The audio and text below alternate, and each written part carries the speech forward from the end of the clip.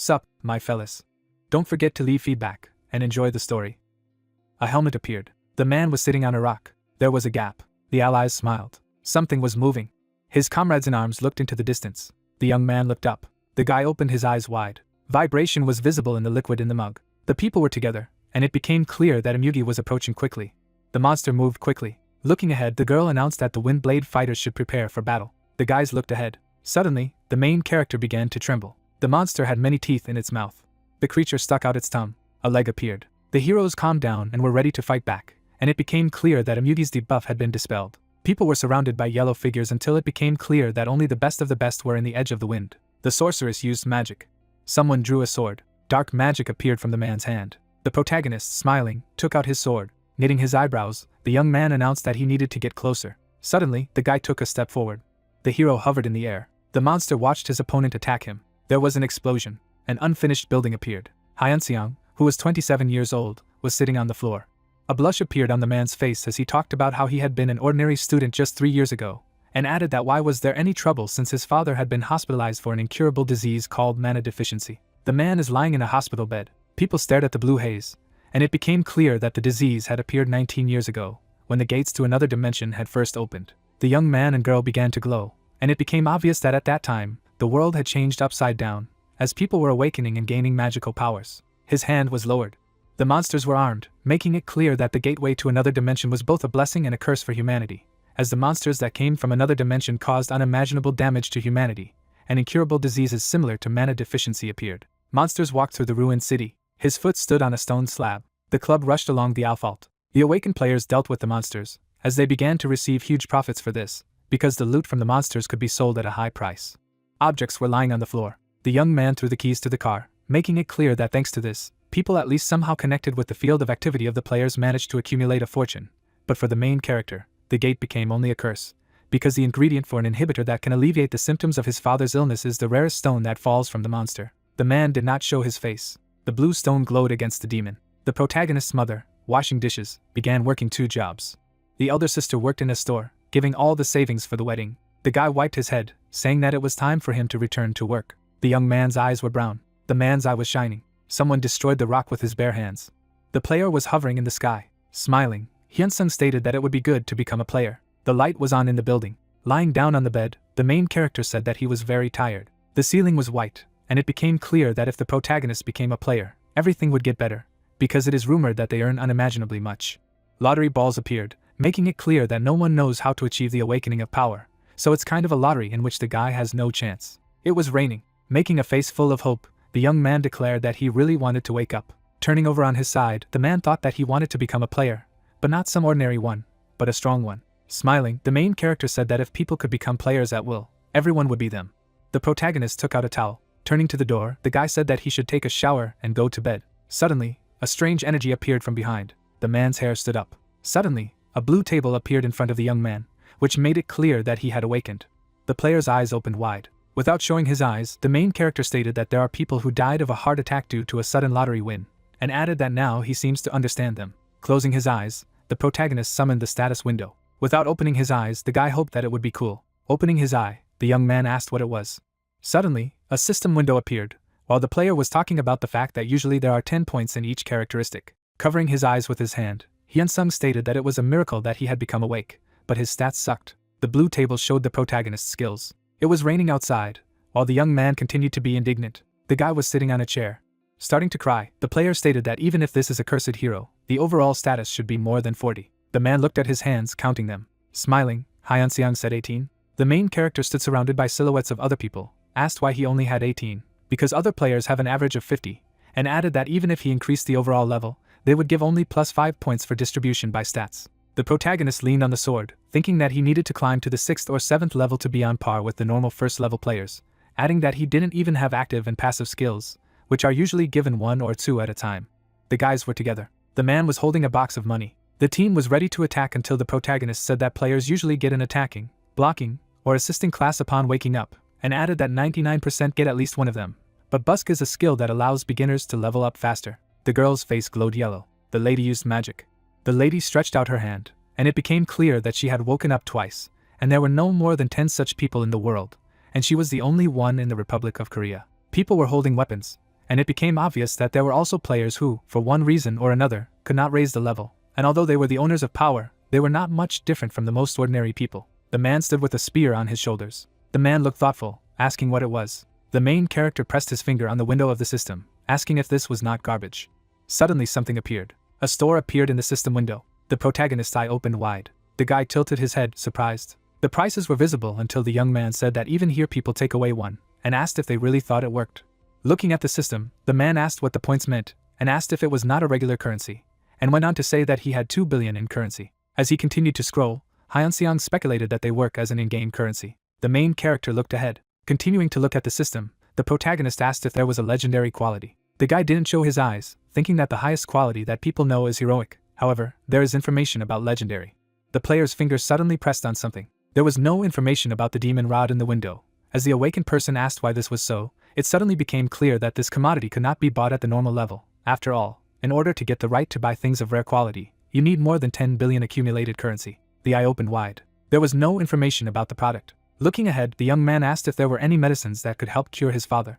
The man was flipping down. Suddenly the elixir appeared. The main character looked down, thought about how usually what is called an elixir is a panacea, and added that he could not afford it. The protagonist grinned. Making a thoughtful look, the guy said that now he seemed to understand that he needed to engage in trade. Looking up, the young man said that the blocking class is the richest. The player's face looked surprised. Suddenly, an item called strength raising appeared in the store. The man, sitting in bed, was thinking about whether to buy and sell. The price given was 4,999,999. Smiling, the awakened man thought that he should think it over. A stone appeared in the protagonist's hands. Looking at the artifact, the young man asked if it could be eaten. Suddenly sweat appeared on the boy's face. The player's hand has become larger. The man did not show his eyes. The face of the main character was not noticeable. Looking at his hands, the protagonist stated that he had received only 10,000 strength points.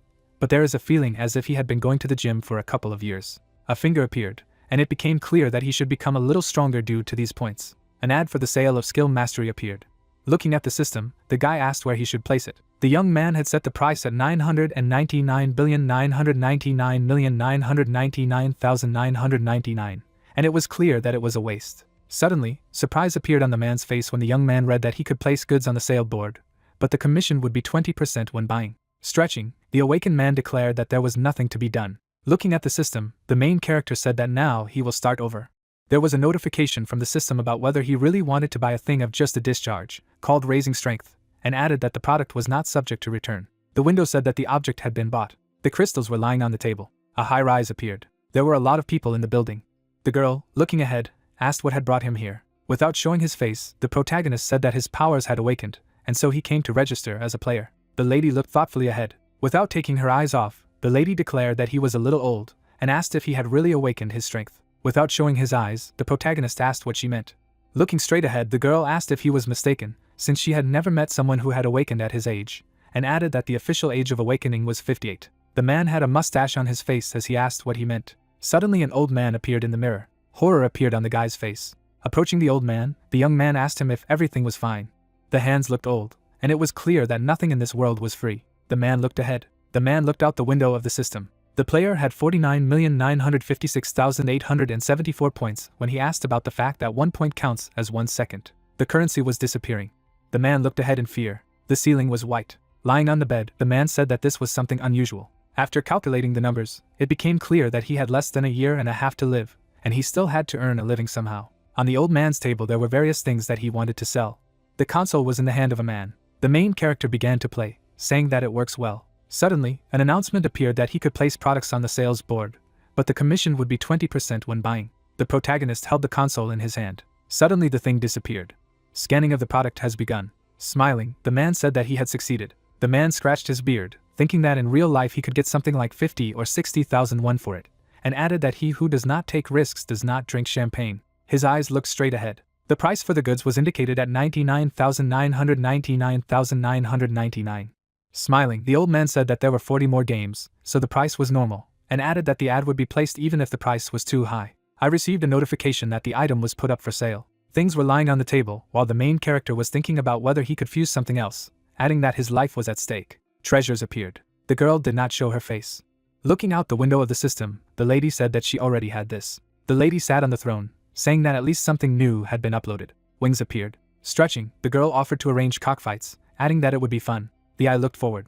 I received a notification that newly scanned new items were listed for sale. Stretching out her finger, the lady declared that she should buy it. A house appeared. The guy, looking at the phone, said that it was sold. A drop fell on the phone, and it became clear that its life expectancy depended on balance.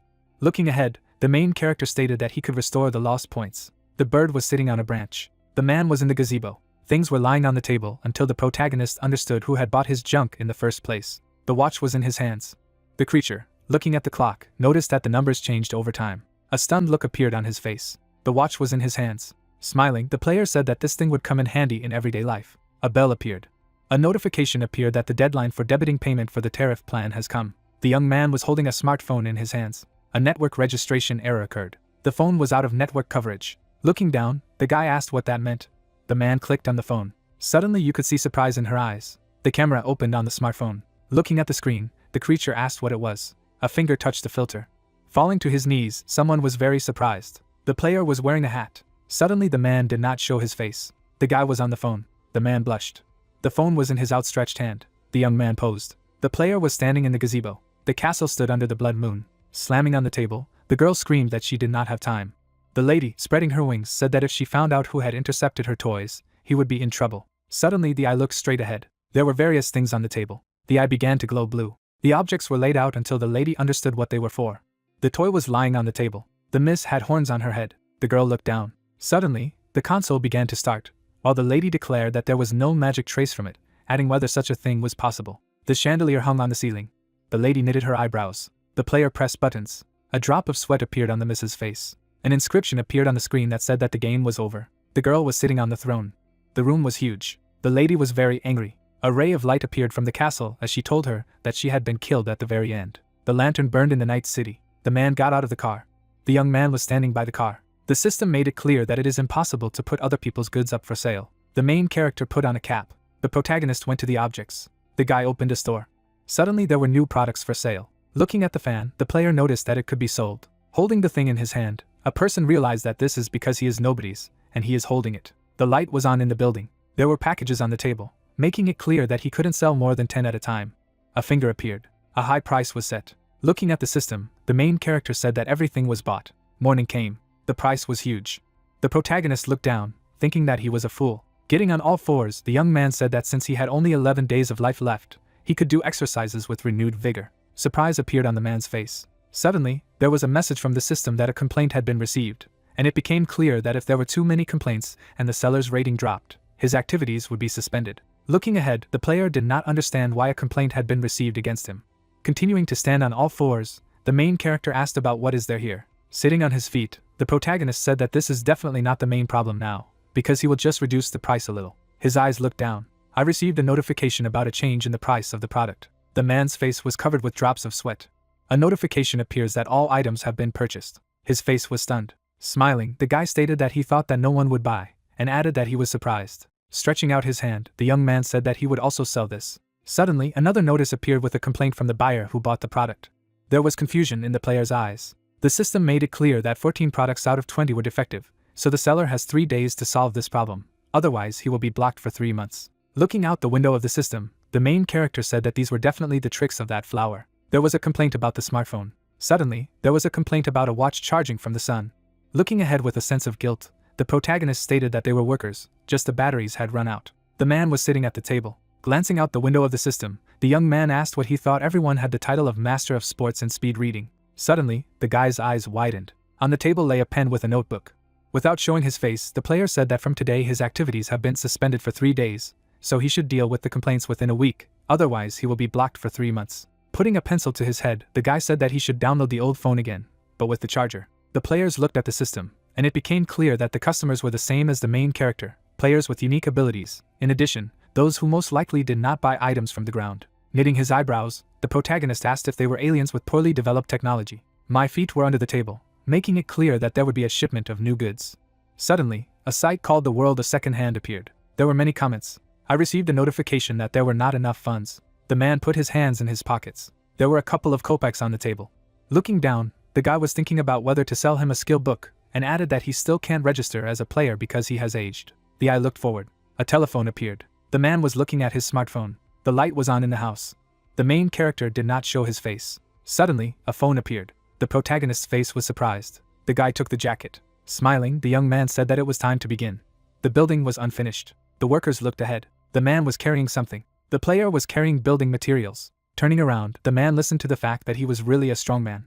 The worker, looking ahead, asked where he had worked before. Closing his eyes, the main character said that he worked everywhere little by little. 3 days later, the lights were on in the building. There was a box on the table. Suddenly, a notification appeared that it would be unlocked in 9 seconds. The protagonist smiled. The guy climbed into the box. The system made it clear that the cellar was unlocked, and he could put the product up for sale again. Looking out the window of the system, a person put up items for sale. Suddenly, you could see surprise in her eyes. Suddenly, a notification appeared that the player had been reported again. Sweat appeared on his face. The complaint from the buyer was vague. The young man was sitting in an armchair. The notice stated that all the goods were defective. Horror was visible in his eyes as the protagonist asked if all the goods were his, and asked what was going on. His finger pressed to read the complaint. The complaint was in a rude form. Holding his head, the protagonist stated that in this situation he did not think about batteries. The complaint about the glasses continued the previous one. The chewing gum complaint was no exception. I received a notification about a lighter of normal quality. Hitting the table, the man asked why he was so rude right away, and added that he would soon download everything. The player sat in a chair, realizing that he was again blocked for 3 days. Looking up, the guy said that if he didn't figure it out in 4 days, then remember his name. The young man sat with his hands down. The main character clenched his teeth hard. The building continued to be built. People worked. The protagonist carried materials. 3 days later, there were 3 envelopes on the table. The boxes were on the floor. The guy was sitting at the table. Knitting his eyebrows, the young man said that a person who bought up all his garbage just to slap a ban would definitely buy that too. The batteries were packed, and it became clear that it was not known how long they would last. They were old. The system window made it clear that the seller was unbanned. The player pointed his finger. Suddenly, a stunned look appeared on his face. The notice stated that all of his items had been posted. The main character was sitting at the table. The system made it clear that the complaints regarding 14 products were resolved. The notification provided information that the complaints in respect of 6 goods had been resolved. The person looked at the system. The total amount of currency exceeded 2,128,627,491 points. The guy smiled. Looking up, the young man spoke of the power of money. Glancing at the system, the salesman asked what he should sell next, a game console or an old phone. The main character smiled. Standing in front of the table, the protagonist stated that he needed to register first. A person sits at a table, making it clear that in order to obtain a player certificate, you need to undergo a 3-week training at the training center. Someone was holding a sword in his hands. The instructor looked at how his subordinates were being trained. The guy easily coped with the mannequin. After clapping, the teacher announced that Mr. had passed the test. Looking away, the player asked why he was applauding so strangely. The girl, looking at her opponent, asked if he was taking on too much, and added that he thought that because of a rare skill. In the end, the opponent said that it was true. Casting a glance to the side, the main character said that he had been doing so much from the very beginning. People were walking down the street, having worked hard, and it was clear that it was 3 weeks later. The protagonist turned when he heard someone call out to him. Smiling, the girl announced what they wanted to celebrate together, and asked if he wanted to be with them. Raising his hand, the young man said that he should agree to have a glass. Smiling, Hyunsung stated that he had things to do at home, so he needed to hurry. Looking at the back of a person, the players regretted that he would not go with them, because he had good abilities. The high-rise stood in the city. Smiling, the lady asked for a certificate. The protagonist, smiling, held out the document. Suddenly the player's ID appeared. A book of skill mastery appeared. Looking at the document, the guy thought that he could finally sell the book, and added that maybe he would even be able to pay all of his father's bills at the expense of hunting. A sign appeared about the rental of equipment. The man's hand trembled when he heard the amount of 714,801. Smiling, the seller said that he should come in again, and added that if he was late with the return, he would have to pay more. The player was in armor, making it clear that all his savings were enough only for the cheapest equipment and a sword. The blade was on the ground. The hunter took up arms. People stood together. Smiling, the man shouted that he was responsible for renting the dungeon, stating that he would guarantee safety, and continuing that they would start as soon as the right player appeared. Walking down the street, the young man said that even in low-level dungeons, the demand for tankims and healers is high. Suddenly, a sign appeared that said that the optimal level for the Horned Rabbit dungeon was from the 1st to the 5th, and it became clear that the chances of dying here were small, but it was still worth playing it safe. Suddenly, a status window appeared. Smiling, the main character stated that with his current skills, he could go to any team, however, he would not. Looking ahead, the protagonist said that the goal for today is to catch the boss alone, and added that he will pretend that he has already obtained all the skills from the skill mastery books. A gate appeared. The man, looking away, asked if he had a partner, while the young man answered in the negative. The man ran through the gate. The player looked away. The teams were separated, and it became obvious that if you go to the dungeon alone, you can die or become disabled, so it is very important to find a partner who can be relied on in case of anything. A gloved hand appeared. The soldier, holding a spear in his hands, asked if the master would allow the main character to enter. Looking up, the man said that sometimes you need to let people knock off their arrogance themselves. The protagonist walked through the gate. A drop of sweat appeared on the guy's face. A torch was lit. Someone went on. The player, looking ahead, announced that this is the dungeon. The hunter entered the dungeon. Suddenly the man glanced away. The soldier clenched his teeth tightly. A huge rabbit sparkled with eyes. Opening his eyes wide, the young man declared that it was not a rabbit, but some kind of predator. Suddenly horns appeared. Fangs were visible from the monster's mouth, and it became clear that it was better to look around here first. Without showing his eyes, the man shouted about the provocation. Fury was visible in the monster's eyes. The rabbit jumped. The rabbit's eye was black. Suddenly, panic was visible on the warrior's face. The shield was thrown far away. Looking ahead, the main character asked about what had happened. Looking to the side, the warrior told them to attack, indicating that they had just awakened and had just been trained. The team attacked the monster. The girl was treating the wounded. The man, holding onto the shield, said that he was normal. Suddenly, the man struck the monster. The rabbit closed his eyes. The team launched an attack. The protagonist continued to look forward, thinking that he somehow believed that he would succeed the first time, and added that he should not be too presumptuous. Sweat appeared on his face. A lot of weapons were sticking out of the monster's body. A paw appeared above the warrior's head. Suddenly, the man plunged the blade. The creature fell to the ground. Turning around, Hyunsung stated that it had taken longer than he expected, and it became clear that everyone needed to deal with the monsters faster, about 3 to 8 minutes. The soldier was sitting on a chair.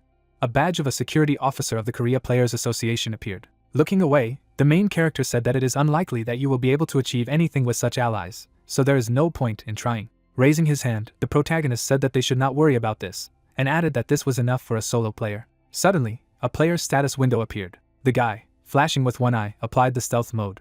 A fog arose. A torch was lit in the dungeon of the Horned Rabbit. The girl, holding a spear, said that they had worked hard. The guy, in turn, noticed the same. The guild commander, looking ahead, said that they were also great. Smiling, the lady announced that he would definitely appear soon.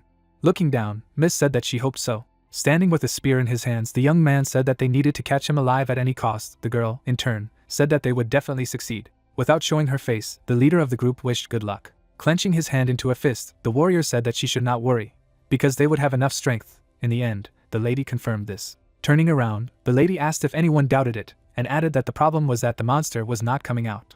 Bending down, the warrior asked for forgiveness. In turn, the miss said that they did not want to upset their ally. Standing next to her friend, the girl said that it was already the 15th day. The boss rabbit appeared, making it clear that the purpose of the 4th mission is to get his head. Raising her hand above her head, the leader stated that the monster itself was not very difficult, but they still hadn't managed to complete the task, and added that it seemed to be just hiding in this damn dungeon. Gritting her teeth, the girl said that she would kill him in a second if he appeared. The rabbits were sitting on the ground. Holding a staff in her hands, the lady asked if her friend had heard these sounds, while the leader stated that she had not heard, suggesting that they were the commander of the 3rd team and the junior of the 2nd. The monsters closed their eyes. The lady looked away. The main character went forward. Making a face full of indifference, the miss said simply not to pay attention. Tilting her head to the side, the girl stated that it seemed that he had reached here alone, and asked if he had simply lost his partner. The lady's eyes were brown. There was not a scratch on the protagonist's body, because he used the stealth skill. Looking at her friend, the lady asked why he was alone then. In the end, the leader said that she could not know this. Suddenly, the man's eyes opened wide, realizing that this psycho was in rented equipment. The guy's armor began to crack. The young man reached for the blade. The warrior was walking towards the monster. There was magic around the weapons, while people reasoned that even with a lot of useful abilities, you need to be at the 30th level to kill monsters of this type in one hit. The rabbit's eyes were red. Suddenly, shock appeared on the girls' faces. The blade was stuck in the ground. Sweat appeared on the face of the awakened man. Hyunsung trembled. Closing his eyes, the main character asked for forgiveness, because he is also in a hopeless situation, adding that he must gather for the sake of his father, mother, and sister. The monster lay on the ground. The creatures lay dead, though nothing had fallen out of them. Looking down, the guy said that it was a fiasco. Starting to disappear, the young man used stealth mode, then used a lightning strike. The blade passed through the monster's body. The sword was in the opponent's body. Standing with the sword in his hands, the player again used stealth mode. Holding the staff in her hand, the girl turned to her friend. The leader's face was stunned. A man cut a monster, and it became clear about the rule of 20 levels, which stated that if the player's level is less than the monster's level, the latter will drop items, and the monster will gain experience. But experience and items cannot be obtained from monsters that are 20 levels lower than the opponent. An illustration has appeared showing the monster and the player. The human was the 25th level, and the creature was only the 2nd level. The rabbit was lying in its own blood, and it became clear that the magic contained in the corpses would turn into valuable items. However, the higher the level, the worse the dropped items would be, and of course, when the 20 levels difference was reached, there would be no loot at all. There was a pool of blood on the ground. The main character was holding a sword in his hands. Smiling, the girl said that this was the protagonist's first hunt. Looking at the leader, the lady asked how she thought the guy was. Closing her eyes, the lady declared that she was not sure, adding that she wanted to watch him again. The player attacked a rabbit. With a face full of interest, Miss thought that she had nothing to do at home anyway. The blade passed through the corpse again. Jumping away, Hyun-sung used a lightning strike. Suddenly, the eyes of the protagonist opened wide. A blue crystal appeared. Looking at the artifact, the protagonist noticed that this was the fifth. Sweat appeared on the man's face. Touching the window of the system, the guy asked why it took so long for him to level up. Because even if he was hunting alone, considering how many he had killed, it should already be enough to raise him to at least the second level. Looking at the system, the young man asked if it seemed to him, or if the experience points were really not growing, and added that he believed that within an hour he would clear the dungeon. His hand reached for his sword. The player looked out the window of the system, and it became clear that 5 hours had passed. A status window appeared. Keeping his hand on his chin, the guy noticed that he had heard that the level usually went up in a day or two. The awakened man's eyebrows knitted, so he looked at the main character in surprise, and looked away at Jisoo and said in confusion that it was somehow awkward. Hansen, sitting on the ground, leaning back against the wall, told himself firmly that this was the end. He looked at the system window, where it was written that he had accumulated 2,269,517,551 points, and said in his head that in the past 10 days he had earned 150 million points from selling electronics and 100 points here for selling the body of one of the monsters. After that, he scratched his head in confusion. Closing his eyes and smiling ridiculously, he told himself that he needed to think positively, because this was only the beginning. Suddenly, a huge rabbit appeared behind him. The main character immediately struck a quick and powerful sword blow. Blood spurted onto his cheek. A few minutes later, Henson slung his sword over his shoulder and rose to his feet. He was standing in front of the body of a dead rabbit, and at the same time, exactly the same monsters were approaching him from all sides. The main character, seeing this, raised his sword. In the next few seconds, the 2 rabbit heads flew into the air. The guy stopped to rest. Suddenly, another monster pounced on him from behind. At the same moment, a quick sword strike fell on the rabbit's neck. The main character, having killed the monster, threw the sword over his shoulder. At the same moment, a system window appeared in front of him, congratulating the main character on his new achievement, because he single-handedly killed 300 high-ranking horned rabbits, so he was rewarded with the title of Horned Rabbit Hunter. After reading everything to the end, he leaned his sword against the wall. After that, he opened the system window with his characteristics. Horned Rabbit Hunter was written above his name, and then Hyun-seok asked in surprise what the title of Horned Rabbit Hunter was. After this question, he reached for the inscription with his finger to click on it and learn more, while saying that he had already seen such a thing on the internet once. After opening the details of the rank, he saw in the pop-up window that the rank of Horned Rabbit Hunter gives +1 to stamina, and now the main character can rise to a rare rank. After a few seconds, he continued to look at the system window and said that anyone could get this achievement. Suddenly, he looked up in surprise and said that the only problem was that everyone usually raised the level long before the 300 rabbits were killed. In the next second, he put his hand to his chin and said thoughtfully that it was not bad at all that he could grow to a rare rank. He continued to stand silently against the wall, and not far behind him were the girls. Sui, putting her hand to her mouth, laughed mischievously. She looked at the main character with a snide look and said that Henson was the most interesting guy. At this time, the main character continued to kill rabbits, piercing through one by one. Looking at this, Suchi said with full seriousness in her head that the protagonist killed the horned rabbit with one blow, adding that if it happened once or twice, then she would call it luck. Henson, his sword on his back, stared silently at the monster he had killed. At this time, 3 more horned rabbits gathered around the main character. Preparing for the fight, the guy got into a fighting stance. With one quick and strong blow, he blew off the heads of 3 monsters at once. From what she saw, surprise appeared in the girl's eyes and she said to herself that he did it with just one swing of his sword. At the same moment, a snide smile appeared on the girl's face, and she immediately said that she needed to intervene. At this time, the main character was looking at the blue crystal in his hand. He was standing with his back to the girls, wondering if he should go any further, when suddenly he was called out. Jisoo and Seo approached him from behind. Turning around in surprise, Hyun-seok wondered in his head if they were the players. Glancing at the approaching people, he said to himself that the girls had top-level equipment, and then asked himself who they were. Jisoo suddenly raised her hand and with a smile on her face told the guy not to be afraid, because they were from the security service. Turning completely at them, the main character asked what was the matter. Without taking his eyes off the girls, he continued to say that he thought that all the employees remained at the entrance, adding that it turned out that the employees were wandering around here too, adding that he did not notice the girls, adding that they did not have employee badges. Hearing this, Jisoo smiled again and explained that they had just returned from a mission to protect the gate. After receiving the answer, the protagonist raised his eyebrows slightly, and Jisoo continued to say that Henson probably didn't notice them due to the concealment skill, explaining that they used such a skill to avoid the horned rabbit's attention. Hearing this, the main character frowned tensely, and in his head he said that he did not even hear the breathing of the girls, after which he asked what kind of hiding it was. Jisoo raised her hand, closed her eyes, and said that she had accidentally noticed Henson hunting here. In the next second, she smiled even wider and said that the boyfriend's outstanding abilities had caught their attention, after which she asked if she could find out what level the protagonist had. As soon as the protagonist heard this, drops of cold sweat appeared on his face. Remembering the system window with his statistics, he said in his head that he had only the first level, but the stats in total were 270, and there was nothing good in the fact that the girls noticed him. After these reflections, he lowered his head, continuing to look at his interlocutors from under his brow. Suhee, seeing this reaction, raised one eyebrow in surprise as her partner continued to say that they just wanted to pass by the butt. Sushi finally chimed in, holding out her hand in front of her and saying that she was interested in something, so she would still ask, adding that she was from the So Guild. Hearing this, the protagonist was very surprised and wondered in his head if it was the So Guild. He immediately introduced the large building, and so he continued to talk and explain that there is a big company in Korea that everyone knows about, So Group, adding that So is a guild sponsored by this company. With that, she smiled broadly and put her hand to her chest and said that if the protagonist revealed his status, she would gladly help Henson join their guild.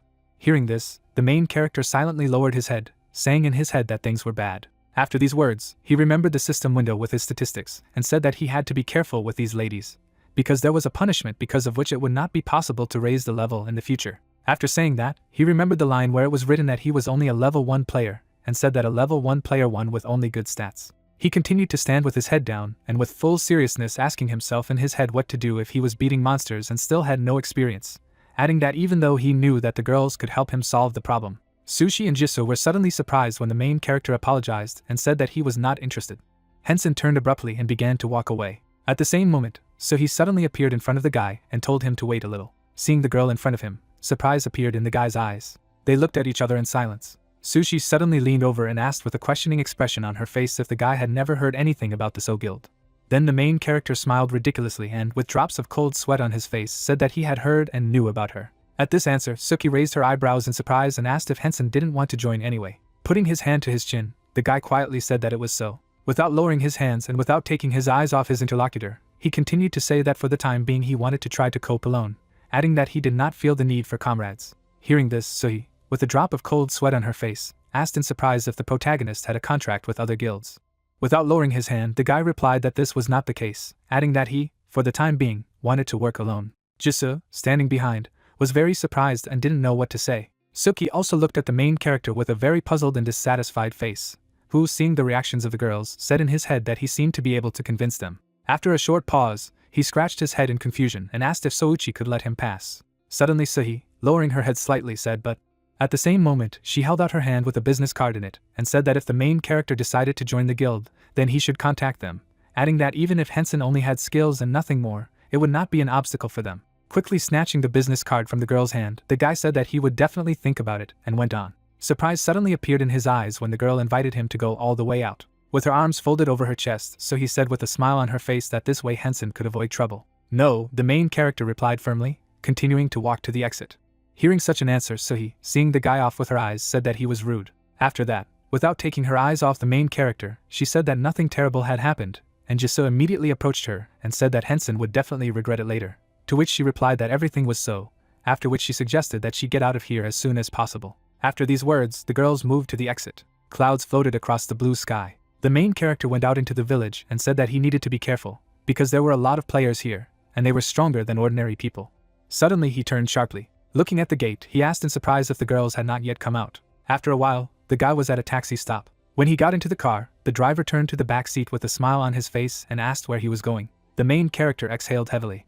Looking away, he slowly said with beads of sweat on his face that he just had to get off first. After a while, the car was driving along the road. On the roof of the car there was a signed taxi. Looking at the phone, the guy turned to the driver. Raising his head, he said that he needed to go to the Blood Fox dungeon. Hearing this, the driver smiled and said that it seems that the main character has finished the mission in the dungeon of the Horned Rabbit, so he congratulates him, and after a short pause, he added that he drove many players, so he knows the way well. Hearing this, Henson laughed ridiculously, and at the same moment a system window appeared in front of him, and the driver continued to say that it was a player last time. Everything that the man said afterward, the main character did not hear, because he lowered his gaze into the system screen. The status window said that he was still level 1, and then Henson asked himself if he could clear the other dungeons. After a while, he passed by a group of guys who shouted that if even one tank came, they would immediately go, and the other group shouted that they were inviting 2 healers, adding that they would double the number of magic stones as a reward. Looking around, Henson said that the atmosphere was the same. Going further, he approached a man in a suit at the table, who received commands to clear the dungeon. Holding out the card, the man asked what about the other players. The main character smiled broadly and firmly replied that he was alone. With that, he took the card and headed towards the dungeon. Inside were wild foxes, with glowing eyes and huge sharp fangs. One of them stood in front of a squad of 8 guys. With his arms folded over his chest, Henson looked thoughtfully at the troop. Suddenly he looked away. There he saw 2 soldiers sleeping and quietly said that it was wonderful. Immediately afterward, he used the concealment skill with a big smile on his face. At the moment of clearing the Blood Fox dungeon, the 2 blood foxes were slowly walking towards the protagonist. Seeing them, the young man swung his sword. To his left was the system screen, and there was a satisfied smile on the guy's face. In the next second, he rushed to attack, chopping off the monster's head. After killing the fox, he saw on the system screen that he was given 180 points for 1 kill, after which he closed it. In the next second, he grabbed the hilt of his sword with both hands. With a deft and strong blow, he decapitated the second fox. After that, he stopped abruptly. The main character threw the sword over his shoulder. Suddenly, surprise appeared in his eyes from what he saw. 6 more foxes came out of the darkness. They came closer and closer, and the main character asked if it was time to start a real hunt. He looked at the monsters without a drop of fear or doubt in his eyes. 2 hours later, the whole earth was soaked in blood, and the protagonist was counting 298, 299. From the shadow on the wall, it was clear that the fox's head had been blown off the body by the protagonist's sword. After that, the guy frowned and firmly said 300, after which a notification appeared in front of him, informing him of an incredible achievement, and below it was written that Henson single-handedly killed 300 high-level blood foxes, so he was rewarded with the title of Blood Fox Hunter. Resting his hand on his side and placing his sword on the ground, he happily said that everything was as expected. At the same moment, he raised his eyebrows and summoned the status window. In the system screen, it was reported that his level was still at the first level, but there were already 2 ranks. After looking at all the stats, Henson said displeased that this time there was more strength. In the next second, he took out a sword from the ground and said that it seemed to depend on the rank. Throwing his sword over his shoulder and looking to the side, he saw a huge pack of blood foxes, each of which was looking at the young man. Their eyes burned with endless rage and thirst for revenge for their dead relatives. Looking at the monsters, the main character with a smile on his face said that an experiment should be carried out.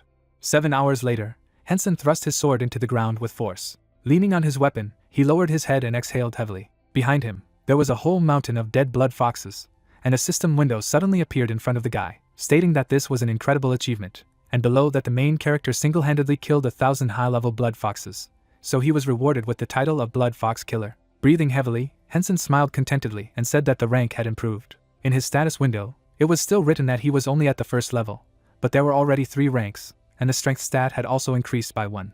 Upon unlocking the title of Blood Fox Slayer, the protagonist saw that this title increases strength by 2, and it is also now possible for him to rise to an epic rank, and happily said that it was great, adding that it didn't end at a rare rank. After a while, the guy was already sitting on the ground, leaning against the wall. With his head down, he looked ahead and slowly said that he would have to come here again. In his hand was a blue crystal, and next to him was a bag that was full of exactly the same crystals. Suddenly, what he saw surprised him greatly. In his hand, he held a skill book. In the system window that appeared, he read that this is a passive skill book, and below it was written that the book makes bones, muscles, and skin stronger, and then a notification appeared saying that the skill had already been learned, and below it was said that the protagonist could not relearn it. After reading this, Henson gritted his teeth in displeasure and said that if he knew he could get it, he wouldn't buy it. After these words, he opened a system window on the registration of goods for sale. Suddenly, a book appeared in his hand, and the main character said that he would take it with him. A few minutes later, he came out of the dungeon with 2 books. An empty basket lay on the table. A man in a suit sat at the table and told the main character to put stones and other things received in the right basket. Without further ado, Henson put the book in the basket and began to remove the bag of crystals. The man calmly approached the basket and reached into the bag. Seeing everything that the main character put in the basket, he exclaimed in confusion, asking if there were really so many stones and a book of skills of rare quality. Seeing this reaction, Henson smiled contentedly as the man said that there had never been a rare quality skill book here. With his mouth open in shock, the man looked at the guy. The main character stood sideways to him. With a kind of snidiness in his eyes, he looked at the man and said that there was nothing strange about it. The rays of the sun illuminated the large buildings. There were blue crystals on the table. The man in the suit said that for all the stones, the main character would receive 840,001. There were also 2 skill books on the table, and the man said that he would contact the protagonist as soon as the skill book was sold. Henson, hearing this, smiled and replied, "Okay." After that, he turned around and began to leave. Putting his hands in his pockets, he said in his head that at this rate, he could earn about 1 million a day. From the realization of this, a wide smile appeared on his face, and the main character himself said in his head that the players are the best, after all. After a while, the main character ate sushi. Sitting on a bench, he looked at the next dungeon. Actively chewing his food, he said in his head that he needed to look for a room in the nearest hotel, otherwise it would take too long to get home. As soon as he had finished eating, Henson shook off his hands. As he began to leave, he said in his head that he would definitely upgrade his rank today. His eyes were filled with self-confidence. After a while, he was already in the dungeon of the Blood Fox, where the severed head of one of them flew into the air. Blow after blow, the guy killed one fox after another. The main character suddenly stopped, exhaling heavily. At the same moment, the system screen appeared in front of him. It was a notification of an incredible achievement, and below it was written that Henson single-handedly killed 5,000 blood foxes, so he was rewarded with the title of Blood Fox Slayer. Suddenly, another achievement appeared above, which made the guy surprised. It stated that this was the first achievement of heroic rank, and below it was stated that Henson was the first to reach heroic rank, so he was rewarded with the title of first to reach heroic rank. From what he saw, the guy's eyes turned in surprise, and then he asked himself again, the first to reach the heroic rank. The severed head of a blood fox was lying on the ground, and the main character continued to say that it meant that there were other people besides him who had reached a rare rank, after which he asked if he was the first to achieve heroic. In the next second, he scratched his head in confusion and said that, in fact, he had achieved this by accident, but it was still a good thing. After saying that, he stretched out his hand and summoned a status window, which immediately appeared in front of his hand. His ranks were already 5, and the level was still equal to the first, but his stats had grown considerably. A blush appeared on the guy's face, and he said that in total, his stats had increased by 100. After that, he clicked on the title of first to reach heroic rank and a system window opened in front of him, stating that all stats were increased by 20. Without taking his eyes off the system window, Henson said that he was the first in something. This is very cool. With that, he opened the Blood Fox Slayer rank and read in the window that appeared that the rank increases strength by 4, and below it was written that it was possible to increase to legend rank. After reading, without looking away, the guy said contentedly that this was also incredible. Suddenly, what he saw caused him great surprise. Looking at the system window about the rank, he read again that it was possible to increase to the legendary rank. Putting his hand to his chin, he said thoughtfully that he thought about the fact that he could also be the first to receive a legendary rank. After that, the guy put his sword behind his back and said that it was enough for today. Staggering, he said that he could not even feel his legs. Behind him lay a pile of bloody fox corpses. 10 days later, the sign read Blood Moon Dungeon Soldiers Motel. Henson, walking down the street, was eating sushi. The dungeon was lit by torches on the walls.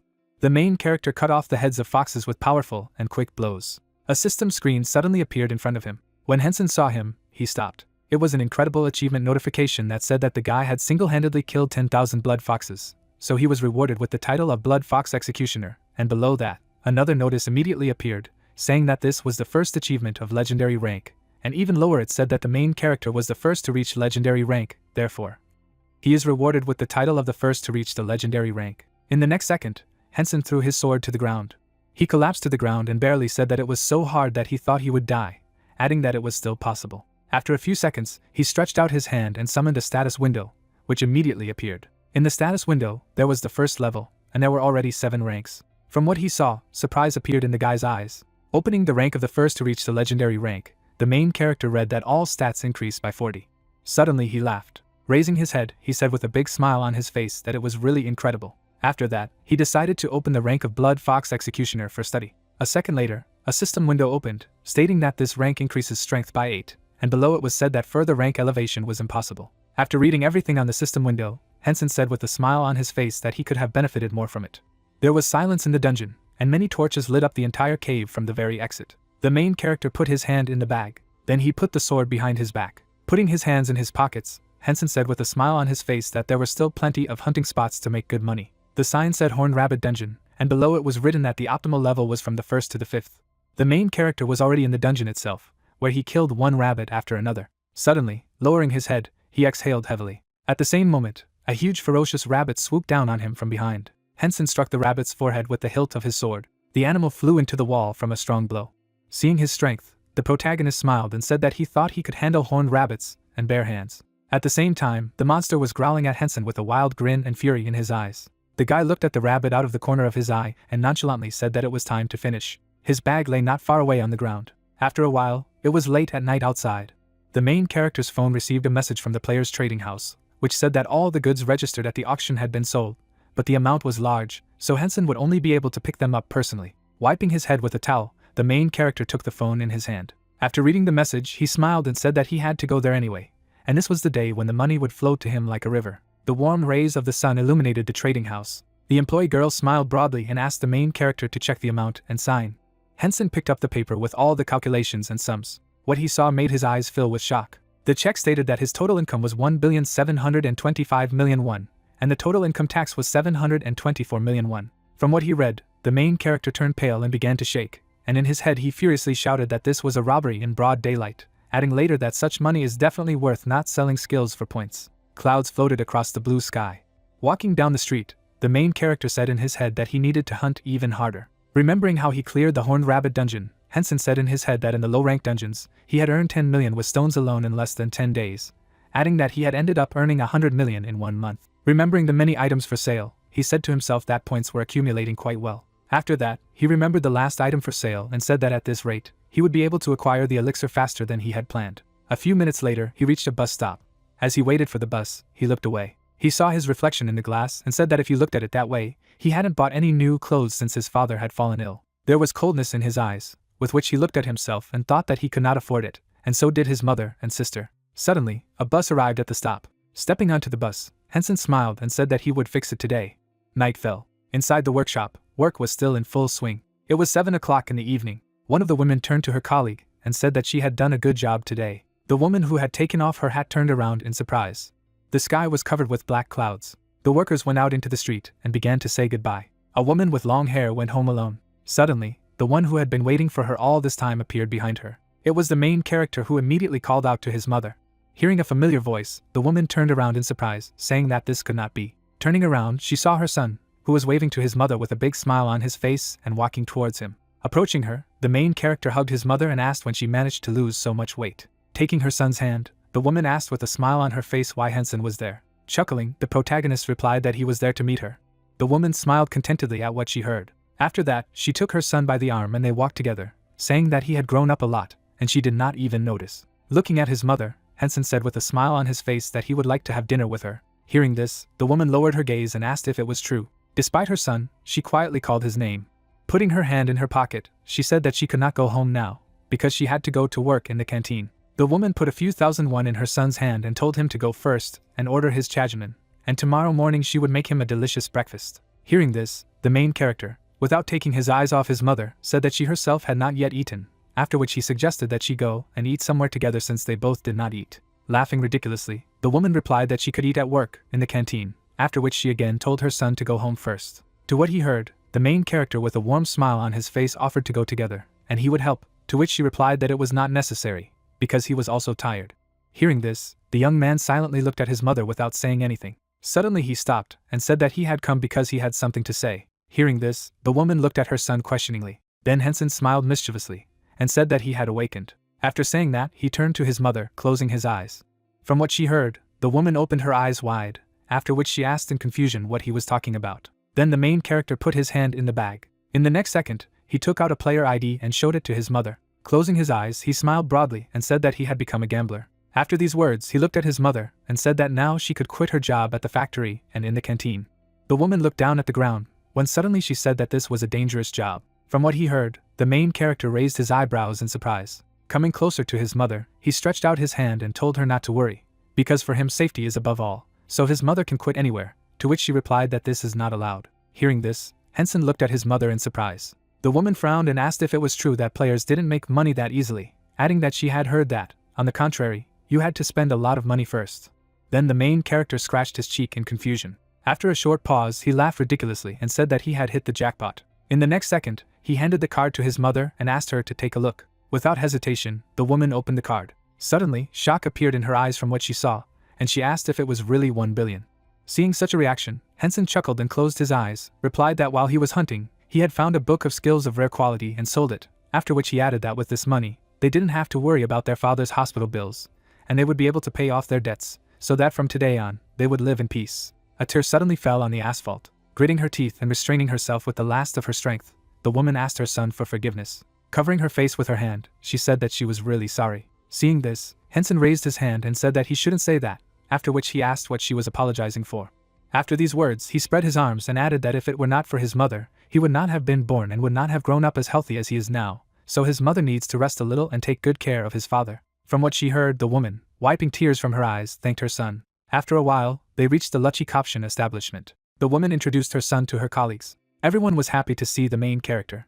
Putting on his apron, Henson instantly washed all the dishes to a shine. Seeing how the main character works, everyone was shocked. Henson's mother had a satisfied smile on her face. There was also a warm smile on the guy's face.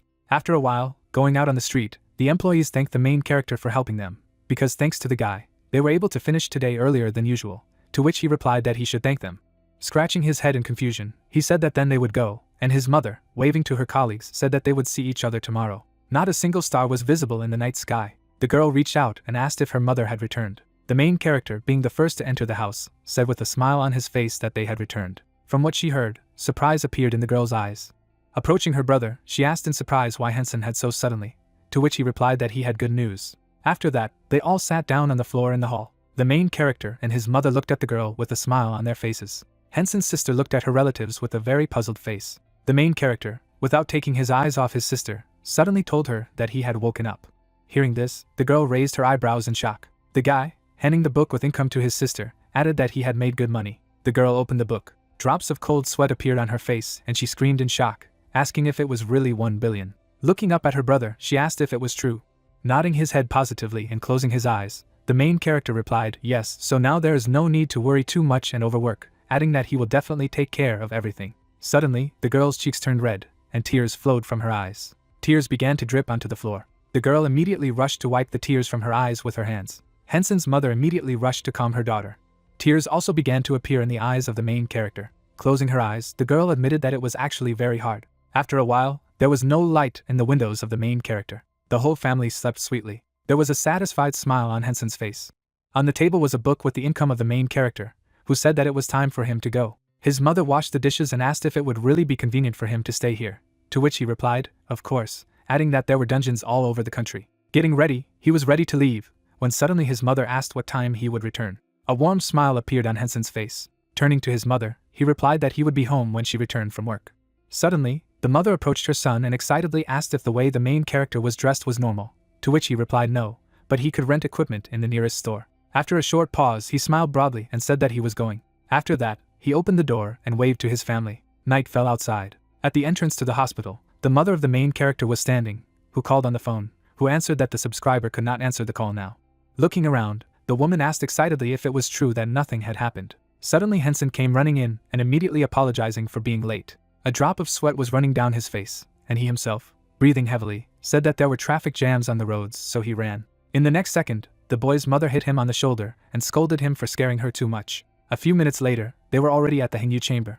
The father of the main character was lying on the bed unconscious. Henson himself and his mother came to visit her husband and father. There was sadness in the guy's eyes. Looking at his father, he said that he would definitely get well. 10 days later, a notification appeared in front of the protagonist, saying that this was an incredible achievement, because Henson single-handedly killed 1,000 high-level horned hares, so he was rewarded with the title of Horned Hares Executioner. Sticking the sword into the ground, the main character read the notification that popped up, and behind him lay the corpse of a rabbit. Suddenly he decided to look at the watch on his wrist. Seeing the time, he threw his sword over his shoulder, and with a snide smile on his face, said that he had 6 more hours, so he could still hunt. After a while, when he got out of the car, he thanked the driver and wondered if this was the place he had heard so much about. Looking ahead, he saw the entrance to a dungeon that had no players around. Suddenly he saw something on the wall. As he got closer, he saw that it was a poster that said it was a vampire bat dungeon, and below it said that the recommended level was between 10 and 12. Imagining a lot of huge bats, the guy thought that they were talking about such monsters usually living in packs, so it would be difficult for beginners. Putting his hand to his chin, Henson thoughtfully said that hunting was impossible without the help of high-level players. But, suddenly, a snide smile appeared on his face.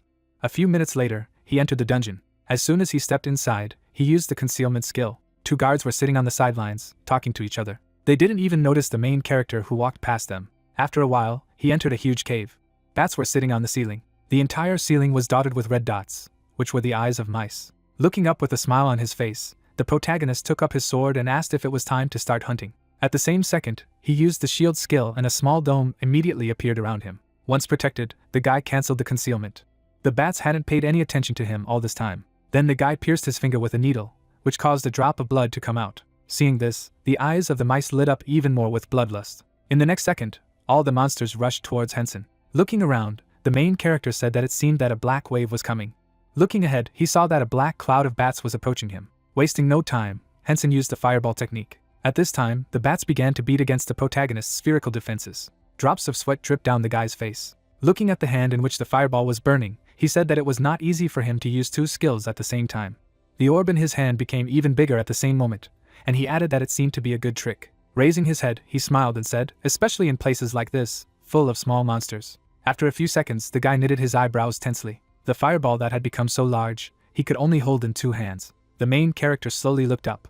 Forward, he suddenly shouted in the next second, after which he released a fireball upwards. There was an explosion of incredible force. All the bats were wiped out. Henson himself turned away from the explosion. A few minutes later, the fire went out.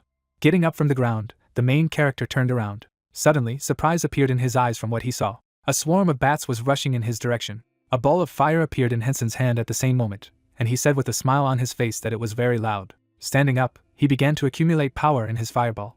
And again, he said, smiling. In the next second, the bright glow of the flames illuminated the bats. There was a powerful explosion. After a few minutes, everything calmed down and a notification appeared in front of the main character, saying that this was an incredible achievement, because Henson single-handedly killed 300 high-level vampire bats. So he received the title of Vampire Bat Killer, and the guy, after reading the achievement, said contentedly that if he tried, he could reach the legendary rank in the remaining time. At that time, an unknown magical energy was flowing through the ground. Henson, kneading his shoulder, sweat on his cheek, asked himself how many stones and objects he had already earned. Suddenly he saw a strange red glow out of the corner of his eye. Looking closely, he saw that a strong magical energy was emanating from some object on the ground. It was a black and red sword. Seeing this, the main character gritted his teeth and asked in confusion what was going on. With each passing second, the energy emanating from the sword became stronger and stronger. As he stepped closer, Henson, beads of sweat on his cheek, said in surprise that the residual magic had united. With that, he stretched out his hand towards the sword. Taking the weapon in his hands, he brought it closer to him, when suddenly a notification appeared nearby, informing him that it was a vampire sword of rare quality, which restored the user's magic and stamina by absorbing the blood of the enemy. After reading this, the guy looked away at the weapon, and said that the item was one, but there were two properties, adding that compared to the rest, it was an important thing. Raising his sword, he asked himself if there would be more. The main character remembered blowing up a huge number of bats, and said to himself that if you catch a huge number of monsters of normal rank at once, then an item of rare quality will appear. After saying that, he remembered how a vampire sword appeared on the ground. Looking intently at the item he had obtained, he wondered what if he caught many monsters of rare rank at once. A week later, a powerful explosion rang out throughout the cave. Ashes from burnt mice hovered in the air. Red crystals lay on the ground. The protagonist knelt down on one knee to the red crystals with the vampire's sword in his hand. Knitting his eyebrows, he said that residual magic was not going to happen, adding that it had only happened once, after hunting vampire bats. Suddenly, he saw a bag of clothes in the distance, and asked himself what it was, after which a notification suddenly appeared in front of him, which said that it was a robe of vampire bats of rare quality, which was dense, elastic and did not tear. Looking at the item, Henson displeased to say that it was only of rare quality. Suddenly, with a drop of sweat on his face, he smiled and said that he was taking it. After a short pause, he began to leave, saying that he would now go to another place and earn a rank there. Kneading his joints, he slowly walked to the exit. A few days later, the warm rays of the sun illuminated the building. The mother of the main character, standing at the entrance, excitedly asked if everything would really be alright. She stared at her son and said that if Henson spent such a huge amount of money at a time to buy a house, the guy would have to work hard here and there. Hearing his mother's worries, the main character smiled broadly and said that she didn't have to worry about it, because he would do it until it became burdensome. After these words, he entered the building, and they were immediately met by an employee. Henson, standing at the door, said that they had recently called. Standing up, the man in the suit asked if it was true that the main character and his mother had come about an apartment of 105 square meters in an apartment complex, to which he firmly replied yes. Closing his eyes, the man smiled and called the customers to follow him. She looked at her son with surprise in her eyes and asked if it was too big a house. Hearing the emotions in his mother's voice again, the main character closed his eyes, and smiling warmly, replied that everything was fine, because everyone should have a room. A week later, lush clouds floated across the blue sky. Inside the main character's apartment it was clean and cozy. Henson, looking around the room, asked his sister if it was the first time she had seen the house. With a happy smile on her face, the girl, clapping her hands, said yes, and she really likes it. Seeing his sister's reaction, the main character rested his hands on his hips, and with a smile on his face, said that later he would buy an even bigger house. Turning to her brother, the girl replied with warmth in her eyes that this was enough. The mother looked at her children all this time with a warm smile and love in her eyes. There was a lot of delicious food on the table. The main character with a frantic appetite devoured one dish after another. Suddenly, Henson's sister turned to her mother and invited her to treat the neighbors to rice cake. Hearing such an offer, the woman smiled broadly and said that they would do so, adding that after moving they should greet the neighbors. The main character silently listened to his relatives. Actively chewing his food, he said in his head that it was good, adding that next time they would definitely do it. The whole family ate at the same table. Together with Dad, Hansen said, looking at a photo of his family together. Another dungeon was located in the city. On the wall next to it, it was written that it was a blood-red rat dungeon, and below it was said that the recommended level was from 8 to 10. Inside were crazy rats with huge fangs and claws. The main character raised his eyebrows in surprise from what he saw. At the very last moment, he jumped, avoiding injuries from the attack of rats. He left a dent underneath that the rats jumped onto. From what he saw, the guy smiled broadly. He deftly landed on the ceiling of the cave. On the ground, he raised his leg to take a step. Raising his sword, Hansen said contentedly that they were faster than he had thought. The heads of 2 monsters were cut off by a deft blow of the protagonist's sword. Spinning the vampire sword in his hand, the young man sneered with a smile on his face. In the next second, a fireball appeared in his hand. Raising his sword, he asked himself if he should try to obtain this title as well. Suddenly a huge rat rushed at him. After a while, a bag full of red crystals was placed on the table in the trading house. Seeing so many crystals, the officer was greatly confused. The main character at this time was already leaving, waving goodbye to the employee and thanking him for his work. Suddenly, a heel stepped on the road and a woman's voice called out to the main character. Hansen turned at once. The girl smiled mischievously and said that they met again, after which she asked to be allowed to officially introduce herself. From what he saw, horror and shock appeared in the guy's eyes. After bowing, the girl put her hand to her chest and said that she was the leader of the first team of the Sohi Guild. Raising her head, she asked with a wide smile if the main character would have some time. Hansen immediately recognized the girl and screamed in his head that it was the same security officer. A week ago, the man slammed his fist on the table in a rage. Opening his mouth wide, he shouted furiously, asking who this guy was. Sui, lowering her head, replied in confusion that she did not know either. On his monitor, the man looked at the identity of the main character as a player. This man was Jihan, the head of the So Guild. Suddenly he scratched his head maliciously. In the next second, he spread his arms and told Sohi to look at the number of stones sold, adding that in order to get that much, you need to kill at least 10,000 monsters alone. Sohi, raising her head, asked if the main character had any special skills. Jihan, looking down at the subordinate, replied that there was a high probability of that, adding that perhaps Hensiang had the skill to circumvent the 20-level rule. A snide smile appeared on his face at the same second, and he said that they should definitely lure the main character to them. Sohi, hearing this, frowned slightly, and then said that she agreed with him. At this time, Jihan got up from his chair. In the next second, he took a step forward and said that he would send a negotiator with Suki. Approaching the window, he, looking at the night city, said that first Sohi would try it herself, since the girl was familiar with the main character. Sohi looked at the boss and told him what would be done. Suddenly, Jihan's eyes lit up, and he asked if it was true that the information hadn't reached the other guild members. Feeling the terrifying energy, Sohi was enveloped in fear, and she replied in confusion that everything was fine, adding that no one else knew except for the head, she said. The glow in the boss's eyes did not fade. Cold sweat poured down the girl's face, and she said that she would follow Jisoo. There was no emotion on Jihan's face. Suddenly he closed his eyes and said, okay. Currently, the protagonist and Sohi were standing outside. His eyebrows knitted intensely. Hansen looked at the girl and wondered in his head how she had managed to find him. Suddenly he remembered how back in the dungeon Sohi handed him a business card and said that if the main character was going to join the guild, then he should contact them. Afterward, he remembered how, a few minutes later, Sohi had suggested that he should go together to avoid trouble. Leaving the memories, Hansen looked at the girl incredulously and said in his head that these were the people. Suddenly, without taking his eyes off an old acquaintance, he asked how she had learned his name and how she had found out that he would be there. Suki, hearing the questions, bowed and apologized for the trouble. Drops of cold sweat appeared on Soha's face as the guy asked her if they had secretly investigated him and even bribed the dungeon staff. The guy suddenly asked. Suddenly, another man in a costume appeared nearby, who immediately called out to the main character. Hansen looked away, surprised. The man straightened his tie. Closing his eyes, he smiled broadly and asked if they could talk in a suitable place if it wouldn't bother him. But unexpectedly for them, the main character passed by, coldly answering that he did not want to. Hearing this, the man adjusted his glasses, when suddenly asked if it was okay if he visited the main character at home. Hearing this, Hanzona froze abruptly in place. He immediately turned sharply. The bespectacled boy also turned around and said that he had been waiting for Hansen here because he wanted to be courteous. Some time passed, the sign said cafe. The bespectacled man put his hand to his chest and said that his name was Jinsen, adding that he was the head of the first recruitment team in the So Guild. Hearing this, the protagonist raised one eyebrow slightly and asked why they were looking for him. With a chuckle, Jinsen kept his hand on his chest and replied that it was to make an offer to join them. With complete indifference in his eyes, Hansen asked if they believed he wanted to join the So Guild. Hearing this, the man smiled in confusion and replied that he thought it was a little rude of him, after which he sincerely apologized. After that, he raised his hand and said that, however, he didn't think it was worth getting angry about. After all, he used the same methods as the other guilds, and it was even very lenient, while the other guilds. At this moment, the main character, with a drop of cold sweat on his cheek, no longer listened to the man and said in his head that Jinsen's words were at odds with his actions. Jinseong smiled broadly and said that the So Guild is one of the 3 oldest and largest guilds in Korea. But suddenly, he frowned as the guy interrupted him. Looking intently at his interlocutor, Henson asked what annual salary he would receive and what deposit he would receive. Upon receiving such a question, Jinsun closed his eyes and replied that the exact amount would be determined after the protagonist joined the guild and revealed his skills, status, and level. After these words, the guy's expression changed abruptly, and he said in his head that in the end, he needed to reveal all the cards first.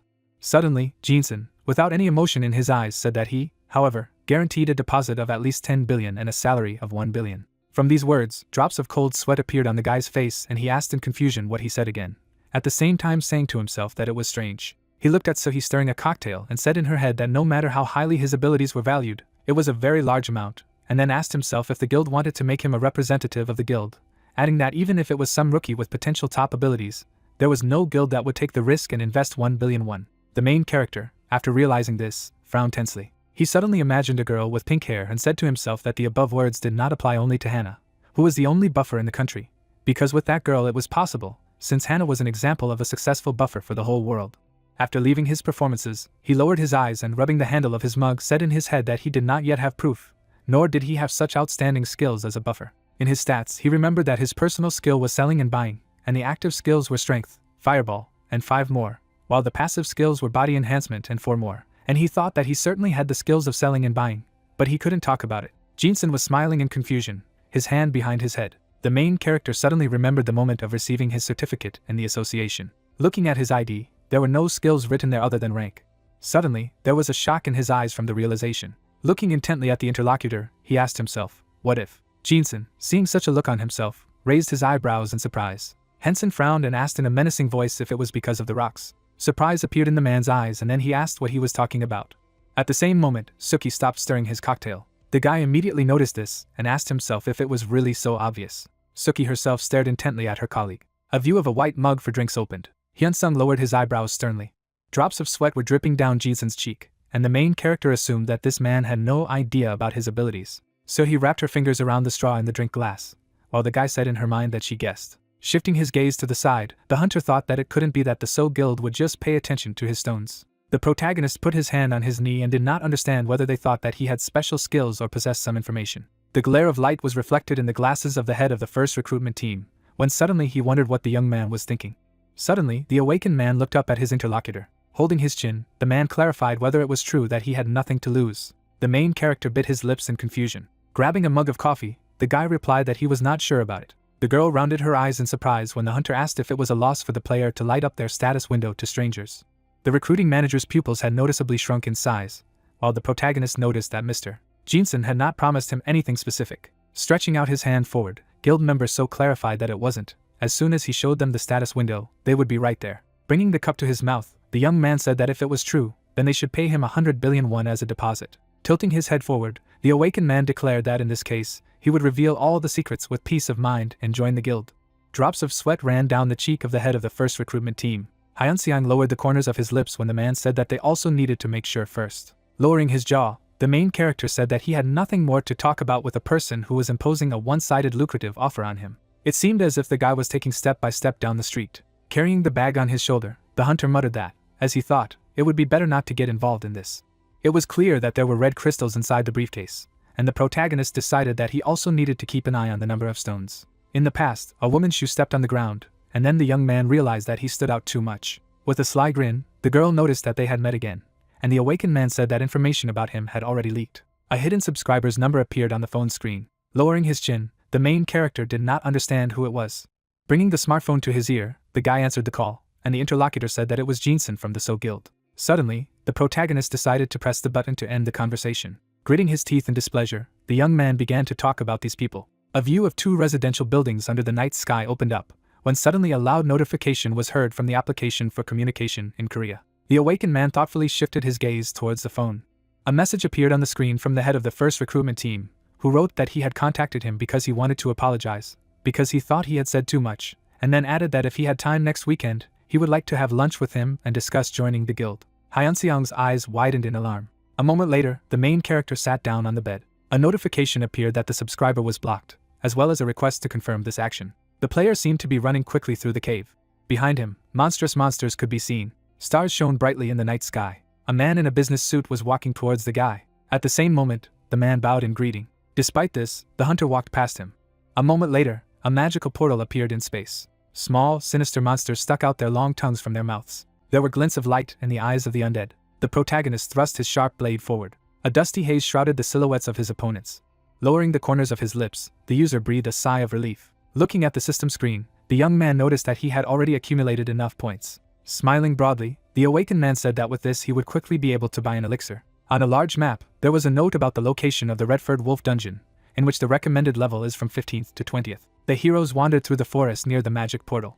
The eyes of the enraged monsters glowed red. The swordsmen tightly wrapped their fingers around their weapons and began to shout loudly. Hyung-seong stood in front of his partners and talked about how compared to the lizards he had hunted yesterday, these definitely seemed to be stronger. Grinning happily, the main character noted that in any case he would deal with them in one go. Raising his palm up, the player decided to open the status window, and after studying the information provided, he said that if he went like this, he would be able to deal with the monsters of the 6th or 7th level in one go. Twisting the blade in his hand, the guy said that today they would start with the title of Red Fur Wolf Hunter. Looking up, the protagonist suggested that we start. The bloody floor in the dungeon appeared. The shadow of a sinister monster was reflected on the wall. Looking up, Changsu exclaimed that this was incredible. The two-headed beast squeezed the player between his jaws. Gritting his teeth tightly in anger, the guy cried out that he was terrible. Suddenly, the undead bit off the user's hand. Small drops of blood appeared on his cheek. The huge monster put its paw next to the sitting youth. The knight resolutely lifted his heels from the ground. Gripping the object tightly with his fingers, Chansa thought about the monster. Looking away in alarm, the guy realized that it was not too late. The user stepped on the ground with his shoes. Holding on to the severed limb, the young man began to run away. At the same moment, a black body appeared in front of his face. A moment later, the monstrous monster decapitated him. On the ground, a pool of blood could be seen spreading under the body. A man in a black cloak appeared, and someone was heard suggesting that this was a very popular dungeon. Talking to each other, the guys smiled broadly. There was a glint of light in Hyun-seong's eyes, and at the same time, he noticed that there were usually not many people at the entrance. Lowering his eyelids, the main character muttered that he was worried. A magic portal was visible when the player suddenly revealed that after the natural cataclysm, the number of interdimensional gates had been increasing endlessly for 10 years. But since the appearance of heroic rank gates 9 years ago, their number had not increased or decreased. The knight took a confident step forward. Magic particles hovered in the air above the team of players, and the guy noticed that there were more and more of them every year.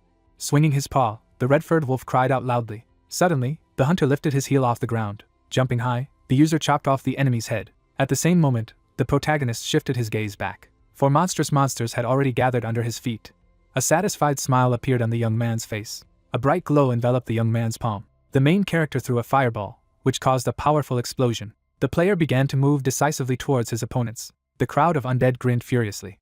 The hunter abruptly shifted his gaze to the small shield. A joyful grin could be seen on the guy's face. A moment later, the protagonist hit the monster on the head with his fist. The red-furred wolf closed his eyes sharply. The sharp blade quickly swept through the air. The severed head of the beast flew high into the air. Putting his hand forward, the main character decided to fire a magic projectile. The attack of the energy beam pierced the neck of the monstrous monster. The decapitated undead collapsed on the floor in the cave. Grinning, the guy suggested that the enemies attack.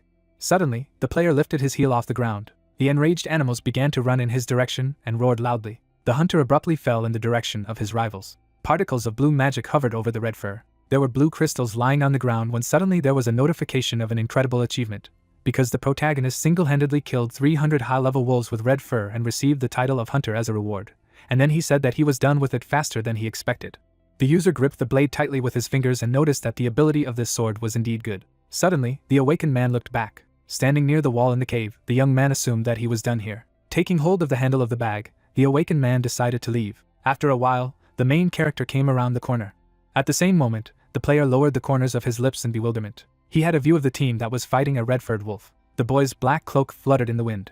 The swordsman swung his weapon with a loud shout. Turning his head to the side, the hunter muttered that it was busy. Standing behind the knights, the protagonist said that there were already players here. Scratching his head, the user began to laugh. Turning around, the young man realized that he would have to go to another dungeon. The awakened man was walking with his chin down, when suddenly a loud cry was heard. Hyun-seong turned his head back sharply.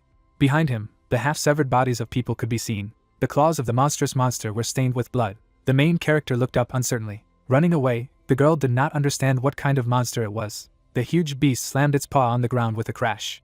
At the same moment, the lady's head flew high into the air. The player's pupils noticeably decreased in size from what they saw. After a while, the guy came close to the purple hair. Realizing that he was unwell, the hunter covered his mouth with his palm.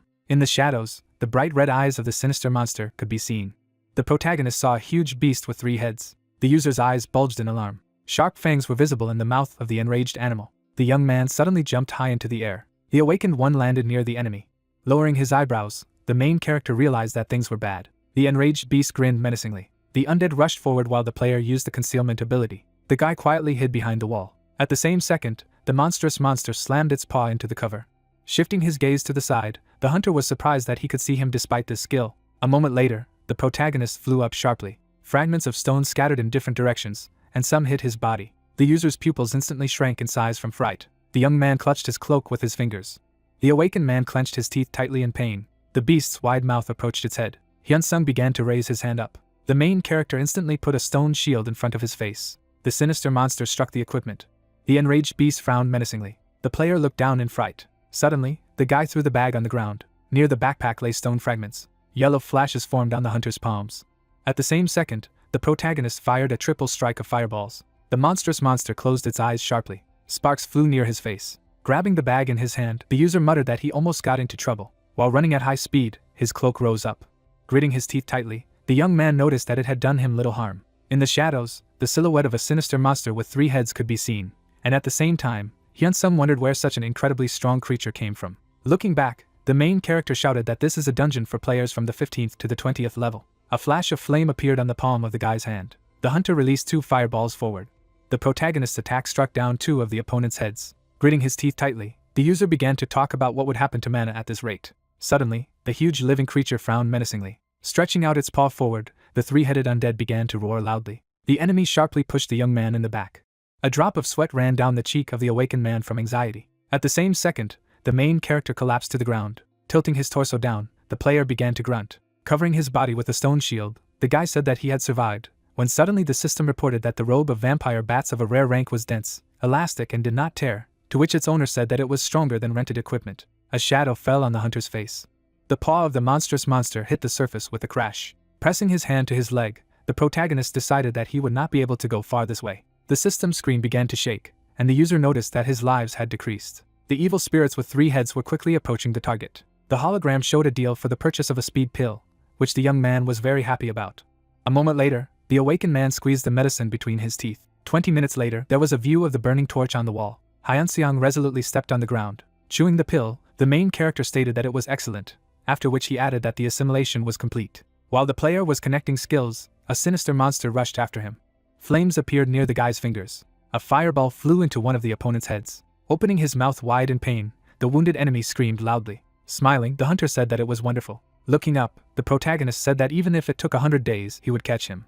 Hot sparks enveloped the user's palm. The vicious beast spread its heads to the sides to avoid colliding with the fireball. Sharp fangs were visible in the mouth of the monstrous monster, when suddenly the young man shouted that he was releasing another one. The dark creature sharply thrust its paw forward. A powerful explosion appeared near his body.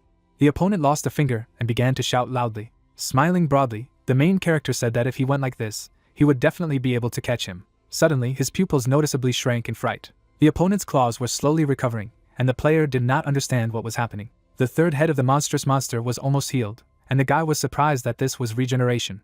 Lowering his eyebrows in displeasure, the hunter said that the fireball was powerless. At the same second, the protagonist put his palm on the system screen. The eyes of the enraged beast emitted a bright red glow. Hyunseong gripped his bag tightly and said that the fireball was powerless. Running fast, the main character asked if there was anything better. Suddenly, a terrible monster appeared. The protagonist's expression was surprised. On the screen you could see a fiery spear and its price, after which the guy said that it was expensive, but he thought that it would go. The young man held a book in his hand. Turning his gaze to the side, the teenager said that at first he would survive, and then he would see. Suddenly, the hunter slid across the ground. Then the awakened man frowned seriously. A magic weapon appeared near his palm. Suddenly, the monster opened its mouth and screamed loudly. The player aimed towards the opponent. Through the sweat on his face, the user hoped it would work. Hyunseong gripped the fire spear tightly. After a second, the main character looked away. The magic arrow quickly cut through the air. A moment later, a projectile struck the head of the undead. Smiling, the protagonist realized that he was hit. The guy took one of the 3 heads from the monster. Then the monster snarled, frowning menacingly. Lowering his eyebrows, the young man decided to try again. The magic arrow quickly approached the evil spirits. A fiery spear could be seen flying past. The teenager threw down his bag. Magic projectiles could be seen in his hands. Looking ahead, the hunter decided to see who would win. The awakened man lifted his heel off the ground. His opponent was able to dodge the attack coming at him. Suddenly, the player jumped high. Suddenly, a fiery spear hit the monster's head. There was a powerful explosion. With his mouth wide open, the user announced that he would catch him. After a moment, Hyunsung raised his eyebrows in disbelief. The main character ran his finger along the status window. Looking at his stats, the protagonist realized that mana was running out, and everything was fine with stamina. The awakened one cut off 2 of the monster's heads. Through the sweat on his face, the hunter noticed that if he held out until the mana was restored, then victory was his. Suddenly, a broken sword appeared. The guy turned his gaze to the side, confused. The warriors could be seen moving their feet rapidly. The guy was holding a phone to his ear. On the ground lay the severed limbs of the swordsman. The young man, opening his jaw, explained that he had been attacked here. One of the players, standing not far from the guys, asked them to look at the remaining tracks. The user, being near the imprint from the paw of evil spirits, said that this is definitely not an ordinary monster. The girl, turning her gaze to the side, asked if they needed to walk on them. The teenager, holding a spear in his hand, asked if she was proposing to do nothing, after which the guy said that they could not contact the security officers who guard the entrance on this side of the gate. The young man squinted sharply when he heard what it meant that they had suffered from the owner of these tracks, and if there were any other ideas. The armor of a warrior appeared. Looking to the side, the hunter said that in any case they could not stand aside, and then offered to search everything. Crossing his arms, the player said that then let him go alone. The user, turning his head, explained that he did not want to die like a dog, doing his duty. The swordsman, frowning angrily, wondered what to do with the players who were now inside. Opening his jaw, the guy asked how he knew this. The warrior's expression was confused, and at the same time, the youth exclaimed that he was not here to fight such a monster, and his ally clarified whether he had said everything. Lowering his eyebrows, the teenager replied that he had said everything, after which he asked what was next, and the girl asked them to calm down. Touching the hunter, the player noticed that now was not the time to argue between them. Suddenly, Hyunseong, looking ahead, said that mana was being restored little by little. The monster frowned menacingly, and the main character said that he would not get tired in any way. Opening its mouth, the monster screamed loudly. The flesh of evil spirits was visible, and then the protagonist wondered if he could be like the Hydra from the myth. Standing in a fighting stance, the hunter decided that he had to try to win before his head recovered. A fiery spear appeared near his palm. Through the sweat on his face, the awakened man said that if he missed, he would become a corpse. The guy lowered his eyebrows menacingly. His opponent was glaring ahead. The monsters' heads could be seen slowly recovering. The young man was standing in front of his enemy. Throwing the dagger aside, the teenager noticed that in any case, a protracted battle was not an option. Hyunsung gripped the magic arrow tightly. Smiling slightly, the main character exclaimed that he would try to finish everything. Squeezing the magic projectile, the protagonist said that this was madness. Then the guy closed his eyes. The undead expression was serious. The young man took a fighting stance. The teenager furiously lowered his eyebrows. The monster's sharp claws could be seen.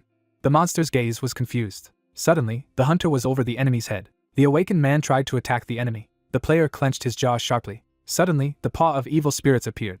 The user was holding a fire spear behind his back. Hyunsung quickly dodged his opponent's shot. The monster opened its mouth in displeasure. The main character frowned thoughtfully. The monster looked at the protagonist angrily. After a second, the guy narrowed his eyes menacingly. It seemed as if the young man slid across the surface. Suddenly, the ground under the teenager's feet began to crumble. The hunter waved his weapon. The awakened man's cloak fluttered in the wind. The ear of evil spirits was visible. A deep wound appeared on his face. The monster frowned in displeasure. The monster pressed its paw to the ground. The player lowered his eyebrows angrily. Suddenly, the undead swung its limb. A second later, the user cut off the opponent's finger. In pain, the monster opened its mouth. Hyunseong turned his gaze sideways. The monster could not stand on its feet. The main character abruptly jumped on the back of the enemy. The protagonist struck at the opponent. Then the guy jumped high. Suddenly, the young man pierced the head of his opponent. Bright particles were flying in the air. The teenager gripped the magic arrow tightly. Opening his mouth wide, the hunter shouted loudly. The awakened man could be seen standing on top of the decapitated monster. Smiling slightly, the player said that this was the last one. Suddenly, the monster raised its paw. Through the sweat on his face, the user was very surprised. Evil spirits broke the shield of the main character. Hyunsung clenched his jaw in disbelief. It seemed as if the monsters' heads began to recover. Then the protagonist descended to the ground.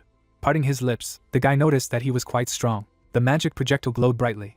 And then the young man exclaimed that now it was indeed the last blow. The teenager was holding a fiery spear in his hand. The hunter lowered his eyebrows sharply. A moment later, the awakened man thrust a magic arrow into his opponent. The player could be seen standing on top of the newly decapitated monster. The user gripped the unusual weapon tightly. A second later, Hyunsung cut off the enemy's leg. The main character looked away. The magic projectile quickly cut through the air. Suddenly, there was a powerful explosion. The protagonist then jumped to the ground. A view of the defeated monster opened up. A blue screen appeared in front of the guy. The young man's palm appeared. Sweat was dripping down his cheek. The teenager was standing in front of the corpse of the undead. After a moment, the hunter looked at the system's notification, which said that this was an incredible achievement, because he had single-handedly killed a 3-headed monster, namely a named monster of rare rank. Parting his lips, the awakened man wondered if the creature had a name. The player then looked at the second screen in surprise. Lowering his gaze, the user wondered if this was another rank, after which the artificial intelligence reported that he single-handedly killed a high-level named monster, the difference with which was more than 100 levels. The main character appeared from afar. Holding his chin, Hyunseong said that it was good that he had received 2 titles, but compared to the effort. After a second, the main character looked away. The monster's body began to turn into small particles. An unusual book lay on the ground. The protagonist opened his jaw in surprise. A magical aura flew near the textbook. The boy's expression was serious. After a moment, the young man took the artifact in his hand, and at the same time, the system wrote that it was a book of immortality, and it was uniquely rare, and also added that it was a passive skill, and he would not die until his head was completely destroyed, and in case of avoiding death, the slow recovery of all wounds. Looking at the screen, the teenager wondered if he would die until his head was completely destroyed. Standing on the skulls, the hunter wondered if he did not die immediately, then whether his wounds would be slow to recover. Lowering his eyebrows, the awakened man asked if he would become invulnerable if he defended his head well, and at the same time he said that there was a guess what it meant to be slow. In the past, the player would look at the system notification in surprise. Sliding his finger across the screen, the user said that he had never seen a uniquely rare skill with the possibility of development either on sale or in real life. Smiling slightly, Hyunsung noted that the tanks would definitely fight over this. Then the main character lifted his heel off the ground. Folding the dagger, the protagonist explained that this item is rare, but equivalent to a legendary or even heroic rank. The guy could be seen holding his bag tightly. Looking at the book, the young man said that the most important thing was that it was unique. Parting his lips, the teenager added that she was alone in the whole world. After a moment, the hunter narrowed his eyes thoughtfully, and the artificial intelligence clarified if he would like to study the book of immortality of a passive skill, and a uniquely rare rank. The awakened man touched the screen. Suddenly the book turned into small particles. The system showed the player's active and passive skills. Clenching his fingers, the user realized that the wound was healing. The injured hand of the main character appeared. Sweat was dripping down Hyunseong's cheek. Looking at his palm, the protagonist noticed what it meant to drain stamina. Closing his fist, the guy said that he had enough of it. The young man then directed his gaze to the screen, and at the same time, the artificial intelligence reported that the first-level destroyer increased each stat by 5 points. Raising his eyebrows, the teenager was very surprised and exclaimed that this is an ordinary rank, and there will be a double increase at a higher rank. Suddenly the hunter turned his head. Stretching out his hand, the awakened wondered if it was the same thing, and at the same time, the system wrote that a rare rank increases stamina by 3 points. Closing his eyes, Hyunseong said that the 3-headed monster was glorious. The back of the head of the main character was visible. The protagonist, shuffling his legs, said that it was time to return. Suddenly, the armor of a warrior appeared. The players quickly ran through the dark cave. The expressions on the faces of the members of the assassination team were serious. Opening his jaw, the guy shouted that the players had been discovered. Then the swordsman slammed his foot on the ground. The girl, parting her lips, explained that they came from the Players Association. The user turned his gaze to the side in surprise. The hunters approached the guys. Yuna lowered her eyebrows and said that they had been informed of a high-ranking monster in the Red Wolf dungeon. Looking ahead, the leader of the killing team asked to leave the dungeon as soon as possible, and added that it was already known about the 2 dead players. The players' eyes were confused. With her mouth wide open, the lady asked if it was true. The awakened woman, parting her lips, answered positively. A team of assassins appeared from afar. Magic lines appeared under the warrior's palm, and at the same time, the question was heard if there were still monsters that were considered high rank. Closing his eyes, the guy said that only red-haired wolves. Crossing her arms, the girl breathed a sigh of relief. Sweat ran down the young man's cheek. Suddenly, the swordsman reported that he had found the players, causing the boys to look in his direction in surprise. Yuna, turning her gaze to the side, asked in what direction and how many of them there were. The leader lowered his eyebrows in bewilderment when he heard that it was one person. Hyunsung could be seen lifting the corners of his lips. At the same time, the team of assassins quickly moved their legs. The protagonist's expression was confused. The girl's hair appeared. The warrior closed his eyes, and then a question was heard if they were really here. The protagonist was in a dark cave. The guy turned sharply. The young man looked attentively ahead. The swordsman clenched his fist, and the teenager was surprised by these people. Members of the Players Association appeared. Sweat quickly flowed down the guy's cheek. Standing in front of the guys, the hunter realized that they were high-level players. The soldier gripped the handle of the weapon tightly, and then the awakened man thought that they were somehow too pretentious. Small particles flew near the user's body. Yuna, looking ahead, asked if he was okay. Opening his jaw, Hyunsung replied that everything was fine.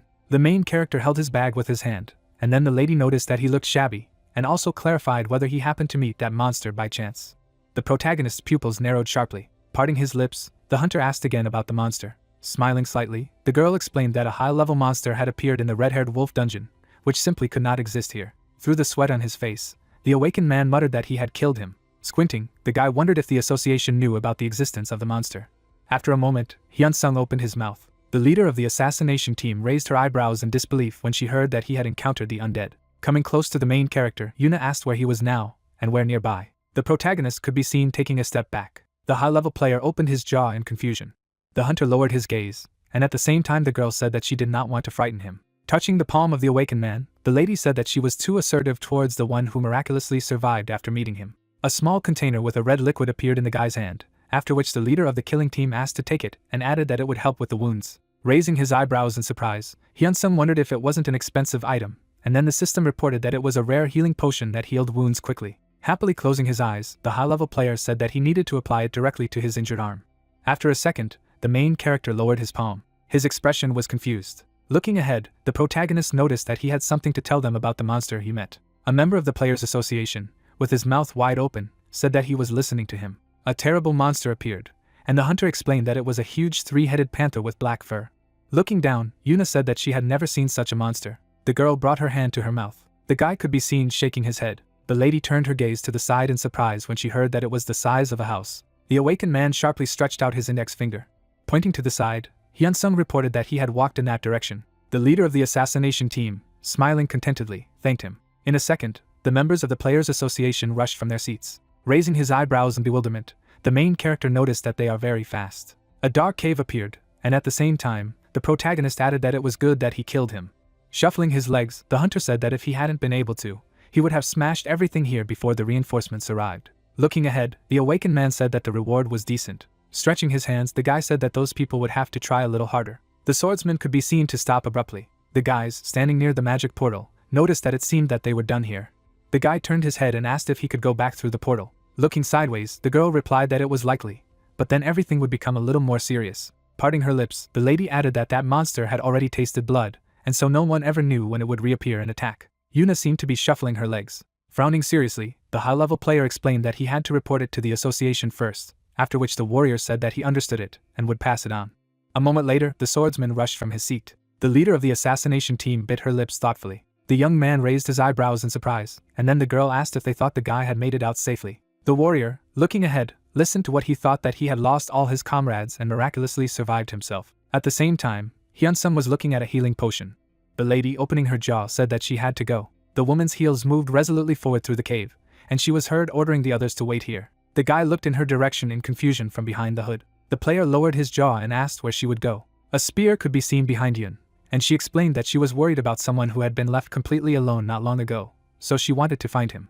Folding his hands in displeasure, the knight declared that he would be all right. Lowering her chin, the girl muttered that he was alone there. Squinting her eyes, the leader of the assassination team remarked that it could be dangerous. Bulging his pupils, the young man exclaimed that this was true. The soldiers pressed their hands to their legs, when suddenly one of them said that in this case they would wait for her here, to which she thanked them.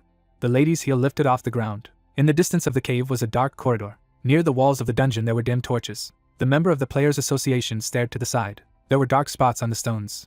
The user moved forward decisively. Suddenly, the lady lowered the corners of her lips. A high-level player took one step at a time. A view of a magical portal opened up in front of her. Resting her fist on her side, Yuna muttered that he was already gone. Raising her eyebrows in alarm, the girl wondered if it was true that he was safe. 2 multi-story residential buildings appeared. Examining the palm of his hand, Hyunseung noticed that the effect was better than he thought. Lowering his jaw, the main character said that it restores slowly, but together with the healing skill, the effect is good. Suddenly, the player lay down on the sofa. Closing his eyes, the guy admitted that he was tired as a dog. At the same moment, the hunter looked away. Smiling broadly, my mother noticed that he was early today. Standing in the middle of the living room, the woman clarified what was wrong with his face. The protagonist looked sideways, when suddenly the purchase of a fire spear and its price of almost 400 million points appeared on the system screen, and then the user realized that he had spent a lot. Raising his eyebrows in alarm, the young man replied that nothing of the kind had happened, he was just a little tired today. The lady closed her lips in confusion when her son asked if they had anything to eat. Lowering her eyelids, the parent asked what he was doing at all, that he had even missed lunch. Standing near the kitchen stove, his mother asked him to wait a little, after which she added that she would quickly cook something. A drop of sweat flowed down the cheek of the main character, and he thought about the fact that he had a severe headache.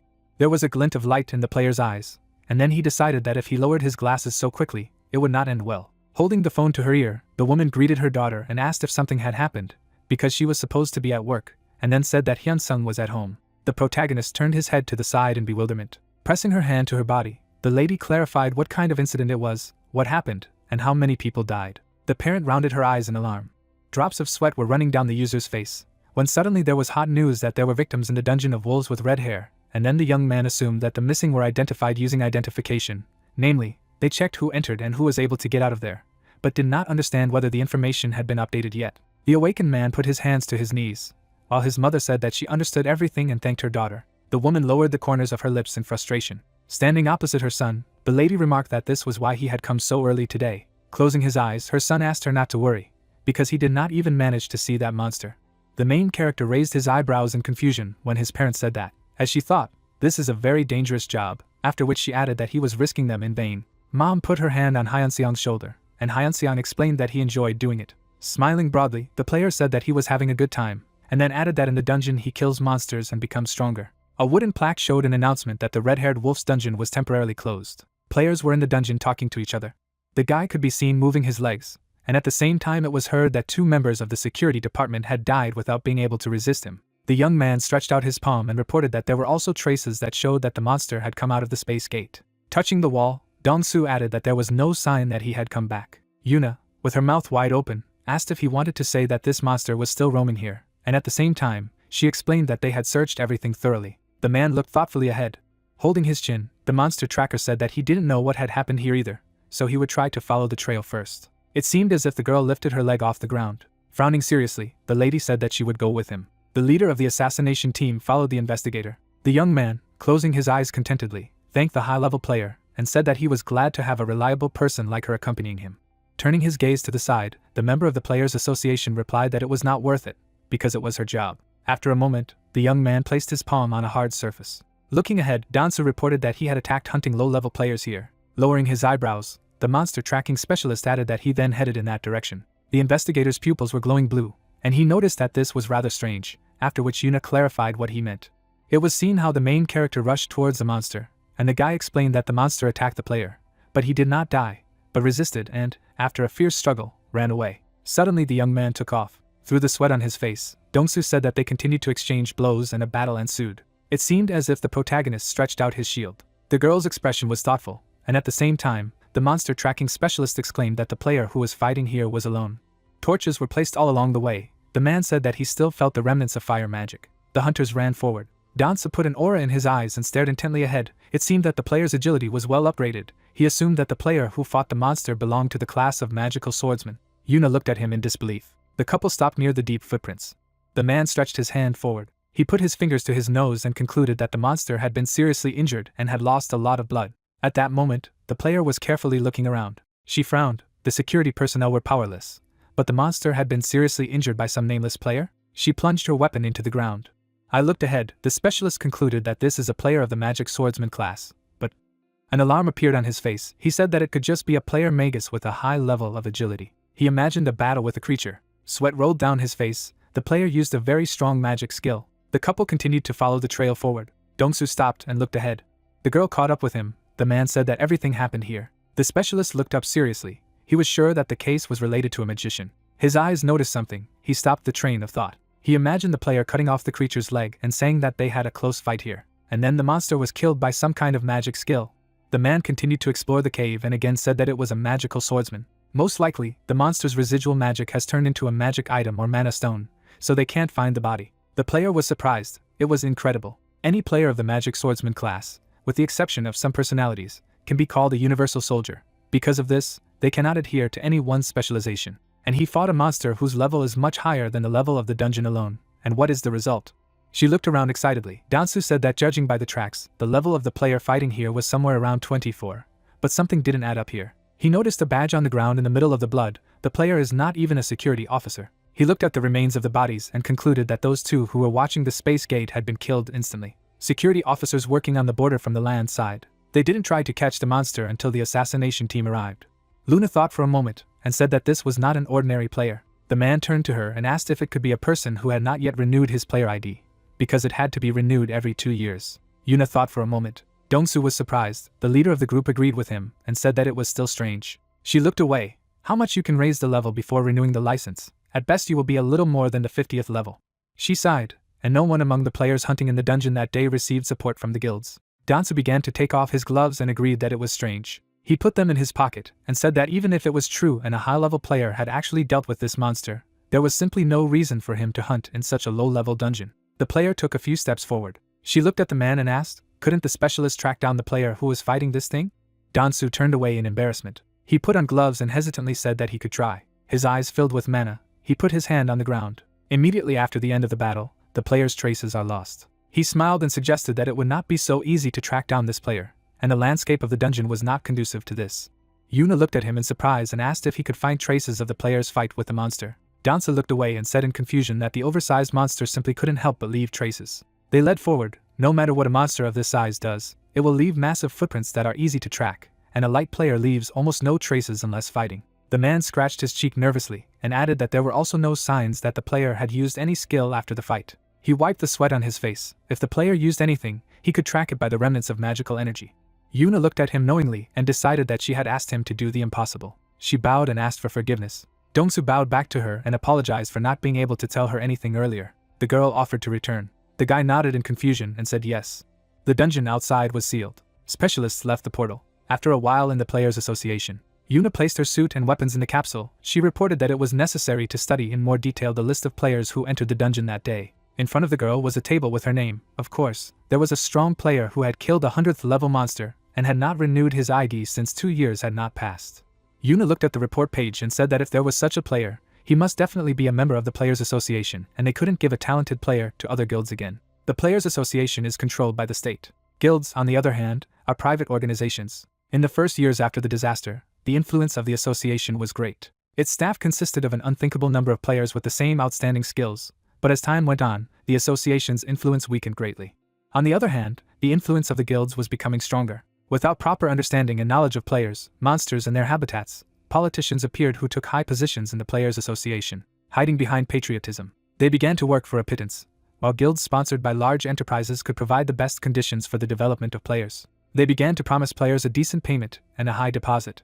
In order to attract players, the association began reforms in the internal structure. Politicians began to be removed one by one, and ordinary players began to be hired as employees for the vacant positions. After these reforms, players in the association began to receive the same pay as players in private guilds, promising support and decent fees.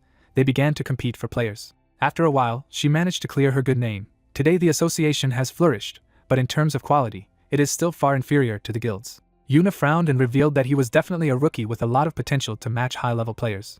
She looked at the hero's profile and decided that there was no way she would miss him. A new day came. Next to the couch were the collected things. Hyunseong had to finish hunting wolves. He had already visited all the dungeons located near the house. The guy sat down on the edge of the bed and took out his phone. Fortunately, the dungeons of red-haired wolves are not only here.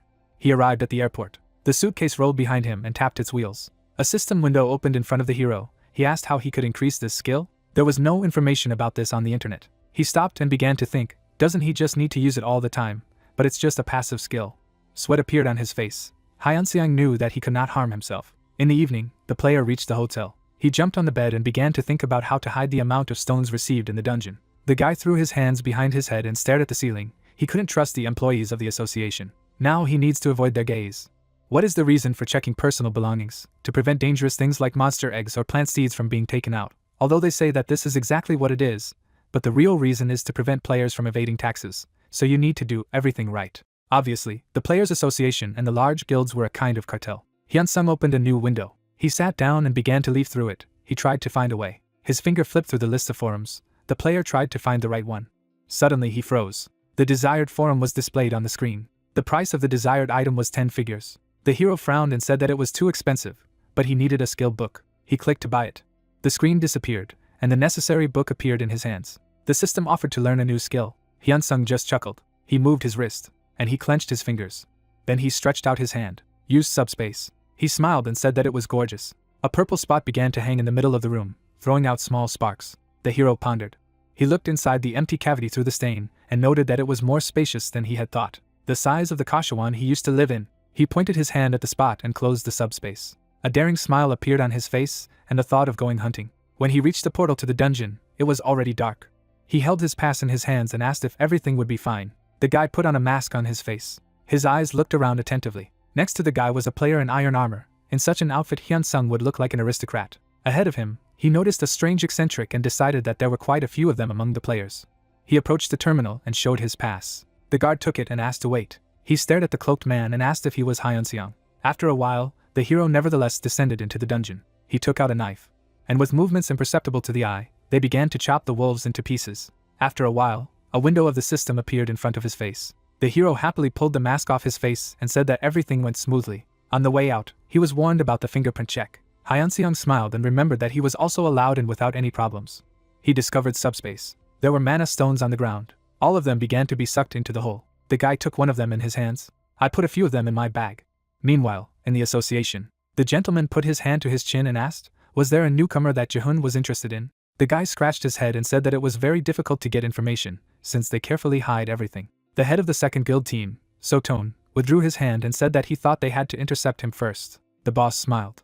He stretched out his hand and asked me to tell him. Tone began its history. He was actively gesticulating and trying to portray something. The deputy head tapped his finger on the table and laughed contentedly. He smiled again and asked if the boss was saying that the newcomer had already been to a tier 15th dungeon of the 20th level, even though it hadn't been 2 months since he had woken up, and besides, he had done it alone. But that wasn't the most important thing. Tone stared at him and said that a player named Hyunseong. He thought that the hero had bypassed the 20-level rule. The deputy was distorted by what he heard. He dropped his hands and asked if it was true. Dian looked away. He couldn't say for sure, but the probability was high. The man smiled nervously and asked if the head of the team was sure that the hero had not yet been poached. He reported that they had reached an impasse during the negotiations. Sunwoo looked at him with interest and asked how much. The subordinate replied that it was about 100 billion won. The men looked at each other, and there was silence. The deputy sighed and said that the hero was crazy. What child asks for 100 billion won? Tone laughed nervously and agreed, because such an amount goes for a high-level player who can do anything. The boss frowned and decided what if it was true. He smiled and said that it was not even about the amount itself. The real problem is the positions of the two sides. Hyunsung is only willing to open his status window after making a deposit, and Jihoon wants to verify his status first. He laughed and said that Jihoon was still stupid and indecisive. The subordinate smiled back and added that people don't change so easily. Tone was confused. The deputy said that because of people like him, he had already lost outstanding players like Han. But he would not make such a mistake again. He took out a pen and said that the hero was just a recruiter, not a dungeon clearing leader or a guild leader. The gentleman began to fill out the document. First he decided to pay a deposit and look at the status window. If there are any problems, then you need to catch him in mistakes and you will need to withdraw the money. Sonu picked up the document and began to read. He smiled and asked the boss to go to Hyunseong in person. As soon as he signed the document, they would immediately pay him 100 billion won. Dian looked at him in surprise and asked if it was really true. He accepted the sheet. The boss replied that if everything goes well with the contract, then when problems arise, they will be able to return all the money in full. The subordinate left and the deputy was left alone. He propped his head on his fist and smiled. He laughed into the void and said that if he solved this matter, he could become the head of the guild. After a while, Hyunsung looked ahead in surprise. The employee began to check his bag at the exit. He looked at the couple of crystals inside in confusion and said that everything was checked. The hero smiled at him and thanked him. He clenched his fists happily. Now he could avoid the interest of the So Guild. A few days later, the player finished the raid again. There were mana crystals on the ground. The system reported that the hero had finished off the achievement of the legendary level. The guy sheathed the knife and decided that it was worth finishing for today. He needed to put his equipment in order. A book was in his hands. He threw one into subspace. He looked at the second book in his hands, and I was surprised. The system said that he had a passive skill book in his hands. It was popular. It was used not only by players, but also by ordinary people. His finger pressed the study button. This time he didn't get anything out of the ordinary. Small green lights appeared around the player. A system window appeared. It reported that the skill book could not be read. Hyunsung was surprised. His hair rose at this moment. He still could not understand why. He had never heard of this. The system showed new windows with information. The hero looked around and asked himself, how could this happen? His hand reached for the windows, but nothing changed. However, it was definitely stated here that his skill was evolving. Hyunsung scratched his cheek. It turns out that it absorbs skills that contribute to recovery. But how much has this skill grown? His hand reached for the knife. The guy carefully cut his finger. A trickle of blood flowed down. The hero looked at her attentively. In a moment, the wound healed. The player was embarrassed and said that there was no difference in this. He frowned and asked, how many books do you need to absorb for the skill to improve? But it was an expensive book, worth 30 million won. Hyunseong chuckled. He knew that this was a very unprofitable investment. The player has left the dungeon. He was heading home through the technical area. In his hands was a phone that booted after disconnecting. The guy slowly walked across the road and waited for the moment to turn it on. He received a call from an unknown number on his phone. Hyunsung shrugged his shoulders and replied. They greeted him politely. The player did not understand anything. He looked warily at the screen and asked himself, who was it? Tone smiled and introduced himself as the head of the second recruitment department of the So Guild. Hyunsung frowned in displeasure. The guild member smiled slyly, the player reminding them that he had told them not to mess with him unless they were willing to accept his demand. The man reached for the mug and asked if he meant the price of 100 billion won. He leaned back in his chair with her and said that they accepted this offer. He offered to meet in person and immediately signed the contract. Hyun-seong looked at the screen in surprise and began to ask again. The boss put his hand on the contract and added that in a deal with such a lot of money, a sly smile appeared on his face. He himself said that there was no place for lies. The hero was silent. He began to say something in confusion. His eyes rolled back at such a suggestion. He said that he was now on a hunt, and it would be difficult for him to come. Could the guild send him a contract first? Tone smiled and calmly replied that he would send him right away. Hyun-seong froze dumbfounded. He looked ahead and with excitement in his voice, promised to contact the guild after checking the contract. He pressed hang up, and he breathed a sigh of relief. The player shuddered. The necessary document came in the message. The guy shook his head and said that he had no peace. Night fell. The hero went to the lawyer. Yeonchul flipped through the document and said that it was a contract with a very good offer and also very profitable. He carefully studied every detail. The hero looked at him intently and waited for an answer. The lawyer said that there are several points that in case of unforeseen circumstances, some things will be taken back. The player looked at him with displeasure and asked, "What are these points?" Yeonchul sent the document to be printed. He approached the guy and wanted to show him the right part. He put the document on the table and read that if a guild member damages the guild's image, then the contract can be terminated. In fact, the decision on this part is from the top leadership of the guild. Hyun-seong thought about it. The lawyer said that it was all a little unreasonable.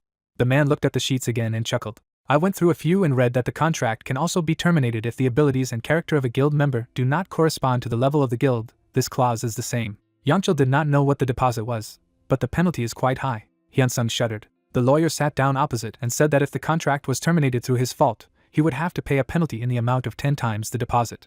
The player gritted his teeth and cursed to himself. The man calmly finished reading the contract. In his opinion, if the hero adjusts the amount of the penalty to the amount of the deposit and asks to exclude those absurd clauses, then it will be possible to sign. At that moment, the hero received a call. He looked at the contact's name in surprise. It was Jinsun from the So Guild.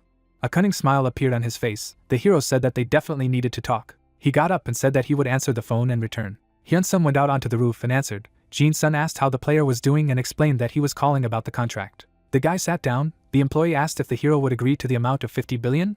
Hyun-seong only smiled in response.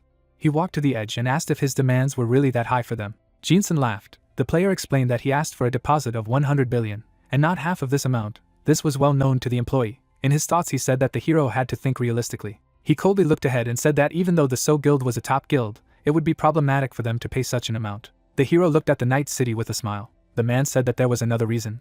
Hyun-seong looked at the screen. The amount he had barely gotten permission from the management was a maximum of 50 billion. The guy promised to think about it. Jin-sun turned in his chair and asked if the gentleman was serious, and the gentleman replied yes and asked if he could look at the contract. His fingers ran over the keyboard. The hero began to walk on the roof. The guild employee promised to send the contract now.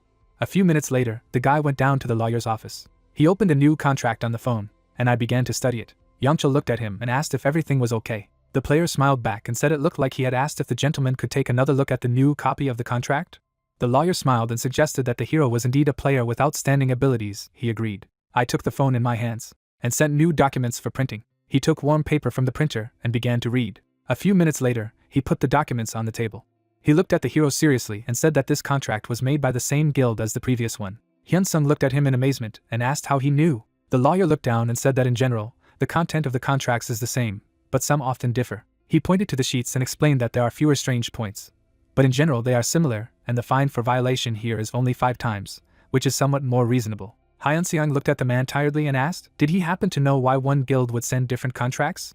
The lawyer thought that there was some kind of internal conflict going on in the guild that wanted to hire him, and a very serious one, since they had sent him contracts separately. Yeonchul laughed and remarked that it was beneficial for the player. If he acted wisely, he would be able to choose the contract with the most favorable terms. Hyun-seong thought for a moment. He looked at the documents and asked if his friend could make a new contract based on the first option, but excluding all unfavorable conditions. After a while, the guy returned to his hotel room. I began to look at the bulletin board and say what a mess it was. Hyun-seong was lying on the bed and scrolling through his phone, reading that Guild Master Jaehyun and Deputy Head Sunwoo. He smiled, started the call, and decided to play a little. Tone picked up the phone and introduced himself. The hero gave his name in response. The officer immediately became agitated and asked if the gentleman had decided. A short smile appeared on his face. The man almost jumped off his chair. The hero said what he had thought, and it seemed that the deposit was too small for him. He asked if the guild could pay him 200 billion won. Tone pressed the phone closer to his ear and warned him that he couldn't give an answer right now, but he thought it was possible. He stared warily at the screen. The player brazenly asked, shouldn't we go to 300 billion won? Hyun-seong closed his eyes and smiled. The officer asked in confusion if the master was joking now. The guy laughed and said that he was also contacted by Jinsun, the head of the first team. He had heard that Thun didn't get along well with him. At that moment, the man gritted his teeth in anger. The hero calmly looked ahead. The head of the second department replied that they would definitely provide them with much better conditions. The player dropped the call and concluded that the two bosses hated each other. He began to dial Jinsun. Hyun-sung introduced himself. Jinsun smiled warmly and asked if the hero had already read the contract. He replied that he had carefully looked at everything. In fact, he was going to call him to sign the contract. The man smiled contentedly and offered to meet right away. The player broke into a smile and snidely said that it seemed to be no longer necessary. Jinsun looked ahead in surprise and asked what the gentleman was talking about, who replied that he had recently sent them a new contract. To begin with, he asked to see it so that they could continue the conversation. The head of the first department displayed the document on the screen and asked to wait a little. He began to study the contract. Hyun-sung looked at the screen and asked if the employee had studied the document. Ji-sun looked ahead in fear. The hero asked him, next time, to solve his internal problems and send him one contract, and after thinking carefully, the hero decided that 100 billion won would be too little. The boss looked anxiously at the phone and asked what the player was talking about. The man frowned angrily at what he heard. Hyun-seong demanded 300 billion won. The guy calmly waited for an answer. Jinsun asked if the player was mocking him now. Hyun-sung smiled and replied that if they didn't want to, then they didn't need to. He pressed hang up, smiled and noted how easy it is to edit voice files in their days. The phone was thrown aside after sending. The hand froze in a throwing position. The phone was now in the trash. The player thought about changing the phone. At this moment, the two heads of the department sat in shock. So a month passed. Sonu tapped his finger on the table. He looked ahead in displeasure and asked, "Where did this Hyun-sung go?" Tone looked at him guiltily and reported that the hero was not even in the hunting areas they were in charge of. He put his hands together, said that they were looking for a hero, but... The chief looked at him angrily and asked if Taehyung couldn't even cope with this. He shouted and demanded to find him at all costs. The subordinate only looked sadly at the floor. After that voice file that the hero sent a month ago, the head and the deputy are constantly fighting and the guild is divided into two camps. Before that, he miraculously obtained the entry record book and found Hyun-seong. No matter how big So's guild is, they can't view these records every time they feel like it. Due to the fact that it is difficult for So to share information with each other at the moment, it also makes it difficult to find it. But this is not a problem now. He clenched his fist tightly, because he knew that the problem was that Hyun-sung himself had fallen through the ground. The head poured himself alcohol with ice. Tone came to him for a report. The boss asked if the hero could enter another guild. The subordinate looked down anxiously and said that he didn't think so. Sonu slammed his glass on the table in a rage and asked if the head of the department was really telling him. He looked at him intently and shouted that he did not want to see him and told him to get away. The subordinate left the room in fear and slammed the door behind him. The employee looked anxiously at the chief. Sweat ran down their faces. They greeted the chief. The man walked forward menacingly. He cursed to himself and gritted his teeth. I grabbed the back of my chair and thought it was because of a damn fabricated file and a contract. He sat down at the table, realizing that most of the people had sided with Jaehyun. He squinted and thought that he needed to be found as soon as possible. Hyun-seong said that the points he gets on the hunt will also come in handy. He swung his dagger and said that he was earning about 600,000 in a day alone. He looked at the window of this system with satisfaction, said that if you collect it bit by bit, you can gain a lot. The system reported that the hero had made a sale. He pulled his finger forward and noticed that the batteries were also selling well. He picked up the object and said that if everything went like this, he would only be glad. A purple cloud appeared next to the window. There was one problem. The hero looked at the sale window. It was too small. He poked at the interface and said that every time a product is sold, it needs to be re-added and registered. He swiped down, wanting to add and log everything in huge quantities, just like in games. He glanced away. The indicators have changed. He said that he could not even remove other electronics from the sales window. Hyun-sung put his hand to his face. He wondered if he raised the level of his personal skill, would anything change? He had heard that other sellers could register hundreds, if not thousands of items. Hyun-sung fell silent. He was looking at the goods of Rikamos selling medicines. However, accumulated points appeared. The hero said that he needed to accumulate 10 billion points to level up, and now he has a little more than half of the necessary points. Behind the hero, someone appeared while he was saying that he needed to hunt more. Hyun-sung dodged the arrow that had been fired, and he kicked the frog. He dodged in the air. The enemy was already lying. A magic projectile began to appear in the hero's hand. He threw it at the monster's head, and it shattered into pieces. The corpse fell at the feet of his relatives. Hyun-sung smiled awkwardly. A bunch of pumped-up frogs looked at him. The hero said that this is really a difficult opponent. Saliva fell from the frog's tongue. She plopped down on the ground until the hero realized why people didn't hunt here. The saliva evaporated. The frogs jumped into the attack. Hyun-seong cast a fireball, and there was an explosion. Yellow eyes flashed in the veil. Hyun-sung looked ahead gloomily. The frogs began to swing their spears. Hyun-sung stepped back. He thrust his dagger forward and told him to attack. He ran forward. Enemies fled at each other. The frog stuck out its tongue and screamed. A dagger pierced her head, and calmly demolished it. Hyun-sung looked to the side. The rest of the frogs were cut into pieces. The dagger blazed red. Green shards fell to the ground. Hyunseong opened the sales window. He laughed and said that all he needed was one blow. He turned sharply. The notification informed that someone had bought batteries. Hyunsung began to study the information. The system reported a complaint. Hyunsung broke into sweat and said that he had a bad feeling. He touched the screen and decided to read the complaint first. The complaint contained a demand to sell 2 batteries for half the price, otherwise the hero would regret it. Hyunsung began to slide his finger across the screen, not understanding. He opened all the complaints, they were the same. A list of sales appeared in front of him. Hyunseong frowned and called out Crow's name. He looked at his goods, they were different. The hero frowned, and I saw that he bought only batteries from him. Hyunseong would understand if he bought unpopular and quickly discharged goods such as Tamagotchi, Polaroid, or electric shaver. Hyunseong took the batteries in his hand, said that Crow only bought batteries, which he loaded each time and wrote a complaint each time. He pointed at the screen, asking if he was still offering to sell them at half price. Pairs of batteries jumped out of the portal. The hero was surprised that the guy sets a time frame. He caught them. He looked angrily ahead and asked why he was frightened to do this. He poked at the screen. The system reported the successful registration of the goods. Immediately I received a message about the purchase of goods. Hyunseong smiled and said that he knew it, but suddenly he shuddered. He received a message about the complaint. Hyunseong stared at him uncomprehendingly. The window shook. Hyunseong smiled and realized what Crow wanted, to be blocked. He caught a pair of batteries that had flown out. I opened the screen and decided to try something. There was a pile of batteries in the bowl. Crow folded his legs. He looked at the screen with a smile and asked how long the hero would be able to withstand this. He sneered and asked if the hero really thought he could defeat him. For beginners, the skill of selling and buying was something of a blessing. And thanks to this skill, he quickly became stronger as a result. He became the absolute ruler of the planet on which he lives. But even if someone has a special skill, a shard of sword flew into the air. The man was lying on the ground, and Crow said that not everyone could get to his position, and no matter how many points a person collects, they have always been insufficient. The white-haired man smiled slyly. Crow said that the points were spent very quickly and easily. The frightened guy put out his spear. The white-haired man cut it in half. Crow said that it was too hard to accumulate points. Crow looked at the sales window and said that as a rule, beginners spend points collected on hunting on medicines and skills to become stronger.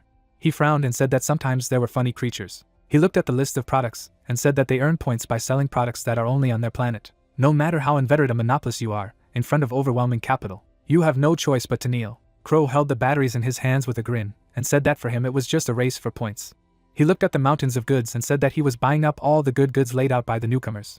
After that, he immediately complains about them, until he receives a decision to suspend activities for 3 months, and after that everything will become much easier. He said that after 3 months, Crow smiled and told him to do it all over again.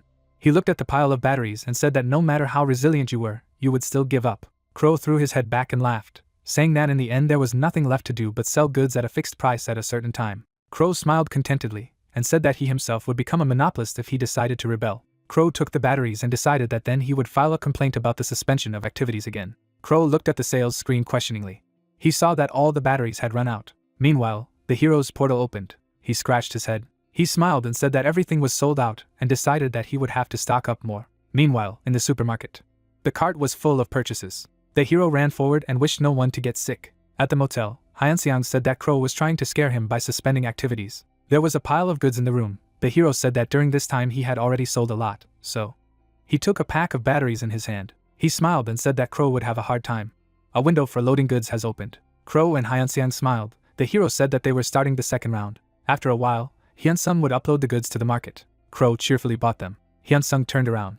He looked at the sales window and said, since there are no other complaints, it seems that other players have also started buying. But he chuckled and realized that Crow would buy even if he charged twice as much. Another complaint came. Sweat flowed down the hero's face. He realized that at this rate, Crow would devour him with the guts. Hyunsung reached for the screen.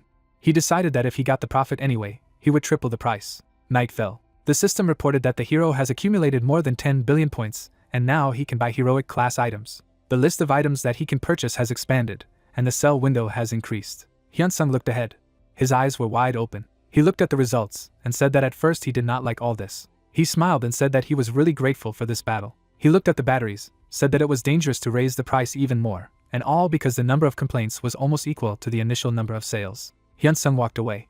He opened the box and said that he should start adjusting the quantity by changing the name of the product. He took out a crate and said he wanted to see if he would buy it. Meanwhile, Crow stared at the pile of batteries and exhaled. He looked at the sales window and hoped that now the hero would definitely give up. He wiped the sweat from his forehead and decided that it would be a good idea to take a break and recover.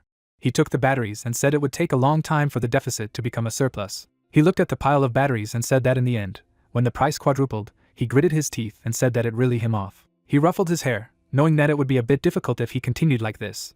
But he could endure a fourfold increase in price. Crow smiled and said that Hyun-seong was already at his limit. His eyes opened. He poked at the sales screen, and when he saw the new products, he immediately decided to buy them. Crow clutched his head in horror. He looked ahead and asked, did the hero really have such a technique? He looked at the shopping list, realized that the hero had registered more than 70 batteries, and if he bought them all, it would be about 2 billion points. The guy's pupils began to spin. He began to fear that after the purchase, the hero would load more. The guy began to look thoughtfully at the screen. He asked himself, is it worth spending so many points again? He bit his finger and thought that if he was sure of success, he could invest not 2 billion, but 100 times more. He stared at the screen and said that there was one problem. The list of goods stretched. Crow did not know how far the hero could go. The guy tucked his legs up and looked at the screen. He turned it off. I sighed and decided to end it. The system reported that the registered goods had been sold. Hyun-sung stared at the missing screen. He threw up his head and thought that since there were no more complaints, he must have given up. He pointed his finger at the screen and assumed that the high-capacity battery was bought by those who had already purchased something from him. Hyun-seong noticed something in surprise. He looked at the Crow batteries, laughed, and asked, who would buy them now? Hyun-seong scratched his ear and said that because of this guy, he had to put up a trump card for sale earlier than he planned. Night fell. Hyun-seong walked down the street. He looked up and said, as ordinary goods are becoming more and more popular. There was a supermarket in front of him. The hero decided that he would need to buy more. Meanwhile, in another dimension, the demoness was curiously examining the sales list. She was interested in a home arcade machine and a cartridge. She glanced away. I took the console in my hands. She clicked on the screen. She didn't know how good it was, but I looked at it and decided to try to buy it. Meanwhile, the motel. Hyun-sung stared at the sales window contentedly, wondering how different the new skill level was from the original one. The system reported a large number of accumulated points. The hero was surprised. The system said that he needed to score 1 trillion points to raise. Hyun-sung stared at the window uncomprehendingly and asked why the difficulty level had jumped so much. He grinned, said that his path was far away and difficult. He pointed at the screen, looked at it. He looked at the blocked goods as he thought. Hyun-seong said that he would only be able to purchase the elixir after he increased the skill level to heroic. He poked forward and began to look for something else, in addition to the fact that now he can add up to 100 positions. He looked around and saw the reviews. He opened a window with reviews of the game console. Negative reviews of the electric shaver. He poked at the screen and asked what was written under other goods. I saw positive feedback on the increase in strength stats. I thought that Bardic from the reviews is omnipresent.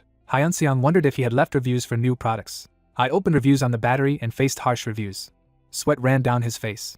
Although there are goods that can be used all the time if you use a magic stone as an electric drive, the cost of such a thing even on Earth turned out to be exorbitant.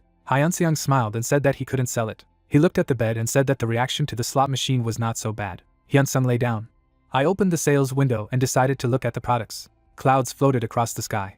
Hyun-sung chuckled. I began to look at the huge price tags of pets. He opened the reviews for the red dragon egg. The hero decided that for them pets act as a luxury item, which is of practical use. He stretched his arms and went to bed. He opened his eyes and was afraid to imagine how expensive a legendary rank elixir was. The phone rang. Hyun-sung stood up and asked what had happened if he was getting a call at such an hour.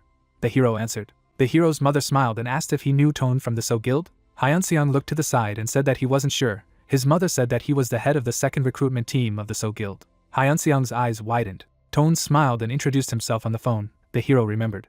He was tensely silent and asked why his mother was talking about him. Tone was standing in front of the door. His mother said that he had come to their house. The hero shuddered and asked again. Mom asked in confusion if she should let him in. Hyun-seong said that he would call him himself now. Mom looked at the cabin. The hero once again asked not to open the door for him. She looked at the screen and asked if he had come with good intentions. The hero laughed and said that he would explain everything to his mother later. He clenched his fists. His mother said that she understood him and asked him not to overstrain because of them. Hyun-seong smiled again and said that he would solve everything, so he asked not to worry. Mom nodded and said good. Meanwhile, on the flyover, Tone stood motionless. He answered the phone. The player looked ahead and introduced himself. Ten smiled and said that he had been waiting for his call. Hyun-seong looked angrily ahead and asked what he was doing. He asked why they came to his mother's house. Tone laughed and said that the hero was very excited and asked to calm down first, because he came only with good intentions. He looked at the door and said that they were aware of their father's condition. He assumed that it was hard for the hero to handle everything alone, so he just wanted to tell his mother the truth.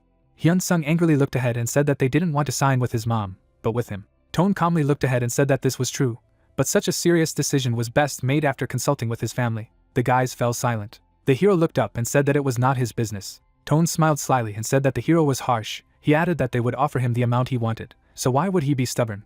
The guy looked ahead and asked how dare they ask after sending a contract like this. Tone smiled and asked if the hero was outraged by something. Hyun-sung asked if they really didn't know. He said that he had consulted with a lawyer, And it was not just about some minor inconsistencies. Jae-hyun tensed up, trying to justify himself. The main character remained calm. The young man was surprised when he heard that this was just insurance against unforeseen situations, and if he was really the talented player they needed, then there would be no problems. The guild master flinched when Hyun-sung retorted that if he wasn't who they thought he was, then his status window would be opened in vain. The man smiled nervously, and asked the other person to think again, since he represented the So Guild. The soldier remained silent, holding the phone to his ear. Jae-hyun waited tensely for an answer. The guy took a step forward. He waited silently for the continuation. The hunter, without changing his face, thought that if there was no clause in the contract about the open status window, he would have signed it, but it seemed that the guild would never be able to accept it. Hyun-sung sat down on the bed. The guild master was also waiting for an answer. With a sweet smile, the young man said that if this was all they wanted, then he would disconnect, and immediately after that he would change his phone number. The man squinted at the phone when he heard that he would no longer be able to reach this player. He did not move when the awakened man threatened that if they disturbed his mother again, they would not get away with it. Jae-hyun's hand trembled around the phone. The head looked angrily in front of him, and called the protagonist a self-confident youth. His finger touched the phone screen. His eyes narrowed. The voice of the secretary came from the phone. The man was sitting at the computer when he was asked if he was able to locate Hyun-seong, and he replied that he was.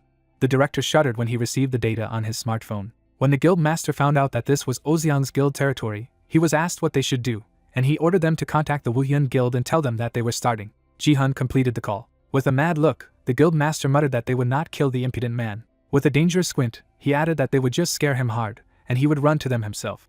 At the same time in the shopping center, the young man took the handle of the cart, reminding himself that he needed to buy as much as the sale window now allowed. With a quick step, the protagonist went deep into the building. He looked at the rows of telephones. The cart was filled with purchases.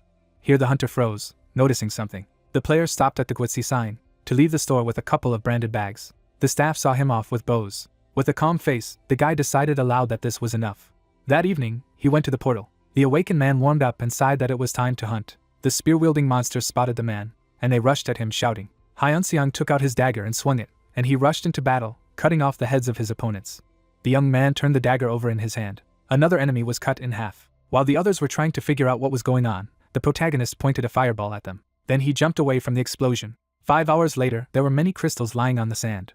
The hunter opened the status window, glad that he had completed the legendary achievement. He smiled as he admitted aloud that he had finished sooner than he thought. The awakened one left the dungeon in the dead of night. The guy looked thoughtfully at the phone. The player muttered that he would still have time in the goblin dungeon today. Hyun-sung walked on, looking at the screen, and he did not notice the personalities following him. One of the pursuers stood up when he recognized him. The second grinned, confirming the guess. The leader put the dagger behind his back, and offered to quietly follow his target. The young man stepped into the dungeon and shuddered in surprise. He saw the sun setting over a huge forest. The hunter, looking at the area, admitted that it was the first time he had hunted in such a large forest. A couple of guards were sitting at the entrance. The awakened man cast a glance at them, and decided to go there secretly. The guy commanded stealth, and he entered the portal unnoticed. The player got to the goblins in the depths of the forest, deciding that they could no longer track him here. He raised his hand, which lit up, and decided that it was time to begin. The monster's face took on an expression of surprise. The protagonist pierced nearby enemies with a magic projectile, but the goblins continued to advance. Hyun-sung raised his eyebrows. Then he blew up the rest with a fireball. The young man frowned. Monster footsteps were heard from the side. The player glanced to the side to see enemies running. The hunter smiled and lit a flame in his palm, noting that the opponent was smart. A series of fiery flashes shook the forest, but the goblins continued to run at the man. A magic projectile blew off the head of another one. More and more monsters fell to the ground. The protagonist smiled contentedly. Suddenly, a dart flew in his direction. The guy repelled the shell with his blade. He turned around and saw 2 more goblins on the other side. A few more darts flew at the awakened man, but he deflected them with his cloak. The player rushed forward, blowing off the monsters' heads, admitting aloud that the cloak was indeed strong. Hyun-sung jumped onto a branch. Then he turned around on the battlefield. The young man looked at the remaining enemies, and said that he was done for now. The hunter's palm struck the monster's face, and he threw his head to the ground. Several goblins squealed angrily, but the awakened man with a calm face pierced him with a dagger. Then he finished off the latter with one blow of his blade. The guy looked at the dozens of crystals, and announced that everything was ready. He stretched out his palm to open the inventory, but then he heard footsteps that caught his attention. The protagonist prepared to use magic, and asked if there was anyone left. The stranger shouted indignantly that some fool had made a mess in someone else's territory. A group of players came out to meet Hyun-sung. The protagonist looked at the strangers in surprised that he had met other hunters. One of the guys pointed at the awakened man with his finger, and said that it was him. The young man froze dumbfounded. The man's face expressed anger, and he wondered why the protagonist was hunting in their territory. The guy frowned, and reminded that he paid the same entrance fee as they did, so why was it their territory and not his? The stranger took a step forward and said that they hunted here every day. He continued to look at Hyunseong angrily as he added that this was why this was their place, and since he was hunting in their territory, he would leave all the stones to them. The protagonist narrowed his eyes, deciding that they were just psychos.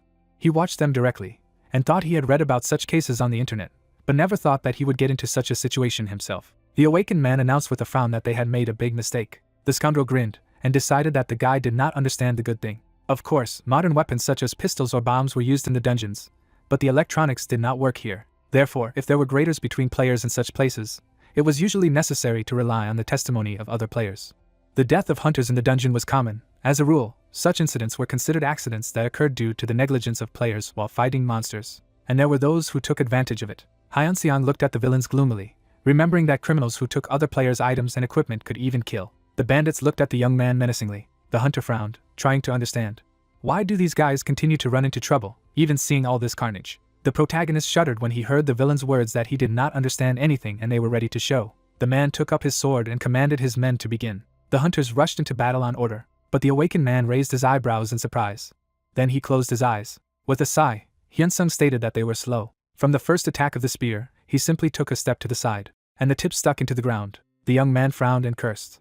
His hand grabbed the dagger as he was attacked. With a confident movement, the hunter repelled the attack of the villains. He sent one of them flying with his foot, and he dropped the broken sword. The protagonist's dagger collided with crossed blades, but this was followed by a punch to the jaw. The awakened man looked sternly at the enemy. The bandits who remained on their feet looked confused. Their leader became furious and yelled at Hyunseong. They rushed at the guy, wishing him dead. But the protagonist remained calm. The enemy rushed at him with a blade in his hands, but in the next moment, his weapon fell in half. This was done by the young man with one movement of his dagger. Then he broke the villain's nose with an elbow blow. He fell to the ground. Immediately the hunter noticed that they were approaching him from the side. He responded to the attack with a swing of his dagger. The tip of the blade froze in the bandit's face, but the protagonist unfolded the blade and cursed through clenched teeth. As a result, the guy escaped with only a shallow wound on the shoulder, but immediately he felt the palm of the awakened man on the back of his head. Hyunseong knocked him face down on the ground. The young man gritted his teeth again and cursed at his enemies, but he immediately noticed that the remaining enemy forces were approaching him from behind. The hunter put the dagger away. He opened the inventory, deciding that he was left with no choice. A shield appeared in the hands of the protagonist. The awakened man smirked, and the sounds of battle filled the forest again. At this time, the warrior watching in the bushes sneered. The leader of the gang noticed that his guys were doing well, and with a smirk, he added that it would be easier if they were ordered to just kill the impudent man. He glanced at his sword by the tree, reminding himself that they would have to limit themselves to only one leg. After that, the villain entered the battlefield. Hyunsung looked at the new face and asked if he was a member of the security department. The hunter looked at the young man in surprise, and then he frowned. The protagonist's gaze expressed disappointment when the rest of the opponents turned to the new man as a boss. The guys began to rise from the ground, rejoicing at the appearance of the leader. The killer looked at his guys puzzledly and asked the awakened man if he had killed them. Hyunseong calmly stated that they were the first to start. In the next instant, the blade was raised. The young man gritted his teeth, deflecting the blow with his shield. The man looked angrily at the impudent man, trying to understand who he was. The weapon shot up. The main character stood firmly on his feet with a shield in his hands. The villain was surprised how such a beginner, who did not even receive a profession, was able to repel his attack. The awakened man frowned as his enemy mentally remarked that he was not good enough for this dungeon. The man grinned. Then, with a crazy face, he said that he was tired of the boy. He pointed the tip of the blade in his direction, and said that he was going to do everything carefully. The bandit waved his weapon, and looking directly at the guy, he added that it would not end with one foot. The scoundrel rushed forward. Hyunsung raised his shield. The enemy swung his blade. The eyes of the enemy met. The blade of the sword slammed into the shield. The awakened man deflected the blow, and jumped to the side. The man was furious. The protagonist frowned. Looking at the enemy, he mentally recognized that this hunter was strong and different from the hooligans he had recently fought. The scoundrel gripped the hilt of his sword tightly, and the guy added to himself that his strength and speed surpassed him. There was a crack in the shield, which indicated that the bandit was superior to Hyunsung in swordsmanship, and his bloodsucker sword had good stats, and if it didn't have a shield, everything would end badly. But then the young man noticed that the others were just watching and did not interfere. The hunter looked at the figure of the enemy in confusion, not understanding how it came to this. The protagonist exhaled, and decided that he should get out of here first. A fiery spear was summoned into the palm of the awakened man. The bandit was surprised. The next moment, a fiery shell flew into his face and everything burst into flames. As the smoke began to subside, a cough was heard. The guy ran away. The angry man's hair was burned, and he shouted for the impudent man to stop. Hyunsung shuddered. He looked around and realized that this was not a fatal blow, and he shouldn't have restrained himself. The bandit's gaze became even more angry. The young man barely managed to escape from the attack of his blade. The hunter turned sharply. The enemy's sword struck sparks from his shield. The opponent's sword slammed into the ground, and he immediately cast a quick glance at the boy. He summoned the fire spear again. The enemy jumped on top of him. He shielded himself from the magical attack with the blade of his sword, but the protagonist only grinned. The spear created another explosion, raising clouds of dust. The scoundrel jumped down, trying to find the boy with his eyes, shouting curses at him. In the next moment, his blade collided with the shield of the awakened. With a smirk, the man claimed to have found him. The blade of the weapon flew over the guy's shoulder. Hyunseong walked away from the attack. The young man cast a glance at the enemy, and suddenly realized that they were not trying to kill him. The hunter tucked the shield behind his back. Then he summoned the spear for the third time. The explosion again created a smoke screen. The bandit raised his blade, thinking that the impudent man had taken up his own again, not immediately noticing the fourth attack. This time the explosion fell on the enemy's weapons. The scoundrel gritted his teeth in irritation. The awakened man raced through the forest, trying to decide on the go what could help him from the store. Soon he found what he was looking for. The book of survival skill cost a little less than 20 points, but of course he bought it. The purchase immediately appeared in his palm. In one movement, the guy used the object, but then the leader of the bandits appeared in front of him again. Hyunsung raised his eyebrows when he was told to simply surrender. The man smiled when he decided that the young man had already given up, but he drew his dagger and stood in a fighting stance, calculating that he should completely disarm the enemy in 1 minute. The scoundrel rushed to attack, shouting that the boy was stupid. The young man looked at him, thinking that he could catch him, but in the next moment, a female figure landed between the opponents. Yuna frowned at the bandit. The protagonist's eyes widened. He did not recognize the girl. The warrior glanced at the scoundrel, and his sword shattered in half. The hunter stared dumbfounded at the fragment of his weapon, and the girl just made one lunge with her halberd. She turned the shaft sharply in her hands. The blade stopped a centimeter away from the enemy's face. The main character watched this in confusion. A second later, the swordsman was already lying on the ground. The awakened man was even upset that he did not even see what had happened. Meanwhile, Yuna took a step towards him. With a smile, she greeted Hyunsung. The young man looked at the rescuer when she asked for forgiveness for being a little rude to him in the last meeting. The hunter looked at the warrior, and remembered that he had already met her somewhere. After all, it was she who gave him the elixir of rare quality. And he himself was too assertive about the fact that he miraculously survived after meeting him. The awakened one bowed and thanked Yun for his help. But the girl smiled, and objected that she should have apologized to him, since she had been watching his actions from the very beginning. The protagonist stared at the head of the association in surprise. The warrior explained that she had been watching him since her first mission, and she was sorry that she hadn't intervened sooner. The guy raised his eyebrows and clarified what task he was talking about, to which the rescuer explained with a friendly smile that these guys are recidivist criminals. Hyunseong laughed as he scratched his head and assumed that the girl hadn't intervened to gather more evidence about their crimes, but she didn't agree. Yuna raised an eyebrow and explained that she just wanted to test how good the young man's abilities were. The hunter was confused and asked what she was talking about. The warrior put her hand to her chest and officially introduced herself as the chief inspector of the Players Association. And she didn't chase those boys, but I'll send here for him. The awakened man did not understand what the girl was talking about. The inspector headed for the exit, offering to discuss everything outside. She turned to the guy and said that it was worth taking care of the criminals first. Hyunseong nodded seriously and agreed. He followed Yun and wondered if these people had really done the same thing before. The girl raised her eyebrows and replied that it was. There was no evidence, but in most of the places where the players disappeared, they were the suspects. The young man clarified about these things in confusion. His eyes widened as the inspector clarified that they had not yet determined whether these were disappearances or murders. The hunter remembered how he himself noticed that the scoundrels did not intend to kill him. The player looked at the warrior and voiced these thoughts, but she calmly replied that she thought the same way. She went back to the villains lying on the ground. The awakened man knitted his eyebrows and clarified why she thought so. Yuna shuddered. Then she turned around and said with a smile that now they needed to find out. The inspector disappeared from the guy's sight. Her halberd rested on the chest of the gang leader. She hovered over him and said that she knew about his condition, but ordered him to get up. The bandit's fingers twitched. The inspector threw the weapon over her shoulder and admitted that she did not want to resort to extreme methods. She poked the tip of her gun into the guy's shoulder. He opened his eyes with a scream. With a sweet smile, the warrior said that if he had stood up in a good way, this would not have happened. The villain slowly stood up, and the girl demanded to know why he had attacked the other player. He looked at Yun tensely, and said that he did not understand what she was talking about, because he was only trying to protect the guild members who had been unjustly attacked. The inspector's smile became threatening. As the protagonist approached them, the villain clarified whether it was permissible for the leadership of the association to attack innocent players like this. Hyunseong froze tensely as the gangster leader began shouting that he had been attacked while he was unconscious and threatened to report the incident to the press and police. But the warrior grinned. She looked at the deceiver carefully and wondered how he knew that she was a representative of the association if he was unconscious. Panic was reflected in the man's eyes. The girl continued to look at him. The next moment, a halberd blade appeared in the face of the villain. Yuna furrowed her brows and asked if he was stupid. The bandit swallowed when the inspector said that he did not understand his situation. With a cold look, the warrior reminded the fool that they were in a dungeon where he could kill him, and there would be no evidence left. The sharp edge of the weapon was almost put to the guy's face. The girl looked at the protagonist and said that the one they attacked was unlikely to report it to the police. The young man looked away. The scoundrel looked at him pitifully when Yuna said that if he didn't want this dungeon to become a grave for him and his comrades, he had better tell him frankly. A sweet smile appeared on her face again as the inspector added that he could stay alive as long as he was useful as a witness. The eyes of the head of the bandits were running. He gritted his teeth. Then he took a step forward and demanded to stop threatening him, because the representative of the association could not kill a respectable player. The warrior stared at the guy as if he were an idiot, and concluded aloud that he hadn't fully recovered. The impudent man looked at her in surprise. The halberd stuck in the ground. The awakened man shuddered when the girl addressed him.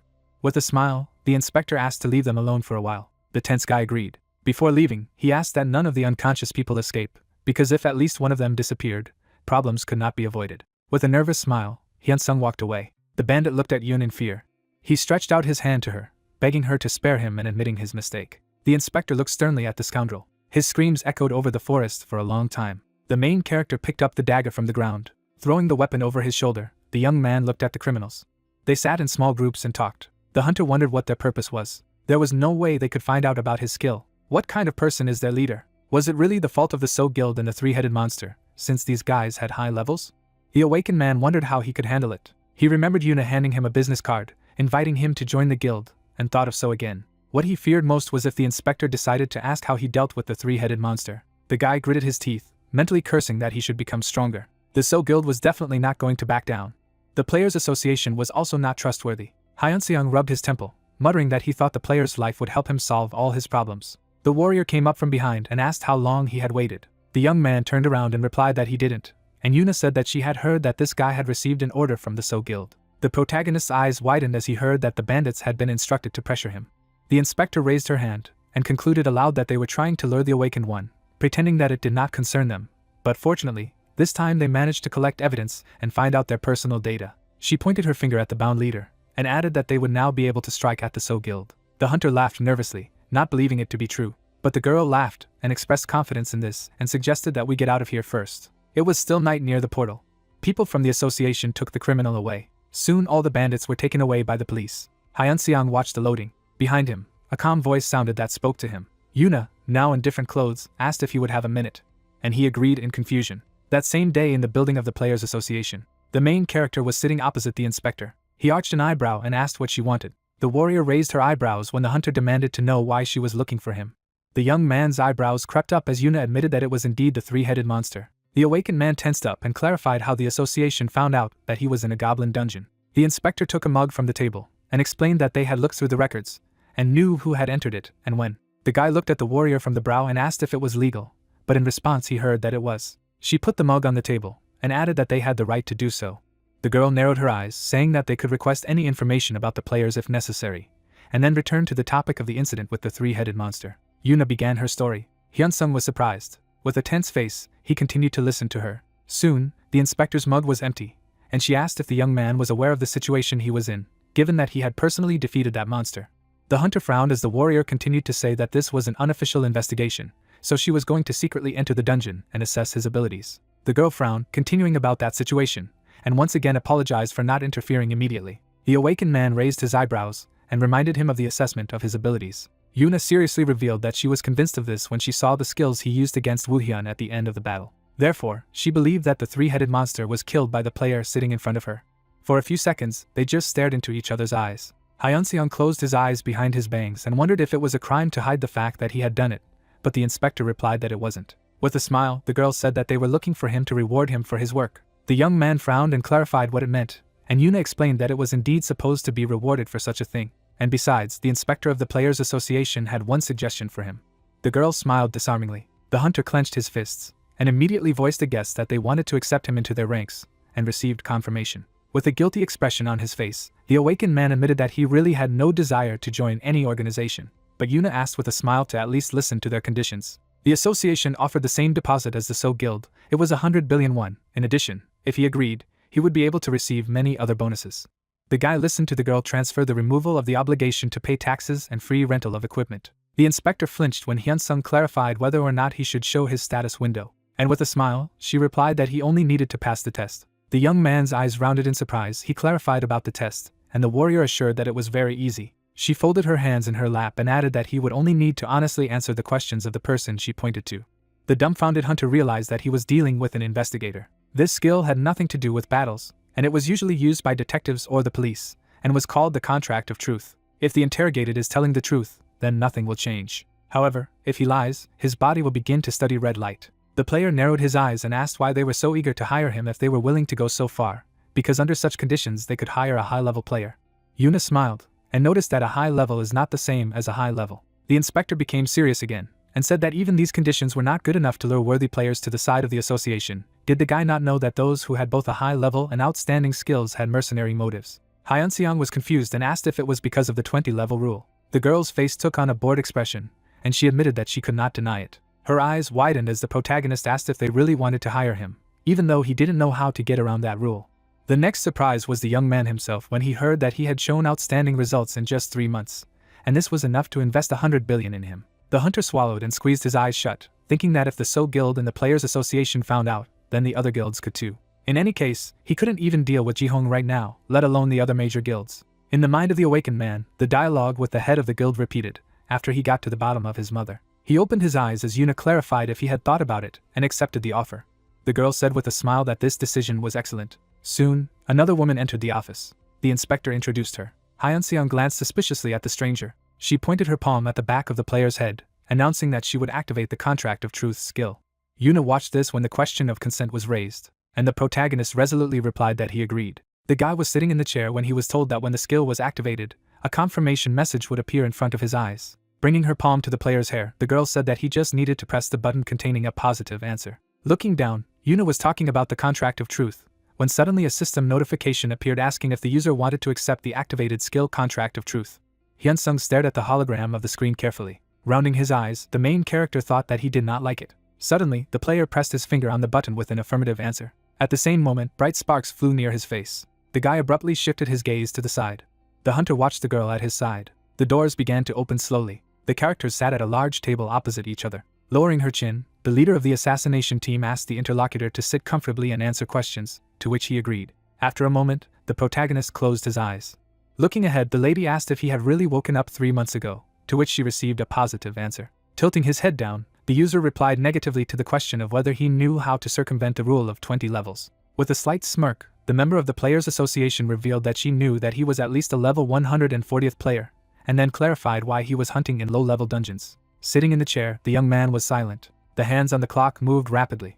Lowering his eyelids, Hyunseong thought that there was nothing special about this. Looking at the other person, Yuna asked if he had any personal skill. Suddenly, the main character clenched his hands tightly into a fist. A drop of sweat ran down the player's cheek, but he didn't know if she knew about him. The hunter closed his jaw uncertainly.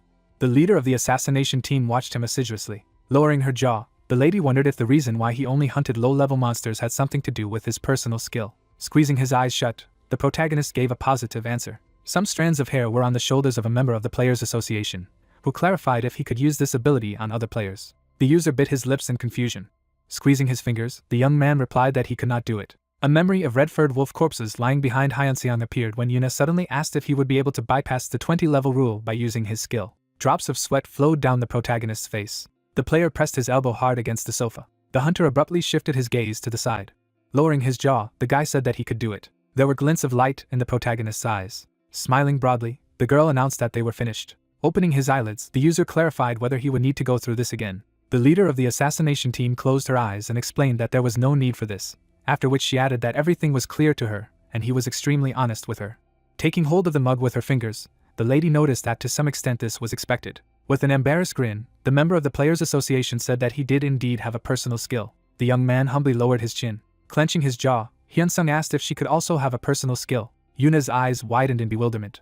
Grasping the cup of coffee in both hands, the girl told him that she had one, but could not tell him which one. Closing her eyes, the leader of the assassination team noticed that he was right, because she also had one. Raising his eyebrows, the main character said that this meant that he was not the only one, to which the interlocutor said that there was no need to be upset. Looking at the player, the lady explained that this is because a personal skill is unique and inimitable for each owner. Silhouettes of brave users appeared, and at the same time, a member of the Players Association said that everyone who had it held high positions.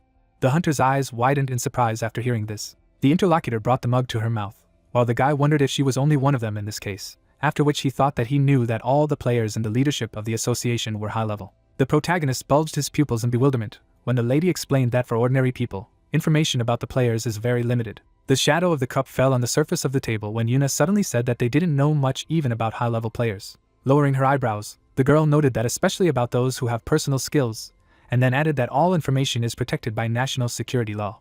Placing his hands on the chair, Hyunseong asked if it was normal for her to tell him this, to which she replied that it was because he also had that ability. Sitting at a large table, the leader of the assassination team admitted that he was actually right, because she was also not allowed to disclose information about her having such a skill. Smiling broadly, the lady explained that there would be no problem with this, since they would be part of the same organization. Lowering his chin, the hunter retorted that he had not told her that he would join the association. Squeezing her eyes shut, the member of the Players Association was surprised by his words, and then said that from the moment she told him about his personal skill, he had no choice.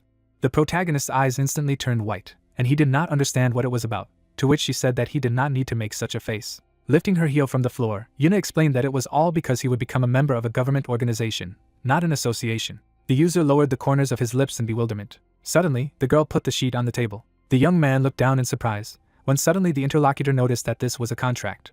The Korean Players Association symbol was printed on the paper, as well as additional information about the contract. With his pupils bulging in alarm, Hyun-sung didn't know if such conditions were possible at the state level. Shifting documents from one hand to another, the main character thought about the fact that there are few points with obligations, and besides, the salary in emergency situations is solid. After reading the information on the sheet, the guy reflected on the fact that even benefits are paid during military operations, and the rights to stones and objects are also guaranteed. At the same moment, the leader of the assassination team stretched out her pen for writing forward.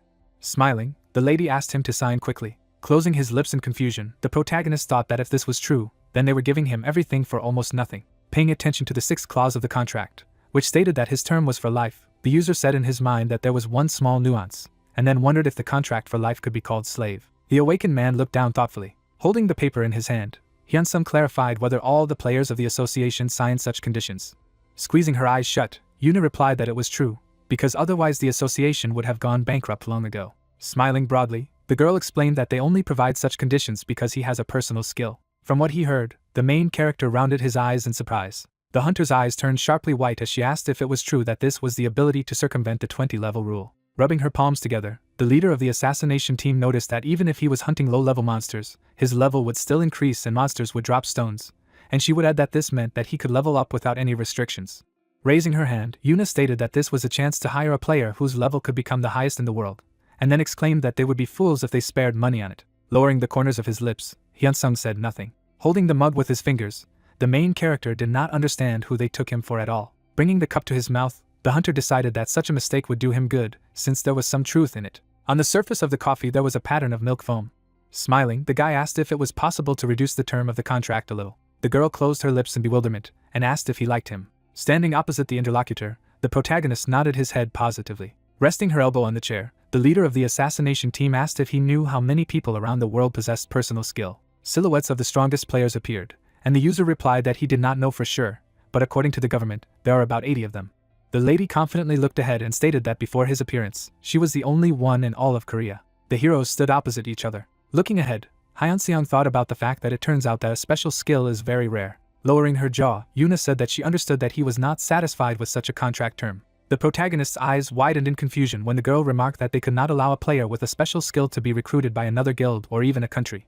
Sitting in the chair, the leader of the assassination team explained that it was because of this that they improved the terms of the contract as much as possible, and changed the validity period to life. With a smirk, the lady remarked that if he wanted anything else, he could just say it, because they were willing to give him a lot. Lowering his chin, the hunter said that he would like to change the term of the contract from life to 1 year. Closing her eyes, the member of the Players Association asked if he understood that this was impossible. Looking ahead, the guy asked in this case to reduce the amount of the deposit, after which he added that about 40 times, that is, 10 billion is enough for him.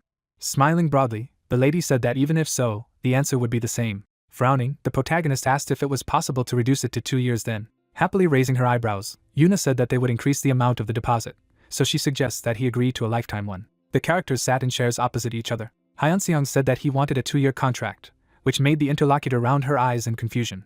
Squeezing his eyes shut, the main character added that he demanded a deposit of 20 billion. Standing opposite the girl, the hunter explained that if they did not have any problems during these 2 years, then the contract with the association would be a priority for him. There was a white mug on the table, and then the guy noticed that if they refused to do this, he would not sign a contract with them at all. An American flag appeared behind the fighter's back, when suddenly the leader of the killing team asked if he was going to accidentally emigrate to another country. Smiling broadly, the protagonist replied that he was not going to, after which he added that he simply did not know much about the association and did not like to obey anyone. Tilting her head down slightly, the lady wondered if there were more advantages for him in terms of conditions than duties. Looking down, the user asked if she really thought so. A member of the Players Association looked at the interlocutor in bewilderment, while he thought about the multi-billion-dollar deposit. The pupils of the awakened man noticeably decreased in size, and he realized that it was difficult for him to even imagine it now. There were documents on the surface of the table, and the young man decided that he should not neglect the future and let this money shackle him. Gripping the mug with his fingers, Hyun-sung realized that all he needed now was a nest that could hide and protect him. Bringing the cup to his mouth, the main character thinks that if he likes it, he can continue to stay there, but he cannot sign a lifetime contract without knowing what awaits him in the future. Putting the mug on the table, the hunter said that he would definitely sign a second contract with the association on the same terms, after which he clarified whether she would lose anything from this. Yuna closed her lips uncertainly when the interlocutor asked if she would still think about a 2-year contract as an internship period. Lowering her eyelids, the girl sighed heavily. Taking the sheets in her hand, the leader of the assassination team suggested that she would have to exchange this contract for an internship. The lady said thoughtfully that she could not make such a decision alone, while the protagonist looked at her carefully. Smiling broadly, the member of the Players Association said that he needed to report to the management first, and then asked if he could wait a while. With a satisfied grin, the user replied that he would wait for her as long as he wanted. On the wall hung a clock with hands. Suddenly, the awakened man took the phone in his hand. A lady appeared to the side of him, who said that she had passed on his proposal to his superiors. Crushing the sheet with her fingers, Yuna said that they had a counter condition. Turning his head in the direction of the interlocutor, Hyun-seong asked what this condition was. Putting the documents on the table, the girl explained that when he received offers from guilds or foreign associations, he should definitely tell the Korean Players Association about them. A smirk abruptly appeared on the protagonist's face. Shifting her gaze down, the leader of the assassination team noticed that if they offered him similar conditions, then he would definitely have to renew his contract with the association. Closing his eyes, the hunter replied that they would do so. The lady looked at her interlocutor uncertainly. The protagonist signed at the bottom of the contract page. The user stood with his hands pressed to his body. Stretching out her palm forward, the member of the Players Association said that she hoped for fruitful cooperation. The heroes shook hands. Slightly furrowing his brows, the young man remarked that it would only be during this time. Suddenly, Hyun-seong's eyes widened in alarm. Yuna smiled broadly and remarked that since they had signed a contract, they should change his items first, and then asked if it was true that all his equipment was now on loan. The main character scratched his cheek with his finger. Looking away, the hunter revealed that his sword and mantle were of rare quality. Lowering her eyelids, the girl said that in this case, they would change everything except for these 2 items. The next morning, a view of a multi-story building opened up. In the room there were various knightly equipment. The protagonist looked at the weapons on the wall in surprise. Following the leader of the killing team, the user thought about what was not there. Looking ahead, the awakened man asked if the representatives of the association could rent anything. Smirking, the lady replied that this was not entirely true. The young man looked at the back of his interlocutor, and then she explained that the player can only rent equipment corresponding to his rank. Suddenly, the lady lowered her chin. Turning back, Yuna noticed that it was clear that Mr. Hyun-seong was an exception. The main character raised his eyebrows in confusion. The hunter took a step forward, when suddenly the system reported that a magical velour jacket of rare rank was lighter and stronger than it looked, and also had an increased agility stat. The guy's pupils sharply decreased in size in surprise. Putting his fingers to his mouth, the protagonist stated that it was a little different from what he expected. Holding the hanger with his hand, Hyun-sung decided to choose carefully. On the wall of the white building there was a sign saying that it was a cafe. 2 glasses of coffee were on the table when Yuna suddenly said that she could tell him everything about the association while the equipment was being adjusted to his size, to which Yuna agreed. Holding onto a straw for drinking, the main character thought that this is all for real. Suddenly, the hunter stared straight ahead as the girl invited him to talk about where he had been assigned. The interlocutor looked up thoughtfully when the protagonist clarified where he had been assigned. Squeezing her eyes shut, the leader of the assassination team revealed that he had been taken to the investigation department as planned, after which she added that simply put, his job would be to resolve an incident in dungeons or conflicts between players. It seemed like a man trying to settle a quarrel between a swordsman and a spearman, when suddenly the lady noticed that it was mainly about finding and solving problems. The protagonist closed his lips sharply when he was told that they should also help the support team, as they were understaffed. Leaning his hand on the table, the user asked if he would be able to cope with such duties, and then added that he would have no trouble understanding low-level dungeons. The lady grabbed a straw for drinking, and then the awakened man admitted that it would be quite difficult for him to resolve the situation in the dungeons of a higher level. Yuna put her elbow on the wooden surface and asked him not to worry, because they would take into account his current level, to which he replied that he understood everything. Hyun-sung was sitting on a chair when the girl suddenly noticed that since she was his boss, if he had any problems at work, she could immediately report to her. Lowering his jaw, The main character asked if in this case he could discuss one problem that arose even before signing the contract. Smiling happily, the leader of the assassination team replied that of course it could be done. On the laptop screen, you could see the Korean player ID, and at the same time, the hunter said that the information about the number of stones he earned and sold somehow fell into the hands of the So Guild. A book with records of the entrance to the dungeon appeared, and the guy noticed that they also knew about all the dungeons he managed to visit. On the table was a glass of coffee. Lowering her chin, the lady stated that she would try to learn more about this incident, and then added that she would then be able to give the So Guild a good squeeze. Bulging her pupils, the protagonist asked if she was surprised, to which she replied that this was not the first time. Lips pursed in frustration, the member of the Players Association admitted that she was ready to deal with her right now, but so far her strength was not enough. The awakened man put his fingers to his chin thoughtfully. The user looked ahead, and his interlocutor said that they would also provide him with a place to live. Raising his palms, the young man said that everything was fine, and then added that he led a nomadic lifestyle, so he did not need it. Lowering her jaw, Yuna asked if it was true, and then muttered that it was a little difficult. Drops of sweat were dripping down Hyunseong's cheek. There was a small marshmallow on the surface of the drink, when suddenly the main character asked if it happened by accident due to emergency unscheduled work. Looking up, the girl replied that it was true. After all, they needed manpower, so it might be a little difficult. The hunter's eyes widened in surprise when his boss asked him to inform her about his movements every time. Squinting her eyes, the leader of the assassination team remarked that she would then be able to provide him with a job depending on his current location. Holding out a bank card, Yuna said that they also provide him with a card for personal expenses, after which she added that he would be able to pay for housing with it. Holding the object between his fingers, Hyunseong asked if it was possible, to which he was answered in the negative. Putting her fingers to her mouth, the girl explained that if other members of the association found out about this, then there would probably be an uproar because they had a special attitude towards someone, so it was worth keeping it a secret. The main character lowered the corners of his lips, while the leader of the killing team said that officially this would be recorded as compensation for frequent changes of work. Leaning his hands on the table, the hunter thanked her for her work. With a wink of one eye, the lady remarked that this was the least they had to do for him to sign them again in 2 years. The protagonist's cheeks instantly turned red with embarrassment. A view of a multi-story building opened. The man was holding on to his black jacket with his hand. Smiling, the user noticed that the clothes fit like a glove. Lifting the plastic card up, the boss asked him to take this too, after which she added that this certificate proves that he is a member of the Players Association. The awakened man rounded his eyes in bewilderment, and the lady said that now he had the powers of a member of the supervision team.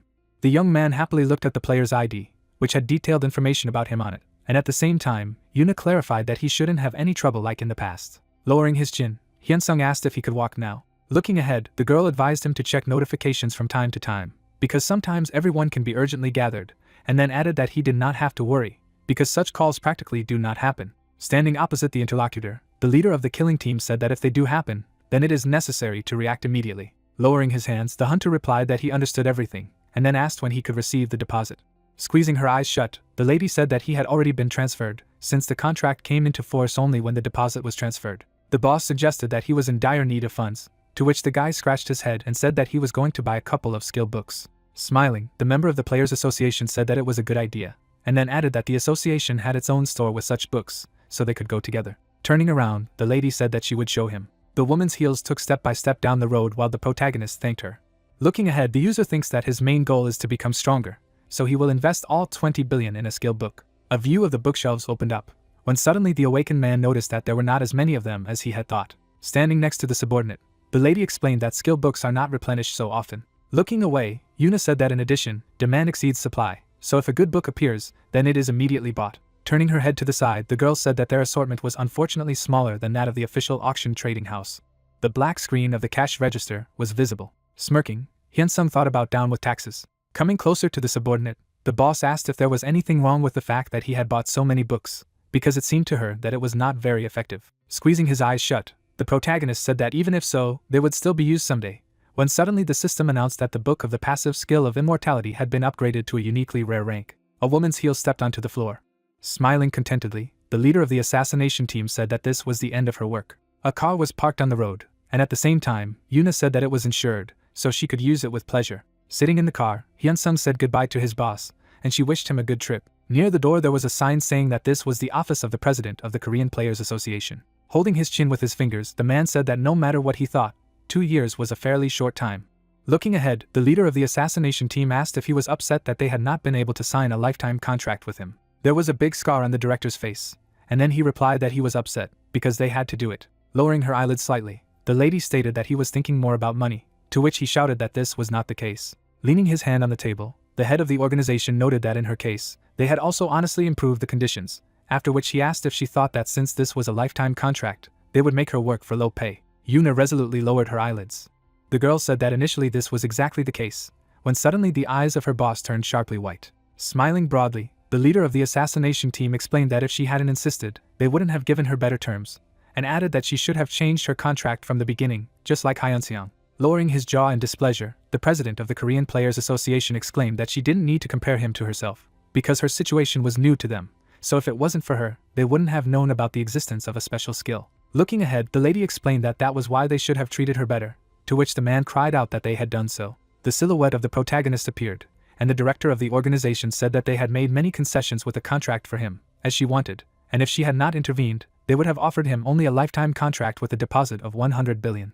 There were stacks of paper bills in the suitcase, and Yuna explained that if they hadn't done so, then information about him would have leaked out, and foreign guilds or associations would have taken him away. Lowering his jaw in bewilderment, the head of the association asked if she was threatening him with the transfer of information to foreign associations. Looking at the interlocutor, the girl clarified when it was she who threatened, and then added that she only said that there was a high probability of this. Squeezing her eyes shut, the leader of the assassination team remarked that if the boss knew her so well, then he should know what she was thinking. There was a glimmer of light in the eyes of the president of the Korean Players Association, and he replied that this was not the case, to which the subordinate asked him not to pretend that he did not understand anything, and said to change her contract for 2 years as well.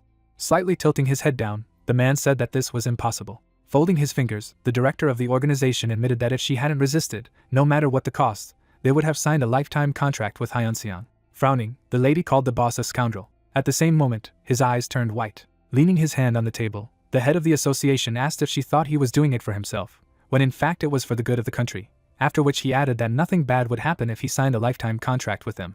Lowering her jaw, the lady explained that it would have been better if he had not signed it at all. Scratching his head, the president of the Korean Players Association did not understand why he was doing all this. Looking straight ahead, the lady said that if he didn't like it, she could cancel her contract. Slyly furrowing his brows, the man refused. The woman's heels began to move in the opposite direction, when suddenly the boss asked where he had gone.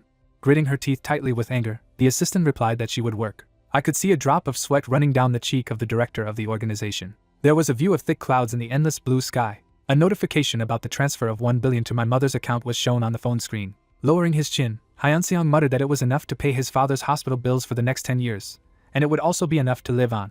The main character looked ahead and said that in order not to seem suspicious, he bought only one skill book, which is related to recovery. A collection of teachings was flying around in the magic space, and the hunter decided that he needed to improve his immortality skill, after which he exclaimed that he wanted to see how many books he would need to improve. Multi-story buildings in the city stood close to each other. The guy sat with his hands on the table. Suddenly, the protagonist raised his hand. The user's pupils instantly shrank in size when he saw an item called Restoration of Nature, which speeds up wound healing, worth 135 million at the current bid, at the auction, and then stated that he had to buy it, since it was a book of rare rank, like immortality. The eyes of the awakened man reflected the glare of light. Pressing his finger on the button to place a bet, the young man remarked that even if he could not study it, it would be a good idea to have it in reserve. A flashback appeared in which Yuna stretched her palm forward, and Hyunseong muttered that if the advice was to be believed, passive skill books were always active, so everyone bought them, while active skills were most often ignored and unused. Shifting his gaze down, the main character decided to buy everything that has a rare rank and above. The hunter took one step at a time down the street. Bringing his fingers to the magical aura, the guy noticed that he had spent a lot. At the same moment, small magic particles flew around his hand. Smiling, the protagonist wondered if he should spend extra points. The system's notification showed the number of points, and at the same time, the young man was surprised by the amount sold. Tapping the screen, the main character said that the game console and laptop are popular. Parting his lips, the protagonist added that the cosmetics and perfume were also sold, and the watch was also unexpectedly quickly gone. Suddenly, a cluster of unusual aura appeared. The hunter, holding the battery in his hand, said that nothing could surpass this thing. In the afternoon, a view of the store opened. The man opened his mouth wide and greeted the awakened man. The staff leaned towards the player. The users were wearing a mask, and he asked what about the battery, to which he received a counter question, whether it was about the right order. There were power supplies on the floor, and at the same time you could hear that they had already charged and set everything up. Small particles were flying near the energy carriers, and the guy noticed that it was excellent. Adjusting his glasses, the young man said that he would have one more request. Moving his legs, the teenager asked if they could prepare the same amount of goods with a full charge. The store employee, smiling happily, replied positively and added that the dear customer could rely on them. An assistant standing at the side of the protagonist said that they gave him a discount because he always pays with points, and if he needed anything, he should tell them. At night, a view of the motel opened up. The protagonist clutched his chin thoughtfully. In the past, the guy held a shield in front of him. His opponent's expression was cunning, and the young man then wondered who he was. Lowering his eyebrows, the teenager decided that he would spend everything. Sitting on the bed, the hunter said that there were about 3 billion left. Things for sale were visible, and the awakened man said that a weak increase in various statistics costs 5 million points, and a small one costs 10 million. Looking down, the player said that in order to improve all the stats to the 200th level, it would take about 5 billion points. The user held an unusual stone in his fingers. After a moment, Hyunsung ate the green crystal and explained that increasing stats affects all skills, and therefore it is profitable to invest in pumping statistics. The number of points of the main character appeared. There were many textbooks on the floor, after which the protagonist decided that he would spend the remaining 5 billion points on books. Suddenly, the system wrote about the Book of Immortality, and then the guy, holding a dagger in his hand, said that the word slow had disappeared. Suddenly, the young man cut his finger. A second later, his limb healed. The teenager turned his gaze abruptly to the side. The hunter noticed a call notification on his phone. The awakened man brought the gadget to his ear, and at the same time, Yuna greeted him. Parting his lips, Hyunseong asked what was going on. Smiling slightly, the girl replied that they had evidence of the information they had received earlier, and therefore they reported the So Guild leadership to the police, and today they would all be arrested. Looking ahead, the protagonist said that it was wonderful, otherwise it would be tedious to deal with them, after which the lady said that although the So Guild had a close relationship with the prosecutors, they could not leave this time. Suddenly, the protagonist raised his eyebrows in surprise, and then the leader of the assassination team added that, on the contrary, they say that this time the investigation was stricter. Ji-hun appeared, and the hunter asked if it was because of the conflict between the factions. The guy's expression was calm, and at the same time, a member of the Players Association reported that the guild master, So Ji-hong, not only did not interfere with the investigation, but also provided all the internal documentation, as if he wanted them to catch them quickly. Sweat was dripping down the cheek of the awakened man, and at the same time he clarified what had happened to Sonu. After introducing the men in black suits, Yuna replied that the arrest order had not yet arrived. A bound man was visible, and the girl added that he would not be able to flutter for a long time. The master followed the policeman, after which the lady noticed that when Woo-hyun was arrested, it became known about all the murders and assaults that had been committed. The guy looked thoughtfully ahead, and the leader of the assassination team said that the customers were close to Sunwoo. Hyunseong turned his gaze sideways, and then a member of the Players Association asked if he could turn on the TV now. Taking the remote control in his hand, the main character answered positively. The protagonist raised his eyebrows in surprise when he heard if everything was almost confirmed. The lady, sitting at the table, said that the final decision had not been made, but she thought it was a matter of time. The host said that Sunwoo, the deputy head of the guild, had been expelled from the guild, and the police and the association were currently looking for him, and at the same time, the guy's pupils turned white, and he wondered what kind of semi-censorship was this, since the name was published, but the name of the guild was not. Yuna asked if he was convinced, after which the young man, opening his jaw, answered positively. The girl, looking ahead, said that, as you can see, he will not be able to avoid arrest. Placing her hand on the table, the lady explained that now everyone, even those who were favorable to Sun, turned away from him, to which the teenager remarked that this was how it should be. Closing his eyes contentedly, the hunter thanked her for figuring it out, and then the leader of the assassination team said that she was not worth thanking her, but on the contrary, apologizing for not doing it earlier. The awakened man turned his gaze thoughtfully to the side. Holding the gadget to his ear, the user said that he would treat her later as a sign of gratitude, and at the same time a member of the Players Association clarified whether these words were empty words. Looking straight ahead, Hyunseong replied positively, and at the same time, Yuna said that she would be waiting for his call then and also wished him good night. Raising the corners of his lips, the main character said that they would call later. On the phone screen you could see a call with a girl. The protagonist's expression was calm. Suddenly, the guy lowered his eyebrows and exclaimed that he needed to go find a book. At night, a view of the motel opened up. There was a green textbook on the bed, and the young man could not understand where the improvement was. Taking the book in his hand, the teenager said that it was the last one, and added that he had spent the entire deposit and studied all the available skill books, after which the system reported that it was a rare natural healing that was a passive skill and accelerated wound healing. The hunter said that he had eaten so much that he simply had to develop the skill, and then the artificial intelligence wrote that there was a mistake while studying the book of passive skill natural healing, but after a moment, the passive skill book of immortality of a uniquely rare level improved to uniquely heroic, causing the awakened one's pupils to turn sharply white. Happily clenching his fists, the player exclaimed that he had finally leveled up, and at the same time the system reported the characteristics of the Book of Immortality. Looking at the screen, the user said that there are fewer weaknesses, and it can be developed further. Sweat quickly ran down Hyunseong's cheek. Tilting his head, the main character noticed that he had spent so much on it to finish off the heroic rank, and therefore he would not even stutter about the legendary. A white pillow appeared. Falling face down on the bed, the protagonist decided to go to bed. Closing his eyes, the young man said that tomorrow was his first working day. A view of the building with high windows opened. The teenager lifted his leg off the floor, and at the same time the question was heard whether he was here. The girl crossed her arms, after which someone said that she was a little worried. The hunter's expression was calm, and he was asked if he was new. The guys looked attentively in his direction. Looking ahead, the awakened man replied positively. The guy turned his gaze to the side. The player lowered the corners of his lips thoughtfully. The user, approaching him, clarified whether he was taking over the shift today. Closing his eyes, Hyun-seong replied that this was his first time. Squinting his eyes, the interlocutor said that many times he asked to send them a newcomer, and they really did so. Taekol smiled and said that he was glad to meet him. The main character shook his partner's hand, gave his name and said that it was mutual. In the middle of the white corridor I could see the entrance to the room. The knight pointed his finger to the side.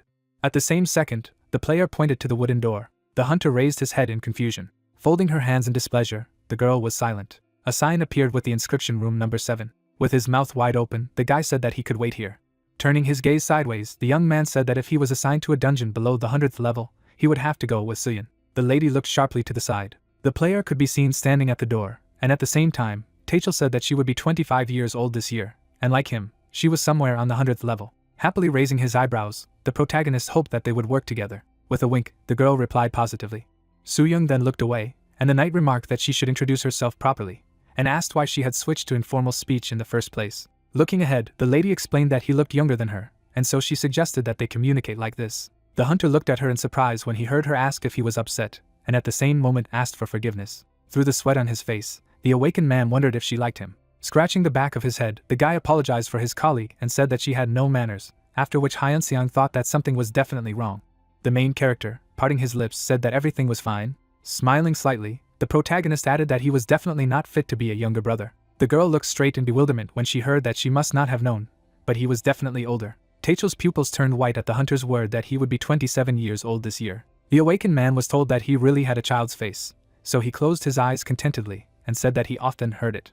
Suddenly, Hyun-seong narrowed his eyes thoughtfully. Swyong, through the sweat on her face, asked for forgiveness. The lady turned away abruptly, and the main character replied that everything was fine. Turning his head, the player explained that as soon as the request came, they could immediately go to the place. Looking sideways, the guy added that he wanted to assign someone else to them, but the others had not yet reached the 100th level.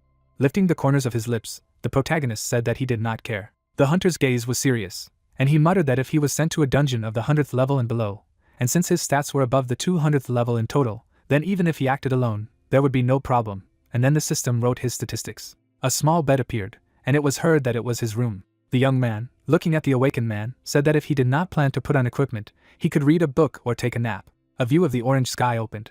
Hyun-seong could be seen yawning. His expression was confused, and he said that he had slept for a very long time. Crossing his fingers, the main character noticed that even if so, the salary is still good. Closing his eyes contentedly, the protagonist wondered if he could just take night shifts and sleep here. The hunter was sitting on the bed. Suyun quickly shuffled her legs. The girl, entering the room, announced the call and asked to follow her. The awakened one, walking in her direction, answered positively. A black car appeared, and at the same time the question was heard what had happened. Placing her hand on the steering wheel, the lady said that there was a signal that a monster had appeared that was above the level of the dungeon.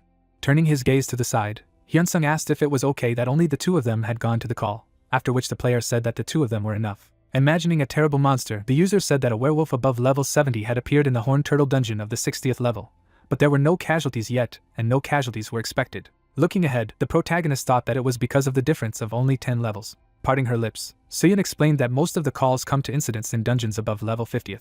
Looking in her direction, the protagonist clarified whether it was because there were no security personnel there, to which he received a positive answer.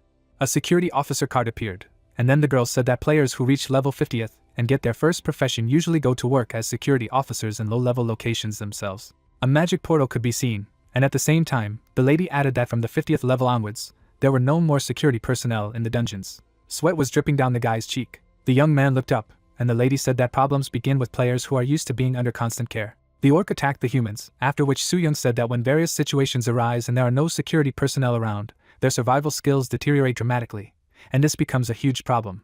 Looking sideways, the hunter said that it amused her. Smiling slightly, the girl noticed that this trip would give her a salary increase. The car could be seen driving along the road, and at the same time the awakened man explained that in any case, the more calls, the higher the salary. Thick foliage appeared. Hyun-seong shuffled his legs. Raising his head, the main character said that it would not be easy to find. The protagonist then looked ahead. Turning her gaze to the side, the lady asked not to be surprised. After a moment, the lady frowned seriously. Suddenly, her hand was covered with fur. The player has changed his human form. A glare of light was reflected in the user's eye. Stretching out his index finger, the hunter asked if she had become a cat. Baring her teeth angrily, Suyun exclaimed that it was a leopard. The pupils of the awakened man turned sharply white, and then he apologized. The animal's nose appeared. The girl turned around and said that if he hesitated, she would leave him behind, and therefore let him not lag behind. After a moment, the lady took off. Through the sweat on his face, the guy said that she was very fast, because she used 4 paws. The lady's sharp claws were visible. A terrible monster stood between the trees. Quickly shuffling his legs, the young man reported that he was huge, like a hunting dog. Jumping forward, the player explained that his sense of smell is even better than that of a dog. Opening its mouth, the monster howled loudly. Suddenly, the user delivered a slashing blow to the opponent. The teenager lowered his eyebrows in bewilderment. A defeated enemy lay on the ground. Keeping his hands in his pockets, Hyunsung said that she had elastic gear, to which Soo-young replied that it couldn't be otherwise, but she was expensive. Closing her eyes contentedly, the girl said that it was time to return. A view of the dense foliage opened. The lady looked around. Suddenly the lady turned to the main character. The leopard, moving his nose, said that he was not alone here. Looking ahead, the protagonist asked the player again. Through the sweat on his face, the user explained that before he died, he managed to call his pack. Suddenly, a huge number of undead appeared. The beast's foot stomped on the ground. A pack of werewolves was moving forward. The hunters ran away in fear, and the main character asked in surprise if this often happens. Soon smiled and answered, not often, but it happens. However, when it happens, the name and level of this dungeon change. The werewolves frowned furiously. They slowly approached the girl. The main character looked at them thoughtfully. He suddenly shifted his gaze to his partner, who said that first he needed to deal with them and prepare a report, and then added that she would go first. With that, Soon rushed into battle.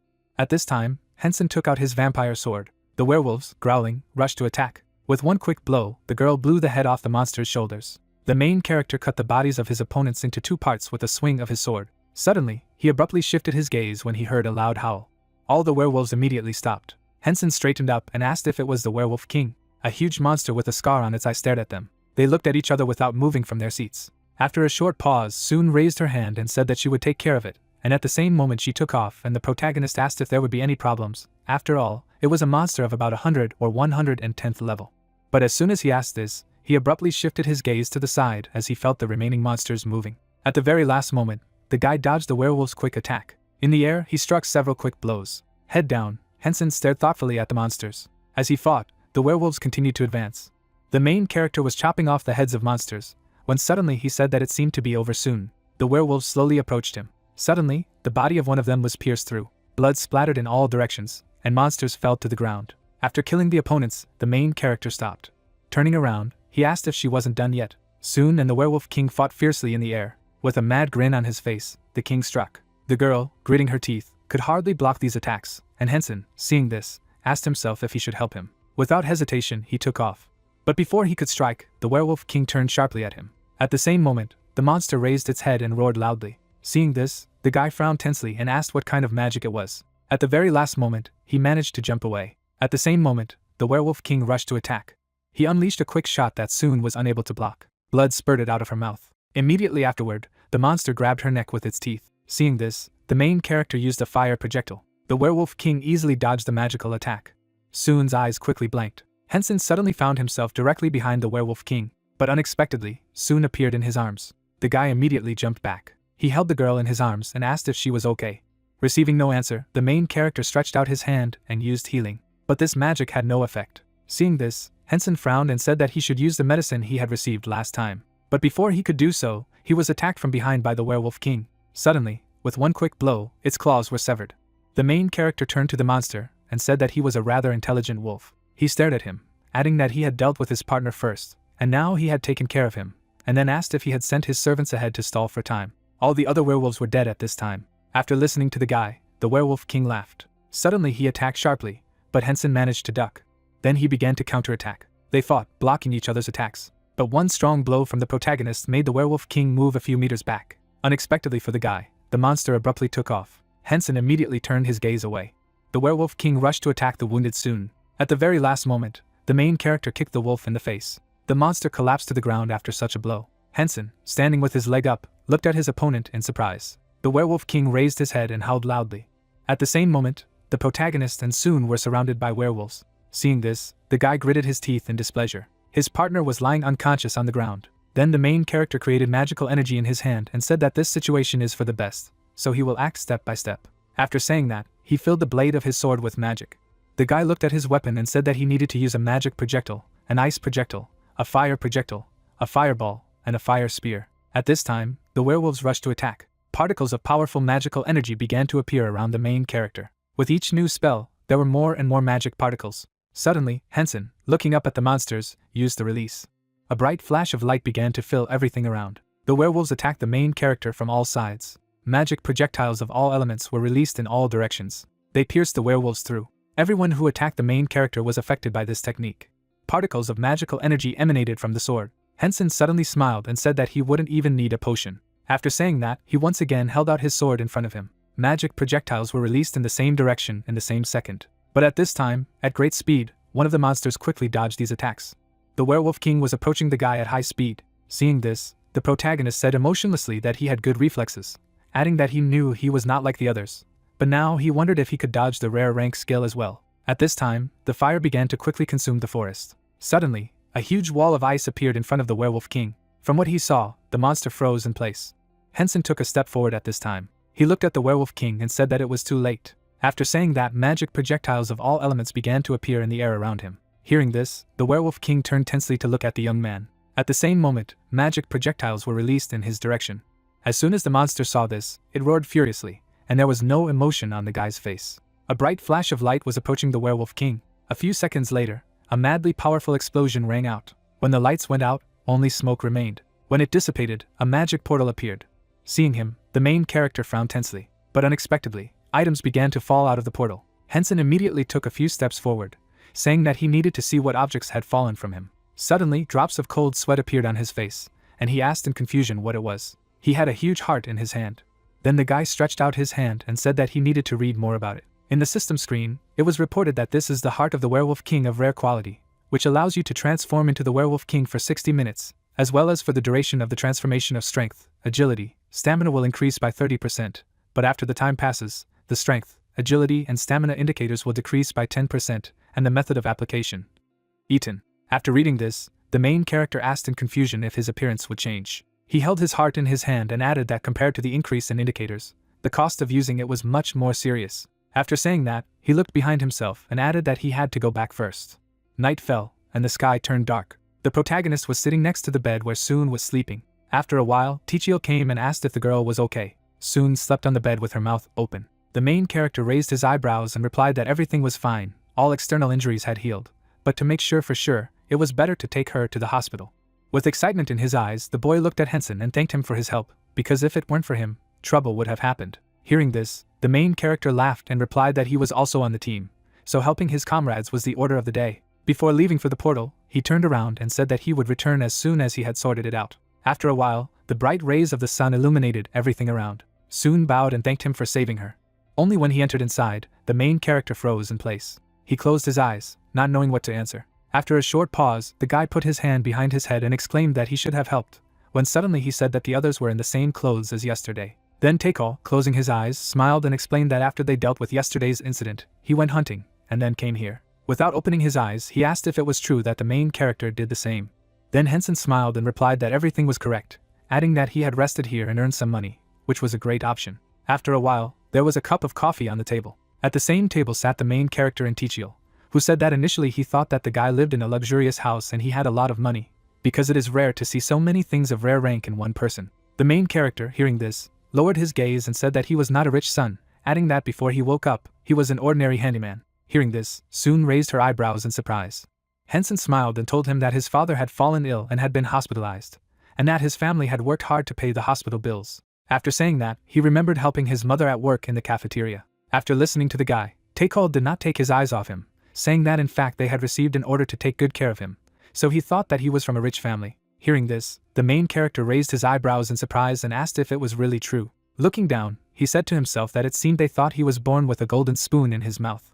After a short pause, he drank some coffee and said that Miss Yuna must have overdone it, which made Tachel wonder if he knew Captain Yuna. Then Henson, closing his eyes, answered of course, because she had hired him. Tachel's comrades looked at them from the sidelines with a smile on their faces as he replied that he did seem to have outstanding abilities since she had hired him personally. From this conversation, Soon's eyes were full of surprise. Night fell, and the sky turned dark.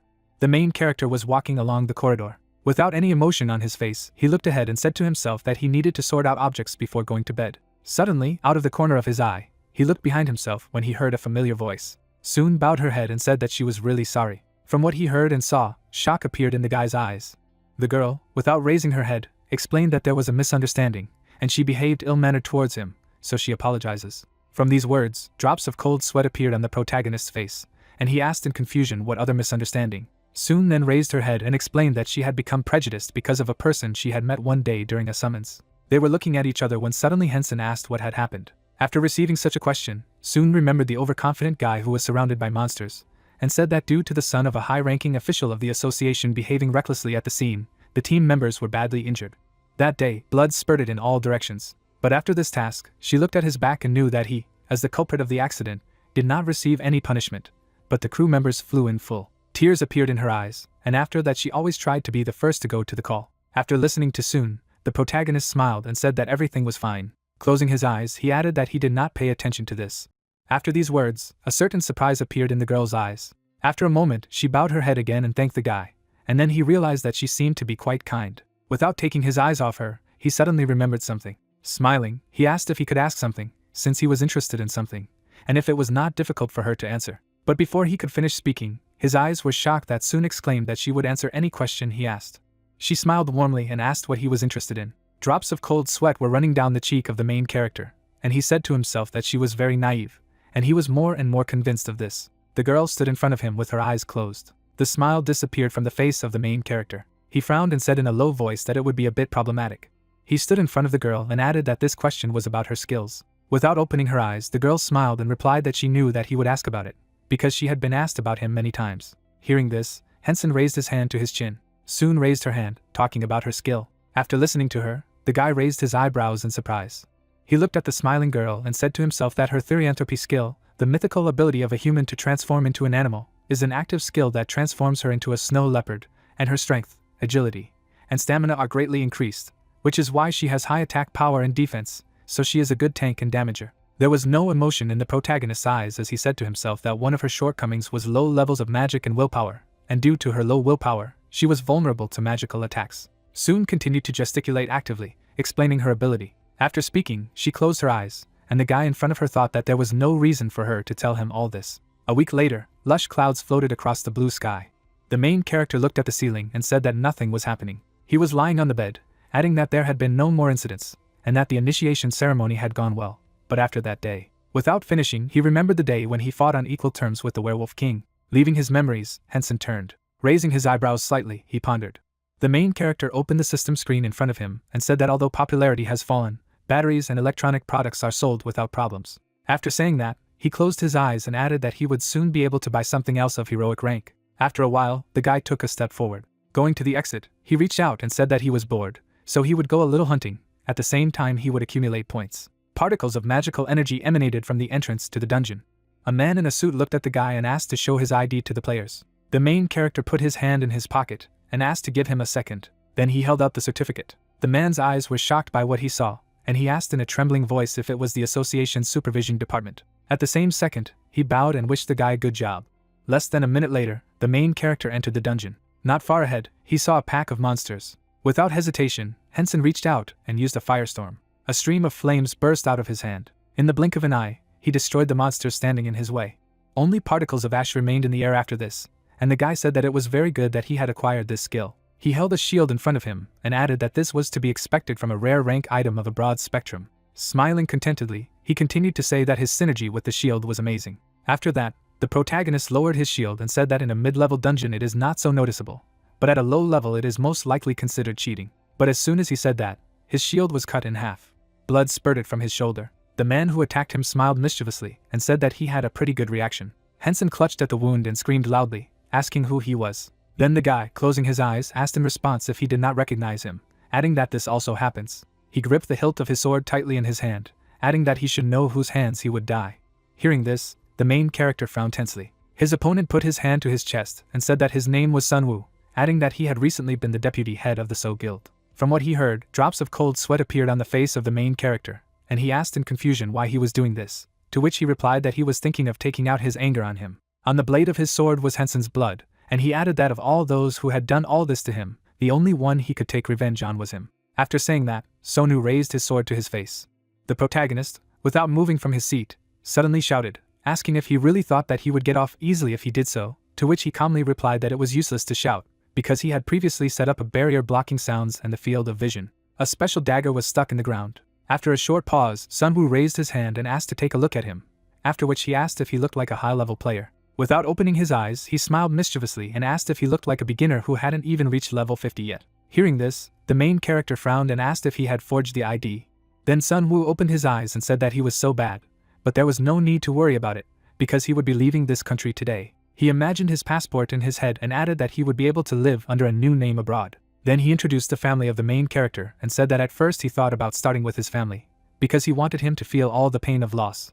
But unfortunately he could not get to them. The Henson family was under guard at all times. At these words, fury appeared in the guy's eyes, and he shouted that the guy was just crazy. Sun Wu at this time threw his sword over his shoulder and said that it would be easier to just eliminate both the guards and his family. But then it would be harder for him to leave the country, so he aimed at him who entered the dungeon. Having said that, he remembered how he had followed the main character when he entered the dungeon, and added that if the corpse was well hidden, it would not be discovered until a few days later. Sun always had a snide smile on his face. While they were talking, the wound on the protagonist's shoulder healed completely. Sun Wu saw this and said that his wounds were healing too quickly, and it seemed that he had learned a pretty good skill. From what he heard, Henson's eyes were shocked. His opponent closed his eyes and said that he knew that he was trying to buy time for treatment by trying to talk it over, and then asked if he really thought he could defeat him even if he fully recovered. Henson stared at his opponent. Suddenly, Sonu abruptly drew his sword in his direction. From this, fear and horror appeared in the guy's eyes, and he screamed in his head that he was finished.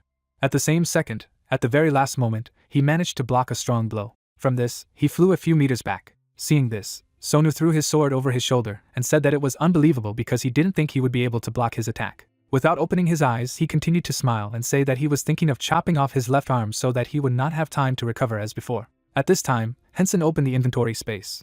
From it, he took out the heart of the werewolf king. Seeing this, his opponent brought his hand to his chin and said that he didn't know that he had received an item to transform. As soon as he said that, the protagonist took on the image of the werewolf king. He grinned furiously, and his opponent said that he seemed to have improved his stats a lot. Henson's paw hit the ground. In the next second, he abruptly took off. The main character jumped off the wall. In the air, in his paw, he created a fireball. At the same moment, a powerful magical explosion rang out. From the air, Henson looked at the smoke below him. But unexpectedly for him, Sun Wu was right behind him. Raising his sword, he asked if the guy really thought he could escape. Sona held the mane of the reincarnated protagonist. Henson, noticing his opponent, stiffened violently, and drops of cold sweat appeared on his face. Sun Wu had a wide smile on his face. The main character did not hesitate and threw his opponent away from him from the turn. Upon landing on the ground, a fireball immediately appeared in its paw. In the next second, he threw it into Sona, but the guy, without moving, smashed the main character's fireball with a light blow of his sword. Henson was in front of his opponent at the same moment, about to attack with his huge paws. Sonu put his sword up in time, and the main character grabbed the blade with his huge paws. Seeing this, the guy laughed. Gritting his teeth tightly, the main character said in his head that he must cope. Suddenly, Sun Wu was behind the werewolf, swinging his sword to strike. In the next second, he delivered several very quick and strong blows to his opponent's back. Feeling terrible pain, the main character growled. He immediately slammed his fist into the ground, causing everything around him to shake. Henson suddenly looked up at his opponent in surprise when he said that he really was incredible. Sonu, standing not far in front of the protagonist, called out to him. After a short pause, without opening his eyes, he asked if he knew his nickname. With that, lightning enveloped his sword blade, and in the next second, his entire body was also covered in lightning that ran non-stop all over his body, and he suddenly said that he was a lightning sword. After a short pause, he raised his sparkling hand up. Abruptly throwing it in the direction of the main character, he released a powerful stream of lightning at him. As he hit his target, Henson was subjected to a strong magical attack, the pain of which he felt immediately. Suddenly, Sonu chopped off the main character's hand with one quick blow. Smiling contentedly, he said what a pity, adding that if the main character had listened to him then, everything would have ended differently. In terrible pain, the main character screamed furiously, and Sun Wu continued to say that then he would not regret giving the guy even more than some 100 billion. Suddenly Henson stood up on his feet. At the same moment, he furiously rushed at his opponent. Blood spurted. In the next moment, the protagonist was lying on the ground, shrouded in lightning. The tendons on his legs were cut. The eyes of the werewolf king were full of pain and rage. At this time, Sunu, throwing his sword over his shoulder, sat down next to his opponent's face and asked if he wanted to tell him how to get around the rule of 20 levels. He had a couple of drops of blood on his cheek that belonged to the protagonist, and he said that it would also be nice to know how Henson was able to become so strong in such a short time. The main character, raising his head with the last of his strength, shouted for his opponent to go to hell. Hearing such a rude answer, Sun Wu lowered his sword to the ground, in which the protagonist's muzzle immediately appeared, and said that if Henson said, then maybe he would let the guy live. Lowering his head, the protagonist, trying to get up, asked if he really thought he would believe it, to which Sun Woo mockingly replied that even he did not trust himself. There was a wide, snide smile on his face, with which he said that he could give his opponent an easy death. He looked at him with contempt in his eyes and added that he should believe him. Immediately after these words, he plunged his sword into the back of Henson, who screamed furiously in terrible pain. Blood began to spurt. Sonu swung his sword, slicing through his opponent's flesh. He delivered blow after blow, causing great pain and saying that it seemed that regeneration was not the best aid during torture, rather a disadvantage. Blood splattered non-stop in all directions. The main character, closing his eyes, shouted very loudly. A couple of drops of blood fell on Sun's face again, and he said that he would feel all this endless pain and the executioner would not need to hold back, especially a newcomer like him. Lying on the ground, the main character did not even have the strength to clench his hand into a fist, and in his head he said that it was very painful, after which he asked himself if he should tell his opponent about the existence of a special skill and beg for mercy. At the same second, Sonu pierced the protagonist's paw. Blood continued to splash in all directions, and the guy continued to get wild pleasure from the process. With rage, the main character clenched his teeth, through which blood was oozing, because he understood that this guy did not need revenge. Suddenly, he closed his eyes and shouted loudly that Sun Woo should just kill him, adding that he would never say anything. Hearing this, Sonu took out a sword from his opponent's body, which was dripping with blood, and said something like that. After that, he took Henson by the mane. Raising the powerless rival, he said that he would rather die than be of any use to him. With coldness and hatred in his eyes, he stared at the main character and said that since he needed time to get rid of the corpse, he would do everything cleanly, as he asked. With that, a flying sword appeared in the reflection of Henson's eyes. The werewolf king's head flew into the air. The severed head fell dully to the ground, and blood immediately poured out of it. Sonu lowered his hands and looked at the corpse of his opponent, and said that the rest of the units should be assembled. Suddenly the smile disappeared from Sun's face. Looking down, he saw that his body had been pierced through by the werewolf's hand. "What is it?" the guy asked in shock, looking at how a bloody paw sticks out of his body. In the next second, he fell to the ground, and behind him stood the headless body of the main character. After that, the paw lost its strength and fell to the ground. With one hand, Henson's body crawled on the ground. His slashed legs dragged behind him. On the wall of the cave he could see Henson lifting his severed head. Putting it to her neck, the head immediately grew back. At this time, Sonu raised his head at his opponent with the last of his strength. Seeing what was happening, horror and fear appeared in his eyes, and the guy himself asked what the hell it was. In his closing eyes, he saw a completely intact werewolf standing on his feet. A second later, he died. The defense set up for Sun was destroyed. The main character took on his real appearance, and needed his hand. Sitting on the ground, he looked at his limbs and said that he had survived after all. After that, he put his hand to his neck and said that his body moved even after his head was cut off. Drops of cold sweat ran down his face, and then he asked himself how he had dealt with Sonu. Not far in front of him lay the corpse of Sonu, and after a moment's thought, Henson said that no one outside should know about it. After these words, he walked towards his dead rival and added that it would be dangerous even to talk about the players' associations. Suddenly, he remembered the image of Sun, who was somewhere on the 100th level. He said that if it became known that he had killed the ranker Sona. After leaving the memories, the protagonist stood next to Sun Woo's body and said that the association would cast doubt on his level and abilities. There was some surprise in his eyes. In the next second, a large fireball appeared in his hand. Without taking his eyes off the dead man, he said that there was no need to reveal his secrets. After a while, Sun Woo's breastplate and his sword were lying to the side. The guy's body itself was consumed by the flames. All this was watched by the main character. After a while, the flame began to fade. Suddenly a purple glow appeared. A book appeared in the air, and the guy, looking at it, asked in surprise if the objects did not fall only from monsters. After a few minutes, he walked slowly back. In his hand he held a blue book. A notification suddenly appeared in front of him, stating that it was a heroic rank lightning breath, and below it was written that it was an active skill. A protective electrical barrier was forming around the user. All skills and actions would be enhanced by lightning, which would temporarily paralyze the opponent's body. The skill had no cooldown time. After reading all this, the protagonist was very surprised, and in the next second, a system screen appeared in front of him, on which was written a question if Henson wanted to learn the active skill lightning breath. Of course, the guy immediately replied and after these words reached out to press the button with his finger. In the next second, lightning enveloped his entire body. Raising his hands, the main character looked at the lightning bolts in surprise. "A magic projectile," he said suddenly, and an electric ball began to appear in his hand. A few seconds later, he released a ball into the wall and a powerful explosion rang out. What he saw shocked the guy's eyes, and he asked himself if it was cheating. Looking back at his hand, he said that his skill level had completely changed. After thinking for a while, he brought up a status window stating that his level was first, the ranks were 45, and the stats were huge. As Henson examined the entire window, he noticed something strange. An incredible achievement appeared in front of him, which the main character deserved by defeating a player higher than him by more than 100 levels, so he is rewarded with the title of First Rebel, and below it immediately appeared a notification about the incredible achievement of a rare rank, and even below it was written that the main character slew a player who was higher than him by more than 200 levels. Therefore, he is rewarded with the title of First Rebel of a rare rank. In the next second, another notification appeared about obtaining an incredible heroic level achievement, and below it was written that the protagonist had slain a player who was more than 300 levels higher than him, so he was rewarded with the title of Heroic Level First Rebel. After reading everything to the end, the guy clenched his hand into a fist and asked himself if he could defeat Sonu now. As he spoke, he reminisced back to the recent battle where Sonu had cut off his paw. Afterward, he remembered how the man, with a snide smile on his face and contempt in his eyes, said that he could give him an easy death. Leaving the memories, Henson frowned and said that he needed to become even stronger. After that, he unclenched his hand and, looking at his palm, with drops of cold sweat on his face, added that he needed to refrain from using ranged combat skills in conjunction with lightning breath, because too much magic was consumed. A few days later, people were discussing the prices of the main character on the network, and a man named Mechabies wrote that he is madly in love with game consoles, but it seems to him that Henson has been overcharging lately, especially for high-capacity batteries, where the price per piece is 30 million points. In the next message, the same person wrote that it was too much, asking below if anyone knew how long this thing would last for 30 million, and below they replied that it would only last for 2 or 3 days, and after measuring the battery power, it turned out that it was even less than the energy from a single low-level stone. In the next post, the same person wrote that he believes that the cost should be reduced, so he organizes a boycott, adding that from tomorrow he will ignore this product for a month. Even lower he wrote that if people want to join him, then let them leave a comment.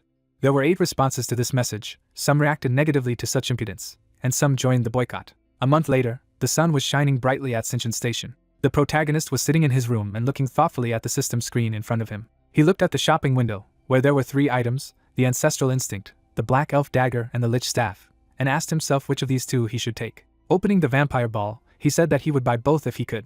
The price for the Vampire Ball was 30 billion points. Drops of cold sweat were running down the guy's face, and he himself said that there were incredibly few points, and the total price was 60 billion points. After a few seconds, he stood up and said that he would think about it tomorrow. After a little searching, he picked up the TV remote. Falling on the bed, the main character began to look for a suitable channel, saying that today is his only day off of the week. Having found the right channel, he got ready to watch. There was a romantic movie on TV in which a guy in armor offered a girl in armor to date. Suddenly, 2 swords clashed, and shouts were heard that it was necessary to save her quickly. The main character, with a very interested look, putting a pillow under his head, was watching TV. At the same time, he ate chips that were lying next to him on the bed. Chewing food, he said that now it was clear what drama was filmed for the 20th anniversary of the Cataclysm, adding that the actor seriously put on very expensive equipment for this. Suddenly, a drop of cold sweat appeared on his face, and the guy himself said that they all suffered that day, after which he sank into memories. He remembered the day of the 20th anniversary of the disaster, when it was a calm, bright day, but the whole world was very excited, afraid that something would happen. There were plenty of players in the streets, each on the alert, but just like on the 10th anniversary, nothing serious happened. A lot of fake news began to appear in the news that the number of dungeons had decreased, but it was just chatter on the internet. After leaving his memories, Henson continued to watch a drama in which a girl in armor confessed her love for the head of the guild. Looking at this, the main character began to think. At the same moment, he abruptly hugged the pillow and asked what he could buy. Suddenly he felt a strong earthquake and was surprised. He immediately jumped out of bed, not understanding what was happening. Hearing the screams, Henson immediately rushed to the window, wondering if it was an earthquake. The entrance to the dungeon was open on the street. People in terror rushed to run away from the monsters that came out of the dungeon. The huge orcs roared furiously. More and more of them took to the streets of the city. Seeing what was happening, the main character gritted his teeth and realized that he needed to act. In the next second, he jumped out of his window. At this time, a huge orc was running after one of the girls, who had tears in her eyes. Suddenly, the main character cut the monster in 2 with his sword. Wasting no time, he launched a fireball at the other orc, which was immediately engulfed in flames. He continued to fight, chopping off the heads of each monster. People in terror continued to run without looking back. Seeing this, Henson shifted his gaze in surprise. To the side, he saw that the orcs had come out of the dungeon again. Without thinking twice, the young man stretched out his hand and used the firestorm skill, and a strong stream of fire was released from his hand at the same moment. In a few seconds, nothing remained of the orcs but ashes. Drops of cold sweat flowed down the face of the main character. Seeing how many orcs fled and grabbed people, letting them bleed, he said that the monsters mixed with ordinary people. Not knowing what to do, he gritted his teeth. At the same time, more orcs came out of the dungeon. They brutally killed one person after another. Suddenly, a guy with a red cloak cut through one of the orcs, saving people. Behind were 3 more players who were mercilessly killing monsters from the dungeon. The red-caped guy raised his head and shouted loudly to the protagonist that they were leaving a dimensional gate on Henson. Noticing the reinforcements, the main character thanked for the help. A siren sounded from the speakers. All people were in a hurry to save their lives. military forces arrived, ready to protect the townspeople. The man with the scar on his eye firmly ordered that all players inside the country be notified. The main character raised his head in surprise. He stared intently at the speakers on the roof, through which it was announced that a general mobilization of players was announced. The buildings were destroyed. On the ground lay fragments and toys of children. The main character inserted an earpiece in his ear and said that he was in touch, and he was immediately answered by Yuna, who asked where the guy was now. Looking at the fireball in his hand, Henson revealed that he was near the Red Tarantula dungeon, not far from Shinshin Station, adding that the gate had suddenly opened and he was now fighting the orcs that had crawled out of it, after which Yuna asked what the situation was, and what the level of orcs was. Looking intently at the gate, the protagonist replied that fortunately he seemed to be low, saying afterwards that players from the neighborhood had also joined the clearing. Looking to the side, he saw a guy with dark short hair who was killing orcs one by one. The protagonist continued to watch as the local players fought hard against the advancing orcs, while Yuna appointed him as a temporary commander, adding that after clearing the territory, it would be necessary to redirect all players to Namen Station. The dead bodies of orcs lay on the ground, and Yuna reported that the gates at Namen Station had also opened, but they were sorely short of arms. The main character, having cut the huge orc into 2 parts, replied that he understood everything, after which Yuna told him not to worry about his family.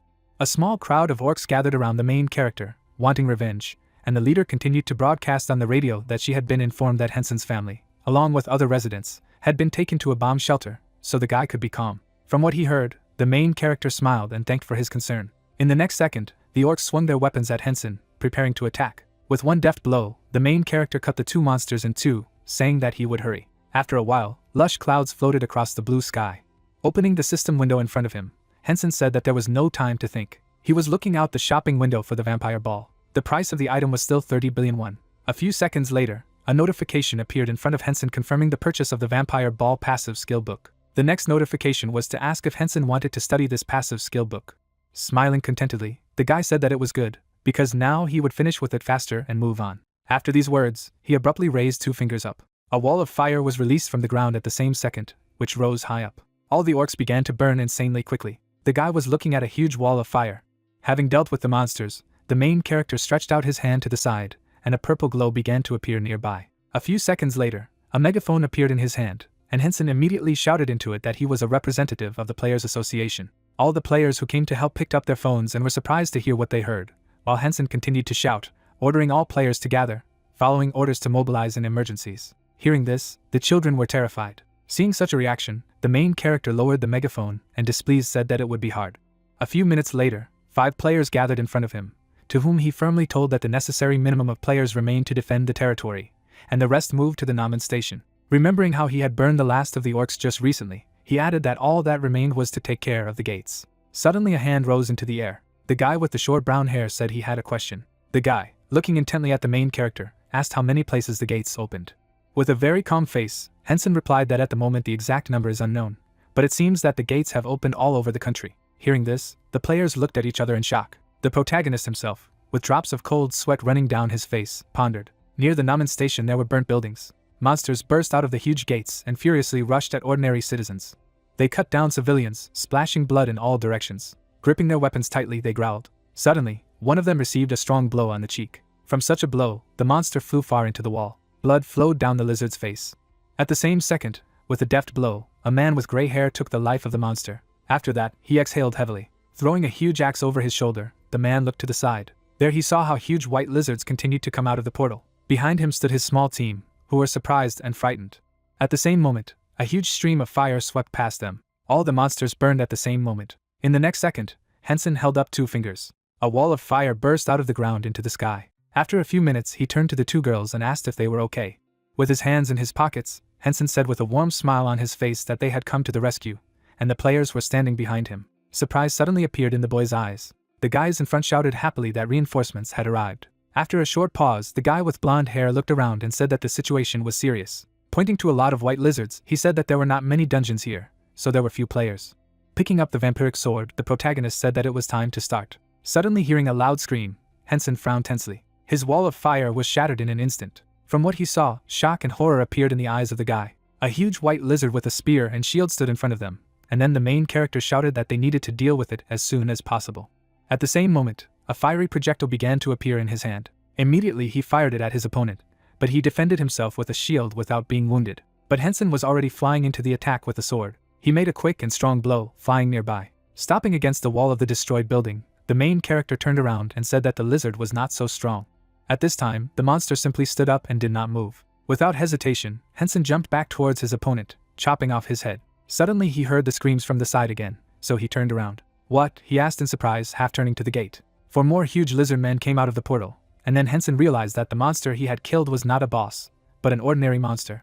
Wasting no time, he used the firestorm technique. In the fire, the lizards stood steadfastly. There was hatred and bloodlust in their eyes. Seeing that the lizards were gone, the main character said that they were resistant to fire. In the next second, a shield flew out of the purple cloud that appeared. In flight, Henson grabbed it and flew to attack the huge lizard. Flying close enough, he hit one of them in the face with his shield. After that, he began to quickly strike at all the lizards in the vicinity. Suddenly he saw something approaching him from the side. It was an ice spear that made the protagonist distracted. At this time, one of the lizards grabbed the main character by the hand. Another lizard grabbed the guy by the leg. Sensing this, Henson gritted his teeth. Suddenly, the ice spear was right in front of the guy's face. A powerful ice explosion rang out. As soon as everything calmed down, it became clear that the main character was shrouded in blue frost. He held a shield in front of him. With drops of cold sweat on his face, the guy asked what it was. In front of him was a white lizard that was much larger than all the previous ones. There was emptiness and coldness in his eyes. Seeing such a huge monster, the main character said with apprehension that, "It turns out, this is the king of the lizards." In the next second, he threw his shield aside. Standing up, he concentrated and prepared for a fight. An ice spear suddenly appeared in the air. Two more of the same appeared nearby above the lizard king's head. After a short pause, all spears flew at the main character. Henson immediately began to run away, dodging. Other large lizards reacted to it from all sides, which were also about to attack. But the main character cut through opponents with his sword with powerful and quick blows. Suddenly, after killing one of the lizards, two ice spears were right above the guy. Noticing this in time, he deflected both spears with a fiery shield. With anger and hatred in his eyes, he looked at the lizard king. Wasting no time, he jumped high, preparing to stab the king in the face. Noticing Henson in front of it, the huge monster opened its mouth and began to accumulate icy energy. Seeing this, the main character, defending himself with a fiery shield, frightened asked if the ice breath of the lizard king could finish off even here. In the next second, a huge ice stream burst out of the monster's mouth. He froze absolutely everything in his path. Covered in ice, the protagonist gritted his teeth and said that now was not the time to save mana. Immediately after saying that, he used the lightning breathing technique and his body was immediately covered in running lightning. There was not a drop of fear or doubt in his eyes. In an instant, he disappeared. In less than a second, he appeared in front of his opponent and struck at the huge spear. At this time, all the other lizards roared furiously. Out of the corner of his eye, looking at the battlefield, the main character said that he needed to restrain those monsters as well. He watched the normal players fight the lizards and said in his head that there was no one else here who could handle at least the normal mobs, adding that if he didn't stop them, the lizard men would kill everyone. After these thoughts, he found himself on the ground. Several white lizards stood around him, which immediately furiously rushed at the guy. Raising his head up and exhaling in a relaxed way, Henson said to himself that it was all very good. Raising the vampire sword, shrouded in lightning, he finished saying that everyone was coming towards him. Immediately afterward, he slammed his hand the ground. There was an electric explosion that lit up the battlefield. With glowing eyes, the main character began to brandish his sword. Blood began to splash and screams were heard. The white lizards were shrouded in lightning, which made them tremble violently. Henson suddenly found himself on the neck of one of the monsters. With a quick movement, he cut off the lizard's head. Without any emotion on his face, he looked at all of this. An hour later, it was night outside. Ordinary players were shocked and frightened by what they saw. Henson walked among the corpses of white lizards. Looking at the huge lizard king, he said loudly that there was only one monster left. Frowning, he added that it was time to end this. The huge monster understood everything and rushed to attack the main character with screams. Henson deftly dodged and sliced open the side of the lizard king. Flying in the air, he said that one-on-one was good, because now no one would interfere with him. At this moment, the lizard king had already turned to his opponent. Noticing this, the guy calmly turned around. In the next second, he struck a powerful and fast blow along the head of the huge monster. The lizard king fell to his knees. In the next instant, the monster collapsed dead to the ground. Wanting to rest, the main character sat down next to him on the ground. Suddenly, a purple glow appeared in front of him. There was a slight smile on the guy's face, with which he said that everything was not so bad, after which he asked to give him something good. A few seconds later, a blue book appeared. She slowly landed on the ground. Standing up, Henson took it in his hands. A system window appeared in front of him, which said that it was the ice breath of the white lizard king, and below it was written that it was a book of active skills that consumes mana while using the ability. And a few seconds later, another system window appeared in front of the main character, asking if the guy wanted to get the book of active skills and the ice breath of the white king of the lizard men. After thinking for a while, Henson looked at the book and replied that he should learn it, because it might come in handy. Players and civilians were shocked by what happened. Blue crystals began to fall out of the purple portal, and the main character said that after resting, he felt how his strength and mana gradually returned to normal.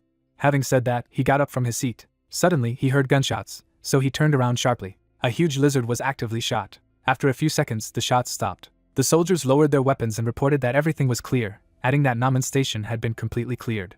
Seeing the military forces, Henson said that there must have been another one. After that, a smile appeared on his face, with which he said that it seemed to be. Raising his head up, where 2 military aircraft were flying through the sky, he finished. The mission was a success. 3 days later, a second wave of cataclysm dealt a severe blow to the global economy. Such mundane things as electricity, oil, gas, food, water began to be in short supply, so the shelves in the stores were empty.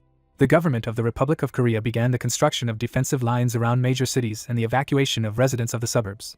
And the essence of this was to reduce the number of protected areas in order to minimize a possible increase in the number of victims. Clouds floated across the blue sky, but this method actually paralyzed logistics and trade. The main character came to the entrance to the building. In the face of a shortage of food and water, the production of industrial products in marketable quantities became simply impossible. Looking up, Henson calmly said that the last stock of goods he had placed in the sales window had already been sold out. Looking down at the system window in front of him, he said that he didn't have much to sell right now. He stared at the system screen and said that it would be much more difficult to increase the strength stat with points, adding that it was time to get to work. Speakers hung on the pole. The main character took the vampire sword in his hand and, using the lightning breath technique, began to leave, menacingly saying that he needed to deal with the second wave of the cataclysm as soon as possible and resume sales. After a while, the military helicopter was in another part of the city. Inside was the main character, when suddenly it was reported that they had arrived at the place. At the crossroads below, a gate was open, guarded by huge trolls, and Henson said that they would surround the monsters and gradually deal with it. Together with him in the helicopter were other players who were preparing for the operation. Turning to them, Henson asked if they were well acquainted with the territories for which they were responsible, to which they replied, "Of course." The doors to the helicopter began to open slowly. Standing at the exit, the main character, looking at everyone, said that he left the right of command to each of the leaders of the groups. A warm smile appeared on Henson's face, with which he said that he would go first. At this time, 2 more trolls came out of the gate. The main character's hair fluttered in the wind. With a blade in his hand, he was already flying down, preparing to attack. Before reaching the ground, he used the wall of fire technique in midair, and the flames immediately erupted from the ground, rising into the sky. The trolls immediately began to burn and scream loudly. While the others were burning, the main character cut the head of another troll. He pushed everyone around with powerful blows, killing one by one. With one blow, the guy cut off the heads of monsters. Other players also did not stand aside and, once on the ground, began to attack the trolls. A group of 3 more players landed behind. Straightening up, the main character calmly said that everything was going according to plan. A troll ran quickly at Henson with a loud shout. He was all on fire, but he did not die. Reacting in time, the main character cut the monster into 2 parts. Looking ahead, he was slightly surprised. He saw the burning trolls running to attack. Looking at the burning monster approaching him, Henson said that it was somehow strange. The fire completely enveloped the monster's body, but the troll did not die. All 3 ran past the main character without even attacking. Looking at this, Henson asked in confusion if these stupid trolls were running away as soon as they were attacked once. With drops of cold sweat on their faces, the monsters tried to escape, and the main character understood that the trolls could not be allowed to escape. In the next second, he used the lightning breathing technique, and the swift lightning enveloped his body in an instant. At the same moment, he used the fire spear technique and pierced through the fleeing troll. With a chuckle, Henson said it would be a lot easier. After that, he decided that he needed to catch up with the others and raised his leg. In less than a second, he covered the entire distance between him and the escaped troll and found himself in front of the monster. At the same moment, he threw a fire spear at the troll's face. After that, another fiery spear appeared in his hand. Catching up with the other troll, he threw a spear exactly at the head, killing the monster. Ash from the slain monsters flew in the air. With his arm outstretched, the main character stood and said that 15 were already ready. He looked at the troll's body, of which only his legs remained, and asked if this was the last one. Suddenly he felt a strong earthquake. "What the hell?" he asked in horror, raising his head. Huge paws appeared from the portal. A few seconds later, the monster's huge, menacing blue muzzle appeared, and Henson asked in confusion where he had come from, adding that he was clearly taller than the 350th level and even taller than the tallest 400 people. The monster gnashed its huge claws. A huge blue lizard got out of the portal, which roared very loudly and terribly. Drops of cold sweat poured down the guy's face. Because looking at the giant monster, he immediately recognized that it was the highest level monster in the world, a monster of the heroic rank Blue Dragon. A gigantic creature stood in front of Henson. At this time, a light was burning brightly in the control center. Yuna quickly typed something on the keyboard, saying that she hoped it was over now. Without looking up, she said that the number of players from Korea had reached the mark of 100,000, adding afterwards that out of these, about 5,000 high-level players had completed the 4th stage of promotion. Along with her, there were many other employees in the center who were actively working, and Yuna continued to say that low-level and mid-level monsters were controlled by the military. Many people watched all the gates, reporting everything. Yuna, with her eyes downcast, said that as the number of gates increased, more and more high-level monsters appeared, and they were increasingly lacking strong players. There were monitors everywhere, when suddenly there was a loud squeak. Yuna immediately raised her head and asked what had happened, to which the man in front of her replied that there was an emergency. Drops of cold sweat appeared on his face, and he reported that a new dimensional gate had opened at the station in Seoul. Folding her hands on the table, Yuna asked what the monsters were, to which Yuna replied that they were trying to find out. Upon receiving the image, he immediately reported that a group of wyverns had come out there. Hearing this, the girl grabbed her head with her hand, and said to herself that heroic rank monsters had appeared again. There was no emotion in her eyes, and after thinking for a while, she asked if this was Seoul Station, if it wasn't under the jurisdiction of this region. Another of the employees turned around and, with beads of sweat on his face, replied that everything was correct. After these words, he began to quickly type something on the keyboard, after which he said that they urgently needed reinforcements. Shifting his gaze from one monitor to another, he reported that the guild's forces were made up mainly of tanks and melee fighters, adding afterwards that he did not think they would be able to help with flying wyverns. Hearing this, all the employees were shocked and didn't know what to say. Yuna frowned and calmly asked if it was possible to attract the guild closest to Seoul, after which the employee reported that the Yua Guild, which is mostly magicians, was already ready at Yongsan Station. Hearing this, Yuna took up her weapon.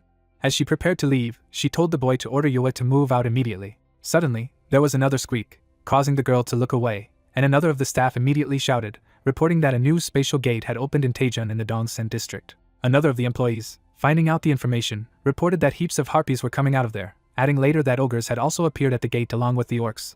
This was in the Yongsan district of Busan. Immediately afterward, another employee came up with the papers and excitedly said that he had been informed that the blue dragon had appeared from the Troll's Gate in Ozen. Hearing this, Yuna was very surprised. After thinking for a while, she asked without looking away, if this was the Troll Gate in Ozen, then this was not the area where the protagonist was now. The guy looked at her excitedly, and replied that everything was so. Cold sweat poured down his face, and he did not look away and reported that Henson was one of the people who had reported it, adding afterwards that the guys in Ozen had been asking for help long enough. Hearing this, Yuna stared at the officer silently. Suddenly, she looked away and said loudly that all operations in Osana were cancelled this time, after which she ordered all players to leave the zone. Yes, the employee shouted and rushed to his workplace. Yuna silently continued to look ahead. At this time, the main character quickly ran away. He frowned tensely and asked when reinforcements would arrive. In his ear was an earpiece that informed him that they would immediately stop all operations in Ozen. Hearing this, Henson was surprised, and at the same time a huge building flew into the air. A huge shadow appeared above the guy, and when he looked up, he saw that the building was flying right at him. Not a drop of fear appeared in his eyes from this picture. At the same second, the building fell to the ground, splitting the asphalt. The blue dragon stared silently in Henson's direction. The main character avoided injuries and deftly slid along the asphalt. With a slight smirk on his face, he looked at the huge monster. Suddenly, the dragon decided to strike and his paw was right in front of the guy. At the same moment, dust and dirt rose from a strong impact on the ground. The main character again managed to hide and avoid the blow. He broke through the window behind and hid in the building. Out of the corner of his eye, he looked at the dragon and asked in displeasure why the huge monster was only chasing him. There was excitement in his eyes. The huge blue dragon realized where his opponent was hiding and leaned close to the building. The monster's paw approached the room in which the guy was hiding.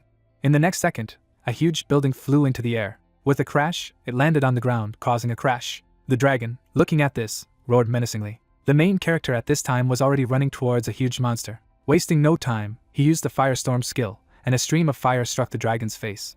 Henson, in the air, looked at the result of his attack. After a few seconds, he gritted his teeth and shouted that he needed to do it again. With that, he once again directed a fiery stream at the huge monster. Smoke was coming from the monster's muzzle, and ash was in the air. Drops of cold sweat flowed down the face of the main character. The dragon rushed to attack him, stretching out his paw. Seeing this, the main character realized that things were bad, and an ice ball immediately appeared in his hand. With a wave of his hand, he erected an ice wall in front of him, which was shattered by a single blow from the blue dragon. Seeing this, the guy was very surprised and shocked. A huge monster claw flashed in front of his face, but the main character managed to duck, avoiding death. Quickly getting up from the ground, Henson asked how the huge monster had caught up with him. He was very tense, and his eyes darted from side to side. Out of the corner of his eye, he looked at the huge monster and said that apparently there was no other way out. The only thing left was to fight. After saying that, he used the lightning breath skill, and lightning enveloped his body in an instant. The blue dragon roared in fury. Seeing the fury of the huge monster, the main character disappeared after saying that it was time to start. He appeared under the monster's belly and struck it with the vampire sword on its paw. But there was not even a scratch at the site of the impact. Seeing this, Henson was surprised to ask what it was. At the same second, the blue dragon struck the place where his opponent was, but the main character managed to react and deftly jumped away. In the air, he stared at the huge monster, not understanding anything. At that moment, the dragon's paw was already flying at him. At the last moment, the main character managed to block the monster's claw with his sword. The blue dragon looked at the guy with fury in his eyes. From a strong blow, Henson flew into the ground, breaking the asphalt with his body. After a few seconds, he stood up. Looking at the giant monster, he asked what the blue dragon's weakness was. Thinking, he lowered his gaze. At the same moment, he disappeared. In the next moment, he was in front of the dragon, brandishing the vampire sword. His belly, the guy shouted, delivering a quick and powerful blow to the monster's stomach. Suddenly, a huge shadow appeared above him, which made Henson raise his head. The blue dragon was about to slam the opponent with its huge paw, but the main character jumped away in time. After that, he deftly landed on the ground. Looking at the belly where he had just stabbed, he saw that there was not a scratch at all. Smiling in confusion, the guy asked if there was not a drop of blood on him. The blue dragon roared furiously at this time. Suddenly he struck a powerful blow to a building nearby. The protagonist flew into the air, saying that the monster is very fast. Suddenly, what he saw threw him into horror and shock. The blue dragon's horns were shrouded in lightning. At the same second, powerful lightning struck the main character. Henson gritted his teeth in terrible pain. After such a blow, he flew into the roof of the building. The guy was lying on the roof, creating cracks under him. Henson opened his eyes heavily after a strong blow. Looking up, he saw a huge monster mouth in front of him. In the next second, the blue dragon swallowed the guy. The stomach of the huge monster was covered with gastric juices. Inside lay the main character, who had no left arm and nothing below the stomach. Blood was pouring from his mouth, but Henson was still alive, and he said to himself that he could not die like that. In his mind, he remembered his father in the hospital. He also remembered his sister and mother. With the last of his strength, he clutched the vampire sword in his hand, the blade of which was also broken. Henson lay silently, trying to move. After a short pause, he lowered his eyes. Raising his hand heavily, clutching his sword, he said that he could not fall any lower. Gathering his strength, he stabbed the severed piece of sword blade into the tissue of the blue dragon's stomach. Rolling over on his stomach, he began to crawl slowly with the help of his sword. Blood spurted from the cuts that the guy inflicted with his sword, which greatly surprised Henson. His vampiric sword emitted a strong magical energy as it pierced the flesh of the monster. There was almost no life in the eyes of the main character. Suddenly, a notification appeared in front of him, informing him that the passive skills book of immortality had been upgraded to a single heroic rank. The flesh of his stomach began to tremble. The main character, seeing this, gritted his teeth and said that things were very bad.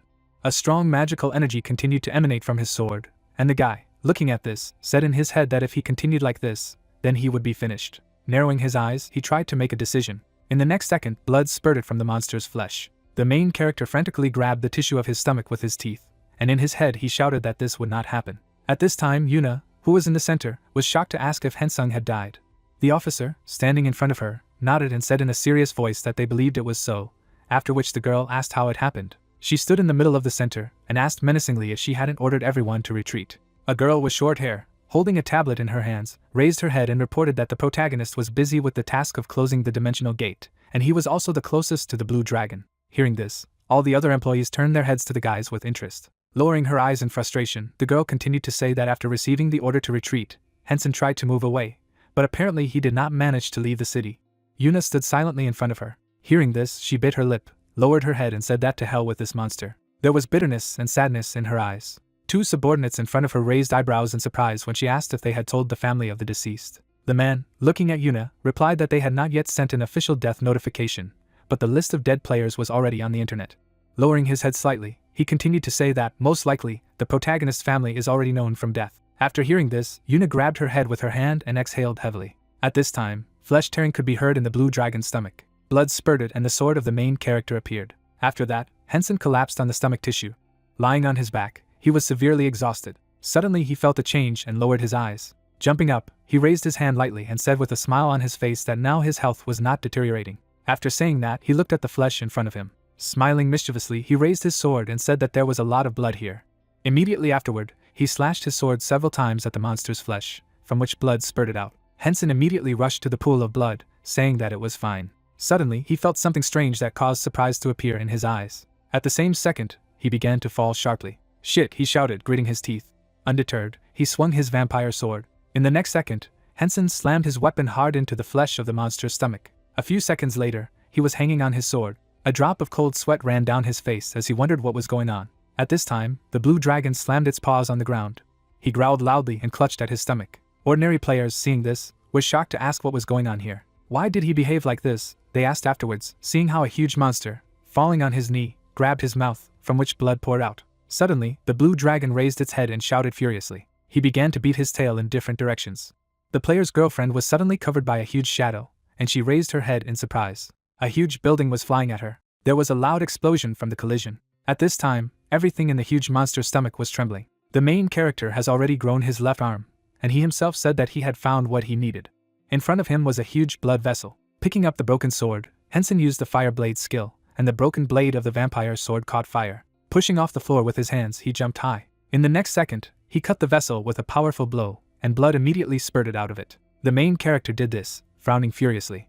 "Excellent," said the main character, grabbing the ledge, which was obtained by a cutting blow to the vessel, from which blood poured out like a fountain. At the same moment, his lower body began to slowly grow back. Seeing the effect, he swung and said that there was very little left before complete regeneration. In the next second, he delivered a few more quick and powerful blows to the blood vessel. After a while, everything was filled with blood.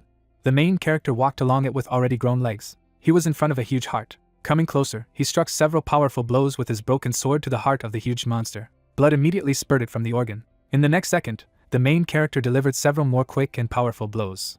Blood spurted in all directions, and Henson was as cold and focused as possible. In a few seconds, the blue dragon's heart was sliced into many small pieces. Having finished the matter, the main character raised his eyebrows in surprise. Surprise appeared in his eyes and he asked what it was. He stared at his broken weapon, which was shrouded in strong magical energy.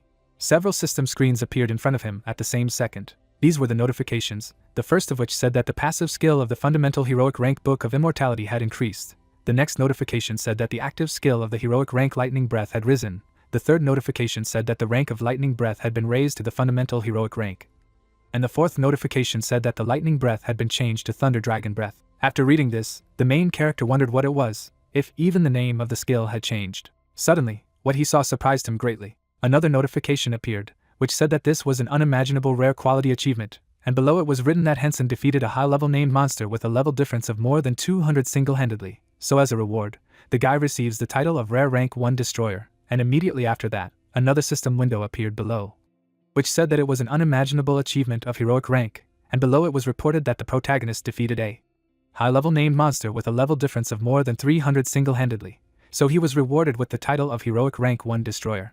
Suddenly, another unimaginable heroic class achievement appeared in front of him, and below it was reported that Henson had defeated the high-level Blue Dragon Zeto's named monster single-handedly, so he was rewarded with the title of the one who defeated the Blue Dragon alone of heroic quality. Is this really the end? After reading the last achievement, the main character asked, looking at the system screen. Suddenly, another notification appeared, saying that the rare rank item Vampiric Sword had been restored. Below that, there was a message stating that the Vampire Sword had been upgraded to a fundamental heroic rank, and even further down, a notification was appearing informing that the name of the Vampire Sword had been changed to the Sword of Torn Blood. Looking at his recovered sword, the protagonist was slightly surprised. Suddenly, shock appeared in his eyes from what he saw. A book for killing a dragon appeared ahead. A few seconds later, the main character took it in his hand. A system window immediately appeared in front of him, stating that it was a heroic quality Thunder Dragon scale, and below it was written that it was a passive skill, permanently increases physical defense, permanently increases skill resistance, permanently increases resistance to charged electrical attacks. A second later, a system screen appeared with the choice of whether the protagonist wanted to study the passive book Thunder Dragon scales of heroic quality. Smiling contentedly, the guy answered, "Of course." The girl stepped forward. She looked ahead anxiously and asked what was wrong with him. In front of the couple lay the body of a monster. The man said that he did not know. The dragon stood up. The man shouted that he was still twitching. The couple was shocked. The man noticed that the monster's movements slowed down. The monster fell to the ground. People did not understand whether he just took and died. The man touched his chin and assumed that the dragon was sick. The girl turned sharply to him and said that she had never heard of such a thing. The man noticed a man in front. The girl asked in bewilderment. They saw the silhouette of a man in the dust where the dragon was. The helicopter flew through the sky. The guy warmed up and said that after such a hunt he could rest. The guy said that he personally had not been in such a mess before. Yuna stood aside, people happy that they could take a break. She looked sadly ahead and thought that he couldn't just die. She remembered standing in front of the council and asking if they were going to issue a fine to Mr. Hyun-seong. The man looked at her and asked her to calm down. He said that in any case he was dead. Yuna shuddered. The man said that even if they didn't, they still suffered a lot of losses. He looked up and asked if it would be better to cut the budget. Yuna looked at them gloomily and asked if they were human. An ominous aura began to emanate from the instructor. The man asked if she thought she was going too far. He recoiled and gasped. Yuna narrowed her brow and asked if they were doing their job like that. Would they have done the same if she had found herself in such a situation? The man covered himself with sweat and asked him to calm down and stop there. Yuna was silent now. She looked away. They said that new information had arrived. She looked at the guy and asked what had happened. The guy was covered in sweat and said that the blue dragon was dead. The hunters turned around and asked if he had been killed by another group. The guy pressed the communication button. The person next to him said that he did not think that at least some team that could deal with him. The man looked away and said that the player who had been eaten by the dragon had managed to survive by being inside him. He had killed him from the inside. Everyone looked at the man in bewilderment. Yuna frowned and asked what the player's name was. The man listened and said that he was an association player, and his name was Hyunseong. Yuna smiled proudly. Water poured from the bottle. The protagonist held a bottle in his hands and said that most likely he looked SOSO. He poured water on his legs and said that there were no wounds anywhere. He was handed a blanket. The hero pulled it on himself. The guy looked at him in surprise. The hero called out to him. He smiled awkwardly and asked if he could give him the phone briefly so he could call his family. Someone handed him the phone. The girl smiled and did not object. Hyunseong put it to his ear. The couple looked at each other. The hero looked ahead and told his mother that it was him. Silence fell. The hero stood, a voice asking if it was really her son. The fighter, still holding the phone, said that it was her son. Bowing his head a little, the man explained that most likely there was some kind of mistake and added that everything was fine with him, but his name, for some reason, was on the list of the dead. He smiled and asked about the condition of his sister and father, but heard a sob and then asked why his mother was crying, because he was fine. The girl behind began to rub her hands. The woman asked if everything was really fine with his son. The hero looked at the phone and replied that everything was fine, since he managed to eat and sleep. His gaze was fixed somewhere forward when his mother told him that he had suffered a lot, and thanked him for being alive. Hyunsung shuddered. Mom said that a woman from the Players Association came to them yesterday and paid them compensation. Introducing the guests, the mother said that the man then knelt down and apologized for a long time, saying that it was her fault. Mom grabbed her face and said that it was true, she should not hide it from his own mother. Yuna was silent gloomily. Hyunseong stood silently. His mother said that her son did a great job anyway, and she was very glad that he was alive. The protagonist, still holding the phone to his ear, was silent. He dropped the call. He wiped away his tears. The girl asked for forgiveness and handed the hero a handkerchief. She covered her face in embarrassment. The soldier began to blow his nose and thank her for this. He went forward. He sat down and exhaled. He picked up the sword and decided that he should look at his vampire sword first. The characteristics window opened. Hyunseong looked at the tied object in surprise. Most of all, he was confused by the third point. He read it carefully. He looked at the sword contentedly, and said that he didn't need to worry about the weapon anymore. He needed to check what was going on with the Thunder Dragon's breath. Information from the system opened. The guy calmly said that there was only one new point here, and anyway, it could be improved. He stretched out his finger forward. The system began to show a window with notifications about the improvement of characteristics. The young man smiled awkwardly and said that after all, this is a very good bonus. He looked away. He looked at the girl and asked himself what to do with his clothes. He looked up and said he wanted to go home. He looked away again. Someone was approaching him. Hyunseong exclaimed in surprise when he recognized Inspector Yuna. The girl hugged him and told him how glad she was to see him. She smiled and said that the hero was really alive. What happiness it was. The soldier smiled. Yuna pulled away and began to ask about his clothes in embarrassment. The protagonist looked away and did not know what to answer. The hero smiled and said that his clothes had dissolved in gastric juice. He was handed a suit. The guy looked at the hero and asked him to wear it. Yuna looked away in embarrassment. She turned around questioningly. The guy opposite laughed and said what a touching reunion it was. He closed his eyes and said that he was really surprised. Yuna looked at him and asked why. The rest of the players landed until the guy said he didn't know she liked younger guys. Hyunseong looked at him uncomprehendingly. The guy asked if the hero was the lover she was hiding. Yuna looked at him seriously and asked him not to joke like that. The guy saluted and said that he understood everything. Yuna turned around and asked why they were there. She had informed them that the plan had been cancelled, so they could take a break, couldn't they? The girl stepped forward. She approached the inspector and asked how they could return after such a scene. She said they came back because they were curious. She put her hand on the hero's chest and said that he was really to her taste. She began to ask if he had a girlfriend. Yuna abruptly removed her hand. She looked angrily at her rival and said that the guy had just been on the verge of life and death, so she asked him to stop joking. The girl smiled and said that she wasn't joking. She tilted her gaze and asked why she was so angry. Maybe she. Yuna interrupted her and said that right now the hero needs a rest and he should stop by the hospital just in case. She looked at her rival angrily. The players were silent. The girl said that everyone was interested in how Hyunseong defeated the blue dragon, and that was the reason why everyone was here. Yuna looked at the girl and said that it was uncomfortable for him. She smiled and turned to the hero, said that he first needed to go to the hospital. Everyone shuddered. The inspector said that the helicopter on which he arrived. Yuna took the hero's hand and said that he would be used for an emergency evacuation. Yuna and the hero jumped up. The girl squeaked and said that it was quite rude.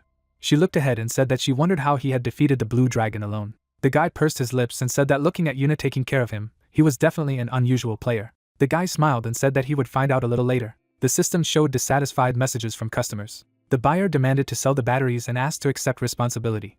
Mr. Broff was asked for the batteries he had purchased, but he said that he did not have enough of them even for himself. People asked what dimension the hero was in and said that they were going to get to him. They asked for his whereabouts. Some people scoffed at such threats, but someone was able to focus all the attention on the hero. People came to the conclusion that they didn't need to write all these nasty things. People were going to boycott the merchandise sold by Makaways and complain about them because he was jealous of Hyun-seong's success. People began to discuss the tricks of Makaways, which he used in the fight against the hero, so they offered to start boycotting and complaining right away. The rest of the users just began to join. People said they were upset and asked if he could have done this, mistaking a newcomer for a competitor. People said they needed a much stronger grievance movement. Brao began to say that everyone was fools to start a boycott that they could not win in the first place. Hyun-seong walked down the street. He was wet and thought that Korea had suffered significant damage. He thought that he had suffered much less damage compared to other countries. He walked past the construction site and thought that the country had prevented a second cataclysm. The young man was silent, noting that Korea had restored all the destroyed infrastructure. The laboratory began research with newly acquired monster carcasses and mana stones. The protagonist stopped. I looked up and thought that society is a little unstable, but in any case, everything is back to normal. He looked ahead. I came to the warehouse. Wearing a mask, Hyun-sung looked at the boxes and said that there were quite a few supplies here. The man said that fortunately their store was not damaged. The shelves were crammed with boxes. The owner of the store smiled and said that after the restoration of the electrical installation, first of all, the charging of the batteries was established. The guy looked at him. The man bowed. The hero said that he took everything. After a while, the protagonist clicked on the purchase registration. He looked at the screen and said that there were not so many supplies yet, decided that he needed to raise prices. He looked at the screen questioningly. I received a notification about the end of sales. He looked at the window and asked if everything was for sale even after the price had been raised. He pulled his finger forward, and he shuddered. I saw a notification about the sale. He smiled and said that he could significantly increase the price. A few days later, the man rubbed his hands guiltily. The hero asked if there was no more. He said he only ordered the quantity he consistently charges. The hero silently looked at the man, who said that he would immediately make an additional order. He heard that the factory began to work as usual. Hyun-seong silently looked at the man, who said that it wouldn't interfere with the production of goods. He smiled and put his hand on his chest, said that he would immediately send the goods to another branch. The young man turned around and said that in this case he would go. The man gritted his teeth and said if he left the contact information, they would contact him as soon as the product was in stock. The guy smiled and said that it was not necessary since he would be back here tomorrow. He thanked the man for worrying. After a while, the soldier walked forward. He walked into the crowd and said it was the perfect option to make a direct deal with the factory. He remembered calling them before the second cataclysm, but they hung up, saying they didn't do personal deals. The protagonist called again with a smile and promised to make a large order. His eyes widened, because they said they didn't take orders at all unless it was a corporation. Hyun-sung stopped. He looked ahead and decided that he should register as an entrepreneur and buy a warehouse. He scratched his chin and decided he didn't. He looked ahead and thought that he should open an electronics store. A few days later, there were flowers near the Manhwa. People were talking to each other. The hunter smiled and noticed how many people were here, despite the day off. The girl noticed the hero and called him to her. She smiled. The hero said it was a good idea to leave everything to her. She said she was a manager. The player smiled. The girl said that he was the head of the organization, so it was not surprising that everything was going great. She said she had recently sent the batteries to the warehouse. Hyun-seong faltered. The girl said that they should have arrived there by now. He turned around and said that he would go and pick them up. The girl asked if the hero wanted to order anything else besides batteries. Hyun-sung tensed up and said that it all depended on the situation. The girl pulled his hand and offered to have lunch with them while he was here. Because his mother would be coming soon, the hero offered to dine in a pleasant place. My sister smiled and said that it sounded beautiful. The hero looked ahead. There was a sales window in front of him. The hero said that they could finish little by little. He looked at the list in surprise and said that their sales frequency had slowed down so much that it had almost stopped. He smiled and said that then they would fly away like hotcakes all week. He went forward. He fell on the sofa and asked if he should use his glasses. He folded her legs. He opened the sales list and began to think about what to buy for him. At the moment, he had 5 heroic rank skills. The system showed a description of the Thunder Dragon's breath. The hero said that the only active skill he had was the Thunder Dragon breath. Hyun-sung was embarrassed and realized that he only had one attack skill, and that was a long-lasting skill with damage per second. He remembered the battle with the dragon and said that he needed an active skill that could be used without any restrictions. He remembered the flash in the sky, said that he even needed the skill of teleportation in space to get out of dangerous situations. Hyun-sung bent his legs. I looked at the screen and decided to buy both. I began to look for the necessary skills. I noticed that active skills had become even cheaper. He shuddered. He scratched his head and said that teleportation skills were quite expensive. He saw the huge price and decided that they were worth it. He smiled and poked at the screen. He calmly said that when the skill was at heroic rank, it would be possible to teleport another person. He smiled and said that he had a bunch of limitations, but still, it was very good that he could read the reviews of others on this product. He opened the item and decided that it looked like the best option. He said that the product was worth 40 million points. The system asked if the hero wanted to buy the skill. Does he want to equip it? Sparks appeared around the hero. After a while, he went forward, looked ahead, smiled and asked if he should test the new skill. He looked at the camera, and froze. Appeared in the air, said a flicker, and he began to fall. He smiled and said that it was quite a useful thing. He stood by the sofa and decided to test long-distance teleportation. I poked at the system screen. I began to read skills. He looked at the screen and said he couldn't find the perfect one. I saw the Black Lightning skill. The price of 29 million points, said it looked pretty good.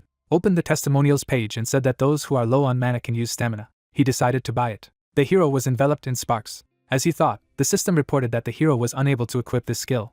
The system reported that the active skill had absorbed the Black Lightning. The rank of the active rank has increased. The hero noticed that the skill can absorb even if it has an attribute of darkness. The hero poked at the screen. He hoped that he had changed the way he imagined. The system showed a description of the skill. The hero said that everything was so. He smiled and said that even the protective membrane that had been activated automatically by absorbing mana had now changed in such a way that it could be controlled. He looked ahead. I went ahead and decided to go underground. Bats flew through the cave. They opened their mouths and roared. Hyunsung stretched out his hand. The monsters approached him. The hero was covered in a purple aura. The monsters screamed and crumbled to dust. The soldier looked around silently. He smiled and said that it was not bad. He took out his sword and said that now he didn't regret the points he had spent. 5 hours later, the system reported that you had received an achievement. The player smiled contentedly and said that he was tired. He ran forward through the dust and decided to rest. Meanwhile, in March, the young man shuddered and asked if his sister had not yet left. Nuna stood opposite and asked if he had been hunting all this time. She smiled and said good job, said she had collected all the batteries in the warehouse and he could go take a look. Hyunseong walked forward and thanked him. 30 minutes later, the guy looked ahead questioningly. Nuna stood in front of him. He asked why she was still there. He smiled and offered to go home together. Nuna asked to sit down. She frowned and said she had something to say. They looked at each other. The hero asked if that was why she was waiting for him. Immediately afterward, the hunter smiled and asked what she wanted to say. Nuna spoke of the time he was pronounced dead. There was a cup of coffee on the table. The heroes were sitting at the table. Nuna said that upon learning of his death, his mother lost consciousness, and even when she woke up, a few days later, she cried non-stop. Hyunsung lowered his gaze. Nuna looked down and said that the real problem came later.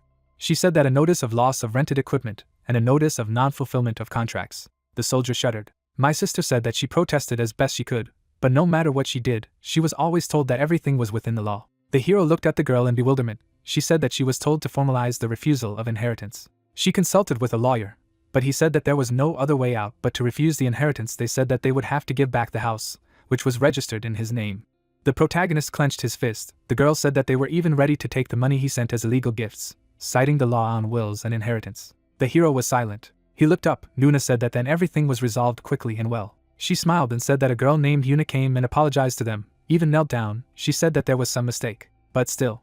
Nuna looked at her brother and said that after thinking about what had happened again, he didn't think it was a mistake. Hyunseong said he would try to figure it out. Nuna said that his mother asked him never to tell the hero about it. She chuckled and said that he had become quite authoritative now, so she told him as she thought he should know. She stood up. Hyunseong smiled and thanked him for that. After a while, the hero went forward. He walked over to the counter and said that he had a meeting with Captain Yoon. The girl smiled and said that the captain had not yet returned from his last sortie. The young man smiled. He said he had contacted her before he arrived, just in case, and she told him to wait for her at the office. The girl smiled and said that she would see him off. They went forward. The soldier stopped. The girl asked if he could bring her tea. Hyunseong smiled and said that everything was fine. The door slammed shut. The protagonist became serious. He looked ahead and suggested that we start. His eyes began to glow. He used psychometry. The windows of the system opened in front of him, and the access code was immediately called. The girl approached the man and said that there was a report that he had died at the scene. Yuna stared sadly into the void. The guy smiled. Yuna asked how it happened. She spoke angrily on the phone and asked why he did this to the grieving Hyunseong family. The voice replied that these were the rules. Yuna shuddered. The voice said that they were just following the regulations. She gritted her teeth and was addressed. Yuna looked ahead and demanded that the order be withdrawn immediately, the voice saying that this was his area of work and it was none of her business. Yuna looked at the cups and asked if they were doing this to a player who lost his life fighting for his country. The voice said he didn't want either, but those were the rules. Yuna slammed it against the table. She looked to the side and asked if he was going to do the same when she died. If this order is not revoked, she will leave the association. The man smiled and said that this would be a violation of the rules of their contract. Yuna angrily asked if he really thought that such an absurd adherence to the terms of the contract would be approved by the national community. The man looked ahead and asked if she said she would stay in the association. Yuna leaned forward. The man noticed that she was slightly angry. He said he would contact her later. Yuna put down her phone, and she began to swear. Hyunsung looked ahead. He smiled and said that he had to thank her. He has an idea of who he is. He opened Lee Hun's data. I looked at him and said that he was finished. Yuna entered the room. She stood behind him and apologized for waiting. The guy smiled and said that he had come earlier. Yuna looked at him and asked why he came so suddenly. She said that he didn't explain even when she asked what was going on. The soldier looked away. He said that the agreement should be terminated. Yuna was frightened and asked what he meant. Hyunsu said that he found out about everything that Secretary Lee Hun was planning. Yuna looked at him pitifully and said that she would apologize for him. The hero said that she should not do this, because thanks to her everything is fine. Yuna shuddered. The player smiled and said that he should thank her. Yuna embarrassedly held hands and asked if he could close his eyes just this time. She said that she gives her word that she will change the rules so that nothing like this happens. Hyunseung smiled and said of course, but only on one condition. Yuna shuddered again and asked which one. Hyunsung said he wants a personal apology from Secretary Lee Hun. Yuna was shocked. The man slammed his fist against the table. Lee Hun knitted his eyebrows and called the hero an arrogant idiot. He looked at his subordinates and shouted that the hero was pretending to be who knows what, just because he had acquired this unique skill. The employees listened intensely. The secretary asked what bad he had done, whether he was right or wrong.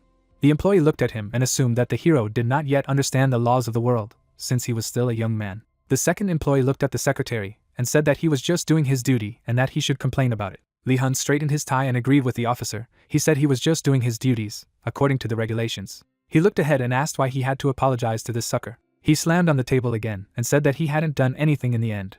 The man bowed his head and said that the secretary had shown incredible generosity, but he walked around without knowing his place, not understanding its magnificence. His eyes sparkled. The employee said that the hero needed to be taught a lesson. Lee Hun smiled and said he should. He asked how they could do it. The employee was worried. Lee Hun stood up and said that these rumors had even reached the VIP, as they taught him a lesson. The staff bowed and apologized, Lee Hun yelling at them that they were just chattering and not offering anything. The man raised a questioning look. Lee Hun ordered to inform the hero to come. Lee Hun screamed and asked if he himself should come to this sucker and apologize. If he wants an apology, tell him to come by himself, as he is busy with work. The officers ran away and said that it would be carried out. Lee Hun clasped his hands together and said that he couldn't go look for him. After a while, the hero said that after that he was told to come. He walked forward. The hero looked ahead and said that it was not so bad for him. He looked at the screens in front of him. There was a stack of papers on the table. The hero said that this was a real hotbed of corruption of large guilds and dungeon access managers. Hyunsung leaned back in his chair and said that many other employees were just ordinary people. He frowned and said that it would be even better. A girl was walking along the corridor. She approached the hero and asked him to follow her, saying that the minister was waiting for him. The soldier stretched. He smiled and said that it was great. He went into the office. Frozen, Lee Hun asked that he must be Hyunsung. He smiled and said that he was the same age as his eldest son. Lee Hun leaned back and began to ask why there were so many young people today. The hunter looked at him and asked if he was going to apologize. He used psychometry. Lee Hun stood up and apologized. He stood up and said that he had no other choice, because he could not rely on his personal feelings to perform his duties. The player looked at the screen and thought that all the people involved in his case were in cahoots among themselves. He thought that Lee Hun was too unpleasant an old man. He looked at him sharply. Lee Hun said he had to do his job in accordance with the law. The guy looked at it and said that instead of acting according to the law, they made some inappropriate demands, didn't they? Lee Hun grimaced and asked again. The hero said that the claim for damaged equipment was inappropriate, because it happened when he was performing his duties. The young man angrily asked what the penalty for non-compliance with the contract was. His gaze became insane. He said that he died in battle while fulfilling the terms of the contract. He was literally killed doing what they ordered him to do. Hyunsung shouted, asking if it made any sense. Lee Hun was silent and listened. The hero asked what made him think that they could make such meaningless accusations.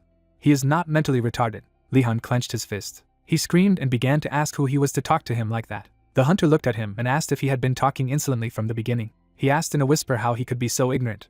Lee Hun knitted his eyebrows and asked what kind of nonsense the hero had just said. He shouted angrily that he was a minister, and was also a member of Congress before. The hero fell silent. The old man asked how a petty hooligan dared to say something like that to him. Hyunsung put his finger in his ear, the old man shouting that it was only because he had woken up so successfully after eating and shit all his life. How dare he insult him? Hyunseong was silent. The old man, panting, asked how dare he.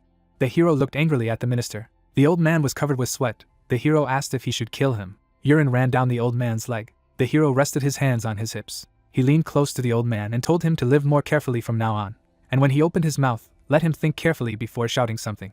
The officers were tensely silent. The hero poked Lee Hun on the forehead and asked if he understood that it was not only for beauty. Hyunseong stepped away and said that he had written down all the offensive remarks he had just made. He showed his phone and said that he would file a formal complaint about it. He had heard that it was possible to sue for this kind of insult. Hyunsung smiled and said that they would see each other in court.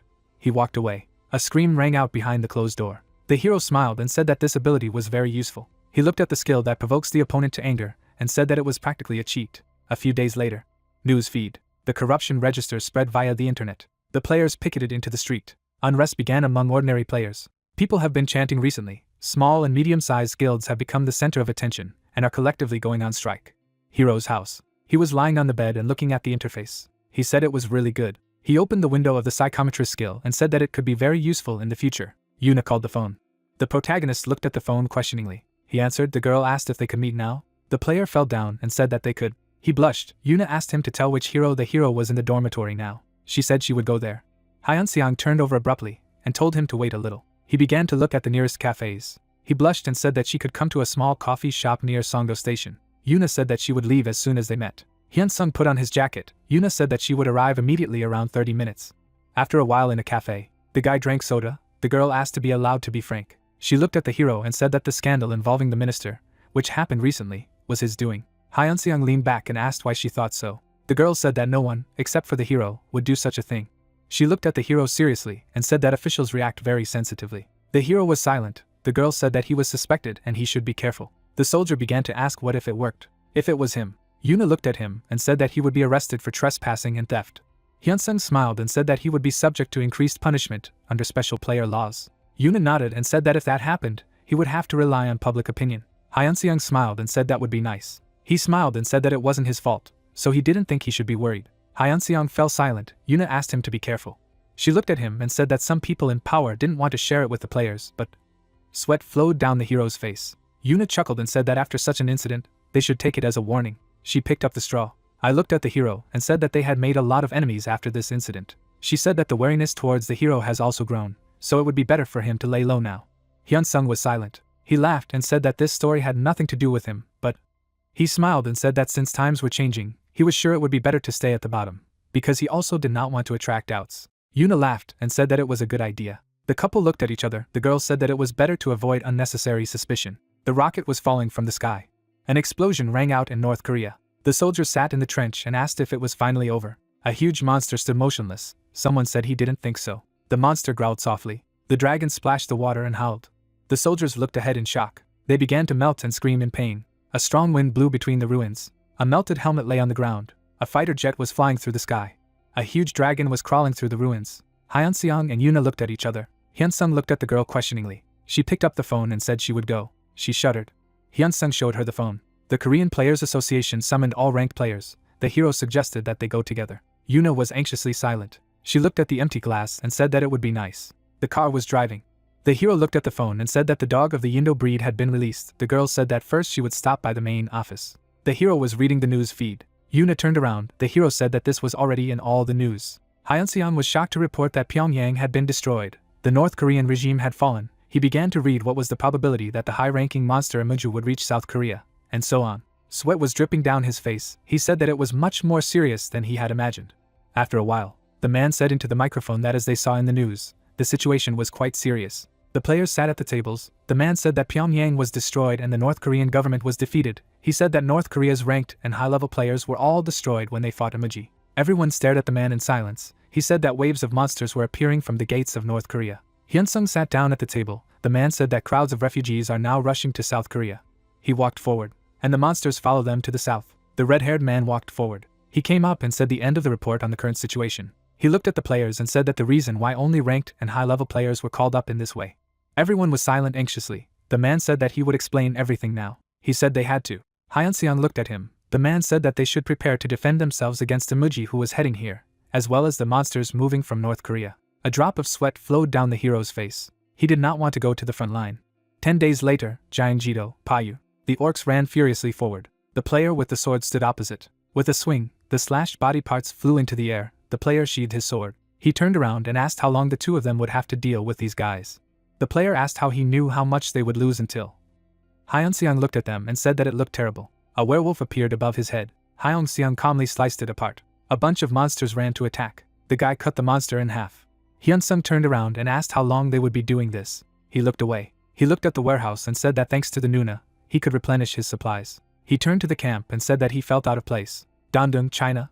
Monsters walked across the bridge. A machine gun was fired. Monsters were torn apart. A huge paw stepped on the ground. The dragon began to walk across the river. An explosion rang out on his body. The dragon screamed in pain. The man looked at him and called him annoying. He stood surrounded by archers and mages. Explosions flew into the dragon. The man walked up to him, the dragon screaming. He frowned. He jumped up and blew off the dragon's head. Blood spurted. The guy landed back. He looked ahead. I saw a soldier and asked what it was. The man looked at him and said that emoji was approaching here at a very high speed. The guy chuckled and asked if it was really so. He said that the monster whose rank cannot be determined and the one that destroyed Pyongyang. He twirled the spear in his hand. The man shouted, which according to the expert who had just joined. The guy turned around. The man shouted that the expert, who was sent to North Korea, made a mistake in assessing the level of emoji. The soldier looked at the player and said that he was able to fully analyze the rank. The player asked what his rank was. The others looked at the soldier curiously. He shouted that the monster's rank was legendary. The player smiled. Fighters flew across the sky. The tanks were being fired. The players stood ready. The guy looked ahead and said that if they coped, then there would surely be the first achievement in history. He chuckled and said that the first achievement in history would greatly enhance their stats. The rest of the players smiled. The guy said that he would take this achievement into his hands. Explosions thundered over the mountains. The player intercepted the spear and said that the number of ranked players stationed on the border was only 180 people. He looked at the squad and said that there were about 3,000 high-level players who had completed their fourth shift. Emoji walked and laughed. The guy smiled wildly and shouted, "Let's go." The players jumped into the attack. Someone shouted to show the greatness of China. The monk began to cast victory, acceleration and the burning spirit of fire. The dragon began to take a bunch of attacks. He growled. And he shouted, looking up at the player flying at him. The system reported that the person was subject to the mental skill of terror. The player looked ahead in bewilderment. The dragon closed its fangs over his body. He waved his tail. People looked at him in horror. A violet flash swept through the tail of the tail. Meanwhile, in the warehouse, the hero took out his phone and said that it was large. He read the news feed about the disaster on the Chinese border. Hyunsung said that they should be on their guard. He opened the sales window and said that he was going to buy the ability Wild Instinct. But he calmly said that he had changed his mind about the skill of resisting spirits, because he could not give up his first achievement. Hyunsung clicked on the screen. The system opened another product. The hero said that it was the best choice. Aside from being a heroic rank ability, there are only 2 options, but the system offered to buy the product. The hero noticed that the reviews were mostly positive. Hyunsung was covered in sparks. He clenched his fist. He looked ahead and said that he did not feel any special changes. He went forward. He looked to the side and said that he would just use it later to check. After a while, the man gritted his teeth. He began to ask how he dared to embarrass someone because of such a thing. The players turned around. The man walked away. He stared to the side, stunned. A bunch of evil players looked back at him. The man squeaked. The hero and he missed. Hyunsung looked after him. He looked at the pile of contenders and thought that there were many more than he had expected. Most of their reasons for coming here are simple. He looked at the guy and thought that as soon as they were selected as a participant, even just by moving a finger, you would get the first achievement. He submitted a notification to the system. All the players stood silently. The hero thought that there were also people who had applied for other reasons. Someone went forward. Hyunseong looked at the red-haired guy. He tensed up and said that the acceptance rate was much lower than he thought. They turned to him sharply. The hero approached the counter. He looked ahead. The girl said that she confirmed his identity. She smiled and said that the guy could walk down this corridor. Hyunseong silently walked on. He walked forward and thought it looked like the interrogation rooms he had seen in the movies. He turned around, a voice suddenly asking if the hero was ready for the test. He turned around, a voice saying they were starting. Hyunsung froze. A notification appears on the screen. The system reported that the skill of spiritual coercion was applied to him. The hero will be confused for 10 seconds. The book of passive spells has been activated. The notice reported that there had been perfect resistance. Hyunsung was silent. He looked at the screen and asked if it was it. The voice said that the hero passed the test. He walked forward and said he went. A voice came from the screen and thanked him for coming. A man stood on the other side and said that he really was an incomprehensible guy. Yuna thought for a moment and repeated the name of the hero. The voice asked the next participant to enter. The sky was bright. A few days later, tanks were driving on the ground, close to the ceasefire line. Soldiers stood in formation. After discussions with world leaders, the South Korean government nevertheless decided to move north. Fighters cut through the sky. The pilot looked ahead and said that he was entering the space of the ceasefire line. A rocket took off from the ship. A voice asked to keep moving forward. Another shell flew into Emoji. He fell to the ground and growled. Hyunsung looked ahead and said that everything was going well. He looked at the ranked players and noted that their new weapons were quite large. He said that it would be difficult for him to deal with them alone, so that's good. A huge army of monsters was moving forward. Wolves roared at people. Hyunseong calmly chopped the monsters into pieces with the rest of the players. A week later, Beijing, China. The man looked ahead and said that Emoji should attack alone.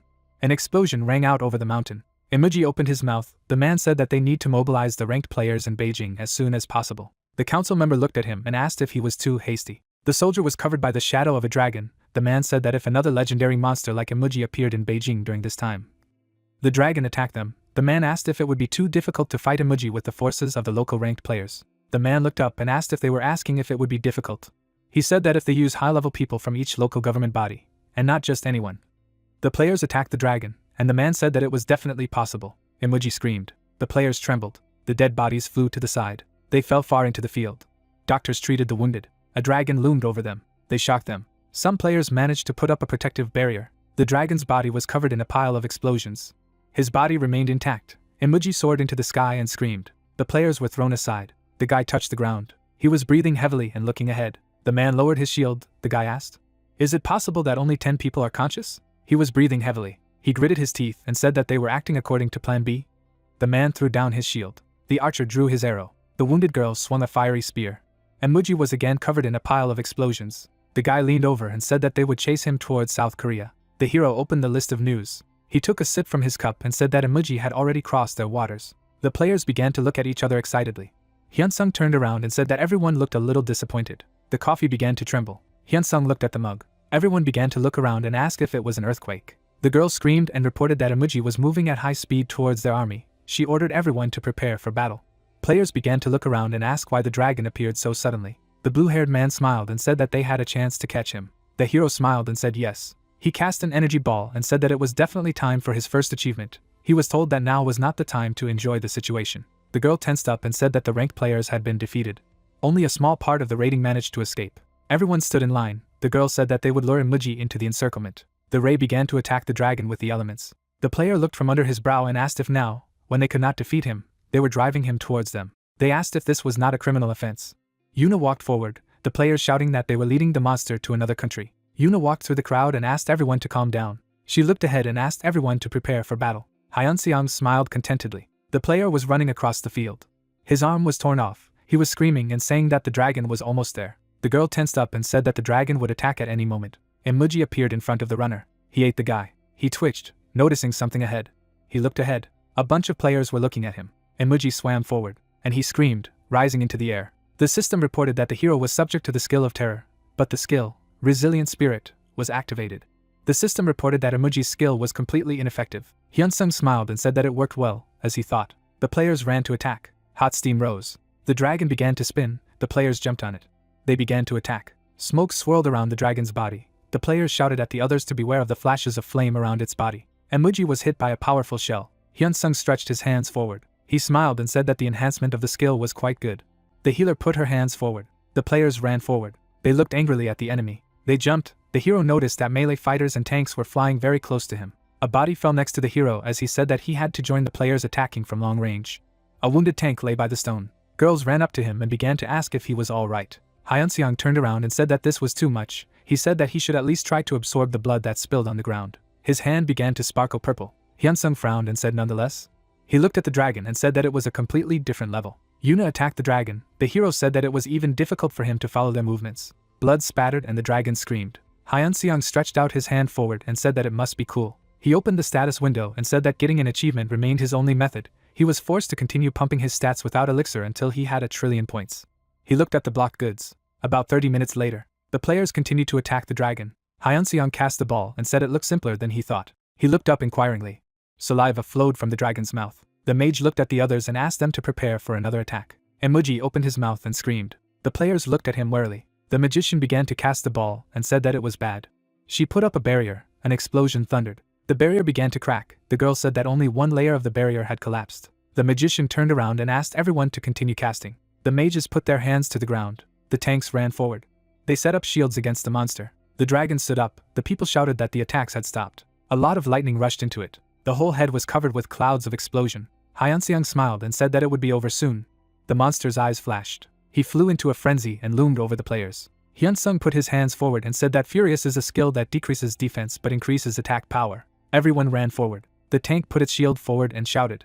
The other man looked ahead questioningly. Everyone stared at the monster uncomprehendingly. They were looking at the system's notification that the skill activation had failed. The guy continued to attack. He turned sharply, looked at the monster's pristine skin and said that something was wrong here. Everyone looked up. The guy told everyone to take care of themselves. The dragon fell to the ground. Everything hit like a wave. The guy attacked with daggers and cursed the dragon, because it simply ignores their attacks and pursues mages and healers. The mages were thrown into the air.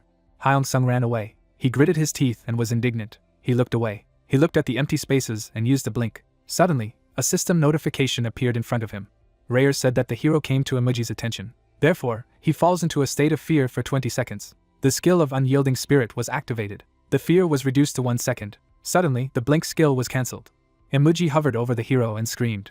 Hyunsung fell to the ground and groaned. He touched the ground. He jumped to the side and said that the dragon was faster than he expected from someone so big. The mages ran forward in fright.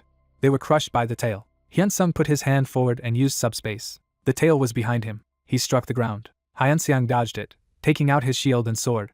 He ran behind the monster. He managed to put up a shield at the last moment. His eyes flickered. The hero was thrown aside. Hyunsung looked up at the sky. He gently moved his hand. He touched the ground. He looked ahead and said that he almost died. He touched his head and said that he didn't expect the dragon to have any other mental skills besides fear. He turned sharply. The players continued to cut the dragon. The hero said that it was a mess. He looked away. He looked down at his hands and asked where his blood-tearing sword had gone. I got up with difficulty and decided to recover first. I looked at the notification of the system. She reported that the tearing sword had been improved. He looked up and said that this could not be. A bunch of players continued to fight the monster. He waved his tail. The sword was sticking out of his tail. Hyunseong said that he must have left it there when he stopped the tail attack. The hero went forward and said that it was unlikely that he would have to summon him again. He looked at the dragon from behind. The players slaughtered the monster. The hero said that the winner had already been determined. He looked at the new notification. It reported that the sword had improved. Hyunseong was surprised and noticed that the notification was still lit. The sword guard was burning. It continued to consume blood from the legendary rank monster. The dragon began to breathe heavily. 2 players attacked him. They began to cut. Yuna plunged her spear into the monster. The dragon screamed, covered with wounds. His eyes flashed. He shouted loudly. The players turned around in fright. A huge tail appeared in front of them. Yuna ran forward, and she cut off the growth on her back. The other player slashes the ball. The archer and the mage attacked from a distance. The dragon's body was covered in explosions. Imuji looked around wearily. Yuna looked at him questioningly. Imuji suddenly disappeared, and he tried to attack the girl, but she kicked him. She looked sternly ahead. The dragon fell to the ground. People began to plunge a sword into him, one by one. They kept cutting down the dragon and said it couldn't be. The system reported the achievement of the heroic rank. People began to rejoice and shout that they had won. They raised their weapons and said that they had finally done it. The dragon's body began to evaporate. Everyone looked at this sight in surprise. The dragon gradually evaporated. The hero's sword blazed red. He hung in the air, and he plunged into the ground. Dawn was falling. Hyunsung raised his sword. He looked at the notification window. He received his first achievement. I began to read his characteristics. He looked at his new sword.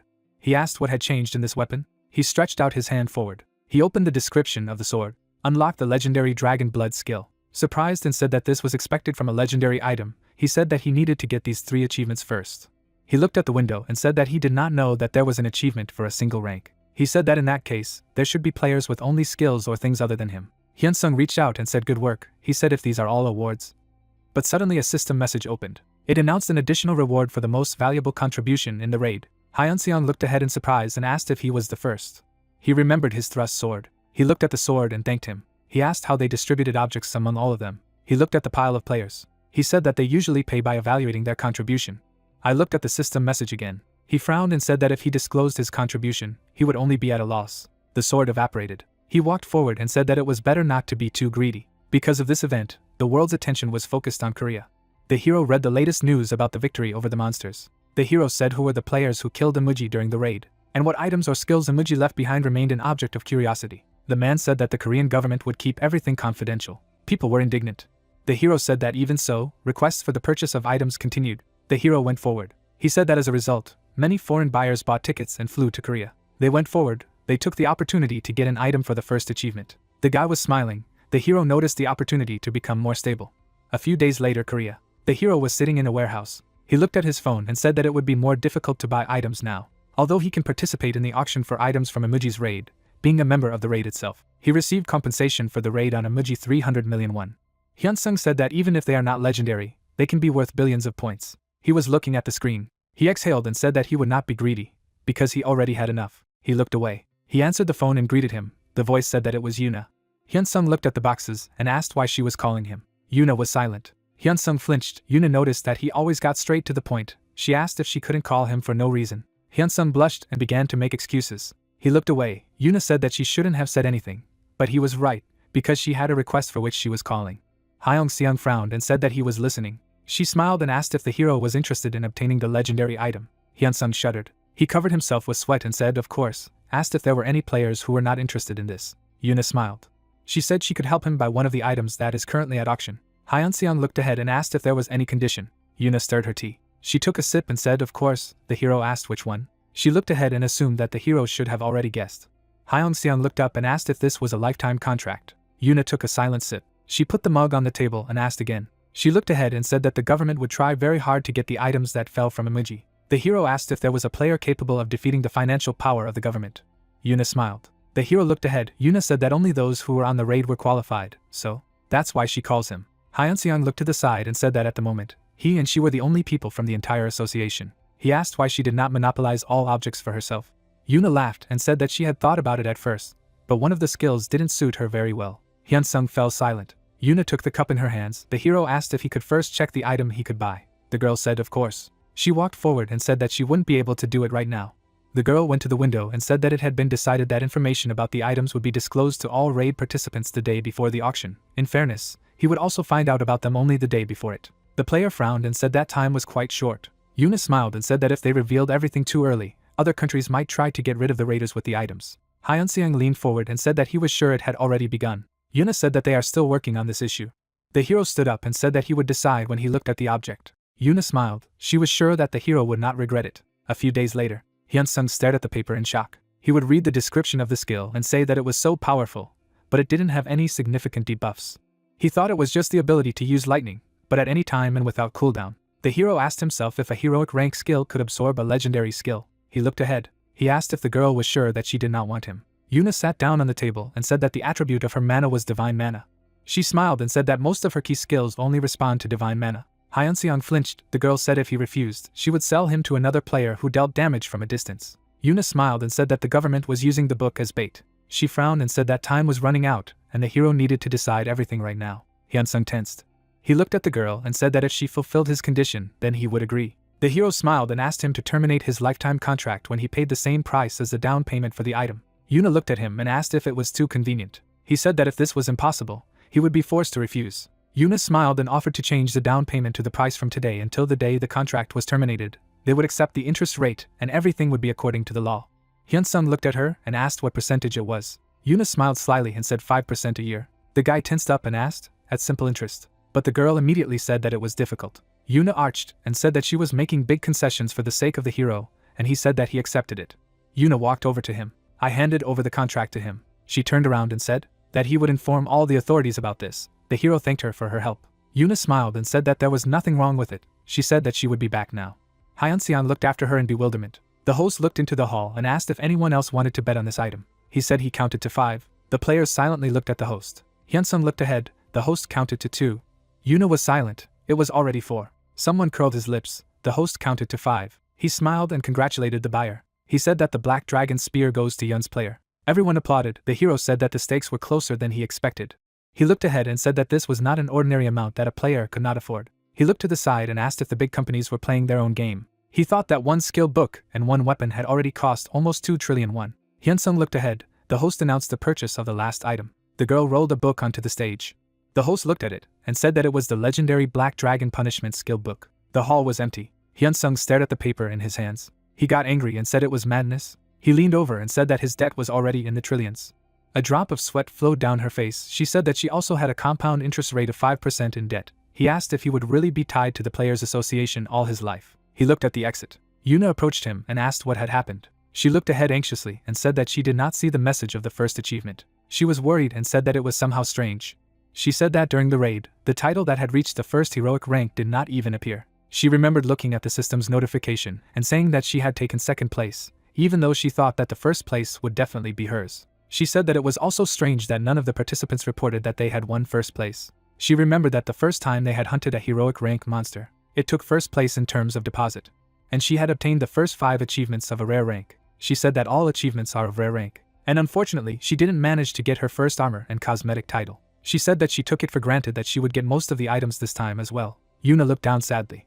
She said that this situation was impossible without someone else hunting a legend rank monster with them. She looked ahead and asked what had happened. I approached the man and remembered that for the sake of obtaining the first 2 achievements, she deliberately assigned the punishment of the Black Dragon as the last lot in the auction. She clenched her fist. She looked ahead and said that she felt like a fool. She lowered her head and said that she had to tell the truth to the hero. Hyun-seong came up from behind and congratulated her on the item she won. He took a step forward. He smiled and said that he would go. Yuna looked after him. He flinched. The girl asked if he was looking at the skills. Yuna smiled and asked him to return home safely. The hero went forward. Hyunseong stared into the void and wondered what it was. Yuna followed him. The hero turned around. Yuna asked for forgiveness. She looked at him and wanted to talk about placing the item at the auction. She looked down guiltily and said that the government was trying to get her to make the world's first achievements, and they put up the item he was going to buy first. Hyunseong flinched, Yuna saying that the government had saved his items for last. He looked at the girl and thought about the world's first achievements. I remembered their descriptions. I froze and realized what it was then. Yuna looked at him guiltily. The hero assumed that she had already had the first achievement in history. She folded her hands together. The hero thought that the government must have found out about this, and tried to support her in this way. Hyunsung rubbed his cheek. Yuna shuddered. The hero said that everything was clear to him. He smiled and said that it didn't matter whose point of view it was, hers or the government's. He said he accepted it, so he asked not to apologize. Yuna blushed. The hero said that he would go. And he walked away. Yuna looked after him. She stood still and said that the hero was actually not greedy at all. She touched her hand and said that she had to be sure she wouldn't do anything like that again. Hostile. The hero took off his jacket and said that Yuna was a fairly honest person. He walked forward and said that she could have just missed it by not telling him. He looked ahead and said that he felt guilty in front of her for taking everything for himself. He stretched out his hand forward. I used the subspace and took the skill book in my hands. He looked at the book and asked if they should study it. He studied the book and said that they were really united or existed separately. The system asked if the hero wanted to study the skill book. The system reported that the study of the skill book had failed. The hero asked if it was being absorbed. The system reported that the skills were combined. The system announced the creation of the legendary skill Thunder Dragon Breath. Hyunseong looked at the notification and noticed that the skill had not been absorbed, but combined. He shuddered. The system rewarded him with a new achievement. Hyunseong smiled and said that he thought so. The gates opened. The hero said that participating in the raid on Amuji was a great decision. The monsters were moving forward. They surrounded the hero. He thought that in the end, after obtaining all the titles, he had improved all his stats by a total of 450 points. And the skill he gained was incredible. The system opened the skill description. Hyunsung smiled and offered to test the new skill. His hand was covered with lightning. There was an explosion. Monsters were shattered into pieces.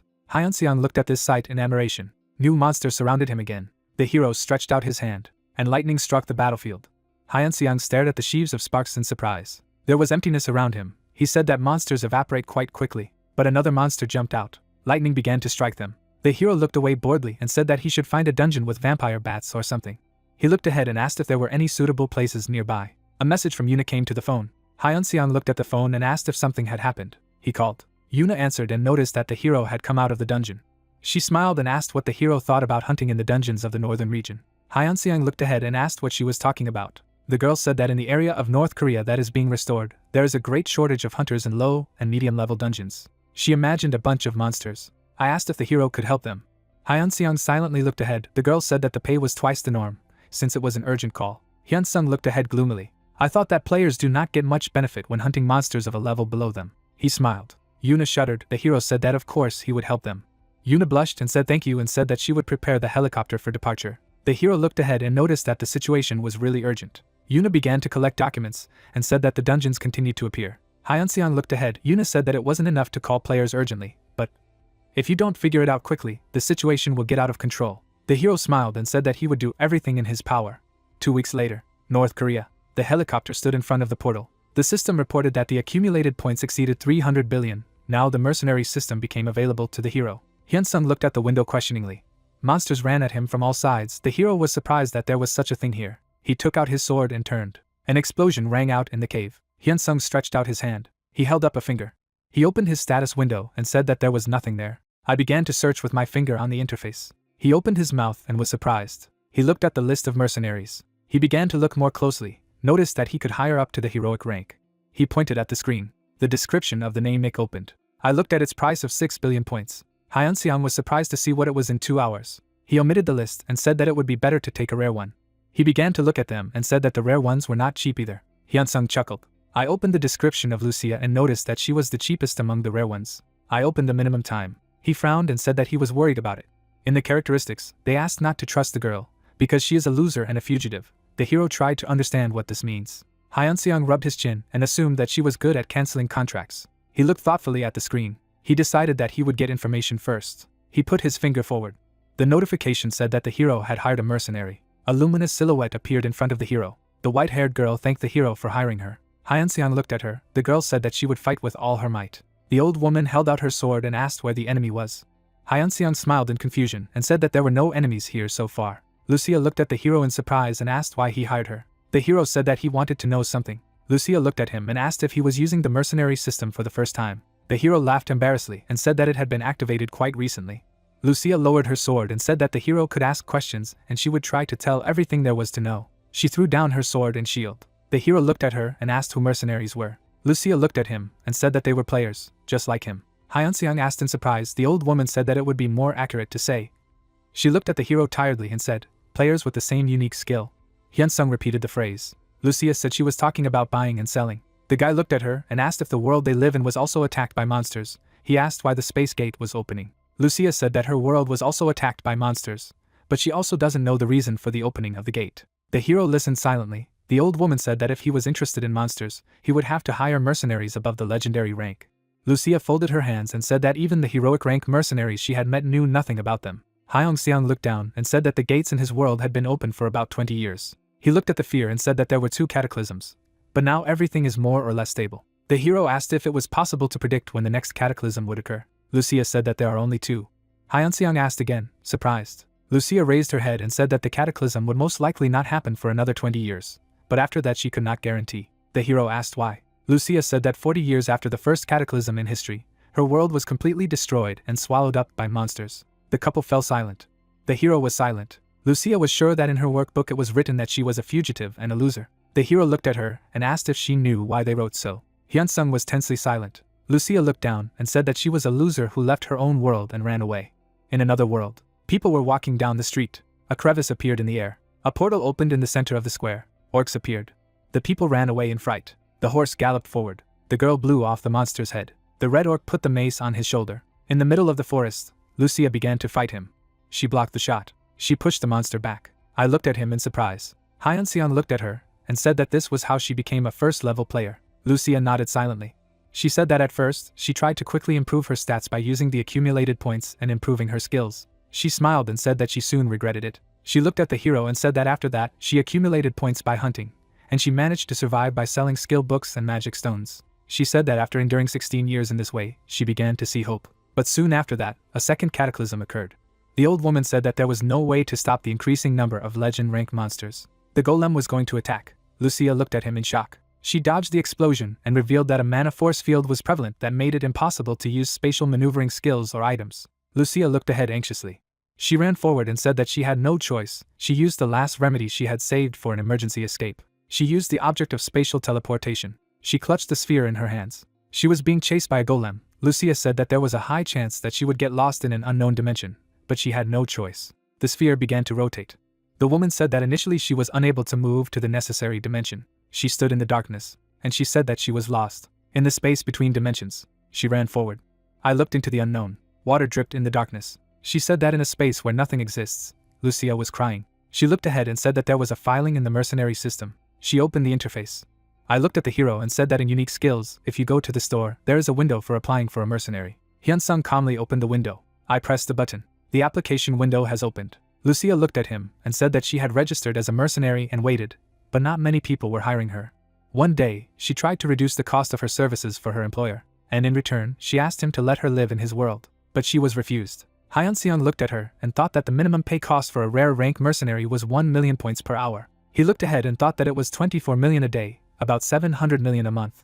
Lucia said that one day the player offered her new conditions. The guy was smiling. The woman said that he wanted her to transfer him 24 million points every day. The hero shuddered and asked if she could transfer glasses to others. Lucia stood up and said that it was impossible to transfer points to other players or ordinary people. She went ahead and said that it was possible to do it between players with the same unique skills. She approached the hero. She held out her hand to him. They shook hands. Notification asked if the hero wanted to exchange points. He looked at the window and said that it was very interesting. He looked ahead and asked if he would be able to increase the accumulated points if he took advantage of it if they traded over and over again. Lucia looked at him and said that it was impossible. She said that when players trade points, the accumulated points are reduced by the amount used. The same applies to the mercenary system. The hero shuddered. He smiled and said that then they should have accepted that offer. The woman said that she refused. Lucia said that like the sale of goods, the mercenary system charges a 20% commission on the value of the transaction. The hero sighed. Lucia looked at her situation, stopped, and said that things were getting worse and worse. She looked at the notice and said that was when this person hired her again. The hero looked at her and said that she had to accept it. Lucia nodded. She fought and accumulated points and said that she had handed over 24 million points paid by her employer. They shook hands. The guy smiled. Lucia said that even if she hunted all day, she would lose 4 million points a day, but there was nothing she could do about it. Fortunately, during the hunt, she was able to save time for sleeping and eating. Even if she only earned 5 million points a day, soul stones fell to the ground. The guy was screaming. Lucia said that her employer's greed was increasing, so she had to terminate the contract. Hyunseong stared at her, the woman said, until he hired her. She said she wouldn't last more than 3 months. She said that she wanted to ask the hero only one thing. She looked at the hero and said that the minimum wage for her work would cost 24 million a day. She will follow the hero all day. The woman smiled and said that she would fight on the battlefield he was talking about. She looked at the hero and asked if the hero would allow her to live in this world. The young man was still standing in front of her. Still looking ahead, the fighter wondered if he could think about it a little more. The interlocutor, smiling, answered in the affirmative and noted that the time for hiring her was almost over. Closing her eyes, she said that it was time for her to go back. Immediately after, the mercenary disappeared. Bright white particles swept past his face. In the distance, burning torches appeared on the racks. The young man, sitting at one of the columns, realized that he had indeed been lucky. Looking down, the hero tried to understand what to do, because the mercenary system is really useful. His gaze was directed somewhere forward. A system window immediately appeared in front of his hand. This woman reappeared in this cave. Smiling, she noted that he apparently wanted to hire her again, and now he would definitely not regret it. The protagonist, looking ahead, replied that he also hoped so, and added that he needed to know something. She bowed her head and said that he must be interested in knowing what her skills were.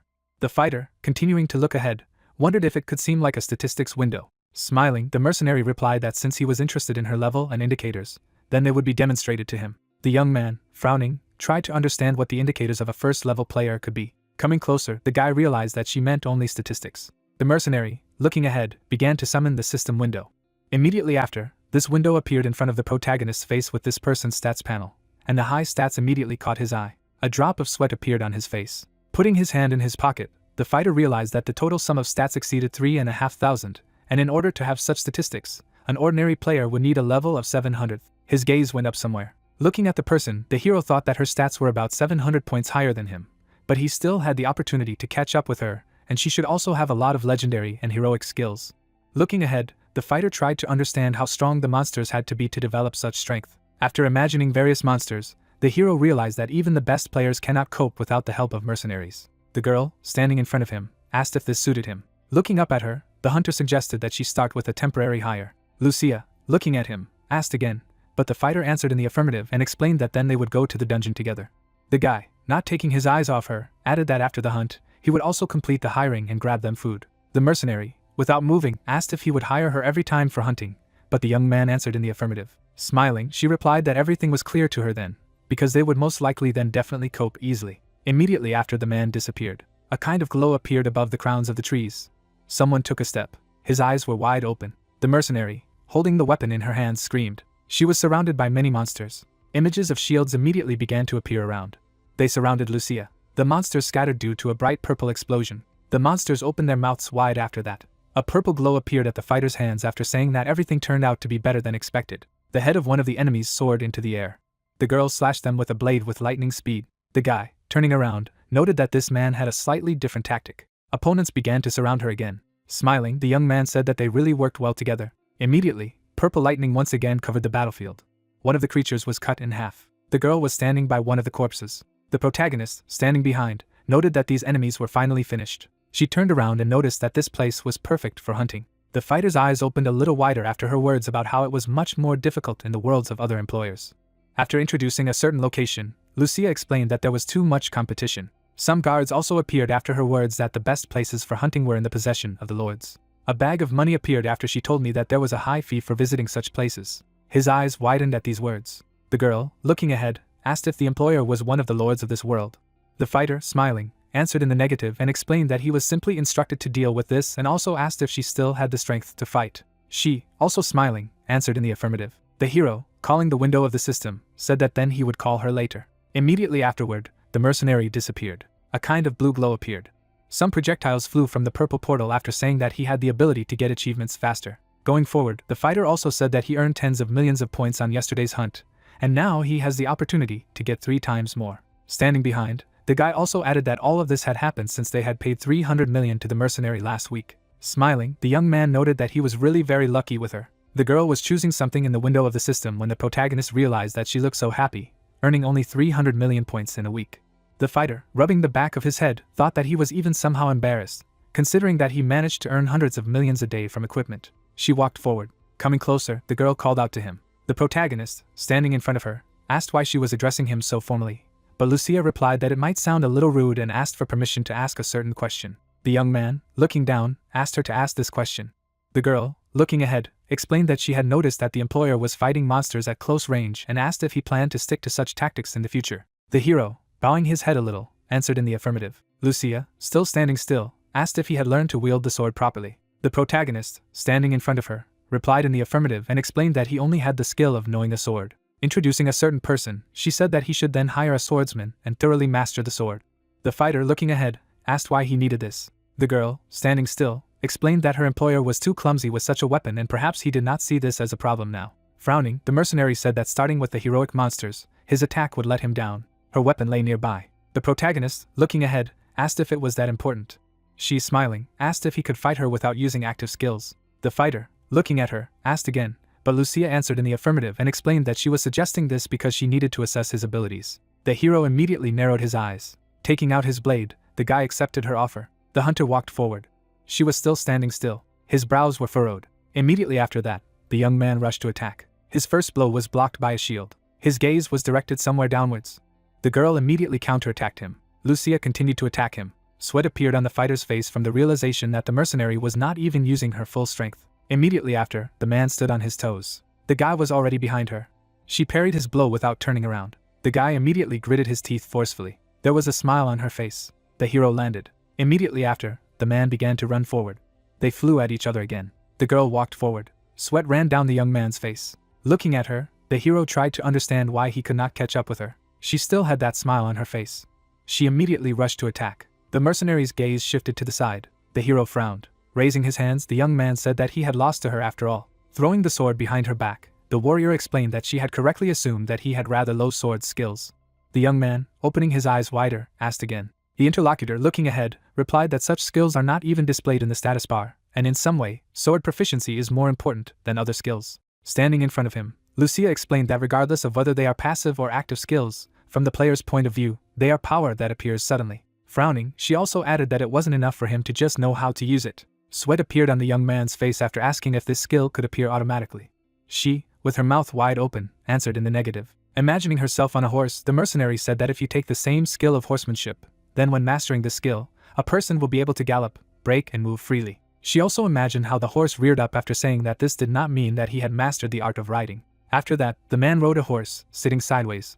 When she talked about how depending on the level of skill, the combat strength can vary greatly. The person was already standing on the saddle after explaining that players who have mastered the same skill have different strengths. The guy's eyes immediately opened wider after this explanation. Lucia, looking ahead, clarified that it wasn't just about passive skills like wielding a sword. Still standing in front of him, the girl said that one of the key offensive abilities is Thunderbolt, and depending on the skill level, the damage dealt to enemies will vary significantly. His eyes widened even wider. Immediately after, the fighter imagined himself at the computer. His eyes turned white with anger. Suddenly, another happy player appeared after thinking that even if gamers play as the same characters with the same characteristics, the difference between how such a person plays and a professional player will be immediately noticeable. Looking ahead, the young man thought about the level. Bringing his hand to his face, the protagonist realized that even if it was not displayed in the status bar, it actually had a big impact. The girl's eyes opened wider. Looking ahead, the guy wondered if she could help him level up this skill. She closed her eyes and replied that she would be only too happy to help him with that. Snow-capped mountains appeared. People walked the streets when it was reported that high-ranked players went to North Korea, gradually clearing the dungeons captured by monsters. Someone was tapping his finger on his leg. The hunter propped his head on his hand after explaining that it was the other way around, only made them bored. Monsters were walking down the road when it was said that players of large guilds who came for the purpose of cooperation became lazy over time. The man, baring his teeth, looked somewhere after explaining that they had expressed a desire to return back to South Korea. People were going somewhere in the mountains. 3 hunters appeared after saying that they wanted to do it immediately after they managed to cope with the low-ranked dungeons, and as it turned out, players who are closely associated with the association are responsible for the low-level dungeons. 2 more hunters showed up after saying that it was not surprising that this had displeased the other players. The blade of one of the hunters was driven into the ground. The man put his hand on the hilt after explaining that even with the fee twice as much as usual, the losses were too great. People fought with whom when it was said that they did not have the opportunity to level up by gaining experience points, as well as to obtain items or jewels. Immediately after that, the tents appeared after the story that the hunters also had a lot of inconveniences in everyday life. They ate in the same place when it was said that these people had to sleep in tents, since they simply did not have other housing and also survived with a few food reserves. The equipment was at one of the tents. Night was already hanging over them, and it was said that all this had been going on for several months. Someone walked through the snow-capped mountains when it was said that the players from the association were also here, but instead of joining the rest, they were more passionate about hunting. It was the protagonist. A mercenary has slashed a monster. Purple energy appeared at the hands of the fighter. Their blades collided. Immediately after, they bounced off each other. Immediately after, they started eating something from the packages. The young man was holding a mug of coffee in his hands. She, also holding a mug, noted that the civilization of this world is amazingly advanced. The hero, looking at her, noted that people still need an ID card to do business. But Lucia wondered if this was due to the fact that he did not invite her outside the dungeons. A smile appeared on the guy's face after his words that the mercenary was a high-ranking player in this world. Her mouth opened in surprise at the words that the rules for such players are strict in any world. Her eyes widened as her employer told her that once he could get this over with, he would have to figure out how she could stay in this world. The young man, raising his hand, explained that first she needed to get an identity card and register as a player. She, smiling, said that he could not hurry with this, since she was satisfied with everything even now. Standing in front of him, the mercenary noted that her photo should also be in the ID, while the fighter answered in the affirmative. The girl, bowing her head, said that it was really good to be young. The guy's gaze immediately rose. Smiling broadly, the hero noticed that she looked quite young. Her gaze was fixed somewhere forward. The young man held out his hand to her. The mercenary took a step. The soldier turned around when she began to say something. Looking ahead, she explained that she had better get back what she had lost. The guy standing in front of her said that she should consider it a tuition fee. Smiling, the hero noted that she would most likely be able to teach him a lot. The interlocutor immediately nodded her head affirmatively. Raising both hands, the girl said that she would then teach him as best she could. The night sky appeared. People were standing by the plane. Two of them, looking at each other, were talking about something. The protagonist was also among them. The soldier put the phone to his ear and greeted someone. The gaze of his interlocutor was directed to the side after the man's words that he did not have time now, since he had to leave on a business trip. The image of the hunter began to disappear after the words that this was his chance. This person immediately disappeared. The young man was walking through a cave. His eyes suddenly opened a little wider. Looking away, the hero realized that wild instincts had awakened inside him. A kind of black energy appeared. Going forward, the fighter realized that the enemy was approaching him. Hiding his eyes, the guy began to think about a plan of action.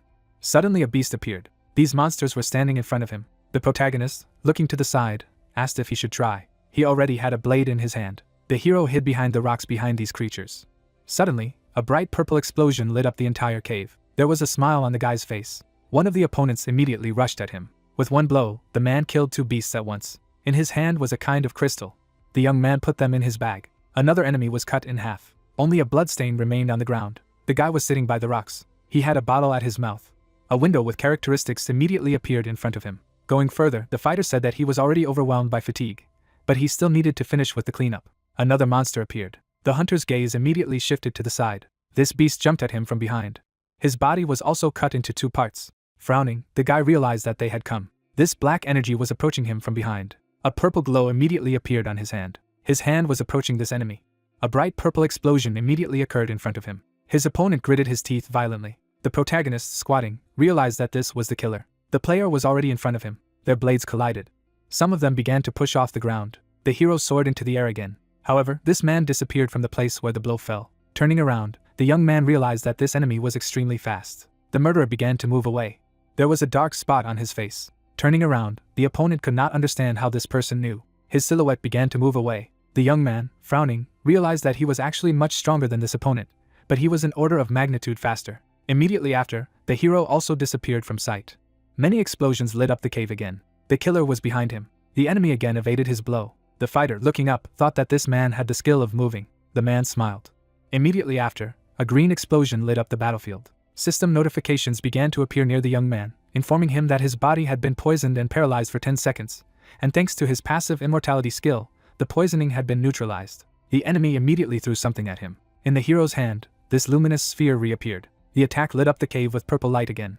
The killer began to run away again. The hero, looking ahead, realized that this man was too fast. The opponent continued to run away when the guy realized that he had already spent too much energy using his attack skills. His eyes were closed. His blade appeared after thinking that there was only one way left. Frowning, the protagonist knew that he would not be able to make a mistake. The enemy gritted his teeth with force. Running away, the man realized that he needed to get out, since his mission had already failed. Remembering that sphere in the guy's hand, the man could not understand who he was. He also remembered his attack, as he could not believe that he had woken up only a year ago. The protagonist was already behind him. The young man's blade was very close to him. The enemy's eyes immediately opened wide. They began to exchange attacks. The hero, frowning, assumed that this man was going to run away. Something appeared in the killer's hand. Immediately after, the shell was sent to the fighter. However, this thing was repelled by his protective field. The enemy immediately began to run away. The young man, bowing his head, began to activate the radiance. The blade pierced the enemy's body. The protagonist was right in front of him. Blood spurted out of his mouth. The young man immediately frowned, swinging for another blow. The killer immediately disappeared. The hunter's gaze turned back. His enemy was there. The blade hit his protective field. A bright explosion lit up the battlefield again. The man, his mouth wide open, shouted. The protagonist gritted his teeth forcefully. The image of the opponent began to dissolve. The guy looked down. A certain book appeared there and also a notification about receiving a book of active skills, which gave the abilities of the Ashes of Darkness. Smiling, the young man said that it was not a bad prize. On the ground there was also a certain blade along with a pendant. Taking them in his hands, the hero noted that this person had a lot of things in his inventory and immediately received notifications with information about the dagger, pendant, and shield of the guardian. Looking at the window of the system, the fighter tried to understand why this hunter had attacked him in the first place. His gaze was fixed somewhere down. Raising his finger, the guy began to activate the skill of psychometry, since he has no way to access the history of the information of magical items. The protagonist, looking down, realized that he should first discuss this with the mercenary. Her image began to appear nearby. The girl, smiling, noted that he called her later than usual. A smile also appeared on his face. They sat opposite each other. Lucia, looking ahead, explained that it didn't matter at all and wondered if players rarely attacked each other in this world. The fighter, standing in front of her, said that he did not know about the others, but here the players do not do it openly. Looking ahead, the young man asked why this man had attacked him. She, bowing her head slightly, explained that his enemy could hold a grudge against him for some reason. Looking in the same direction, Lucia added that the man might also have been interested in his rapidly growing abilities, and may have been trying to figure out why. The protagonist appeared. Looking ahead, the young man asked if this could happen again. Frowning, she began to tell something. Immediately afterward, the girl remembered the person who introduced himself as the deputy of the So Guild. She also introduced this killer and explained that if this attacker belongs to some organization, which is very likely, but according to the rules of this world, you cannot attack the player directly. Lucia looked up and said that he should be on the lookout for the dungeon. Sitting in front of him, the mercenary also added that if there was an enemy that he couldn't handle alone, he should call her, or if he had enough points, he should hire another swordsman. A smile immediately appeared on his face. Looking ahead, the fighter replied that everything was clear to him. The night sky appeared. The protagonist was heading towards the helicopter. The girl looked away. Looking at him, she didn't understand what was happening. Sweat appeared on her face from the realization that the killer had failed in the mission after all. The huntress was walking somewhere forward. A red energy immediately appeared near her after activating the hunter's vision. Her eyes began to turn red. Red footprints appeared on the ground. There was also this red glow in the air. All the stones were strewn with them. Her eyes immediately opened wide. She had a lot of this energy in front of her. She put her hand on the ground. Sitting down on one knee, the girl realized that she was on the right track. Two images began to appear in front of her after activating the earth memory. One of the images belonged to the protagonist. The second image belonged to that murderer. They began to fight. She crossed her arms over her chest. Her eyes suddenly opened wider. The killer began to run away. The girl, turning around, realized that her ward had decided to run away after all. The hero stood in front of him. The blade of the target pierced the assassin. Her eyes immediately opened wider. The image of her ward immediately fell to pieces. Sweat ran down her face. Looking somewhere ahead, the huntress said that Takahashi was dead. I could see the headquarters in Tokyo. A man appeared. The director, sitting in his chair, asked if his subordinate was sure that this was true about Sun. The latter, looking down, replied in the affirmative. After imagining how the hero won that fight, the worker also added that Hyunseon killed Takahashi. The man, looking somewhere ahead, noted that there was also a high probability that this man had killed Sona. The ward, bowing his head, said that he was almost sure of this, because the player who had awakened only a year ago had already violated the law of 20 levels. Takana, slamming his hand on the table, asked if the protagonist had defeated the rated player, and if it had happened twice. The subordinate looked at him silently. The minister, looking up, noted that the violation of the law on 20 levels is not at all over. The man standing in front of his desk began to talk about how they all believe that the hero had almost 100% chance of having unique skills. The interlocutor immediately explained that this was why the Korean Players Association wanted to sign him as soon as possible. The man began to slap his finger on the table, asking about what unique skills you need to have to grow up like this. Looking to the side, the minister explained that in this case it would be better for them to remove this person. The ward, opening his eyes wider, asked again. Placing his hands on the table, Tanaka asked how many secret agents they could send right now, and Tanaka replied that they could only send 5. The interlocutor, looking up, asked to send these people to North Korea. The subordinate, looking down, replied that he would send them right away. Bowing his head a little, the fighter also asked if they would still have the same goal, to which he received an affirmative answer. The man, raising his head, noted that they needed to do something else. After introducing the protagonist, the minister explained that if the mission failed, then they should simply kill this person at all costs. The interlocutor, standing in front of him, replied that he understood everything. The minister was left alone in the office. Smiling, the man talked about Hyun-seon's distrust of the Korean government. Adjusting his tie, the supervisor called the man a stupid bastard. Blue energy began to appear in the person's hand after activating the magic projectile. The protagonist was sitting on the ground. A girl was standing in front of him.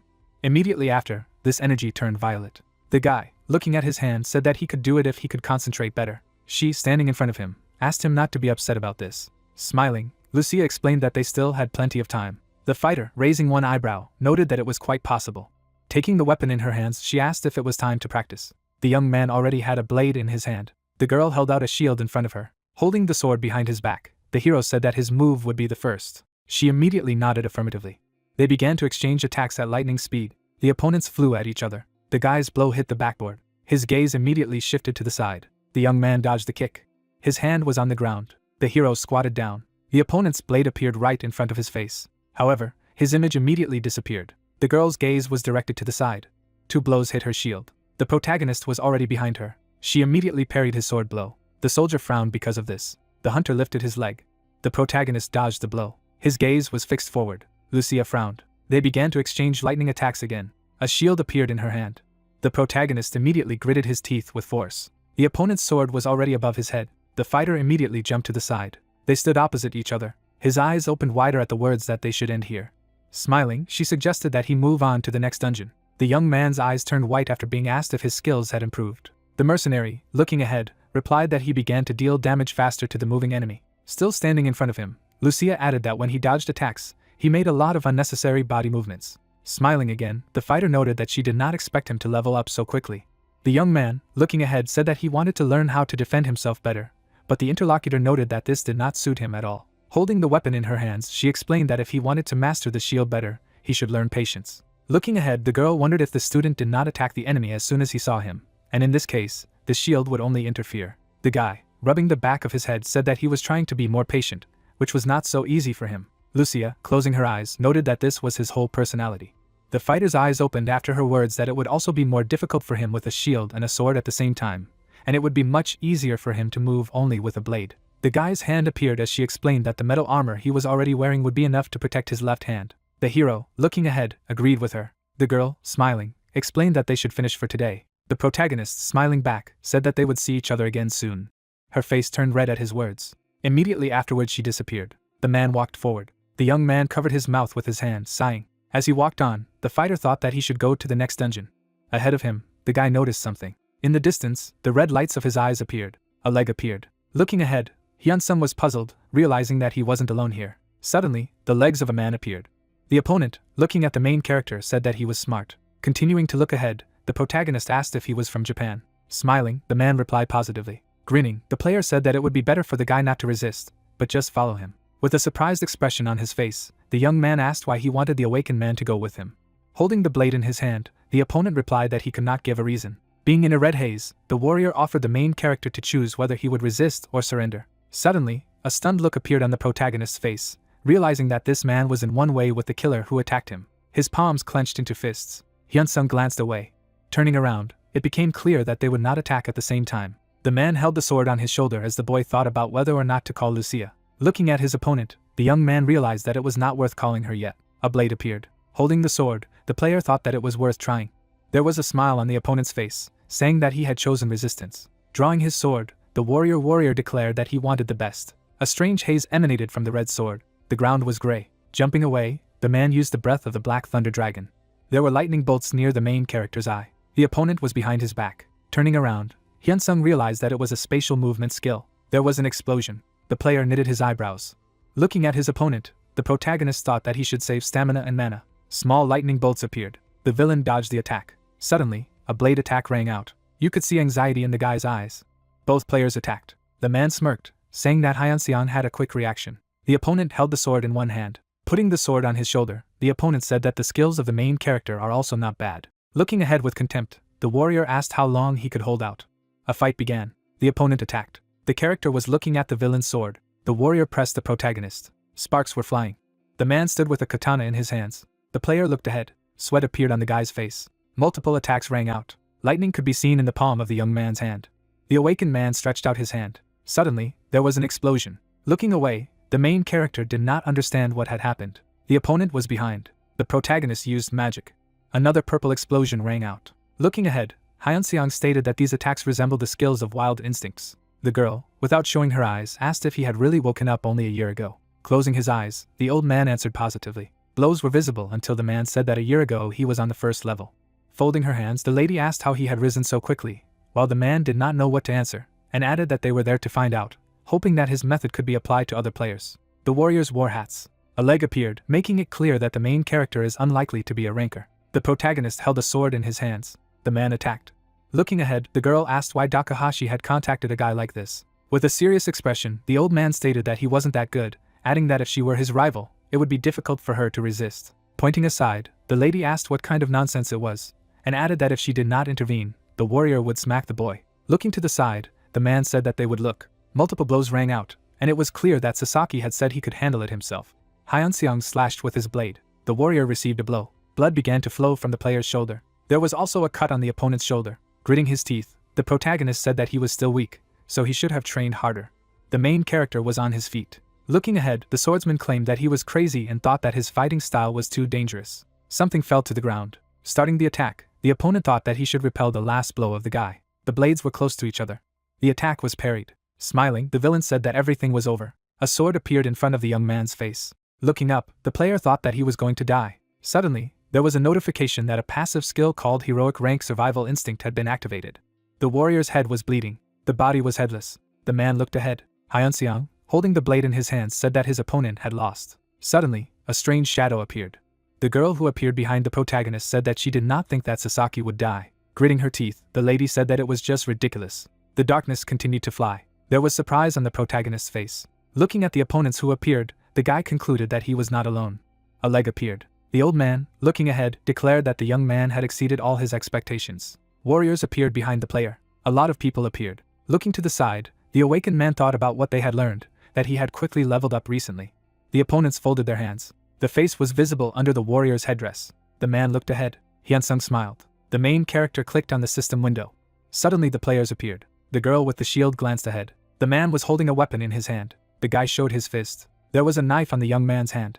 People were looking ahead. Looking ahead, the protagonist stated that their task is to capture the villains alive, or at least kill them. Grinning, the lady accepted the order. The man smiled. A slight grin also appeared on the guy's face. The warrior showed no emotion. There was an explosion. The opponent hit a stone. The girls looked at the villain. There was no emotion on the lady's face. Blood was coming from the warrior's mouth. Thinking about what had happened, the lady wiped the blood. His feet did not touch the ground. A young man appeared. Blood was also coming from the creature's mouth.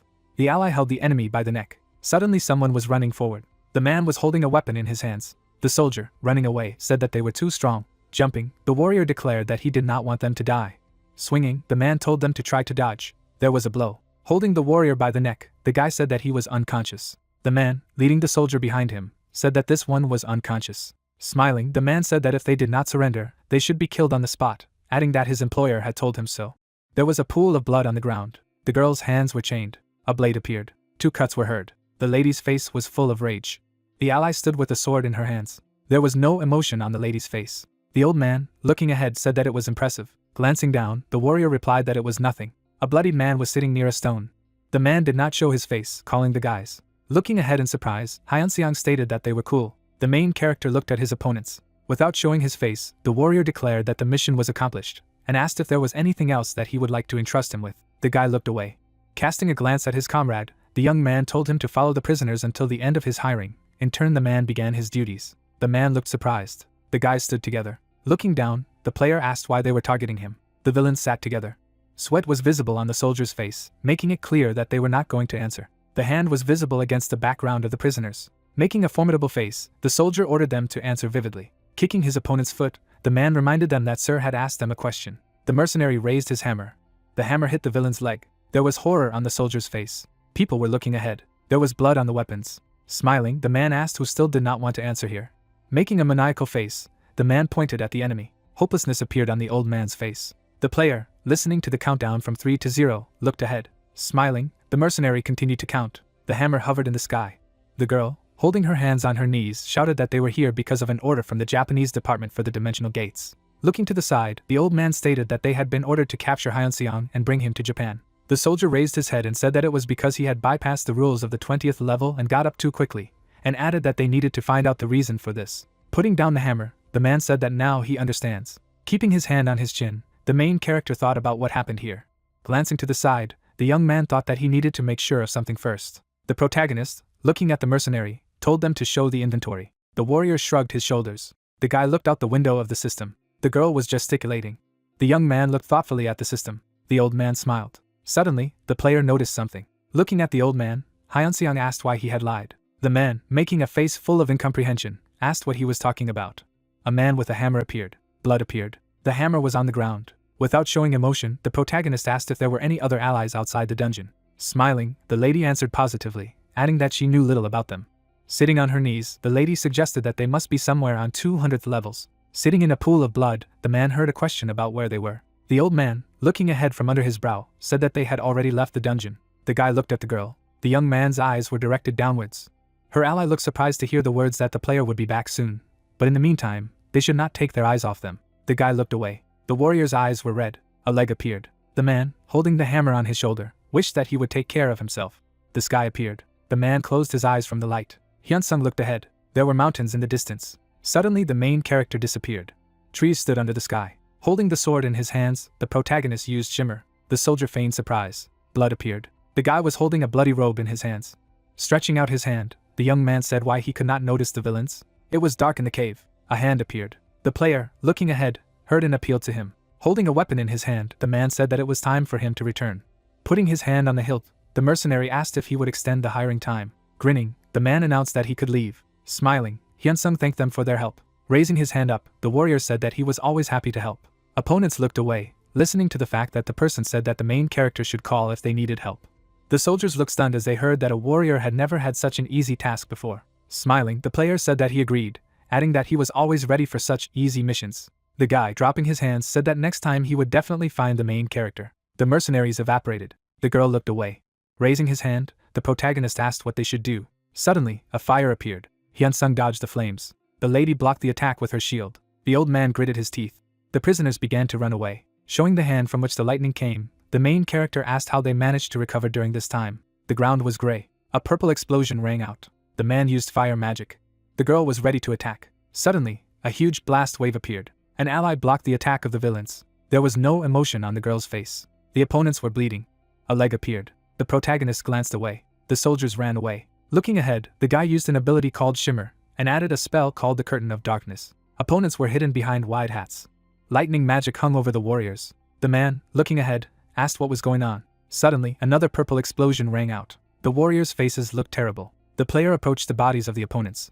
Glancing down, Hyunsung asked about what they thought they could escape. Dropping his hands, the protagonist continued about what they were thinking there, because only the protagonist and Lucia remained. A blue haze appeared, and it was clear that despite the losses, the man had gained a lot, adding that he did not think it was worth telling anyone. The book fell to the ground. The guy looked at his girlfriend.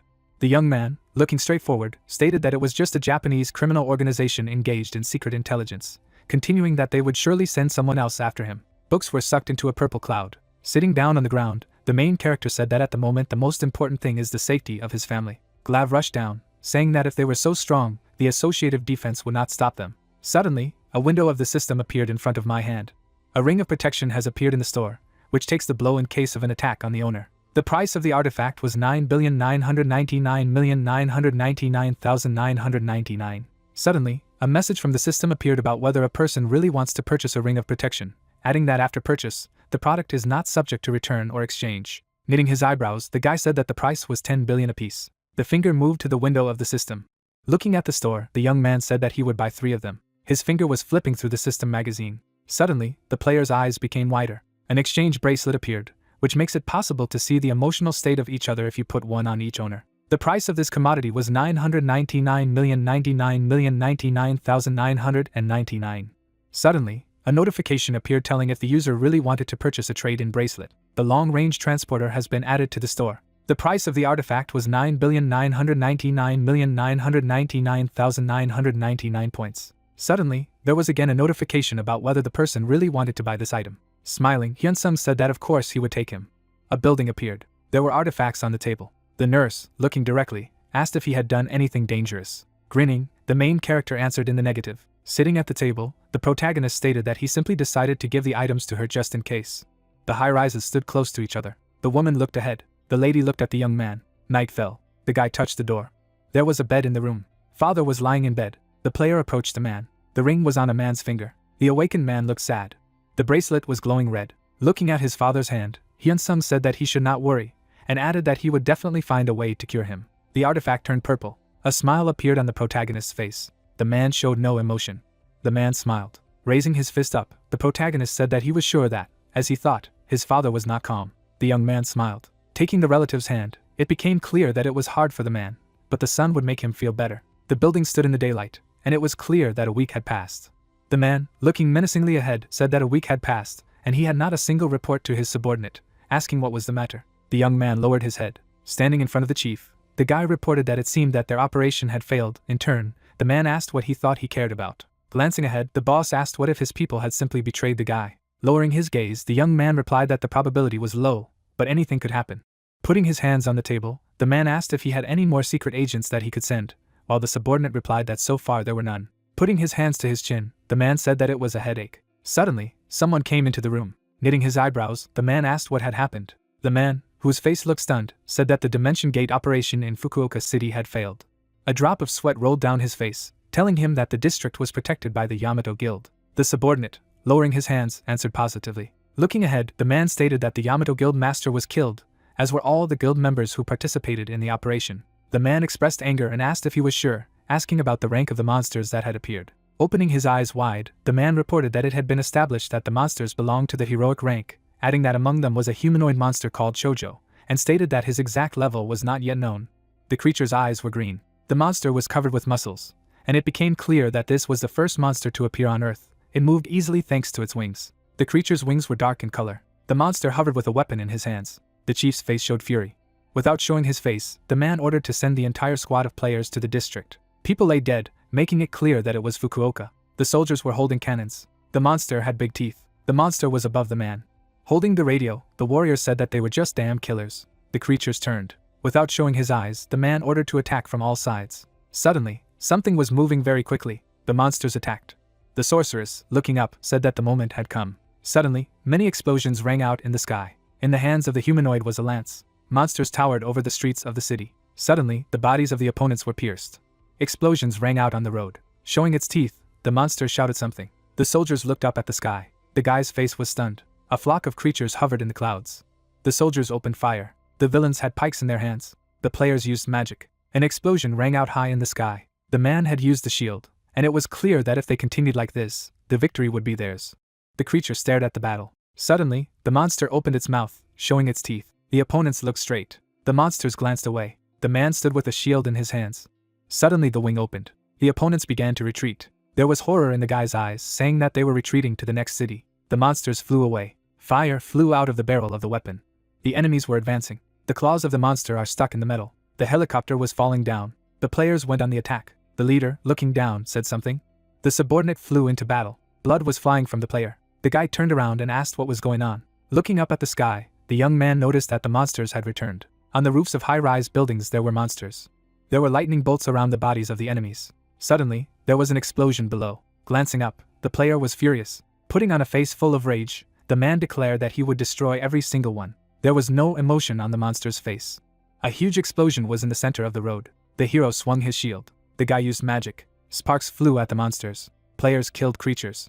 The fist approached the enemy's mouth. The young man used the shield. Smiling, the man said that he would make all of them regret daring to do so. The monster flew with a spear in his hands. The warrior knitted his eyebrows. The monster's eyes were blue. The opponent swung his shield. There was a smile on the enemy's face. Suddenly, the creature hit the girl. Blood came out of the lady's mouth. Making a face full of anger, the guy declared that they were creatures. The enemy was attacked by the hero. The young man used a shield with a sword. Suddenly the man glanced away. A blade protruded from the player's chest. The awakened one burned with flames. The monster looked down surrounded by yellow lightning. There was an explosion. Players were subject to magic. The guy's face looked terrible. The building stood in the city. The man, knitting his eyebrows, asked what it meant that they were destroyed, and added how this was possible. Suddenly his gaze became serious. Looking at his subordinate, The boss asked how many rankers and high-level players had been sent on a mission. Lowering his head, the guy announced that Chojo had outwitted them by pretending to retreat. The man, without showing his face, asked that even if so, how could they all be destroyed? Raising his eyebrows, the superior asked about how the Japanese Secret Service players were so helpless. Lowering his gaze, the young man said that the leader of the monsters was too smart. Sitting at the table, the opponent said that he didn't care, because he was just a monster of the heroic level and nothing more. Holding a tablet in his hands, the man said that they had a video recording of the incident. The gadget was lying on the table. The man took the device in his hands. Suddenly, the chief opened his eyes wide. A helicopter waiting room appeared. Turning around, Hyunseong asked about the fact that a new species of monster had appeared in Japan. The guy, holding coffee in his hands, said that there were indeed new heroic-level monsters called Chojami, adding that they were wreaking havoc. Looking ahead, the young man said that the worst thing was that the best Japanese rankers and high-level players were simply wiped off the face of the earth. Making a surprised face, the protagonist asked how this was possible, while the companion said that they seemed to be smart enough. There was a straw sticking out of the coffee. As he started drinking, the man said that as a result, the Japanese government had publicly appealed to the international community for help. Looking at his friend, the player asked a question about the fact that in our time there is a country that can afford to help others. In turn, the guy answered in the negative. The player began to drink, thinking that they would not be able to outwit him. Suddenly the mountains appeared. Without showing his face, Hyunseong said if he could ask something before their battle, while the girl said that she was listening. Looking ahead, the protagonist asked if she had ever heard of monsters called Chojami. Lucia's eyes widened. Holding the shield in her hands, the lady asked about the monsters attacking their world. In turn, the guy answered positively. Looking ahead, the warrior declared that in her world, the Chojav horde had destroyed an entire kingdom, adding that if they did not intervene, they would destroy the entire world. The young man knitted his eyebrows. Looking up, Miss said that there could be a lot at stake. Without showing her face, the girl stated that the Choji are quite intelligent and dexterous, adding that the worst thing is that they live in packs and move in large groups. Without looking away, the lady said that she could suffer greatly if she treated them like ordinary monsters. Looking ahead, Hyunseong said that despite this, the neighboring state is already doing it. The shield and the sword fell to the ground. Sitting down on the stone floor, Lucia said that if the leader was as smart as they said he was, it would be difficult to deal with him. But if at all possible, the countries should unite and act together. The buildings were burning. Looking from under his brow, the main character said that he did not even know whether other countries could find the strength to unite, adding that standing aside could only be worse. The claws grabbed something hard. The monster stood with a weapon in his hands, making it clear that the Choji could rise to a legendary rank. Making a surprised expression, the protagonist asked if this was true. With her eyebrows furrowed, she said that of course they had their limit, but like players, they leveled up through hunting, and stated that their level had skyrocketed when they had won such a big battle. A book was lying on the ground. The Choji leader soared in the sky, signaling that they had absorbed many magic stones and skill books. Drops of sweat streamed down the man's face, asking about the fact that not only skill books were involved, but also magic stones. Looking ahead, the warrior stated that the Choji hunt other monsters and players, adding that they earn experience points and magic stones, especially magic stones that help them break their limit. A blue crystal appeared. Glancing ahead, the young man asked if players could also absorb magic stones to grow. Placing her hands on her knees, the lady replied that as far as she knew, it was impossible, although many empires and kingdoms had invested heavily in experiments, declaring that they had all been futile. Equipment appeared on the table. His eyes were directed forward. Sitting in front of Lucia, the man said that similar experiments had also been carried out in his world, continuing that they had also failed. Suddenly the lady opened her eyes wide. Without showing his face, Hyunseong stated that he didn't think the monsters would attack anytime soon. In turn, the girl asked why. Smiling, the main character said that all the mercenaries were already busy, so he did not want to waste her time. My friend smiled. Covering her face with her hand, the lady said that they would get what they deserved without her. In turn, the guy said that he already doubted it. The city appeared, making it clear that 3 months had passed, but the Japanese government had not yet coped with the invasion of the Chojas. The claws were on the paws. Standing on the rooftops, the monsters took over all of Fukuoka. Suddenly, a large screen appeared, and it became clear that Japan was trying to enlist international support at the time. People walked around the city, and it was obvious that South Korea had finished repairing the damage caused by the second cataclysm. The high-rises stood among the mountains, signaling that the restoration work in North Korea had also been completed, after which the South Korean government allowed players to visit the territory of the bordering country. A large plane appeared, and it was clear that the players were rejoicing and going there in droves. People went forward. Hyunseong was in the cave while he tried to cope with all the dungeons of North Korea, but could not.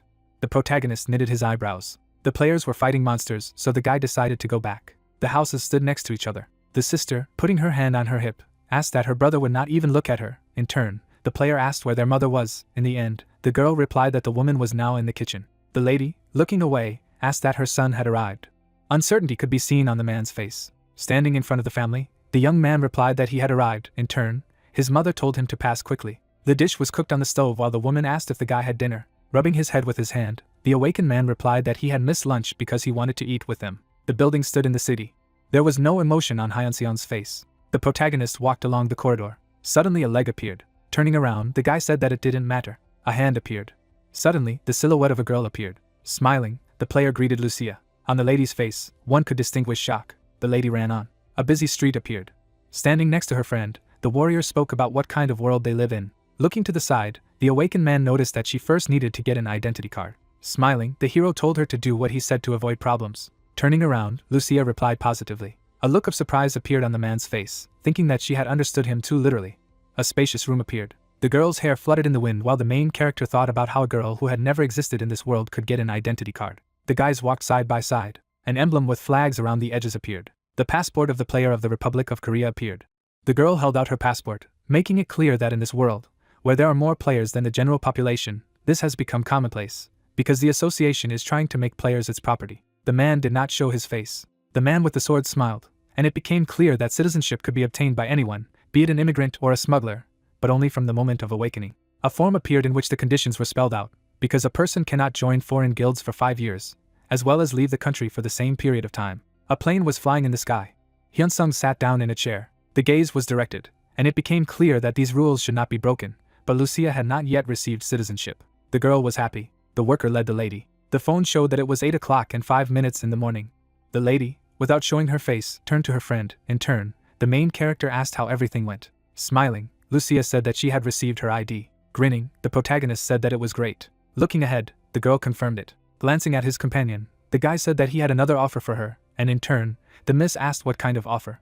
Looking ahead, the young man said that it would be beneficial to both of them. A brick building appeared. There were 2 drinks on the table. The girl drank through a pipe. Turning around, Hyunseong asked if she liked it. The lady smiled. Looking at her friend, Lucia said that the drink was cold and delicious. The guys began to pay attention. The main character, casting a glance to the side, asked what was the matter. The lady held the drink in her hands, asking if his offer was valid.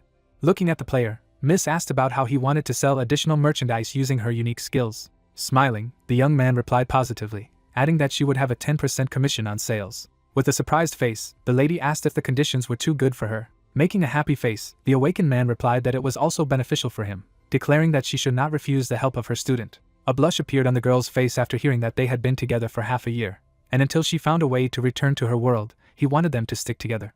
Hyunsung didn't show his face. Holding a glass in his hands, the main character said that, if possible, he would like to help her expel monsters from her world. Tears came from the eyes of her comrade in arms. The warrior wiped away her tears, listening to the guy's words about whether everything was all right with her. Looking from under her brow, the lady said that she did not know how to thank him.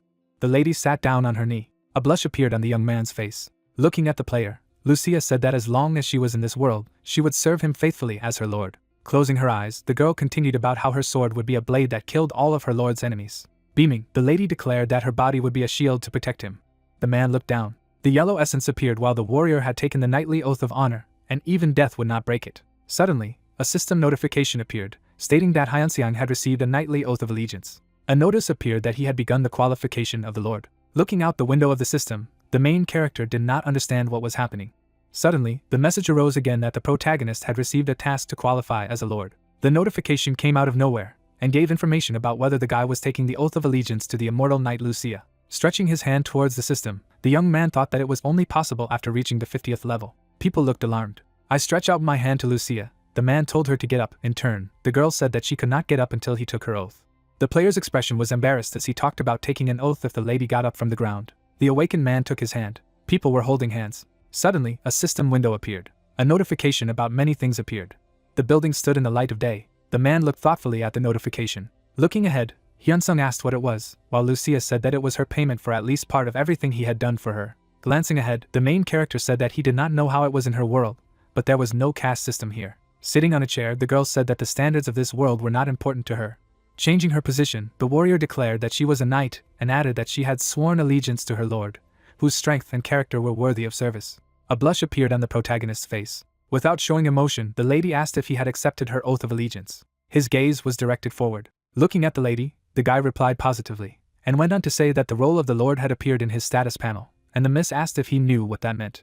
Making a happy face, the player said that this is a mandatory component of the oath. Smiling, Lucia said that whoever takes the oath of allegiance to a knight must become a lord. There was no enthusiasm on the man's face. While he asked if she had any role, in turn, the girl answered positively. Smirking, the lady said that she was an immortal knight, making it clear that this was a heroic rank role. Looking at the lady, Hyunseong asked how this was possible, since she was not at the 50th level. Glancing ahead, Miss said that the level was important, but it wasn't the most important thing, and added that in her case, she had earned the role of a knight after going through many battles. The warrior hit her opponent. A man was carrying a flag. Folding her hands, the lady said that after that, fulfilling various conditions, you can open such tasks for roles. The man looked surprised. The girl sat with a straight back, saying that she apologized for not telling her beforehand, adding that she had actually only shown him her level and stats to hide her role. Without showing her face, Lucia said that this was why her stamina and strength were higher than other characteristics, as they increased with the change in role. Smiling, the main character understood what she meant. Holding his head, the protagonist thought that he would never be able to get the role. Her companion smiled. Putting her hands on the table, the girl said that she thinks, even if not with her, the guy would still manage to get the role. Without showing his eyes, the young man asked how long it took her to wake up to earn the role, while the lady said that it took about 15 years. A stunned look appeared on his ally's face. Pointing her finger, the lady said that he should first test his professional skills, because before using these skills, you need to master them. Raising his hand, the player said that he knew it. Suddenly, the status bar appeared. His eyes were directed downwards. It was clear from the system that the user had new role skills. Standing behind the master, the warrior said that as the role increases, the role skills may increase. In turn, the person asked if this is possible. Smiling, Lucia remarked that in his case, it depended on the number of servants under him, and Hyunseong said that role skills could be promoted to higher ranks. Grinning, the main character said that he did not know that this was possible, asking the question about what role characteristics are, because some skill called leadership has appeared. Statistics appeared. Looking down, the girl stated that leadership is determined by the sum of all characteristics. By the eyes, you could understand that the person was interested. Turning around, the guy asked about the fact that he lacked 60, while the lady said that it was because she was subordinate to him, and added that depending on the number and level of players who were under his command, the sum of the skill points called leadership increased or decreased, stating that on average, such a difference could increase tenfold, and then the difference does not increase, even if the player changes roles. The soldiers stood on different sides. The knights stood in a blue haze. The young man looked away, putting forward his assumption, and Lucia confirmed it. Smiling, the girl said that she had changed her role 5 times. Hyunseong stared in surprise at the screen where the faction status was written.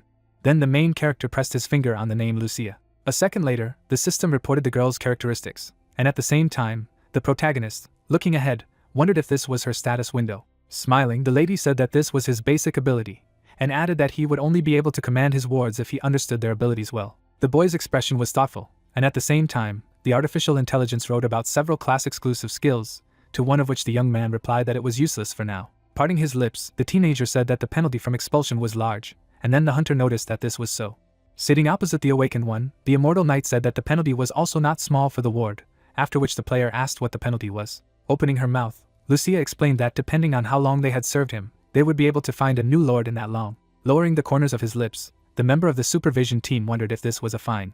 The girl, looking straight ahead, said that their level and stats were decreasing. Frowning in bewilderment, the member of the Players Association asked her again.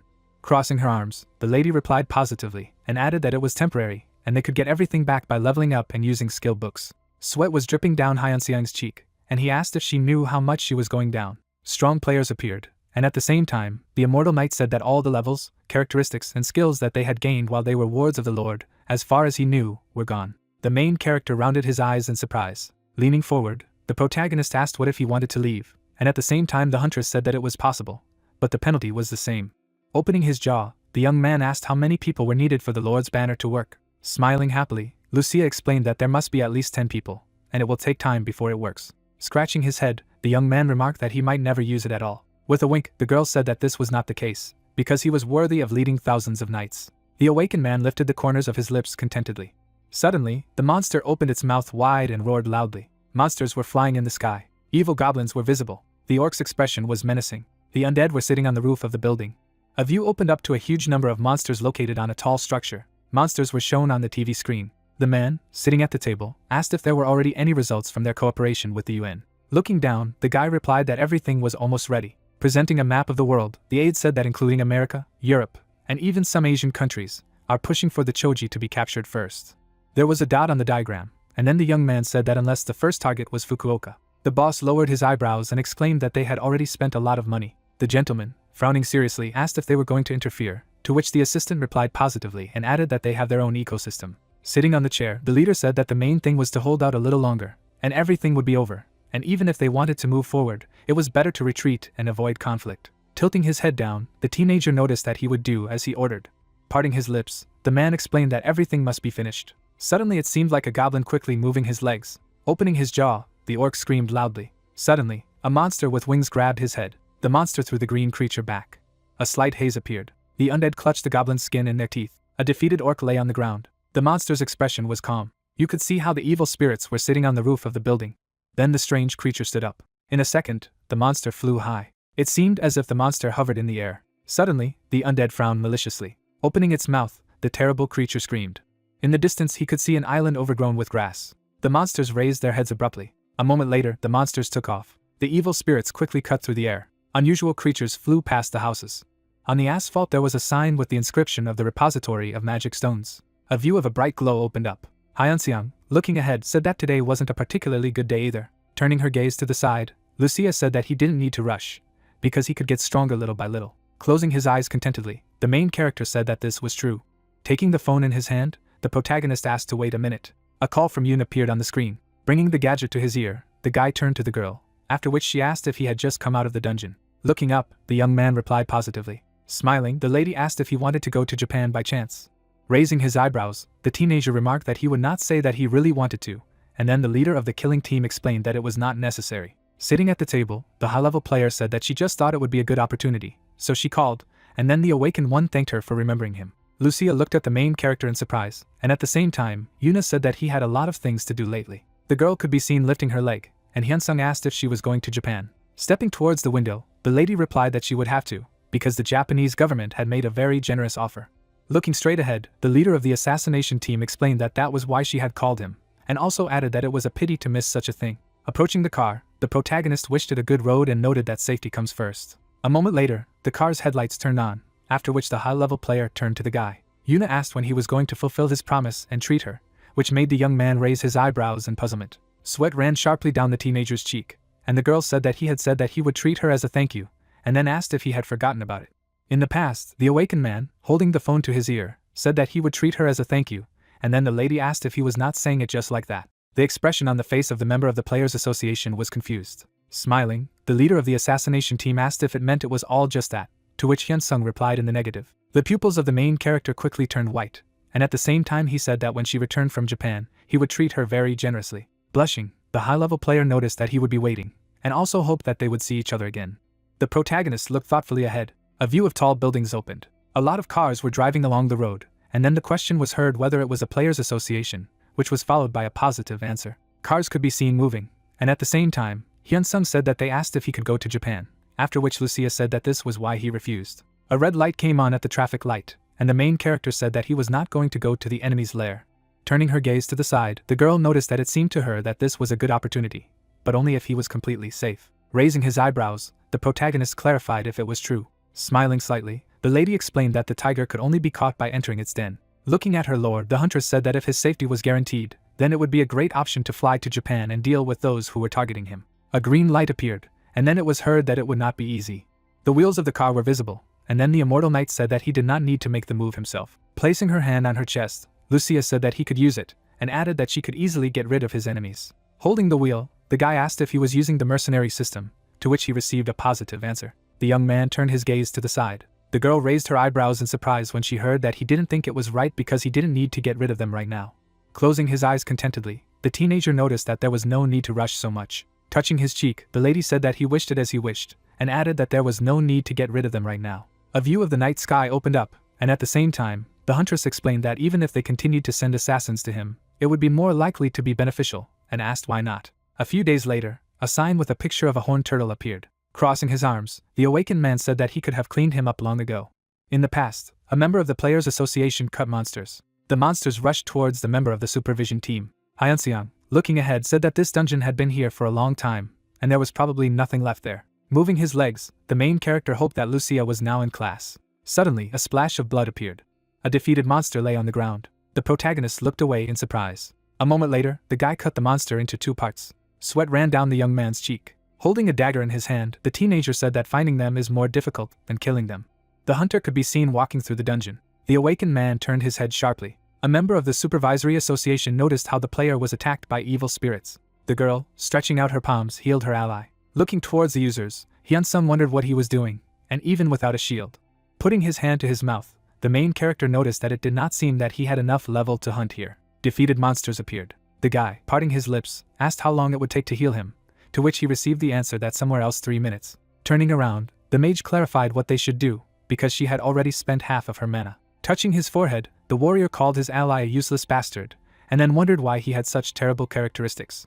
Turning his gaze to the side, the young man explained that he was just an idiot, and therefore there was no need to be surprised, and then his partner added that at least he had changed classes. Opening his jaw, the player said that if he hadn't changed his class, he wouldn't have been of any use at all, and yet we should assume that it was luck. Looking ahead, the user said that it was still not enough, and when they went to the next dungeon, they would have to look for a new tank. Frowning seriously, the guy said abruptly that he would hunt with them. The warrior bit his lips in bewilderment. Stretching out his index finger, the young man asked to be thanked for being taken here at all, and then added that he was now running into trouble. Lowering his eyebrows, the teenager again announced that he would hunt with them. Opening his mouth wide, the player exclaimed that he could not hunt with them, and if he wanted to walk with them, he had to improve his stats. Opening his jaw, the tank repeated his words that he would hunt with them. The user's pupils quickly turned white, and at the same time, he explained that he needed to improve his stats. Standing in front of the big man, the guy said that he still hadn't distributed all the stats, and asked him to improve his fortitude and stamina. The jock, frowning angrily, said that he would hunt with them. Sweat was dripping down the boys' faces, and their ally said that he wasn't so smart to negotiate with him, and he would definitely be stronger if he had normal characteristics. Holding his chin, the teenager asked why he did not have them. The tank, clenching his fists, said that he would go with them, after which the warrior offered to start hunting. Looking ahead, Hyunseong wondered if they forced him to take off his gear so he wouldn't have to pay for repairs. Users were seen holding shields, and then the protagonist called them trash. A moment later, the protagonist lifted his foot off the ground. Frowning seriously, the awakened man used the Veil of Darkness skill. The swordsman sharply attacked the monster. The guy stuck a spear into the monster's body. The young man turned around in bewilderment. The look of the member of the supervision team was stern. After a moment, Hyunsung waved his fingers down. Suddenly, there was a powerful explosion. The young man, opening his jaw, asked what it was. It seemed like the main character was moving his legs. The protagonist grinned slyly. Sweat ran sharply down the cheek of the tank. The awakened man approached him, and then the question was heard why the bastard was stealing their prey. Turning his head, the member of the supervision team asked again about the bastard. Parting his lips, the member of the Players Association asked to repeat. The teenager's pupils quickly turned white, and he replied that Hyunsung had stolen their prey, and it was their monster. The girl, turning around, exclaimed that there was a book of skill. An unusual textbook lay on the ground, and one of the players noticed that it was very rare. The user asked if it was real, after which the magician, stretching out his index finger, said to take a look. The main character, opening his mouth, said that it seemed that the law of meanness was back in business, because it never fell out when he was looking for it. The guy, standing next to the protagonist, said that she fell out of the monster they were beating, and therefore this is their book. Then the awakened man turned his gaze to the side. The swordsman crossed his arms and remarked that they would take her for themselves, and added that this bastard was some kind of lunatic if he went against all of them.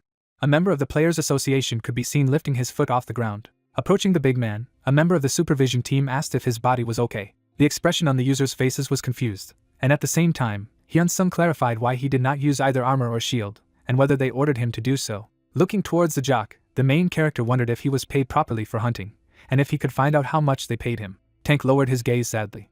Opening his mouth wide, the guy said that he had taken their loot first, and then asked if he was now finding out the salary of one of them. Looking sideways, the protagonist said that he was looking at their group, and it would be clear to anyone that something was wrong. Grinning, the young man clarified what was wrong. Pulling out his spear, the teenager asked him to stop bothering them and failing if he did not want to rake. The guys, opening their jaws, said that if you look at his equipment, they have a maximum of 10 levels difference with him, and no matter how experienced he is, he will not defeat them all. The warrior raised the corners of his lips in satisfaction. Suddenly, the awakened man showed his ID. Looking ahead, Hyunseong revealed that he is from the Player Oversight Association, and has every right to interfere in the affairs of their group. Sweat ran sharply down the user's cheek. The main character was holding a plastic card in his hand. The guy's expression was confused, and he realized that everything was bad. Looking in the direction of the big man, the protagonist asked how much he was paid for hunting, to which he replied that it was a lot. The awakened man turned his gaze thoughtfully to the side. Opening his mouth, the member of the Players Association remarked that he did not think he would tell him the truth. The guy gripped the hilt of his spear tightly. Parting his lips, the member of the supervision team used the skill of psychometry. In the past, the young man had opened his jaw and shouted loudly. The teenager could be seen fighting the monster. The swordsman, looking ahead, said that he was stronger than he thought. Tank happily closed his eyes, and at the same time the hunter said that maybe his head was not all right, but he was physically strong. Smiling, the player praised Wushin for her excellent work. Suddenly, the tired look of the big man appeared. The jock was lying on the ground, and the user called him crazy and asked if that was all he could. Lowering his eyebrows, the guy clarified how many times he should repeat it. The tank looked down sadly, and then the young man wondered why he didn't understand him.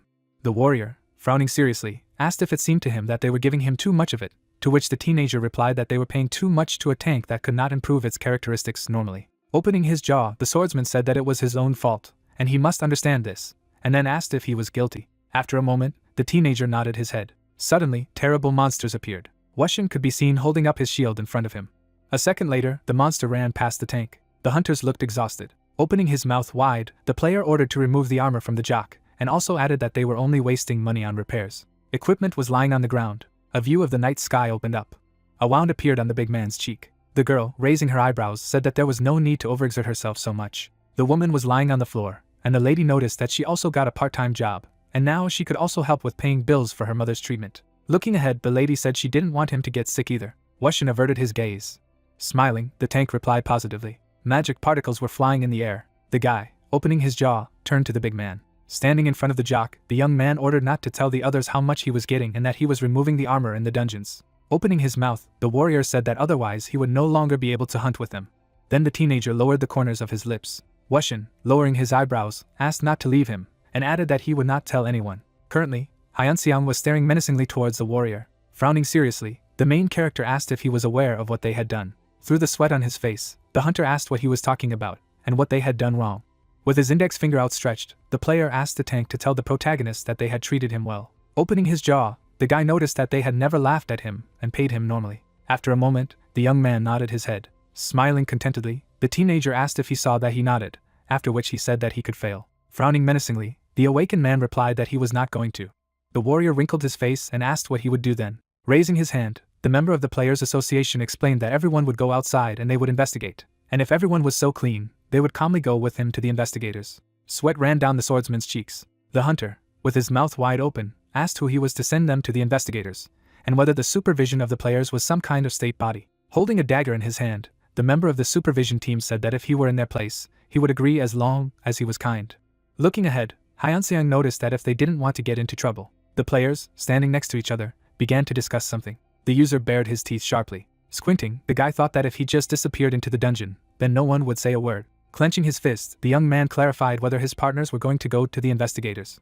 Parting his lips, the main character asked what he was going to do. Then the teenager grinned. The guys pulled out their weapons, and one of them asked if it was scary, and also added that he asked for it. Smiling slightly, the warrior said that his equipment was good. Sweat ran down Wushin's cheek, and then the hunter said that they would definitely need it.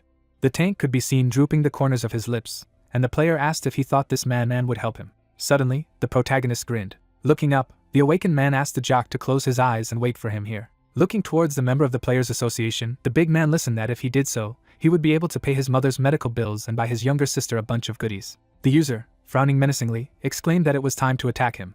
Suddenly, a member of the supervision team cut off his arm. A second later, a splash of blood appeared. Hyunseong then squeezed the boy's nose. The young man opened his jaw in pain and screamed loudly. The guys rounded their eyes in bewilderment.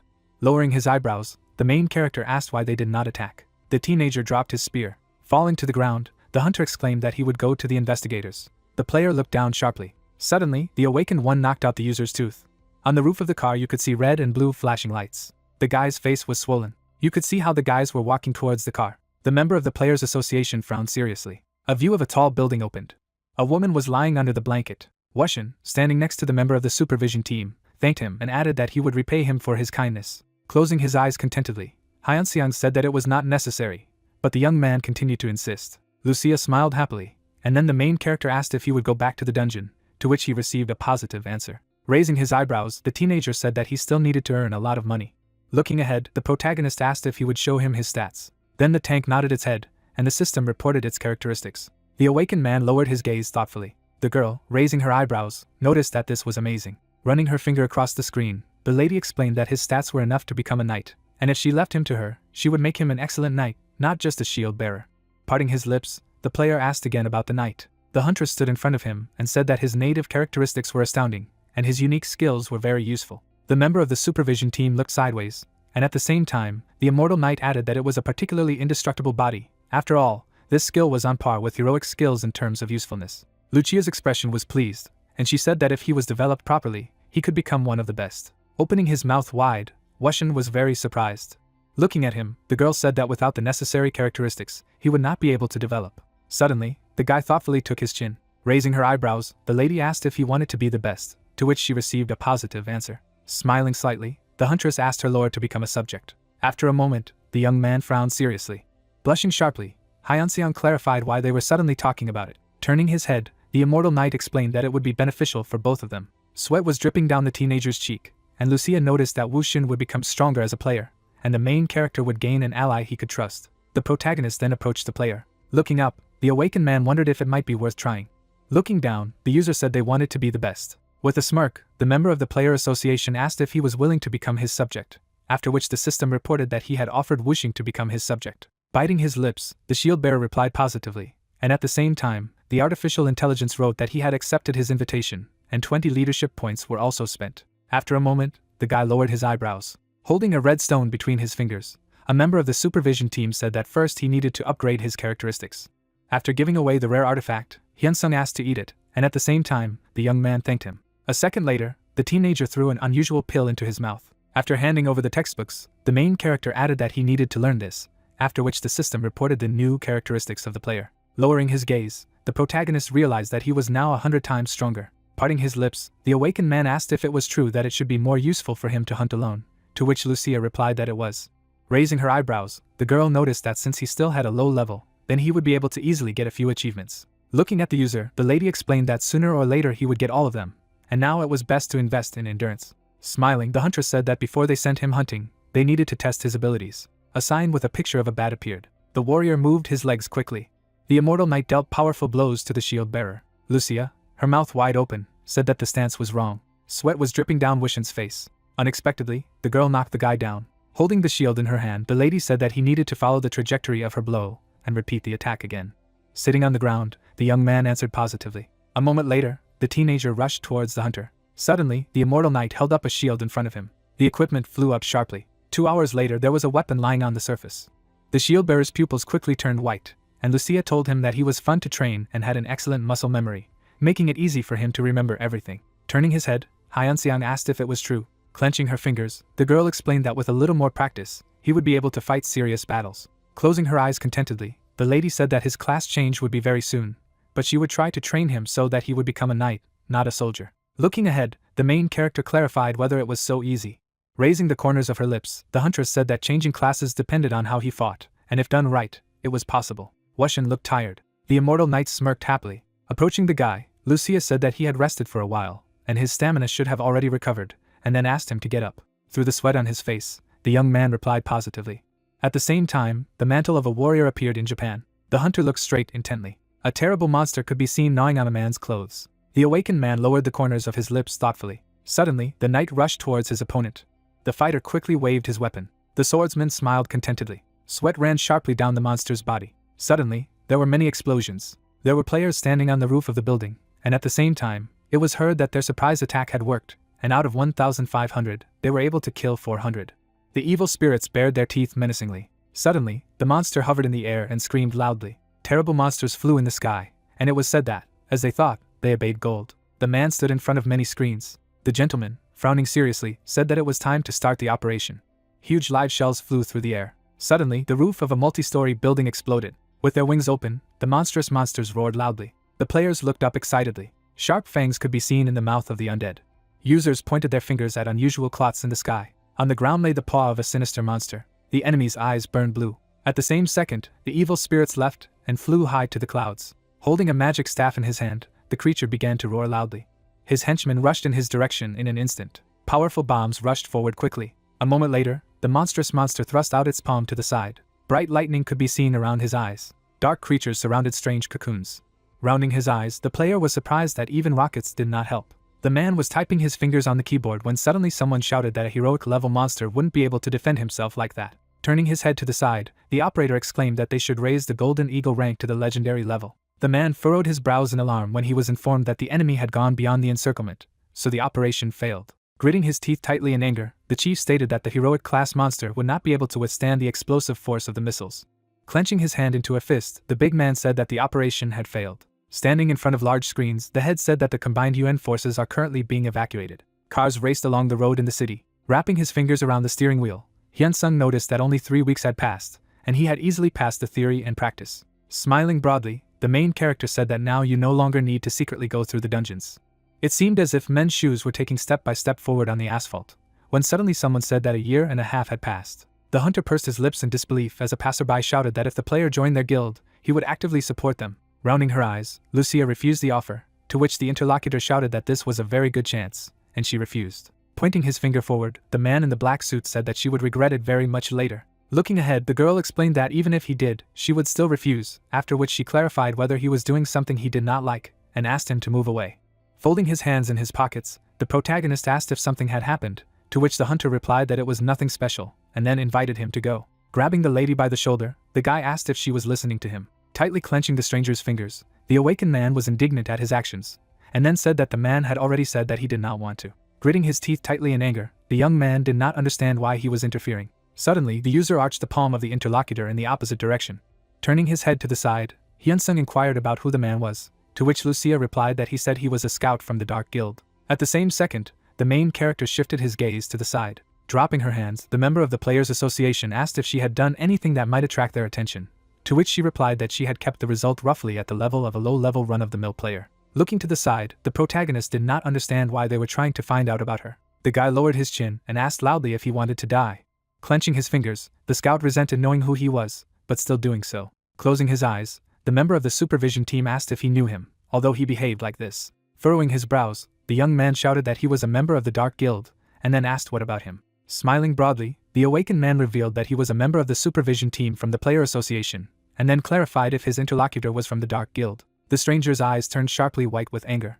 Furrowing his brows, Hyun-sung advised him not to torment the person who didn't want to and just leave. The heroes began to walk away from the stranger. Lowering his chin, the guy exclaimed that she would definitely regret it. Turning his head to the side, the main character asked what he was talking about, and invited his interlocutor to go, to which she agreed. Gritting his teeth tightly in anger, the member of the Dark Guild was indignant at what was happening.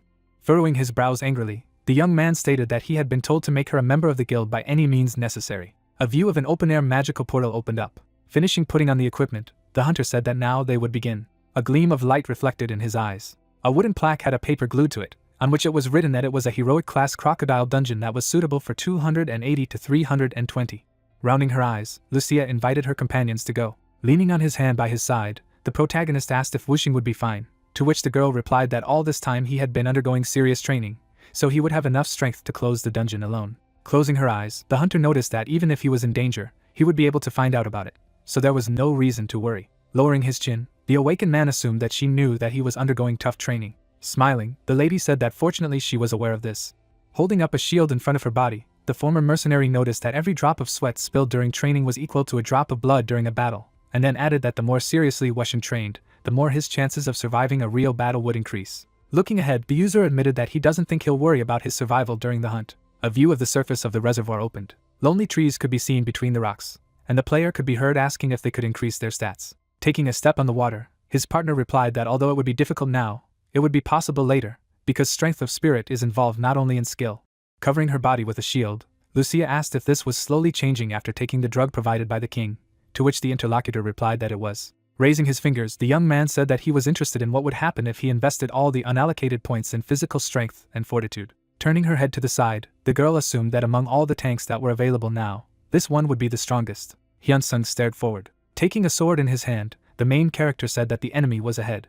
Spears protruded from the bottom of the reservoir. At the same second, the shells scattered in different directions. With 2 circular swings of his saber, the player sliced the sharp pikes in half. Bubbles of air appeared on the surface of the water. Several spears rushed towards the hunter.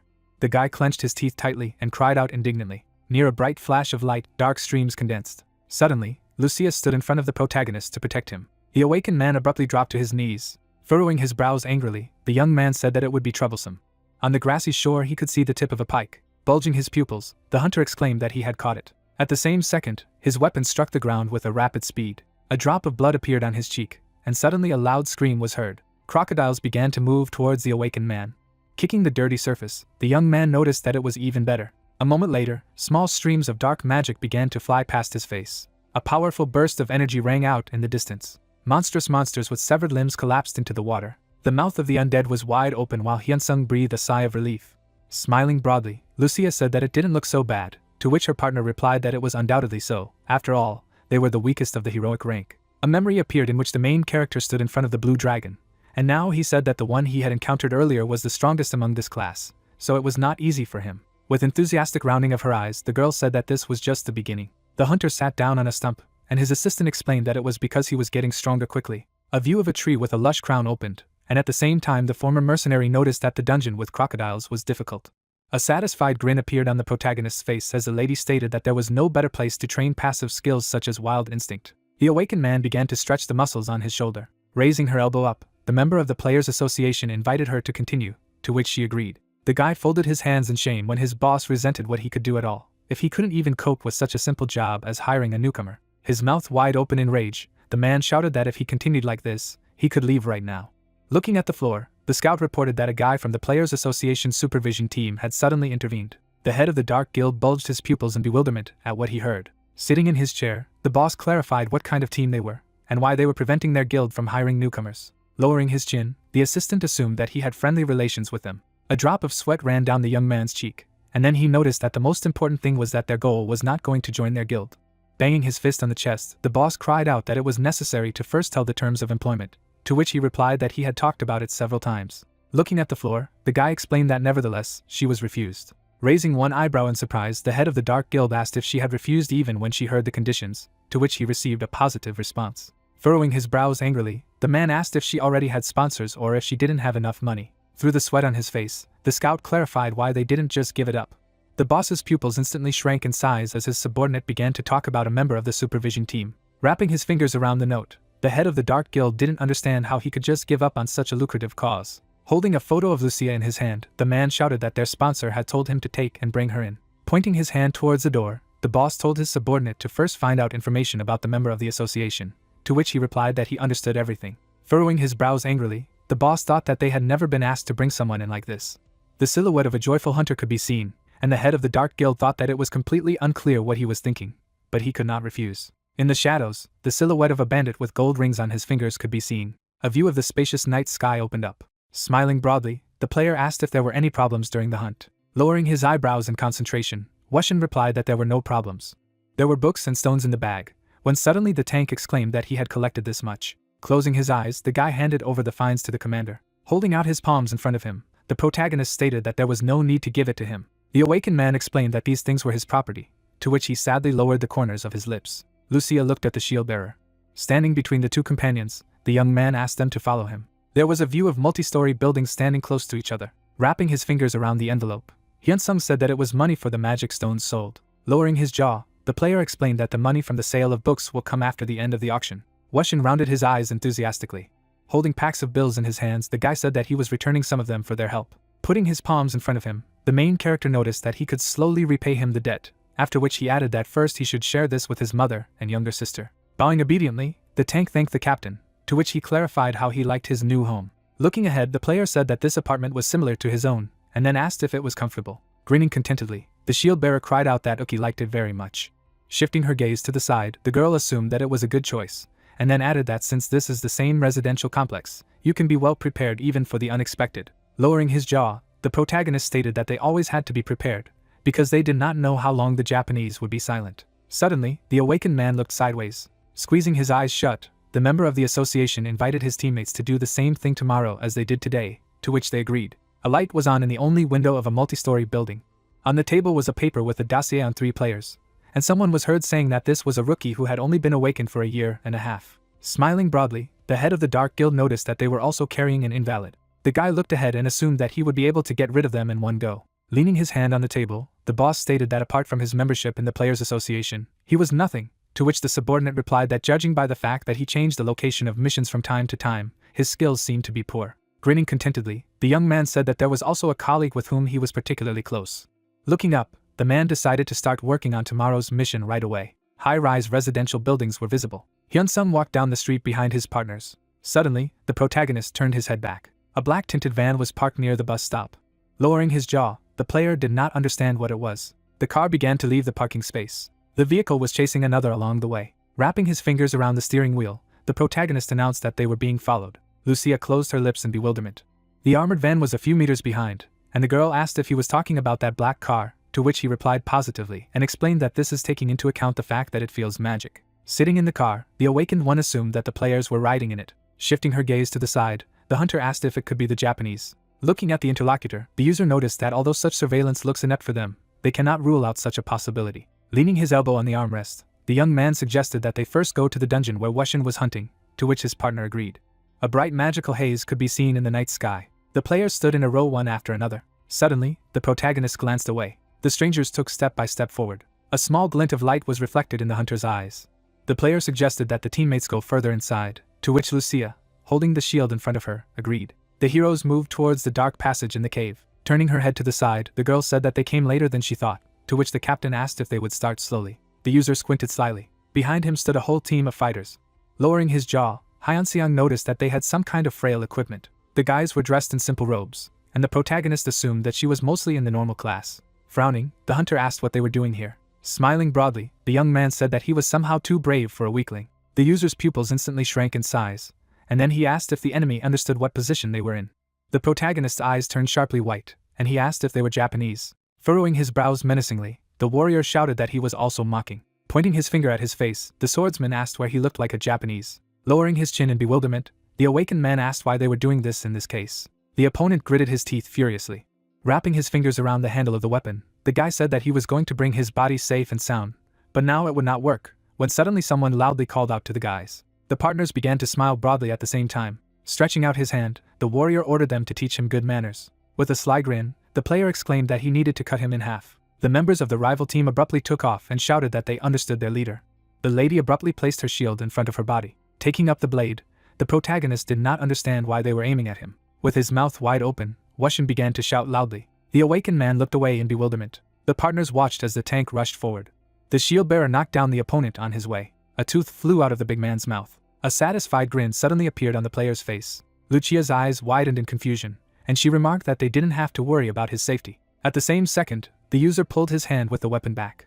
The young man threw the enemy up with one blow, while his partner asked the captain if he had explained this earlier in the car. Dust particles flew around Wuxing's head, and the protagonist noticed that it was difficult for him to understand. Turning her head in the direction of the interlocutor, the girl said that he thought only about the fact that he had to protect them. Raising her eyebrows enthusiastically, the huntress suggested that this would be a good training for a real fight. Lowering his jaw, the awakened man said that it was good that these people had a low level, after which he added that if it were higher, it could be dangerous.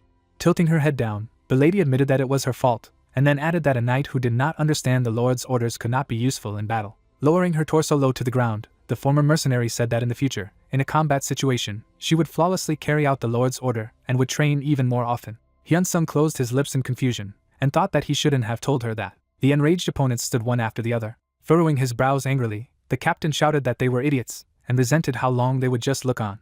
Drops of blood scattered near Wushin's hand. Clenching his teeth tightly in anger, the villain wondered why he was so strong. The edge of the blade appeared, and the player decided that there was nothing to be done. The enemy's mantle developed while walking, when he talked about how if he grabbed those two, it would all be over. Looking up, the guy said that first he needed to take care of that dear girl.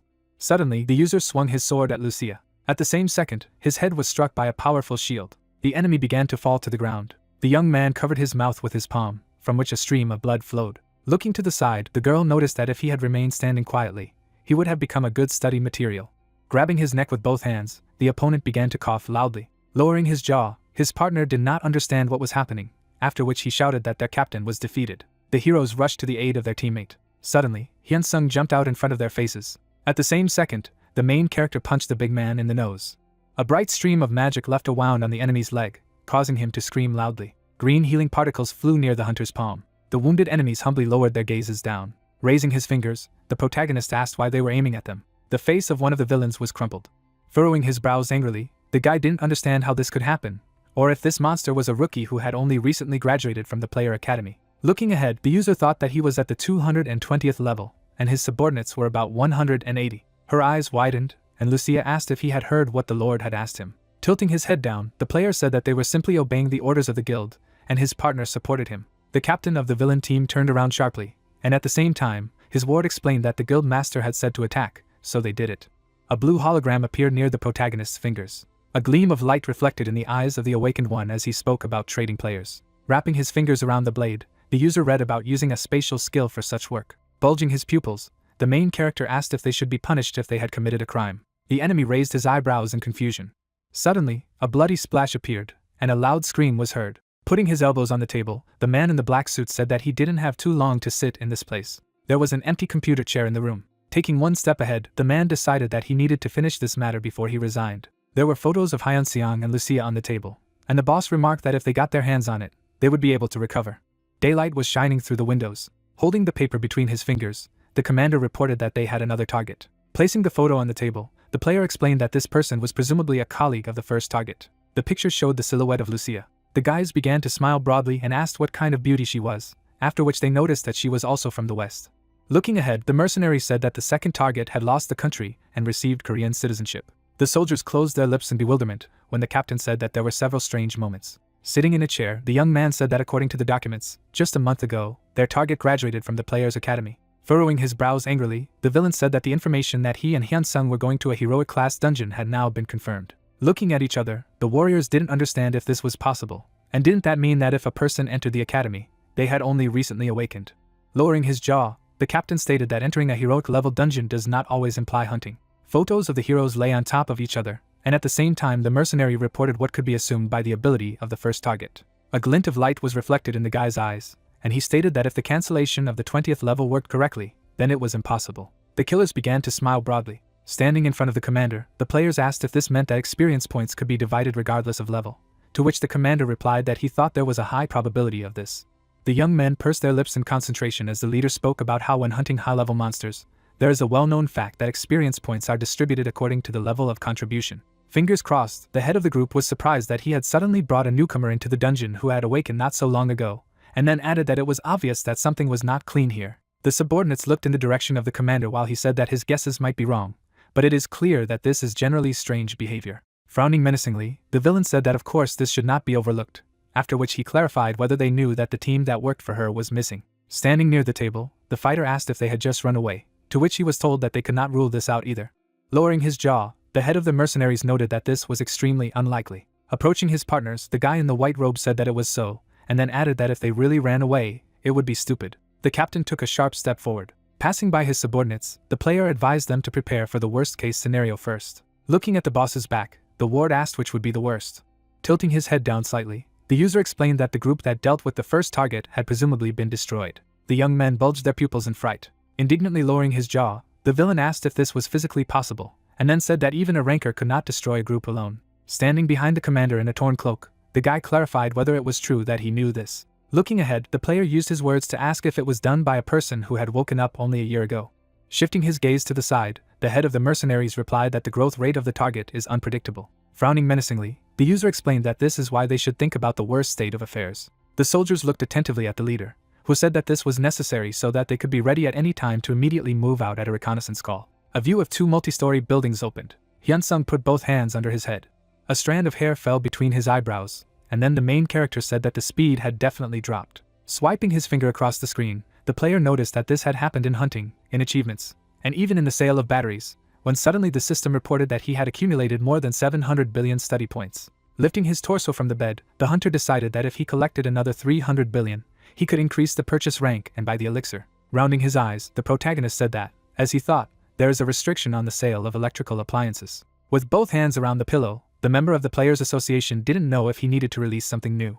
Turning from one side to the other, the user said that there was no rush, after which he added that the game content was still selling quite well. Shifting his gaze to the side, the member of the supervision team said that he needed to solve the problem in another area, when suddenly he was called to eat. His mother and Lucia were sitting at the table. Smiling broadly, the awakened man was surprised by the cooked dish, and his parent noticed that this was his favorite food, so he could eat more. Dropping her jaw, the woman remembered that they were said to stuff their bellies with hamburgers while hunting in the dungeon. The girl looked to the side in confusion, when suddenly her mother asked why her son looked at her like that, and told her to go eat as soon as possible. On the table was a plate with a hot dish. Smiling broadly, the main character wished everyone bon appetit. In the spoon there was boiled rice. Having stuffed his cheeks with food, the hunter exclaimed that everything that was cooked by his mother was the best, to which she replied that this was true, so he should eat a lot. The ladies abruptly looked up. Turning back, the young man realized that this was an American series. Putting the spoon in the plate, the user asked if they were interested, to which they exclaimed, which is very interesting. As they chewed their food, Hyun-seong advised them to distract themselves and try to eat, to which they said they would do so. In the eyes of the main character, the glare of light was reflected. Lucia smiled broadly, when suddenly the player said that she should eat too, to which she replied that she was already doing it. Lowering his jaw, the hunter clarified whether it was really so interesting. There was a large TV on the wall, and at the same time, a member of the Players Association began to think that this girl was a person from another dimension. Lowering the corners of his lips, the protagonist wondered if she was interested in American TV series. Sitting opposite the huntress, the awakened man asked if she liked it. The lady closed her eyes contentedly, and replied that watching movies or dramas was her only hobby. Raising her eyebrows, my mother admitted that she was very jealous of her. Putting her hands under the table, the woman said that she watches foreign series or films directly on the internet. After which she added that she had to wait until the Korean subtitles came out. A joyful grin appeared on the face of the former mercenary when the lady noticed that the players, even if they do not learn foreign languages, can understand them as a native speaker, so she is very jealous of them. Sitting on the carpet, Hyun-seong realized that this was it. A view of the white front door opened. Putting her hands on her knees, Lucia asked if something had happened, to which the main character replied that he was interested in something. Lowering his jaw, the player clarified whether movies and TV shows are really so exciting, after which he added that there are many things that could be incomprehensible in her situation. Smiling broadly, the girl said that it was interesting even though there were things that she sometimes did not understand. Closing her eyes, the hunter explained that, on the contrary, it gives her pleasure to learn a completely new culture. Leaning his palms on the bed, a member of the supervision team asked if this was true, to which the interlocutor asked a counter question about why he was asking this. Grinning, the protagonist said that he thought he could try to sell new video content. Rounding her eyes with fright, the former mercenary clarified whether he was talking about selling films or TV shows. Smiling broadly, the awakened man asked her for her opinion on this, to which she replied that she thought it was a good idea. Looking ahead, Lucia remarked that even if it might turn out to be a failure, she could assume that it would still not cause much trouble. Looking up, the young man noticed that it was all thanks to her. The girl didn't understand what she had done, when suddenly Hyun-seong grabbed her hand and exclaimed that she had fallen in love with TV shows and movies. The huntress's cheeks instantly flushed with embarrassment. In the middle of the mountains there was a small temple. The system notified about the registration of a new product. Lucia put her finger to the notification and asked what the guy had downloaded again, and the screen said a TV and DVD player was for sale. The girl looked down and called it a useless item. The machine was on the floor. The huntress crossed her arms, a shadow hiding her face. Two people got out of the yellow car. The truck's headlights shone brightly. Lucia's eyes suddenly widened and gasped. The robot ran forward. The immortal knight rounded her blue eyes in surprise. Due to the battle of robots, explosions thundered in the city. The girl smiled happily and clenched her hands into fists. A bell hung against the yellow sky. Lucia looked straight at her, wondering how they had hired the robot actors. A stack of movies was lying on the table, and she added that in the world in which a man named Hyun-seong lives, there is another powerful force besides abilities. The main character looked at the screen, where there was an inscription that the registered product was sold. He smiled slightly and said that someone did not show any signs of it, although now they were showing him such mercy. He held up one finger and added that the reaction was also good, reading the positive reviews of the films. The guy raised his hand to the notice, informing the potential buyer that it was impossible to sell Bambi. He was sitting on the sofa, adding that the car could be sold. He had a phone in his hand. The young man furrowed his brows and added that you can buy a car without insurance, but if you drive without it, you can get a fine. He looked down and came to the conclusion that for this reason, he was not going to drive himself. A girl came up to him. She said with a slight smile that they had sold everything. Then they shook hands. The protagonist with a serious face asked if his assistant knew a way to sell the car. Lucia stared at him as he talked about how there had been many requests to sell the robot that was in the movie. The guy closed his eyes and explained that they could not sell the robot, but the car was quite. The huntress looked directly and asked what the purpose was. Hyun-seong was covered in sweat and hesitantly replied that it could bring quite a few points. The assistant stood in front of him, asking if in this case it was possible to simply sell figurines that could be transformed. The main character opened his mouth wide, as if he suddenly realized something. He put his hands on the girl's shoulders and thanked her for her help. Lucia looked at the guy with admiration. A few days later, a large store sign was visible. The system reported that the protagonist had accumulated a lot of points and could now buy legendary level items. With a joyful smile, he announced that he could now buy the elixir. His finger was next to the screen where the items in the store were visible. Hyun-seong furrowed his brows when he saw the price of almost 100 billion points, but he still purchased the elixir. A blue flask appeared in the air. The hunter took it in his hand. Lucia congratulated the young man with a smile on the purchase. The main character looked at her and replied that it was all thanks to her. She nodded as he announced that he would go and try the elixir right away. There was a blue sky above the hospital building. The liquid poured out of the vial. The bottle was on the bedside table. The protagonist furrowed his brows as he looked down. His father slept in a hospital bed. The guy leaned his hands on the bed and asked himself if his dad would be cured now. Dark clouds swirled. Hyun-seong walked forward. He sat down on the sofa and said that he would now see what had changed. He saw a god-level item for sale. However, the price was not specified. The main character furrowed his eyebrows in bewilderment and suggested that there was something very simple there. He touched the screen with his finger, and asked how many points he would need to purchase an item of such a high level. The young man's eyes widened as he saw that he needed 1,000 times more currency this time. Scrolling through the notification with his finger, he came to the conclusion that someday he would be able to dial so much, but that was still very far away. He furrowed his brows and said that in order to increase his strength by 1 point, he needed about 300 million points. Looking down intently, the young man added that he couldn't take advantage of it. Then he purchased a legendary level strength stat enhancement elixir. Hospital building.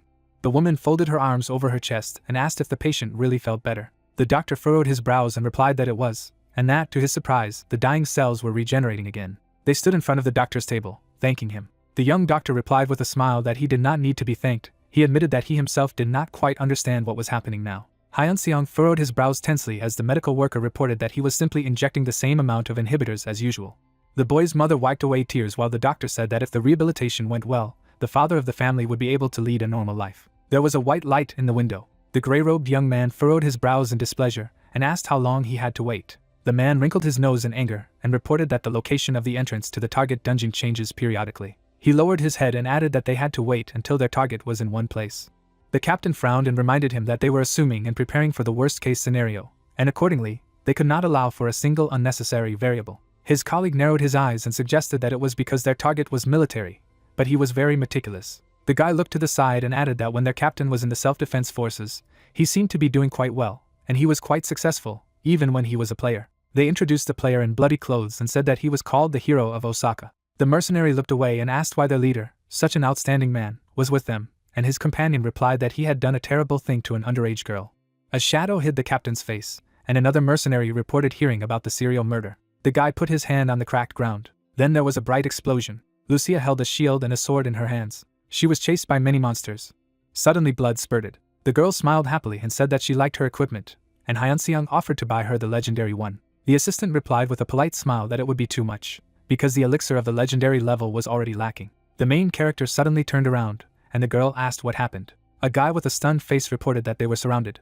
A dark cave was visible, and the hunters came to the conclusion that it could be those Japanese. Red sparks appeared in the darkness. There were quite a lot of enemies. Lucia furrowed her brows and asked if the scoundrels could have used the services of mercenaries, to which the young man replied that it was too much. He sweated and said that before they were completely surrounded, they should try to destroy their opponents. The mercenary was holding a spear on his shoulder, and the protagonist suggested that they first deal with those who were 100 meters to their right. The enemies were moving forward, and the guy added that after that, they would move to the left and destroy the others. The assistant replied with a smirk that she understood his plan. Then she rushed forward with lightning speed. A purple spark appeared in the hunter's eyes. Then he jumped at the enemy from behind. Hyun-seong struck him a powerful blow, and blood gushed out in the air. The mage opened his mouth in fright and cursed loudly. The main character looked away at the source of the sound. The enemy released ice blocks at the protagonist. The young man ran, ignoring his attacks. The mage furrowed his brows as he looked at the guy in shock. Then the hunter waved his hand, leaving a white trail in the air. He knitted his brows, looking at Lucia with hatred. The girl looked at him seriously, holding a sword in her hand. She then knocked the enemy down with a strong blow to the chest. The captain stared at what was happening, stunned. He then opened his mouth wide and shouted loudly for everyone to get ready quickly. In the cave there was a crowd of mages, archers, and knights. The huntress was quickly approaching them. The knight hid behind the shield. The mage raised his hands, preparing to attack. The captain gritted his teeth and reported that the girl was approaching them. Behind the crowd was Hyun-seong, whose weapon emitted dark energy. The enemy turned, frowning. The main character waved his hand. There were bright lightning bolts behind him. Then there was a powerful explosion. The enemies opened their mouths wide and shouted deafeningly. Lucia was approaching the knights. The wind blew her long hair. The warrior gritted his teeth and shielded himself. Suddenly, a bright symbol appeared in front of the huntress. She sank to the ground. She then swung her sword, attacking the scoundrels. The leader opened his mouth wide and shouted loudly that it was time for them to retreat. His subjects rushed away. Suddenly, one of them was pierced through by a blade. Others were immersed in a dark, ominous energy, screaming loudly. The captain gritted his teeth and said that something was wrong here. After all, they had to cope with so many people. While Lucia was fighting the enemy, the protagonist looked away. He raised his hand. His mana surrounded the enemy. The man rolled his eyes in helplessness. The young man clenched his hand into a fist and said that he would need to refine his glove. His assistant said with a smile that she had gathered all the survivors in one place. Hyun-seong turned around and asked if she could gather their personal belongings. The watch, the pendant and the Japanese passport were lying on the ground. The main character furrowed his brows as he looked at the screen. The prisoners were on their knees, and the young man came to the conclusion that they were from Japan. The captain flinched with fear as a hand approached him. The protagonist with a serious face said that if they wanted to live, they had better cooperate with him. A red spark appeared in his eyes as he activated the truth pact. Inukuso looked at the player with hatred. The guy furrowed his brows and asked how many personnel they had left. The captain narrowed his eyes and replied that he was not sure. His companion looked at the man in surprise as he stated that they had about 20 or 30 men left. The other mercenary gritted his teeth, glaring angrily at the leader. Suddenly, this guy got punched in the face. Lucia stood in front of him, and he fell on his side. The girl looked at the other prisoner, and he sweated with fear. Hyunseong looked at Inukuso, who assumed that only the minister of the Dimension Gate Department, Tanaka, and his closest supporters knew about the protagonist. The young man furrowed his brows as the prisoner suggested that the minister was blocking information. The man with an evil look added that Tanaka did not report this to his superiors in the hope of currying favor. A faint smile appeared on the protagonist's lips. Standing in front of the prisoners, he asked if Inukuso wanted to live. The captain nodded silently. The guy looked down. There was a pendant with a photo on the floor, and he asked if the reason was his daughter. The leader's eyes widened in amazement, asking how the player knew about this. The hunter took the jewelry in his hand and looked at the screen in front of him. The captain and his comrades were separated by a wall. A smiling girl could be seen in the hospital room. The man waved his hand at the phone screen. Hyunseong with a stern look ordered the Japanese to talk about his situation as briefly as possible. The helicopter flew in the sky. The military ran down the street with machine guns in their hands. Inukuso suddenly looked away. His eyes widened in surprise. He woke up. Water was pouring into a bowl, and someone said that the man had heroic skills. The boss said with a smirk that he had high hopes for his subordinate. Inukuso bowed to him and replied that he would do his best. 5 years ago, there were corpses of monsters in Osaka. Someone jumped out of the office building. The man attacked the goblin. He knitted his brows. Then he gouged out the enemy's eye. Blood gushed out. The mercenary looked sharply to the side. There was blood on his weapon. The monster froze, receiving a powerful blow. The knight stared at the Japanese man in amazement. The goblin lost his balance. He fell to the ground with a loud sound. There were black spots on his face. A photo of Inukuso was in the news headlines. The doctor looked away. He furrowed his brows and announced that his daughter had Manhwa disease, and the mortality rate was 100%. The man looked at the doctor dumbfounded, who added that there were still no suitable drugs or inhibitors. The girl ate with a smile, and the medical professional said that for this reason, until a new drug appears, there is no other way but to keep her alive. The Japanese man's daughter opened her brown eyes. She looked at her father and asked if he wanted ice cream, but it turned out. Inukuso closed his eyes and smiled faintly. Notifications of debts came to his phone, and the girl asked him to buy her sweets more often. The chief furrowed his brows and said that he had heard about the mercenary's situation. He was standing in front of him, and he asked if he had a lot of debts due to hospital bills. Inukuso looked angry when his boss said that if he worked for him, the problems with his hospital bills would disappear. The soldier closed his eyes. He bowed and said that he would try his best. The guy stared at the prisoner. He put his hand on his waist and suggested that it could be used. Lucia turned around when Hyunseong said that he had something for the mana-blocking disease. The cure cost almost 10 million points. The young man furrowed his brows and called out to the Japanese. A shadow fell on his face, and he asked if the man could kill those people from the Dimension Gate Parliament who knew information about him. The player smiled and asked Inukuso to show his status window. A blue screen appeared in front of him. The prisoner was covered in sweat when the protagonist said that more than 1,000 agility points are typical for hired killers. He closed his eyes and said that he would do whatever the young man asked if only he would let him live. Hyunsung held up one finger. Looking down, he agreed, but only on the condition that the Japanese would agree to the deal he had provided. He held a piece of paper in his hand, saying that the contract was worth more than a magic neutralizer. The document was lying on the floor, and the main character told the mercenary to sign it. The man took the pen in his hand and asked with a stunned face if it was really possible to cure the mana-blocking disease. The other prisoner furrowed his brows in displeasure. The third one also looked evil, and the protagonist said that Inukuso himself would be able to see the effect of this item, and if the contract was broken, they would both die. The Japanese immediately began to sign the treaty. The sheet of paper was surrounded by purple mana. Suddenly it began to divide into two parts. The document entered the hunter's body. The other part of the contract entered the body of the Japanese. The remaining prisoners opened their mouths wide and shouted loudly that they too wanted to sign such a treaty. Hyunseong furrowed his brows and replied that such an option was not available to them. Lucia took up the hilt of the sword, and the main character explained that the contract can only be used by mutual consent and without the use of force. The guy looked down and said that in the end, they were just garbage. The villain held the knife in his hand while the girl next to him cried. Two bodies lay on the floor. The player grabbed his weapon. Then he blew off their heads with one movement. Someone was holding a pink vial in his hand. Inukuso looked at the protagonist in surprise. Their contract went into effect. The mercenary stared at Hyunseong, who ordered him to say that the plan had failed and returned to Japan. The player with a stern look ordered him to kill anyone who knew anything about him. The Japanese man looked at him dumbfounded when he said that with the current specification, he could fail.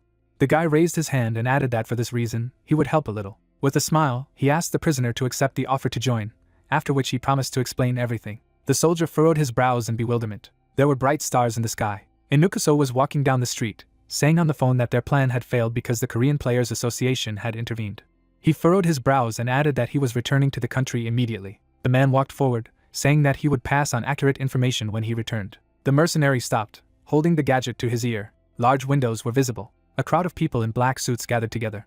The Japanese stood in front of them, asking if they had carefully cleaned up their footprints, to which they replied positively. The mercenary frowned, preventing them from finishing speaking. Suddenly, the knife plunged into the chest of one of the workers. The guy began to fall down, and the captain held the weapon in his hand. He blew off the heads of 2 more subordinates. The girl pressed her hands to her mouth in fear and asked why the leader was doing this. The corpses fell to the floor one after another. Inukuso turned around when someone shouted that he had lost his mind. Blood spurted out. The young man looked at the mercenary in fright. He began to cry, begging for mercy. A man with an indifferent face asked him for forgiveness. Red stains remained on the floor. A few days later, multi-story buildings were visible. There was a headline in the news about the suicide of the minister of the Dimension Gate Department and his assistants. Hyun-seong furrowed his brows and said that his colleague had done a clean job. Lucia looked at him and asked how he planned to continue using the Japanese. The player looked straight and hummed thoughtfully. Then he looked at the girl and said that he could just leave things as they were and get the information, or form his own authority. The assistant closed her eyes and shook her head, and the protagonist suggested that she go hunting first. Suddenly he looked away. His mother called him. Hospital building. The woman took her husband's hand. Everyone gathered at the patient's place. The boy furrowed his brows and asked if his father could hear him. The man nodded his head. He was lying in a hospital bed. His illness had completely receded, and now he just needed to undergo rehabilitation. Suddenly, Hengyu coughed loudly. He raised a trembling finger. He pointed to his son. The woman turned around and assumed that the patient wanted to thank him. The young man furrowed his brows in bewilderment. Magic accumulated around the man's hand. Lucia's eyes widened in surprise when Hyun-seong said that the doctor said the patient was completely healed.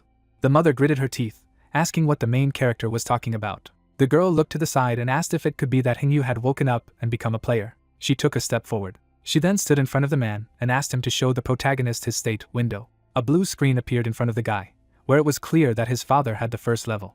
The player was covered in sweat and reported that Hengyu had indeed awakened. The woman wiped tears from her face and suggested that the sudden extraction was related to waking up. The sister reminded with a smile that even the doctor did not know the reason. The main character furrowed his brows, not understanding how this could happen. His eyes widened, and he speculated that it might just be a coincidence. Hyun-seong remembered the elixir and suggested that it contained a power that could make an ordinary person a gambler. A week later, Hengyu's office. The guy went into the ward. The father said with a smile that he had caused his son inconvenience today. The young man also smiled and said that the man looked even better than yesterday. The old man raised his hand and said that every day he was gaining strength. The woman said with a smile that she needed to go home for a while. The player looked straight and told her to rest at home first and then come back, because he would be sleeping here today. They stood opposite each other, and the young man explained that he would be comfortable here too, because it was one of the best rooms in the hospital. The patient turned around and told his wife to go home and rest comfortably. Then he hugged his son and added that he wanted to spend the day with him today. The woman closed her eyes. Then she walked away and said that then she would sleep at home, but tomorrow she would pack her things and come back. She turned around, saying that she needed to be escorted. Then the door of the ward closed. Hyung-seong turned around when his father called him. Hengyu smiled and thanked him, because he had recovered with his help. The guy touched the back of his head and replied that he had not done anything of the sort, and the man had recovered thanks to waking up. His eyes widened in surprise when the patient said he knew it was his own. The old man added with a smile that he had recovered thanks to the medicine his son had given him. There was a mug of drink on the table, and Hengyu said that he had no plans to inquire about this medicine. They were sitting at a table, and the patient added that it was from an incurable disease, so it was not good for others to know about it. He closed his eyes and said that he still wanted to thank his son. The main character looked intently at his father. He took the mug and asked what the man was going to do next, to which the old man replied that he was in the prime of life. Hengyu said with a serious face that he planned to go to the dungeon.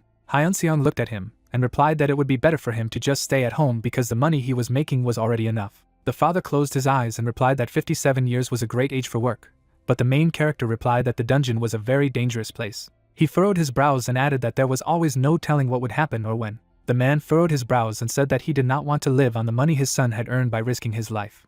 With a stern look, he added that the protagonist should no longer go to the dungeons. The guy furrowed his brows as Hengyu said that he had already made enough money, so he didn't need to do something so dangerous anymore. They sat opposite each other, and the old man said that he had already decided to go down to the dungeon. The young man opened his eyes wide and said that his mother would not like it, to which his father replied that he had already received her permission, so there was nothing to worry about. The protagonist opened his mouth in surprise.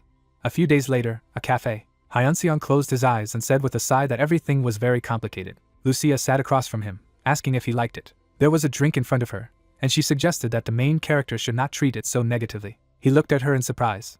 The girl explained with a smile that in such a difficult time as now, becoming a player is a great blessing. She introduced the orcs and added that when the gates suddenly open and monsters come out, ordinary people cannot do anything and die. The players were holding weapons, it was different with them. The protagonist looked directly and replied that the probability of this happening is very low. The assistant with a serious look clarified that this probability does not stand still and is even gradually growing, and the dimensional gates continue to open. She introduced the monsters and said that countless numbers of them were coming out of the gate. The player looked at her and asked if she meant that he should just watch his father go to the dungeon. A bead of sweat appeared on his cheek, and he reminded him that dungeons were dangerous. Lucia looked straight and asked if Hyun-sung could use his power to ensure Hyunji's safety. She presented the elixir and said that the man knew about the existence of this object.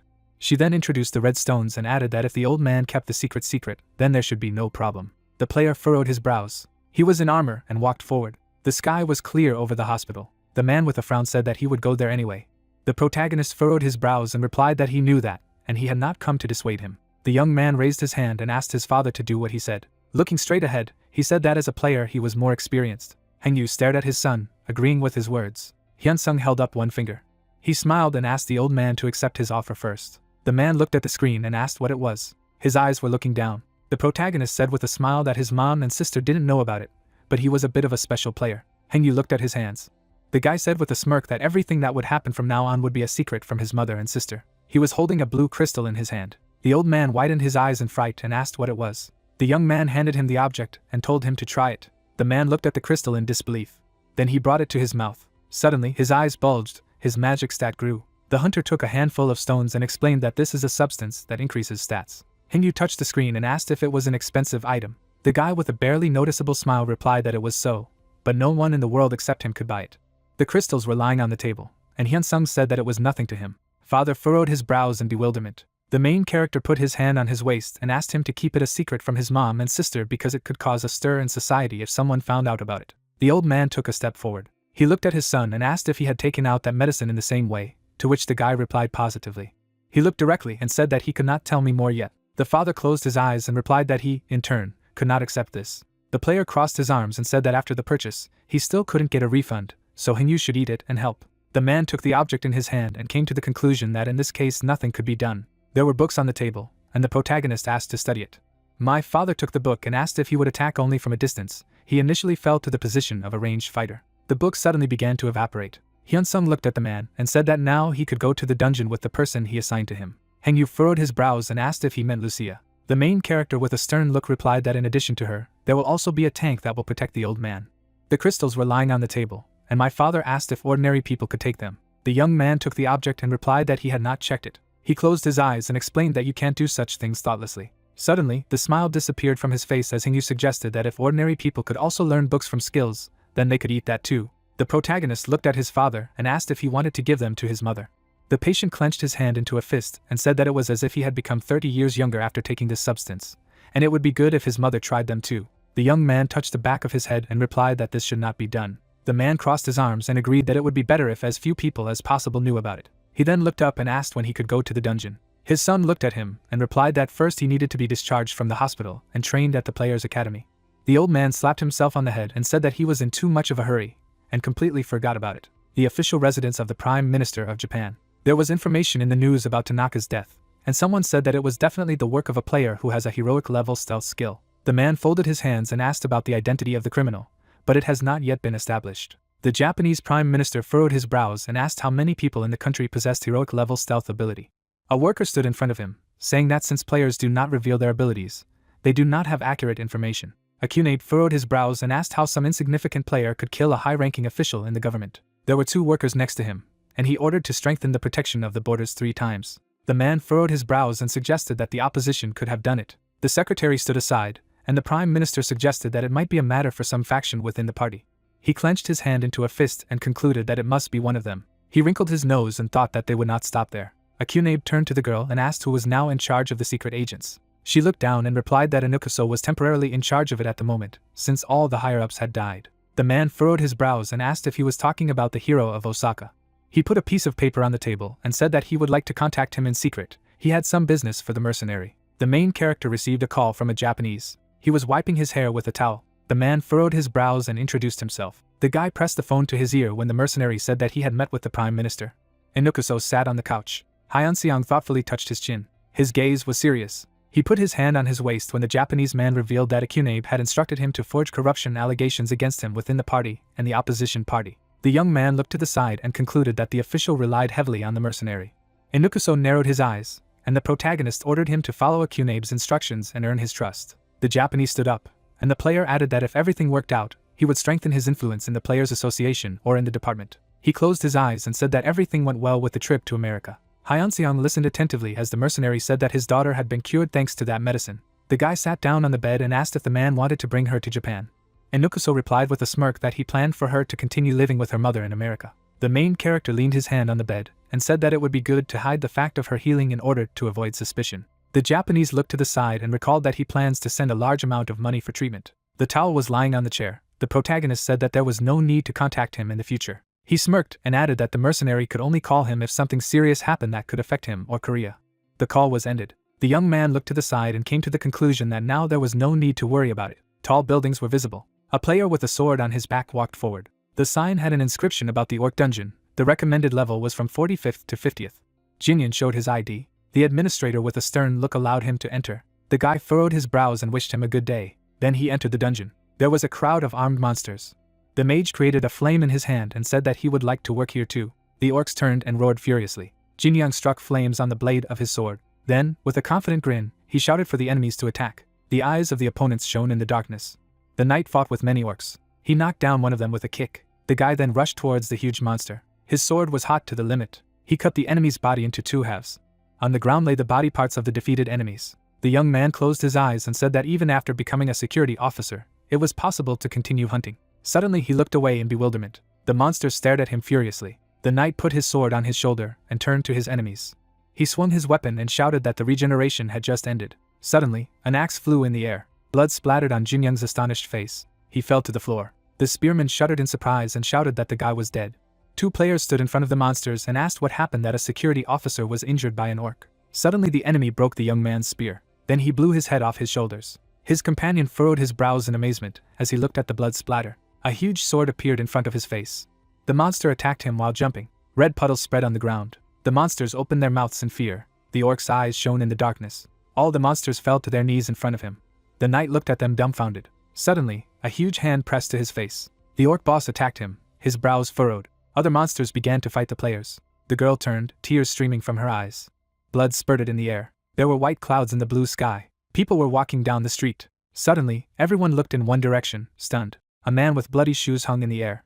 The monsters came out of the portal. The orcs began to kill people. A fight and fuss began, loud shouts. The monster boss was looking straight ahead. A satisfied smile appeared on his lips. A blue haze appeared in the city. Hyunsung looked down. Taking the phone in his hands, the main character said that while they were gone, they called from the association. A finger touched the green app. From the phone that the protagonist put to his ear, it was heard that the subscriber was unavailable.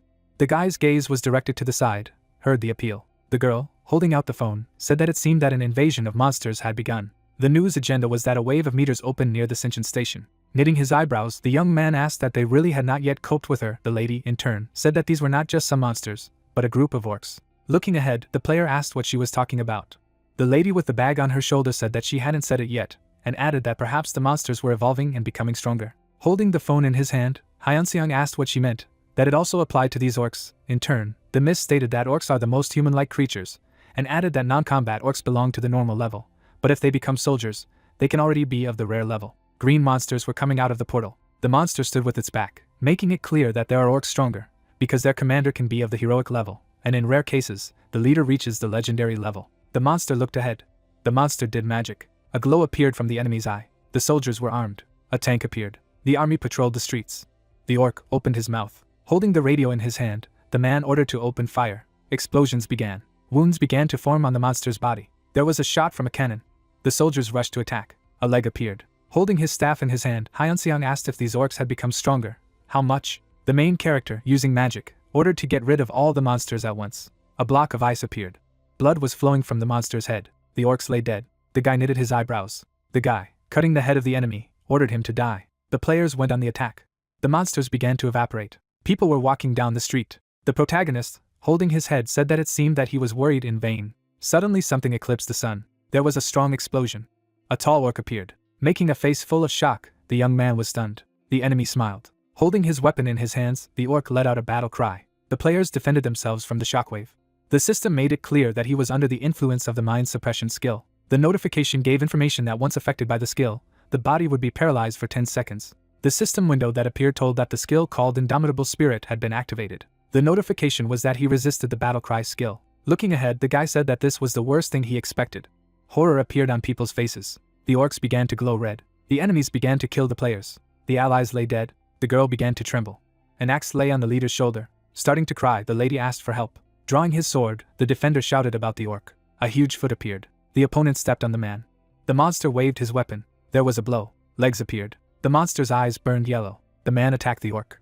The guy had a long sword in his hands. The young man was approaching from the air. The enemy attacked with 2 axes. The monster knitted his eyebrows. Leaning on the blade, the man asked why some orcs were so strong. The warrior's face showed fatigue as he declared that they could all die here. A purple explosion rang out. Hyunseong attacked his opponent from behind. There was a stab in the back. Shock could be seen on the protagonist's face. The head held axes in his hands. The main character parried the attack. The monster was standing with his back to the guy. Suddenly, the man's gaze turned back. The monsters fled to attack. The young man's palm was covered in purple magic. The orcs writhed in pain. Knitting his eyebrows, the player shouted that they would stop him. A blow was heard on the enemy. Holding a shield in his hands, the man said that they should retreat. In turn, the comrade in arms agreed. Looking away, the player used an ability called Flicker. Suddenly, a notification came that later mana is unstable here. The system window let us know that the activation of the skill was cancelled. A drop of sweat ran down the character's face, telling him that they were well prepared. The chief was standing on the roof of the building. The orc had a staff in his hand. Making a menacing expression on his face, the warrior shouted for everyone to retreat, because a legendary level orc had appeared. People ran down the street. The man's gaze was directed forward. Watching the teammates retreat, Hyunseong asked if he could do as Lucia taught him. The protagonist closed his eyes, thinking that he would die if he did not dodge. The orc gritted his teeth. The monster swung for a blow. Red essence began to appear around the character. The notification stated that a passive skill called Survival Instinct had been activated. The man blocked the monster's attack. The creature fell to the ground. The guy cut the side of the creature. Blood flowed from the orc's body. The monster continued to attack. The young man looked concentrated. A cut appeared on the green arm. His leg was bleeding. Many attacks fell on the monster. The players froze in a daze. Looking to the side, the players shouted for people to retreat, adding that this was only a temporary buff, so he would not be able to delay him for long. The orc's eyes sparkled yellow. The sword aimed at the monster's side. Hyunsung knitted his eyebrows. The main character landed on the ground. Suddenly, a notification came that the passive skill called Survival Instinct had come to an end. Looking ahead, the player stated that his opponent is very strong, adding that he wants to end there. The orc was covered in blood. A shadow appeared in front of the monster. Legs appeared. The player, turning around, shouted for people to retreat. There was no emotion on the guy's face. Suddenly, yellow magic hung over people. Sparks flew over the characters. The young man's eyes widened, shouting for them to be careful. There was a huge explosion. The sky was at sunset. The building stood in the city, making it clear that this was a shelter near Sinchon Station. The players were bandaged. A head appeared. Lowering his head, the awakened man declared that his strength was still not enough. The warriors were discussing something. A leg appeared. The girl's eyes rushed forward. The lady approached Hyunseong and addressed him by name. Looking at the main character, the lady asked if he remembered her. The protagonist began to be shy. Putting her hand on the guy's chest, the miss said that he was definitely her type, asking if he had a girlfriend. Looking at the girl, the young man asked about the fact that she had also joined and guessed her name. Clapping her hands, the lady said that he remembered her name. After making an uninterested face, the player thought about how he could not know her, because among all the rankers, she has a unique ability, since with her specialization as a demonic spearman, she even appeared on television several times. The lady held a spear in her hands. A screen with a picture of a warrior hung on the building. The player squeezed the man's hand. Sitting down next to him, the girl thanked him for helping, and added that if it were not for him, trouble would definitely have happened. A blush appeared on the player's face. Without showing his face, the young man said that they had previously been in the same punitive detachment. Smiling, the guy said that, although I can't remember them, they really haven't seen each other for a long time. The man leaned on a sword. Legs appeared. Hiding his face, the player said that he was glad to meet Hyunseong. Stretching out his hand, the man announced that he was the chairman of the Players Association. People shook hands. Without showing his eyes, the main character said that he was pleased to meet the chairman. In turn, the man asked if he could devote some time to him. Making a serious expression, the protagonist replied positively. The building stood under the night sky. Stepping forward, the chief said that he had received many reports about the guy. Grinning, the man said that although they were meeting in person for the first time, he seemed familiar to him. The young man, looking ahead, said that perhaps it was because he did not know much about him, and added that he could not say the same. The chairman glanced away. Gesticulating, the man stated that, in fact, since this was their first meeting, it was quite normal to feel like strangers, adding that they shouldn't build friendships in the future. A teapot with cups appeared. He took the cup in his hand. The player asked why he was looking for him. In turn, the chairman said that they found out that an orc chief and a magician of the legendary level had appeared. Looking ahead, the man stated that, therefore, just like in the case of Imugi, they planned to assemble an elimination squad. Putting on a serious face, Hyunseong said that compared to the raid on Imugi, this fight would be much more difficult. There was a scar in the eye area, while the person was talking about the fact that there was a more serious problem. Sitting at the table, the chairman said that the orcs had taken civilians hostage, adding that therefore they could not arrange shelling from the air. Glancing ahead, the main character asked about the hostages. In turn, the interlocutor said that, more precisely, they were not hostages. Looking ahead, the man stated that he thinks they perceive them as emergency food, going on to say that they plan to reassemble the military and players in large numbers to begin with. There was a cup on the table. Sitting on the sofa, the man said that they would organize 2 elimination squads from them, which would simultaneously deal with both the chief and the mage. Without showing emotion, the young man asked why he had summoned him separately, and was now telling all this. Without changing his posture, the chairman said what he wanted to say directly. Knitting his eyebrows, the gentleman said that he wanted to appoint the guy as one of the commanders of one of the elimination squads. The player's face showed surprise, asking why he was the one. Continuing to make a serious face, the man announced that he had fought the orc chieftain alone, albeit not for long. Looking at the cup, the man asked if the interlocutor could talk about his skill, which was used in the battle with the monster. Hyunsung knitted his eyebrows. The gentleman's face looked tense as he listened to what he could not tell in detail, but he could divulge something. Looking ahead from under his brow, the protagonist said that he could tell about the activation conditions, the time of use, and the rollback. Raising his head, the man said that it would be enough for them if he told about it. Knitting his eyebrows, the protagonist said if he could find out why he was interested in this. The chairman drank tea, hearing that he was not sure that even after receiving the girl's buff, it was possible to defeat the general's orc during the duration of the skill. The eyes of the interlocutor were gray. Looking at the jacket, the man said that there was one consumable item for him. The artifact was lying on the table. The guy took the object in his hands. The system window made it clear that this artifact is called Ogre Blood and has a heroic level. Knitting his eyebrows, the young man thought that this was an improved version of the Werewolf King's heart. Looking ahead, the player asked what he wanted to tell him, that the awakened should take advantage of this to defeat the orc chieftain. Looking ahead, the man said that he was confident that he could win by using the power-up along with the effect of this item. Leaning forward, the man said that if you add to this the player's strength, then even if he activates his rage, the player will be 100% able to win. Hyunseong didn't look interested. The chairman knitted his eyebrows as he said that if he accepted the offer, all debts from the legendary level skill book would be written off. Surprise appeared on the face of the main character. Looking ahead, the man added that after completing the raid, he would be able to get one item for free. Without showing his face, the protagonist thought that this sounds good, but 10% of lost skills can be recovered in about 3.6 of a billion points. But the chairman does not know this. Closing his eyes, the young man told him to give him 2 items for free that the guy wanted. Sitting with his back to him, the player stated that, in addition, he wanted the proceeds from the sale of items corresponding to his contribution. The chairman's face showed indignation. A hand appeared. The awakened man, standing in front of the interlocutor, said that he should take care of him. In turn, the man said the same. Glancing ahead, the man thanked him for making such a difficult decision. Raising his finger, Hyunseong said that he would like to ask for something else, and in turn, the man said that he would say. Looking ahead, the gentleman said that if it was in his power, he was listening attentively. Raising his hand, the main character said that he would like to be raised to the head of the team in the association, and that a new team would be created, which he would lead. The chairman touched his beard, saying that they would do so. Happiness was visible on the protagonist's face, thanking the interlocutor. Holding his head, the young man said that he was actually worried that the man would refuse. The girl brought snacks, hearing that people with such skills and character as he naturally have the right to take the place of the head of the team. Smiling, the young man said that he was flattering him. Desserts were on the plate. The guy was eating. Keeping his hand on his chin, the gentleman stated that the activation conditions were quite difficult. The player drank tea, said that he should be sent alone to meet the villain. Surprise appeared on the man's face. Wiping his mouth, the player stated that if he did so, the chance that the skill would be activated would increase. Looking ahead, the man said that it could be dangerous, while the guy said that he should take such a risk. Closing his eyes, the interlocutor thought that he considered the young man to be an egoist who cared only about his benefit, but he was very mistaken. With a serious expression, the chair replied positively, adding that preparations would begin immediately. The ruined city appeared, making it clear that the detachment sent to fight the orcs had been defeated, and the news of this was instantly known to all the citizens. People were looking at the screen. The orc was enveloped in the red essence, and it became clear that the main reason for the defeat was that there were 2 legendary level orcs. The mage held a staff in his hand. Traffic has slowed as people living in Seoul and Gyeonggi province have begun to leave their homes and head south. The plane flew into the sky. The news agenda was that the government had officially introduced the second squad. A door appeared. Jason, standing at the microphone, asked if there was a way to stop the psychological attack that the orc chief was using. The man, looking ahead, said that if they could not stop her, there was a high probability that the new squad would be defeated as well, adding that they should remember the battle with Imugi, who was the first monster of the legendary level. Glancing ahead, the chairman asked if he hadn't said that a punitive squad would lure out a legendary level monster and destroy it. Knitting his eyebrows, the man asked if they would be able to destroy such a monster in such a short period of time, continuing that if the monster activated a psychological attack during the battle, huge casualties could not be avoided. The members of the commission began to deliberate. Making a face full of displeasure, the man said that they should take such a risk, asking that they were suggesting that they should just leave the group of orcs.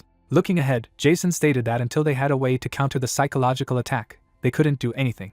Standing in the middle of the room, the man asked if they had not come here to help. Narrowing his eyes, the master stated that although they could sacrifice a lot to win, they would not participate in such an ill-conceived plan and die like dogs. Hyunseung sat back and thought about what a mess it was. People were conferring. The guy was pointing to something.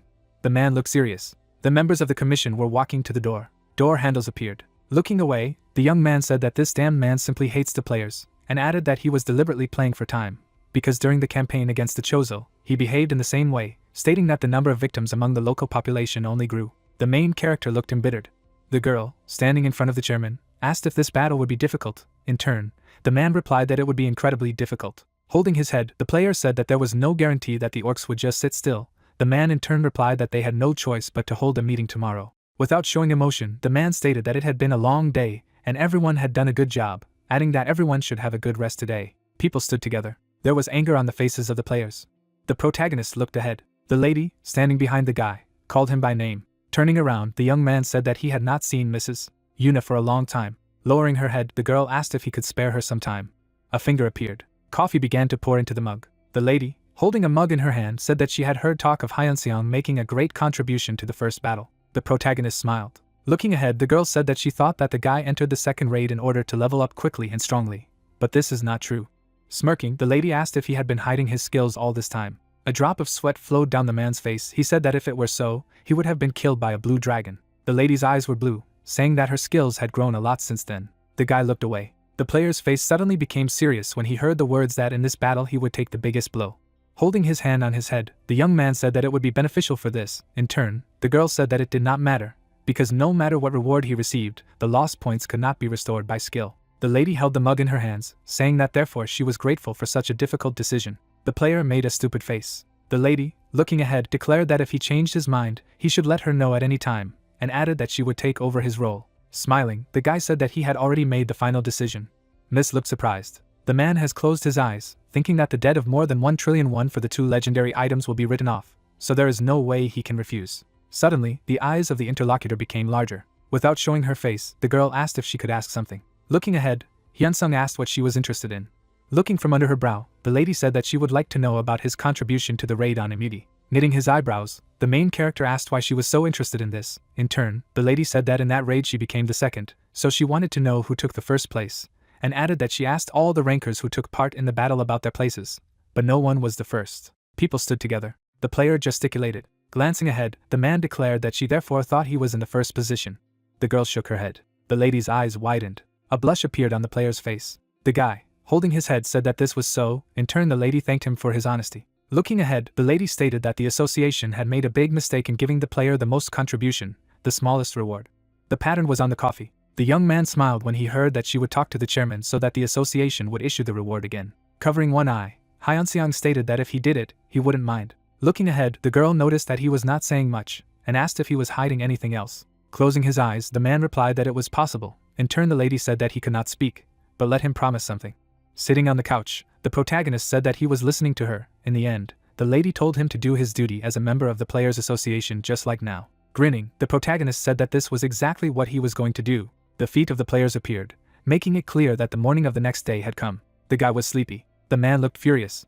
Jackson stared straight ahead. A finger touched the table. Knitting his eyebrows, the young man thought that today's meeting would not end with anything. The council was assembled. The chairman, rising to his feet, asked what was going on, while the subordinate replied that a group of orcs had begun to move towards Hongdae.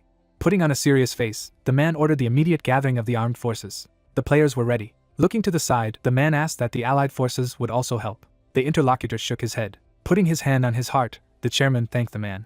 Jackson, looking ahead, stated that they only had to pretend to be in battle and retreat. A helicopter blade appeared, making it clear that everyone should move behind the player who will fight against the chieftain, and the rest should move after the girl. The players followed the lady. The lady began to conjure. The guys looked at their hands.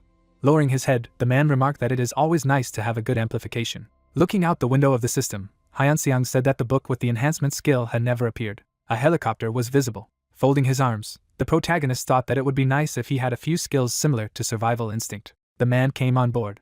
Looking ahead, the protagonist thought that if this is not a battle with a monster of the legendary level, then he may not use consumables. The subordinate, looking at a piece of paper, said that all the players had finished boarding. In turn, the guy said that they were leaving. A sign appeared. The helicopter was hovering above the ground. Looking out the window, the young man said that this was crazy, adding that as soon as he descended, the skill would immediately work.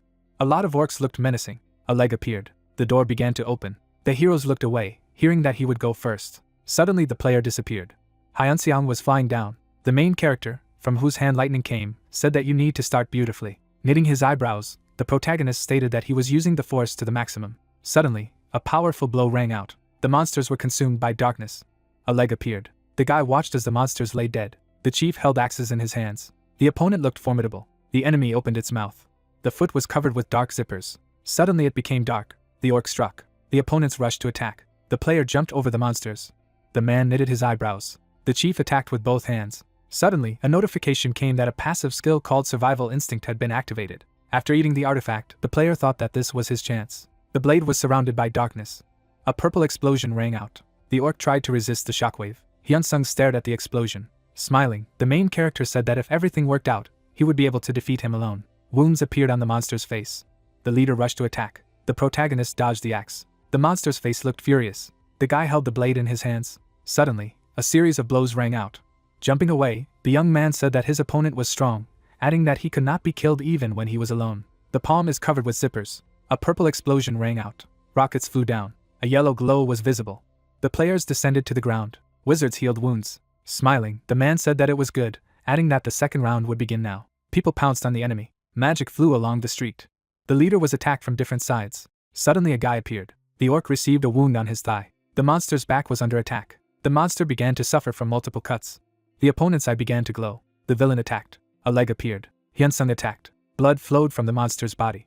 The monster fell to his knees. The main character stood with a blade in his hands. Suddenly the enemy shouted. Hordes of orcs went on the attack. The player, holding the shield, said that he had called his friends. The person used a skill called the Shield of Faith, while the ally used an indestructible wall. People fought monsters. Two silhouettes were visible from the helicopter. Wizards healed wounds. A light essence hung over the heroes.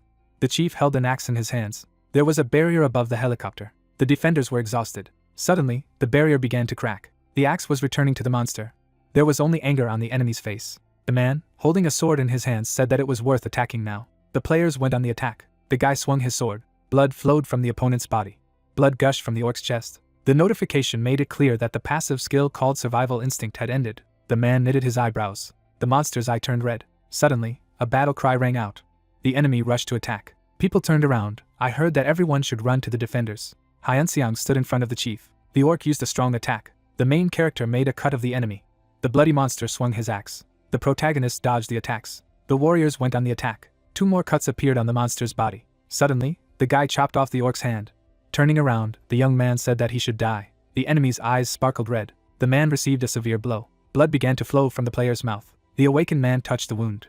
The enemy's face looked malicious. Suddenly, the main character cut off the leader's head. The orc's head flew to the side. A moment later, the orc's corpse fell to the ground. The protagonist, who was sitting on the ground, sighed. The adventurers screamed, deciding to evacuate. With the help of an air barrier, they flew up to the helicopter. The men frowned, tense. Soon everyone stepped aboard the helicopter. The orc mages threw up their arms and launched fireballs. One of the shells hit the warrior. He fell to the ground. The orcs immediately rushed to him. The boy's face twisted in horror. The sword pierced the warrior's body. He raised his hand, calling for help. One of his comrades turned to shout. Stepping aboard the helicopter, he said that all the survivors were on board. The helicopter's blade spun faster. After that, the helicopter rushed away.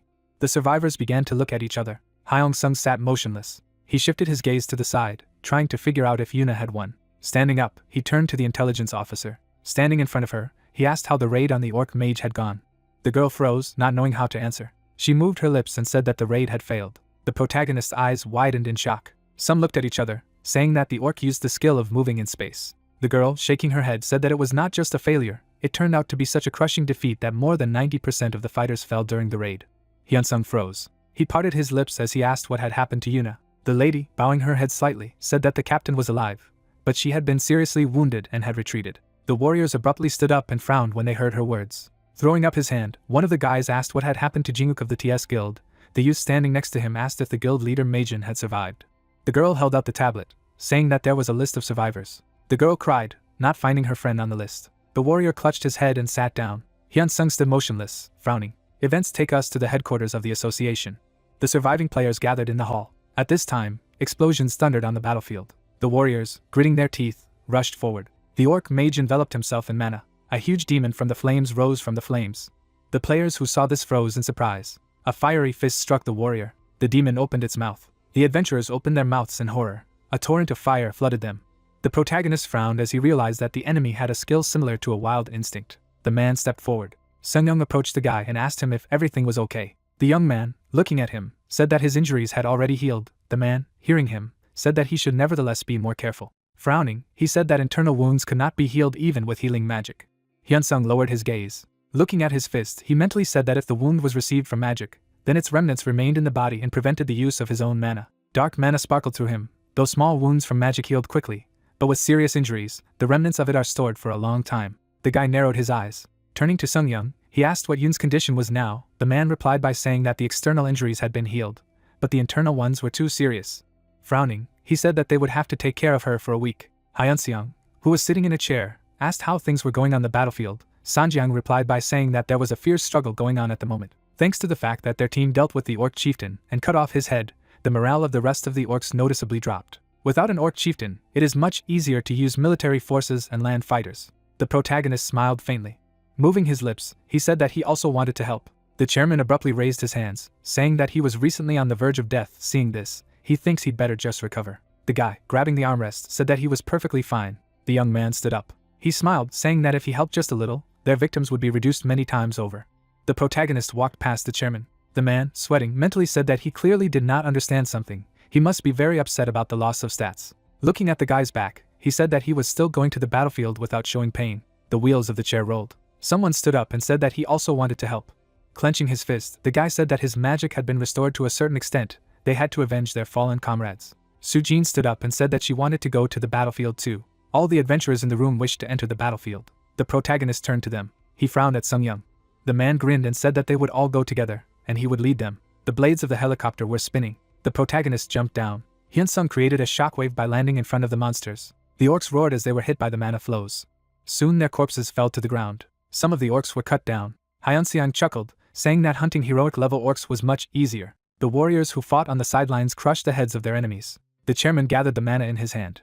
The monsters froze, tense. A huge sphere of flames rushed towards them. The orcs roared, struck by the flames. Sung-young created a fire spear. A moment later, he began to throw fiery spears at the monsters. The protagonist, turning around, said that the chairman was very strong. His destructive power was amazing, because he quickly coped with magicians. The man, stepping on the ground, clenched his fist. The orc mage opened his mouth. He frowned and roared. The orc warriors turned when they heard his roar. They immediately rushed away. The dark-armored warrior shouted, saying that the orcs had begun to flee. The chairman, frowning, shouted, ordering them to pursue the enemy, not to leave anyone alive. The monsters ran towards the portal. The young man, parting his lips, ironically asked if these monsters, having created such a mess, were now going to run away. The guy abruptly moved to the orcs. They raised their heads. Lightning sparkled around the protagonist. A moment later, a torrent of darkness engulfed all the orcs. In front of Hyun-seong, only the lower part of the monster remained. Glancing at his glove, the guy said that the situation was better now than before. He abruptly shifted his gaze to the side. A powerful explosion thundered on the battlefield. Hyun-sung jumped back and cursed. Looking at the orc mage, he said that he had to catch him.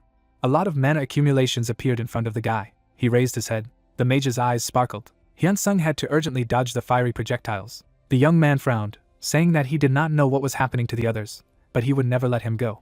The guy rushed forward and applied a flicker. He bent his foot. A moment later, he moved forward abruptly. The orcs roared and rushed towards him. Suddenly, streams of lightning swept past them. Hyun-seong abruptly released a huge amount of mana from his body. The young man frowned as he stared at the monsters. He narrowed his eyes, looking at the mage. The orc mage opened his mouth and growled. Mana enveloped his body. A moment later, a fire demon appeared above him. The man raised his binoculars. Looking at the giant in the distance, he said that the orc had turned into a giant so that no one could get close to him. Jason, frowning, said that the combined UN force would provide support from the rear. Hyun-seong's sword vibrated.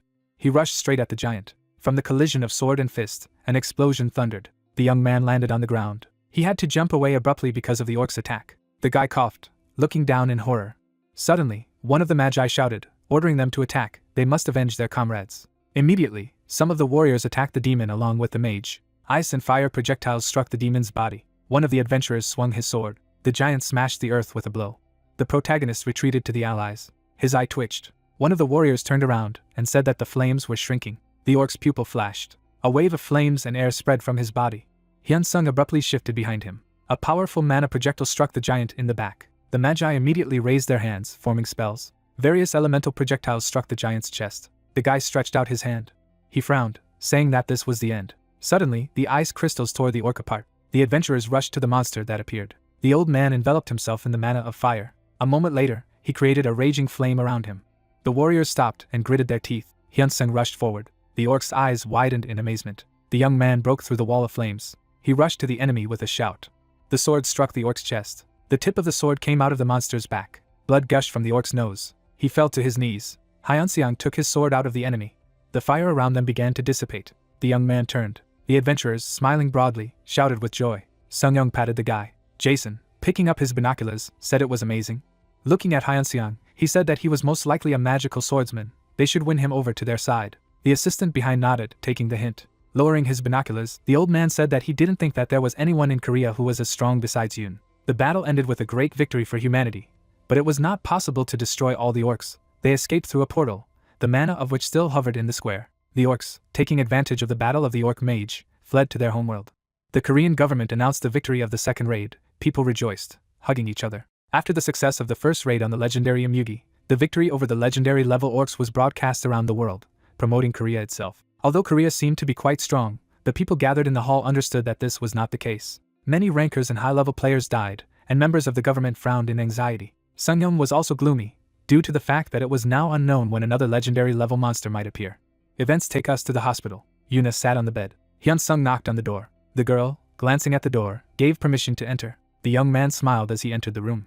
The lady clenched her fist, surprised. The protagonist looked at the box of pills. Sitting down in front of an acquaintance, he asked her how she felt. She replied, saying that the external wounds had already healed. Moving her lips, she said that she did not use magic on purpose, so in a couple of days she would return to normal. The young man, frowning, told Yun not to blame himself too much, for there was nothing he could do. Bowing her head, the lady said that it was her mistake. The protagonist flinched when the girl said that she had to become stronger, if only to avoid experiencing such terrible pain a second time. The guy froze, not daring to object. Yuna clenched her fist, saying that the next time she met an orc mage, she would definitely avenge her comrades. A shadow covered Hyunseong's eyes, mentally saying that now she didn't have to worry, because Yuna was not the kind of person who would be broken by such a thing. The lady sitting across from the guy thanked him for avenging everyone instead of her. Smiling, Hyunseong said that he just did what he had to do, and he couldn't do it alone. Yuna straightened up and said that he had made the biggest contribution. If it wasn't for him, everything might have failed. Moving her lips, she asked how he was feeling. After all, he had 2 fights in a row. The guy, scratching the top of his head, said that he was fine. Parting her lips, the girl said that although he had gained 2 legendary level skills, he must have lost a lot of stats. Throwing up his hand, the young man said that he just had to try even harder to level up, so he hoped that she would help him with that. The lady smiled faintly, saying that she would try. Events take us to the city center. The hunt for the orc chief and the orc mage dropped 7 items, and all of them were of the legendary level, which is why they were put up for auction. Among the legendary level items was an axe used by the orc chieftain. The orcs took one with them when they ran away, and the rest was taken by the rankers. Other items that were guarded might not be suitable for Hyunseong. Moreover, he is already collecting ests, so he does not need them. He already has bracers and a ring. If you exclude these 4 items, then there are still 3 skill books. He was promised 2 free items. Therefore, now, he summoned the system panels and looked at the characteristics of the battle cry and berserker skills. Soon, the first book of skills was put up for auction. The protagonist crossed his arms over his chest. The girl raised her hand and said that this was the first legendary level mental attack skill, and that was the one they would use to open the auction today. Many guild leaders began to raise signs, shouting prices. Soon, the price of the skill book in the hall reached 6 billion won. Hyunseong, looking around the area, realized that all the major guilds had gathered here. At this time, Sanjiang was standing behind him. The man frowned as the price reached 1 trillion won. People were angry and shouting, raising prices. Some opened their mouths in shock when the price had already become exorbitant. A girl standing on the podium asked if there was anyone who could offer more. Jason closed his eyes and thought. Suddenly, the participant with the number 21 raised the sign. Jason, who had almost bought the skill book, opened his eyes abruptly. The protagonist pursed his lips. He grinned and said that he was giving 2 trillion for this book. People began to look at each other, being shocked. Some bowed their heads, wondering if the book was worth that much. When no one could offer more, the protagonist smiled. The chairman coughed into his fist. Events take us to the Ministry of Internal Affairs of Japan. The man, frowning, said that they couldn't wait any longer. The disaster in Kyushu was partly due to a belated reaction. But considering that the monster was flying, it couldn't be avoided. They had lost Kyushu Castle, which was home to 15 million people. Some members of the ministry tensed, realizing that if they left everything like this, the monster would definitely reach mainland Honshu. One of the deputies sitting in the hall said that Korea has dealt with 2 legendary level monsters at the same time. They need to quickly ask for their support. The head of the ministerial chamber clasped his fingers. The old man, adjusting the microphone, said that it was obvious that other countries would also fight for Korea's support. The man closed his eyes. Raising his eyelids, he said that everything was clear to him. He would give an official request to Korea to send a group to destroy a monster of the legendary level. Everyone sitting at the table fell silent. The faint fog of mana had not yet dissipated. The protagonist, reading Japan's request on the phone, cursed. Looking at the screen, he said that they already had their own things to do. The government's exaggerated advertising campaign worked too well. Looking at the construction and rehabilitation work, Hyun-sung said that they are in this situation, and they want them to help in another country. Standing near the former rift, the young man said that the government says this because elections are now underway. The representative of the association, smiling, told the guy that the chairman was looking for him. The guy standing near the rift froze. He pointed to himself and asked if he had to go now. Events take us to the headquarters of the association. The man glanced at the tray of sweets. Sanjeong frowned as he said that they had decided that the team he would lead would be an assassination squad. The protagonist crossed his arms over his chest and asked, wasn't it supposed to be a temporary team to fight the legendary monsters? Could it be that they planned to keep the team by making it an assassination squad? The man took the pasta, saying that he had thought of everything. Squinting, he said that they would create a squad of assassins led by him, and if a legendary level monster appeared, they would increase this squad at the expense of other rankers. The young man, parting his lips, said that it was like a reserve force being summoned for battle. Sanjeong, hearing him, said that he was the only one who was part of the assassination squad so far. Tilting his head, he said that if there was someone in the association whom he would like to take, he could consult with the captains of each of the teams and choose them. Hyun-seong moved his lips after thinking about it, asking if he could take someone who wasn't directly in the association. The man replied by saying that he could do it. The guy frowned, saying that if the goal was to fight against legendary level monsters, the selection criteria should be strict. Sanjeong took a bite of the pasta and thought. Sitting across from the guest, he said that he would leave it up to him because the assassination squad was set up to achieve long-term results. Squinting, he said that the results might not be immediate, but they should be in the long run. He would be able to choose talents that would help them in monster raids. Hyun-seong froze, looking at the chairman. The man smiled, mentally saying that the more he had, the harder it would be for him to leave. The protagonist stared at the screen where his new position was displayed. Throwing his legs over the table, he said that he should first use the skill of the king's banner and try to recruit players to the team who could not even change their first profession. Parting his lips, the guy said that high-level players are treated well everywhere they go, so they don't come often. Sitting in his chair, he said that first of all, he would need too many leadership points for such high-level players. Imagining his acquaintances, he said that he would grow in the shadows those people who knew his secret. Together with Lucia, he would gather as many low-level players as possible and grow them in the sun and shade. As players in the sun level up, thus improving their equipment and skills, they will not be able to run away from him because of fines in case of contract breakage. Looking at the coat of arms of the association, the guy said that in this way he would be able to capture the entire association. Events take us to the streets of the night city. Sujin bowed her head and said that money was their enemy, even though she could defend and attack.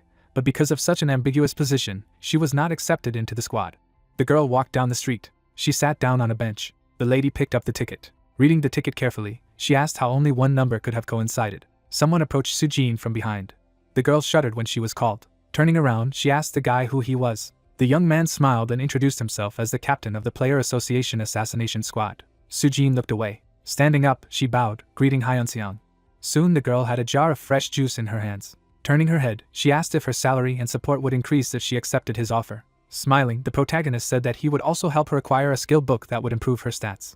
Parting her lips, the lady said that she agreed. Hyun-seong threw up his hand and said that she should learn about the consequences and penalties. Not only would her status window be open to him, but if she left his command, all the levels, stats, and skills she had leveled up would be gone. Sujin parted her lips and said that the status window had been known to the association for a long time. The girl picked up and drank fresh juice. Wiping her lips, she said that she was in a hurry right now, so she didn't have time to worry about the consequences. The young man, raising his hand, said that he understood it. Then he sent a systematic invitation to the girl. Staring at the system panel, Sujin asked if she needed to accept it. Hyun-seong replied by saying that she needed to do it. The girl clicked on the system panel. The system immediately notified the guy about the leadership points spent. Now he has 5 subjects under his command. The skill of summoning the king appeared. The protagonist stared at the system panel in surprise. The guy lowered his gaze, realizing that he could give instructions to his subordinates regardless of the distance. Sujin jumped for joy as she said that she was now on at least some kind of team. Hyun-sung narrowed his eyes, realizing everything. The girl froze. She dropped her hand abruptly, asking why she was hearing his voice in her head. The guy smiled, saying that it was all because of a special skill. Sujin smiled broadly as she said that it was cool. The young man, summoning skill books, said that almost no mana was consumed. Holding out skill books, he said that this was what he promised. The lady took the books in surprise. Hyun-seong, seeing her expression, involuntarily raised his hand. The girl bowed sharply, thanking the commander. The protagonist, waving his hand, said that in this case, he should go. Her salary will be increased immediately from tomorrow. Opening his eyes, the guy mentally said that these are just books of skills of the usual level. But, apparently, the life of players is very difficult. Sujin began to wipe away her tears. Soon the young man found himself in his office. He opened a book with a list of adventurers. An hour later, the red-haired young man gladly accepted his offer. Looking down, Hyun-sung said that he had previously thought that 1 or 2 people would refuse his offer after all. Players cried after receiving skill books. The young man threw the book on the table. He leaned back in his chair. Throwing his legs on the table, the guy said that the news had most likely already reached the chairman. A month later, we find ourselves at the headquarters of the association. In his office, Sanjeong was puzzled, asking if there were really 316 new members in the assassination squad. Tapping his forehead, he said that the main thing was that none of them had anything to do with Hyun-seong. The secretary in front of him said that no matter how thoroughly they investigated, until Hyun-seong accepted them into the team, they didn't even know each other. Silence fell in the hall. The chairman at the table was thinking. He narrowed his eyes, giving permission to the secretary to leave. The man in front of him understood the hint. Soon the doors of the office closed again. Taking the list of squad members in his hand, Sanjeong was puzzled, not understanding what was the point of taking people who had not even passed the first change of profession. Frowning, he said that even if you think of it as an investment in the future, the efficiency is too low. Looking at the photos of the team members, he said that the guy did not even meet again with the players he found. However, on the battlefield, these players fought more effectively. Warriors and mages worked effectively as a team, killing monsters. The protagonist himself, meanwhile, pounced on the crowd of dragons. Looking at the sky, the girl told Hyun-sung that he had done a good job. The young man, looking at Lucia, said that she had also done a good job. The protagonist abruptly took the phone in his hands. He received a call from a number unknown to him. When the guy answered, someone asked him if he was doing well. Hyun-seong's eyes widened as he realized that he was getting a call from his friend Seon-ho. Since childhood, Hyun-seong and Seon-ho have lived in the same neighborhood and had fun together. It was an old friend with whom the guy went to kindergarten, elementary school, and university. They lived like a family, so they called each other's fathers uncles when they got together. Seon-ho, angry, asked his friend why he didn't tell him that he had changed the number. The young man, smiling, said that he was a little busy. The guy, grinning, said that no matter how busy he was, he had to send a message with a new number. As he walked down the street, Seon-ho said that he had heard about his uncle waking up. He had said it when he was drinking with his father. The traffic light turned red. Standing in front of the crossing, the guy said that he called his uncle and asked for his number. Parting his lips, Seon-ho asked his friend if he wanted to go and have a drink too. Crossing the pedestrian crossing, he said that they could have a drink today. Lucia turned to Hyun-seong and said that it must have been his friend. The protagonist smiled, saying that he had somehow become completely absent-minded, did not even think about contacting his friends. The girl, moving her lips, said that he also needed rest, because the bowstring pulled too tightly would definitely break. The guy chuckled and asked if she would go home. She replied by saying that she needed to go home to watch the drama. Handing the girl the keys to the car, the young man said that she should go. He could also get there by taxi. Lucia clenched her fist and said she would give him a ride to the meeting point. Hyun-seong thought about it and said that the place was on the other side of town, so if she gave him a ride, she wouldn't be in time for the drama to start. The girl's eyes widened in horror. She immediately got into the car and started it. Looking at the young man outside, she said that she had to go. The protagonist waved goodbye. He narrowed his eyes, asking if she was really so interested in the drama. Events take us to a small restaurant. Kebabs and other dishes were placed on the table. Seon-ho, smiling, said to Hyun-seong that he looked too good, and even his shoulders were wider, downright handsome. The protagonist grinned and raising his hand said that it was all the power of hard work and muscles. Taking a bottle of soju in his hand, the guy said that he still likes to mix soju and beer. The friends clinked glasses. Hyun-seong abruptly raised his glass, drinking everything. Seon-ho smiled broadly.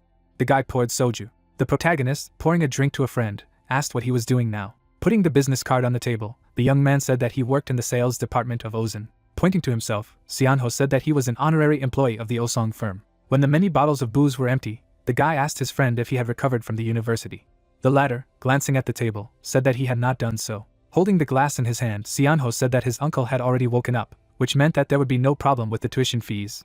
Or was it too early for that? Hyun-seong moved his lips and asked how he felt about working for the company. Frowning, the guy said that the work was very hard, especially because the salary of the sales department was low. Looking down, he said that if he really wanted to sell something, he had to give it his all, and besides, the players were too proud, even those who had just changed their first profession.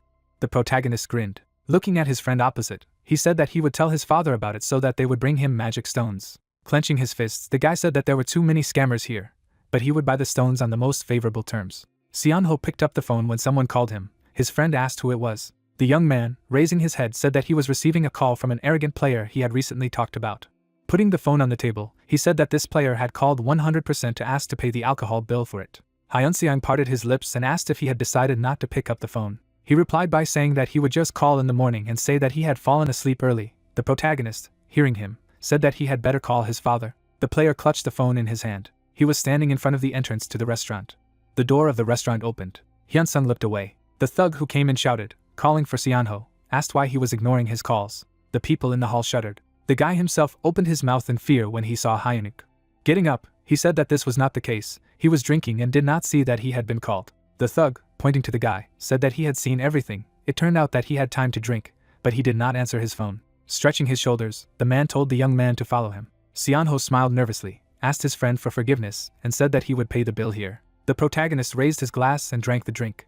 He abruptly put the glass down on the table. As he stood up, he frightened his friend, saying that he didn't have to go after this bastard. Hyunuk turned sharply. Going to the guy, he asked if he really dared to say such a thing to him. Hyun-sung sneered. He frowned, looking at the thug. He grabbed the young man by the collar. Seonho came up behind him and said that he should not do this. With one blow, the player threw the guy away. The protagonist stared at the thug silently. The latter, frowning, asked him what he wanted.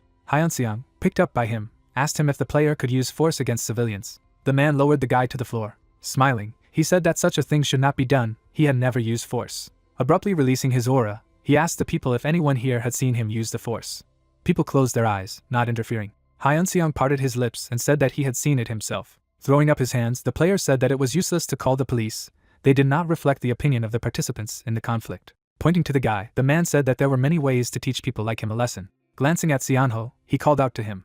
Smiling, he said not to even think that he would receive stones from him in the future, but he was going to tell everything to the captains close to him. Afterward, he pointed at Hyun-seong again, saying that he should be on his guard. Sneering, Hyun-wook said that no one could know when they might become disabled. The protagonist grinned. Looking at the thug in front of him, he said that attacking and intimidating the civilian population, using abilities and using force threatened him with the revocation of his player license. Seonho's mouth dropped open in shock. Pouring mana into his eyes, Hyun-sung said that he could even go to prison for 20 years. The man's face twisted into a grimace of anger. He saw the phone on which Hyun-sung had recorded everything. The protagonist easily blocked the opponent's blow. Hyunuk's mouth dropped open in shock. The young man, holding back his fist, said that now he had also tried to steal the phone. The man's body trembled. The guy smiled, asking if anything had changed because he was a player. Scratching his head, Hyunuk said that they work in the same field. Why didn't he say that earlier? Smiling, the thug said that he would sign a contract of sale with Seonho, and also talk to the captains close to him and ask them to give him the stones. Hyun-seong, who was standing in front of him, asked what was the use of a player who would soon be sent to prison. The man was surprised and said that players should maintain good relations. The eyes of the man sitting on the floor were surprised. The protagonist parted his lips and said that he didn't want to be on good terms with him. Then Hyunuk said that his second cousin was the deputy of the first team of the So Guild. Frowning, he told the guy that there was no use for him to argue with him. Seonho opened his mouth in horror. Hyun-seong smiled and asked what they would do. The man took the phone in his hand. Seonho frowned. Bringing the phone to her ear, the girl asked him why he was calling, and if he asked to join them again, she would immediately turn it off. Closing his eyes, the thug said that he was turning to her with another request. The protagonist frowned. The girl's voice seemed familiar to him. The girl, parting her lips, asked if he had any problems, and for some reason he called her. The young man narrowed his eyes. Frowning, Hyunuk said that this arrogant did not care about the So Guild, and when he told him about it, he said that he was not afraid of it. Glancing at the drinks on the table, Jisoo said that now that their guild had shrunk, some bugs were ignoring her. Glancing at the phone, she asked me to hand over the phone. The man handed the phone to the protagonist. Hyun-seong picked up the phone and remembered the owner of the voice. He stared at the girl's name on the screen. Jisoo was the one who had given him his business card during the first hunt. She was smiling, saying that if he just let his status window be checked, she would actively help him join the So Guild. When the young man pressed the speakerphone, the girl asked if this idiot really wanted to say something. Hyunuk chuckled. The protagonist brought the phone to his face. He chuckled, saying that they hadn't seen each other for a long time. Jisoo shuddered and asked who she was talking to. Moving his lips, the guy introduced himself as the head of the new team of the Players Association. The girl's eyes widened in shock. The man was sweating and horrified. Seonho's mouth dropped open in amazement when his friend asked Jisoo if she could hear him. The people in the hall froze and turned their heads. The girl, parting her lips, said that she was listening to him. The guy, after thinking, said that her younger brother had just attacked and threatened a civilian in front of his eyes. Sneering, The young man said that Hyunuk had used powers and skills outside the dungeon that could harm ordinary people, and he had also tried to commit theft. However, it seemed that he had committed these acts in the belief that the So Guild would stand up for him. Jisoo lowered her gaze as Hyunsung said that if the cousin of the guild deputy is so arrogant, then the guild members probably behave the same way. Frowning, the young man said that he thought he should consult with the chairman of the association and conduct a special inspection of the guild. Jisoo immediately replied, saying that this boy had nothing to do with the So Guild, he was just using her name. The man shuddered all over with fear. The protagonist looked up and said that defamation could then be added to the list of charges. Would she sue Hyunwook for defamation? The thug froze, the veins in his arm and neck bulging. Hyunseong, glancing at the phone, said that they could be together. The girl immediately jumped up and shouted, saying that she would file a complaint the next morning. Hyunuk's face contorted in fear. Soon his hands were handcuffed. The police took away the violent thug. The protagonist waved to the workers as they saluted. Standing next to his friend, the guy said that he had already sobered up. Pointing behind himself, he offered to drink again. Seonho trembled and shouted, asking if he was a player, and even from the association. Throwing up his hands, the guy asked why he hadn't told him about it. Hyunseong smiled broadly and said that he was going to tell him everything, but they were interrupted. Hugging his friend, the young man said that they should have a drink, just to discuss all the details. Seonho chuckled. The flag fluttered in the wind. Pointing to the map of the United States, the secretary said that it was the result of a simulation based on the strength of legendary level monsters. The U.S. President frowned as he studied the report. Lowering the tablet, he said that even if only one monster appeared, the human casualties and damage would be colossal. But wasn't that an exaggeration? The deputies froze when Wilson said that Korea, surprisingly, has already coped with 3 legendary level monsters. The minister, frowning, said that this is all thanks to the fact that they managed to deal with it quickly and efficiently. Korea can gather rankers from all over the country in less than an hour. Looking at the people in the hall, he said that in comparison, it would take them 6 hours to collect at least some of the rankers. In addition, Korea, having dealt with 3 legendary level monsters, suffered huge damage. Entire areas were destroyed. Frowning, the old man said that the casualties among the rankers were especially high. Wilson narrowed his eyes and asked if it was because of the mental skill of influencing the psyche over a wide area. Remembering the orc army, the minister said that monsters such as the orc chief and orc mage live in groups with a large number of heroic level monsters. Dealing with such monsters is much more difficult than dealing with monsters acting alone, like Imugi, because there was only one dragon. Frowning, the president said that there were too many problems from this. The old man, standing in the stands, said that most of the high-level players involved in raiding legendary level monsters wouldn't be of much use. Raising his eyebrows to the bridge of his nose, the minister said that they needed rankers. Wilson also frowned, saying that it was evident in the example of China. Jason, after thinking about it, said that judging by the battle pattern of the raid on a legendary level orc, they absolutely needed someone strong, someone whose abilities went beyond the usual ranker. The deputies shuddered. The president opened his mouth and asked if he was talking about the player Jason had reported. The old man, frowning, said that this was the guy. The president closed his eyes. People in the hall began to look at each other. The men frowned as they discussed the level of the protagonist, who had already reached 600th. One of the men, looking at the minister, asked if it was possible at all. Crossing his arms over his chest, the deputy said that the level of monsters in existing heroic level dungeons is about 400th, and players are limited by the rule of 20 levels, cannot rise above 400th. The old man, turning to him, said that because of the doubts that had arisen, CIA agents had investigated and discovered a surprising fact. The deputy shuddered. The president, parting his lips, asked what it was. Remembering the spying on the guy and Lucia, the minister said that the player Hyunsung has a unique skill that allows him to bypass the rule of 20 levels. The protagonist, who noticed the observation, smiled. Frowning, Wilson asked if it was true. The minister, who stood at the podium, said that he was sure that the probability of this was higher than 99%. The president narrowed his eyes. Sitting at the head of the table, he ordered him to tell him the details of this player. The minister took out the console. He showed the boys' battle with the orc chieftain. He stood by the screen, talking about Hyunseong. On the screen, the young man could be seen unleashing lightning. After that, the minister showed the victory of the guy over the magician. Wilson, clasping his fingers, said that such a development in less than 2 years speaks to his exceptionality. Parting his lips, he asked if he could use the unique skill on other players. The minister, frowning, said that they had not yet verified this information, but there was another unusual find. After showing Hyunji on the screen, he said that this information was about Hyunseong's father. After that, he showed the guy's neighbor, Sona, on the screen. A report lay on the table. The president, taking the report in his hand, said that less than 2 months had passed since the awakening of the Hangyu player, and he had already entered the 100th level dungeon. The minister, parting his lips, said that this was not all. After displaying information about Hyunseong on the screen, he said that the player is currently leading the Korean Players Association Assassination Squad.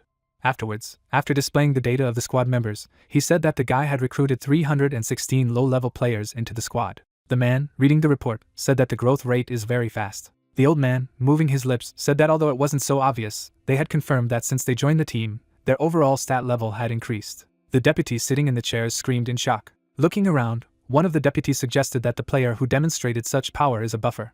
The minister standing on the podium said that this was not entirely true, but he, like the buffers, had a skill that allowed other people to increase their stats. The old man crossed his arms over his chest and asked, shouldn't they recruit him if this was all true? The man, squinting, said that it would be very difficult to do this. He had a lot of money, and his status in the Korean Players Association was high. The deputies, sitting in their seats, pondered. Chuckling, one of the men said that unless there were idiots in the Korean government, they wouldn't let him go so easily.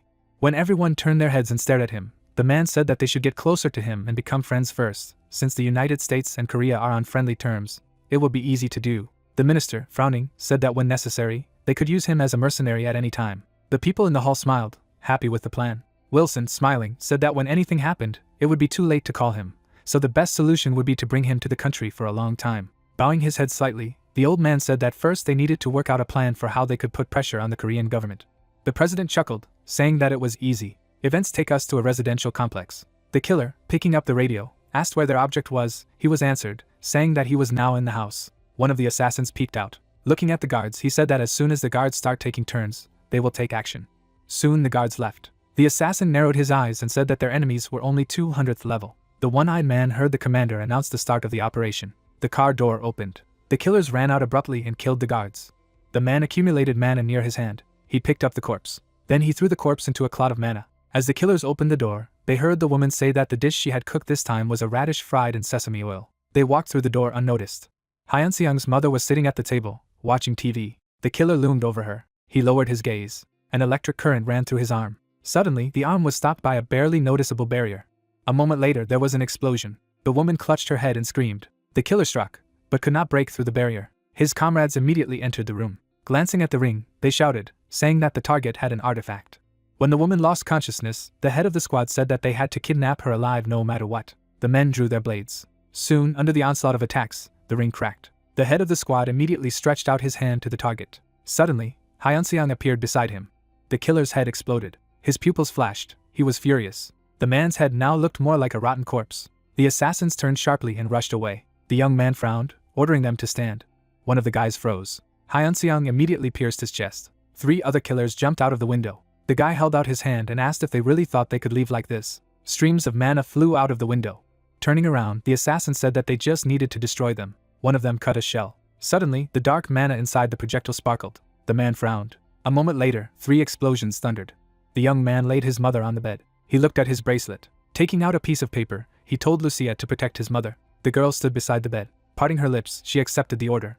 Holding the paper in his hand, the guy said that he was counting on her. A moment later, he tore up the paper. The guy suddenly moved to the kidnapper's lair. The head of the detachment, holding a sword in his hand, ordered the young man not to move. The protagonist himself frowned and cursed. Putting his sword to the girl's neck, the kidnapper ordered Hyun-seung to slowly step back. The guy obeyed and carefully walked back. His pupil lit up with anger. Suddenly, a system bar appeared in front of him, asking if he wished to enter the subspace. The young man narrowed his eyes, realizing that the enemies had carefully prepared. The man, shifting his gaze to the girl, slashing the lady's neck slightly, Hyun-seung said that if he didn't want to see his loved ones die, he should accept the invitation. A shadow covered the protagonist when he said that he would accept the condition, but if someone harmed, he would not leave alive. His pupil flared up again. The man, frowning, said not to worry, because they were not going to harm their dear hostage. Besides, she would come in after him.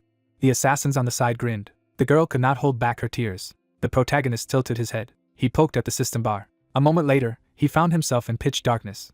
Narrowing his eyes, he said that this was how he imagined subspace. The young man took out a sheet with the teleportation skill. Looking at the sheet in his hands, he said that it should work. Hyun-seung tore up the paper. Meanwhile, in the warehouse, the man ordered to bring the girl to her senses.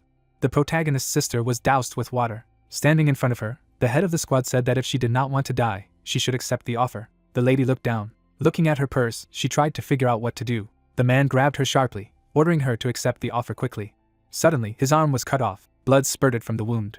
A moment later, there was an explosion. The assassins frowned, saying that this guy couldn't free himself. The young man appeared in the warehouse. The man, stretching out his hand, said that the enemy was inside. Suddenly, he was struck by a flood of darkness. Hyun-seung's hand passed through the barrier. The killer, mouth agape in shock, asked how this was even possible. Suddenly, streams of electricity struck him. The protagonist walked towards the kidnappers. His sister, having stopped crying, called her brother. She clutched her head as the killer behind her was killed. The girl opened her eyes gently. She saw only half of her brother's body in front of her. The lady fainted from fright. The protagonist, the other half of whom grabbed the sofa, said that he almost died. His body abruptly disappeared. A moment later, the two parts united. Looking at his hand, the guy said that the move was partially successful. Soon the guy laid his sister next to his mother. Standing in the middle of the room, he said, "Lucia, look after my family." The young man glanced at the bracelet, realizing that his father had also been attacked. Turning around, he said that he would go to his father and Taekal. A moment later he was gone. The sword collided with the shield. Taekal circled around the enemy. The assassin's face contorted with anger. He retreated abruptly due to the thundering explosion. Hengyu stood behind the young man. Gritting their teeth, the men realized that it would not be easy to shorten the distance. The assassin bent his foot. They all rushed to the couple at once. Suddenly, Hyunseong appeared on the battlefield. He raised his sword. The assassins stopped and were frightened, not understanding why Hyunsung was there. Hengyu shuddered when he saw his son. The guy grinned. The assassins turned sharply and ran away. Two of them were struck by a torrent of lightning. Looking back, the head of the detachment ordered everyone to flee. Suddenly, an ice wall appeared in front of the group. A pair of assassins immediately swung their blades. The ice shattered into pieces. Standing behind the wall, Hyunseong pointed his hand at the enemies. An ice storm burst out of the magic circle. The assassins gritted their teeth. Veins protruded on the forehead of the head of the detachment. An explosion thundered in front of the assassins. After taking the pills, the head ordered his subordinates to kill the guy. The protagonist, examining the enemies, realized that something was wrong. He clenched his fist as he applied an absolute shield. Enemy attacks collided with the shield. One of the killers was behind the young man. He turned sharply and cut the enemy. The second assassin immediately attacked him from behind. With a swing of his spear, he sliced through Hyunseong's side. The guy frowned and cursed. Having cut the opponent, the guy said that he had not yet fully recovered. A red aura of madness enveloped these assassins. Hyunsung kicked the enemy in the face. The man was thrown back. The young man landed. He shouted sharply, causing an invisible wave to spread. The men froze. Taekal immediately attacked with his shield. With one blow, he threw the enemy into the column. Standing up sharply, he shouted. Hengyu jumped up. He created a barrage of fire with his attack. The killers gritted their teeth in anger. The three immediately rushed towards Hengyu, wanting to grab him. The protagonist's eye flashed as he ordered them to stand. The two men immediately froze. A moment later, a torrent of lightning struck them. The assassin ran past the corpses and said that they just needed to take Hengyu hostage. The mercenary swung his sword. Hyunju deftly moved behind Tichio. He sneered as he looked at the enemy. The man frowned heavily and cursed. Shrapnel scattered due to the explosion. Soon, only the Hyunseong group remained alive on the battlefield. The protagonist, who raised his hand, sighed. The father, running up to his son, asked if he was badly injured. The young man, smiling, said that he had no injuries, only a little blood. Clenching his fist, the old man sighed, then he asked why they attacked them in the first place. Hyunseong abruptly stopped smiling when his father said that judging by what they were talking about, they were Chinese. The guy lowered his gaze. He looked at the charred corpse. At this time, the head of the operation clasped his fingers. People saluted in front of him. The protagonist who summoned the system panel said that these creatures would not leave them alone. Looking down, he said that he would make them cry tears of blood for sticking their noses into him. Events take us to the headquarters of the association. Sung-young frowned and asked what was going on. The young man in front of him said that the Chinese had attacked his family and were trying to take him hostage to China. Frowning sharply, he said that they were probably going to kill him if they failed. Squinting, Hyunsung said that he had tested their identities with the Contract of Truth skill. Sung-young, squinting, asked if anyone was still alive. The guy replied, saying that he had killed everyone. The man sitting at the table asked if there were at least no bodies left.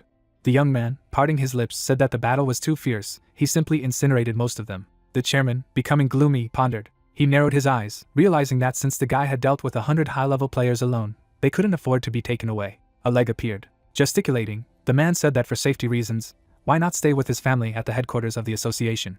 Hyunsung glanced to the side. Looking away, the main character said that he would do so, thanking him for his concern. The chairman, knitting his eyebrows, said that he was very sorry that he had to face such a thing. Stretching out his hand, the man said that in the future they will provide his family with the protection of players of a higher level. Glancing ahead, the protagonist thanked his interlocutor. People were sitting in the room. Folding his hands, the guy asked how he could get rid of them. Looking at the girl, the young man said that even though he had a skill called the Veil of Darkness, he wouldn't be able to completely hide his identity. The lady, glancing to the side, said that he should send her. Knitting his eyebrows, the man said that he would never do it. Smiling, the player stated that this requires a skill called psychometry, which is why he should go himself. On the girl's face, you could see the persistence, saying that she would go with him. Taking the lady's hand, Hyunseong stated that he was glad to hear this, but that she had to stay here to protect his family. Smiling, the main character said that while he was gone, she should take care of the sale of electronics. A blush appeared on the girl's face. Suddenly a door appeared. Looking out the window of the system, the protagonist stated that the answer would definitely be in the item shop. An item called a form for transformation into a rat man appeared in the store. The price of this artifact was 29,999,999,999 points. Holding his hand to his mouth, the guy said that the dressing items were very expensive. The man was flipping through the store. The shop showed transformations in many creatures, and it became obvious that the cheapest rat man here was worth 30 billion points. Suddenly the seller appeared, and it was obvious that the young man had already heard this name somewhere. Suddenly, there were reviews about the purchase. A dark table of the story about the review that Mekavi's left. Looking down, the player stated that sometimes he has to sell things to such people, adding that in this case, the chances of being recognized are almost zero. An artifact appeared, making it clear that Hyun-sung could gain more than he would lose. The city appeared, and it became known that a few days later, the government officially announced that Chinese secret agents who had infiltrated the country and attempted kidnapping and assassination attempts were killed at the scene. People looked at their phones to report that it had become known that the Chinese agents were high-level players, according to the government's position on disclosing the personal information of some of these people. The phone screen was white. The chairman looked down. The girl, looking ahead, stated that the captain said that he would suspend the hunt for a while, and added that they were then informed that he had taken things from the place of temporary residence in the association. Folding her hands, the lady said that he and his family had moved to a single-family house in Pangeo, while the man said that this is an area where high-level players mainly live. The lady lowered her head and stated that it was true, adding that it was close to the buildings of large guilds and associations, as well as high-level dungeons, suggesting that they had moved there because of this. The man knitted his eyebrows. The chairman's face was serious, talking about how it was relatively safe in such an expensive area, adding that he was thinking, given what he had been through, he could be understood. A green building appeared, and it became clear that it was Jilin province. The man, looking at the hangar, said that he had finally found it. The scientist, knitting his eyebrows, said that he would return here at night. The lights were on in the hotel. There were personal belongings on the table. The young man, holding his hands to his head, said that he did not think that he would be given a real passport, and not a forgery. A shirt lay on the bed. Holding the artifact in his hands, Hyun-sung stated that even though there are some similarities between the rat man and the human, he is just like an ordinary Japanese journalist. The main character was looking at the object. The paper was torn. Suddenly chains appeared. The protagonist's body began to transform. The monster was standing in the middle of the room. Looking at the hand, the guy said that it was perfect. The blade looked ridiculous, making it clear that the weapon had also changed. Making a menacing expression on his face, the young man said that it was time for him to go. The hangar had holes in the ceiling. People were talking. The players looked scary. The soldiers crossed their arms, and it became clear that they were even acting against their own citizens. The rat man held the sword in his hand. His eye burned red, thinking that the number of enemies was 27, adding that among them there were those who had the skills of a good ranker. The men were talking. The blade flashed with dark lightning. The player turned. A monster stood on the railing. Looking up, the man did not understand how the rat man ended up here. Hyun-seong killed the people with a single punch. The warriors looked at what was happening. The monster continued to run. The defender, making a menacing face, shouted for the monster to be killed. There was a cut. The mages aimed with spells. The enemies used an ice rocket and a coercive target. The rat man cut through his opponents. The sword was covered in blood. The soldiers looked at the flash. Dark power flew from the windows. The enemy was burned alive. The main character was standing among the corpses. Legs appeared. A door appeared. The guards froze in a daze. The man, looking at what had happened, asked what had happened. The player was lying on the ground. Everything was covered in blood, and it became clear that it was done by a player, not a monster. The council began the meeting by making it clear that there were 27 agents in the headquarters building at the time, adding that they were all high-class players who had reached level 350th. Slamming the table, the gentleman declared that this was a challenge to state authority, going on to say that it must have been done by rebels from Inner Mongolia. The old man, gesticulating, asked how they could recruit someone so strong. Closing his eyes, the man assumed that it was Hyun-seong. People asked. Glancing ahead, the man asked what he thought he could get into China. Without showing emotion, the interlocutor stated that the probability of this is quite high, asking to take a look at the results of the investigation, adding that the attacker did not use skills related to lightning, asking about how many strong players use them. The members of the council looked at one point. Keeping his hand on his chin, the gentleman said that this was quite likely. Without changing his posture, the man continued his thought. A hand appeared. People were sitting at the table, and it became clear that new results of the investigation had appeared. A human leg appeared. Knitting his eyebrows, the young man stated that as a result of the use of the reconstruction skill, the identity of the criminal was established. Making an angry face, the man asked who it was, and added if it was a gambler. Looking ahead, the guy asked what the man was talking about. Turning his head, the member of the assembly stated that the main culprit in this case is Hyun-seong of the Korean Players Association. A drop of sweat appeared on the subordinate's face, saying that the culprit was not a person, but a monster.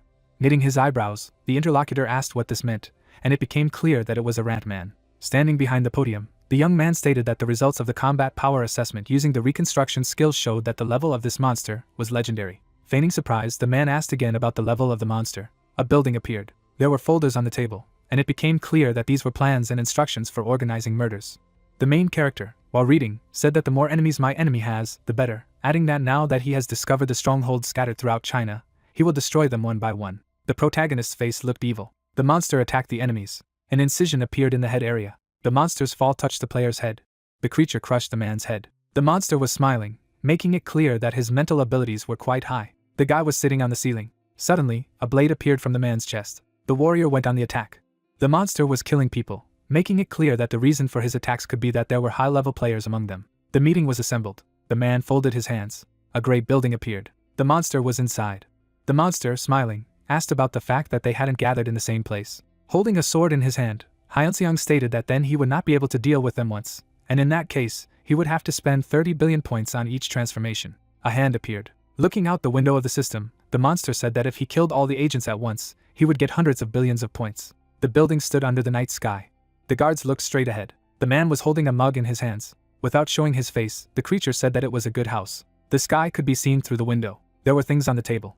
The warrior sat at the door, making it clear that they thought that the rat man was targeting the players who were gathering in one place, and ordered everyone to disperse. Looking at the system, the protagonist stated that although China is large, this is not a problem with his skills in space. Smiling, the monster said that it seemed that he would be quite busy today. Darkness arose in the house. The building stood under the sun. The man, slamming on the table, said that it seemed that someone had said that if they dispersed the players, they would be able to avoid the attack. The guy, full of anger, ordered his subordinates to answer, saying that they had lost more than 100 agents in one night, and the damage had only increased. The members of the assembly bowed their heads. People were looking at the table, listening to how they were counting how many more people would suffer tomorrow. His hand straightened his tie. Looking ahead, the head asked about his location, while the subordinate replied that they had not been able to track him. Glancing away, the man stated that he was supposed to have the skills to move in space. Closing his eyes, the man asked if it was really a monster. Knitting his eyebrows, the man asked if it could be a person in disguise. The main character is chained to the rat man. Raising his head, the guy replied that such skills are very rare, adding that although such a skill increases physical strength, on the other hand, its power decreases, while the subordinate stated that if it is a person using the handling skill, he cannot use powerful attacks like a rat man. The young man looked ahead. The man glanced ahead and said that in this case, he could focus on his magic power, while the man stated that even if it was true, the transformation time was very limited. Sitting at the table, the interlocutor replied that it was usually no more than 3 hours. In the end, the council member stated that in addition, since the cooldown of the skill was twice as long as the time it was used, he could not immediately activate it. A projector appeared. The monster runs forward. The monster is standing on the roof, and it became clear that the results of the analysis of video from surveillance cameras showed that the rat man had been active for over 8 hours. Knitting his eyebrows, the man said that this was a completely impossible period for the skill of handling. Veins appeared on the leader's face, asking that he claims that it is still a monster. In turn, the person answered positively. The man was sitting in an armchair. Covering his face with his hand, the interlocutor said that this was something unimaginable. The chief closed his eyes. Without showing his face, the man said that all the agents should be brought together again, and his comrades in arms said that this would be done. It was a dark night over the city. The monster walked slowly forward.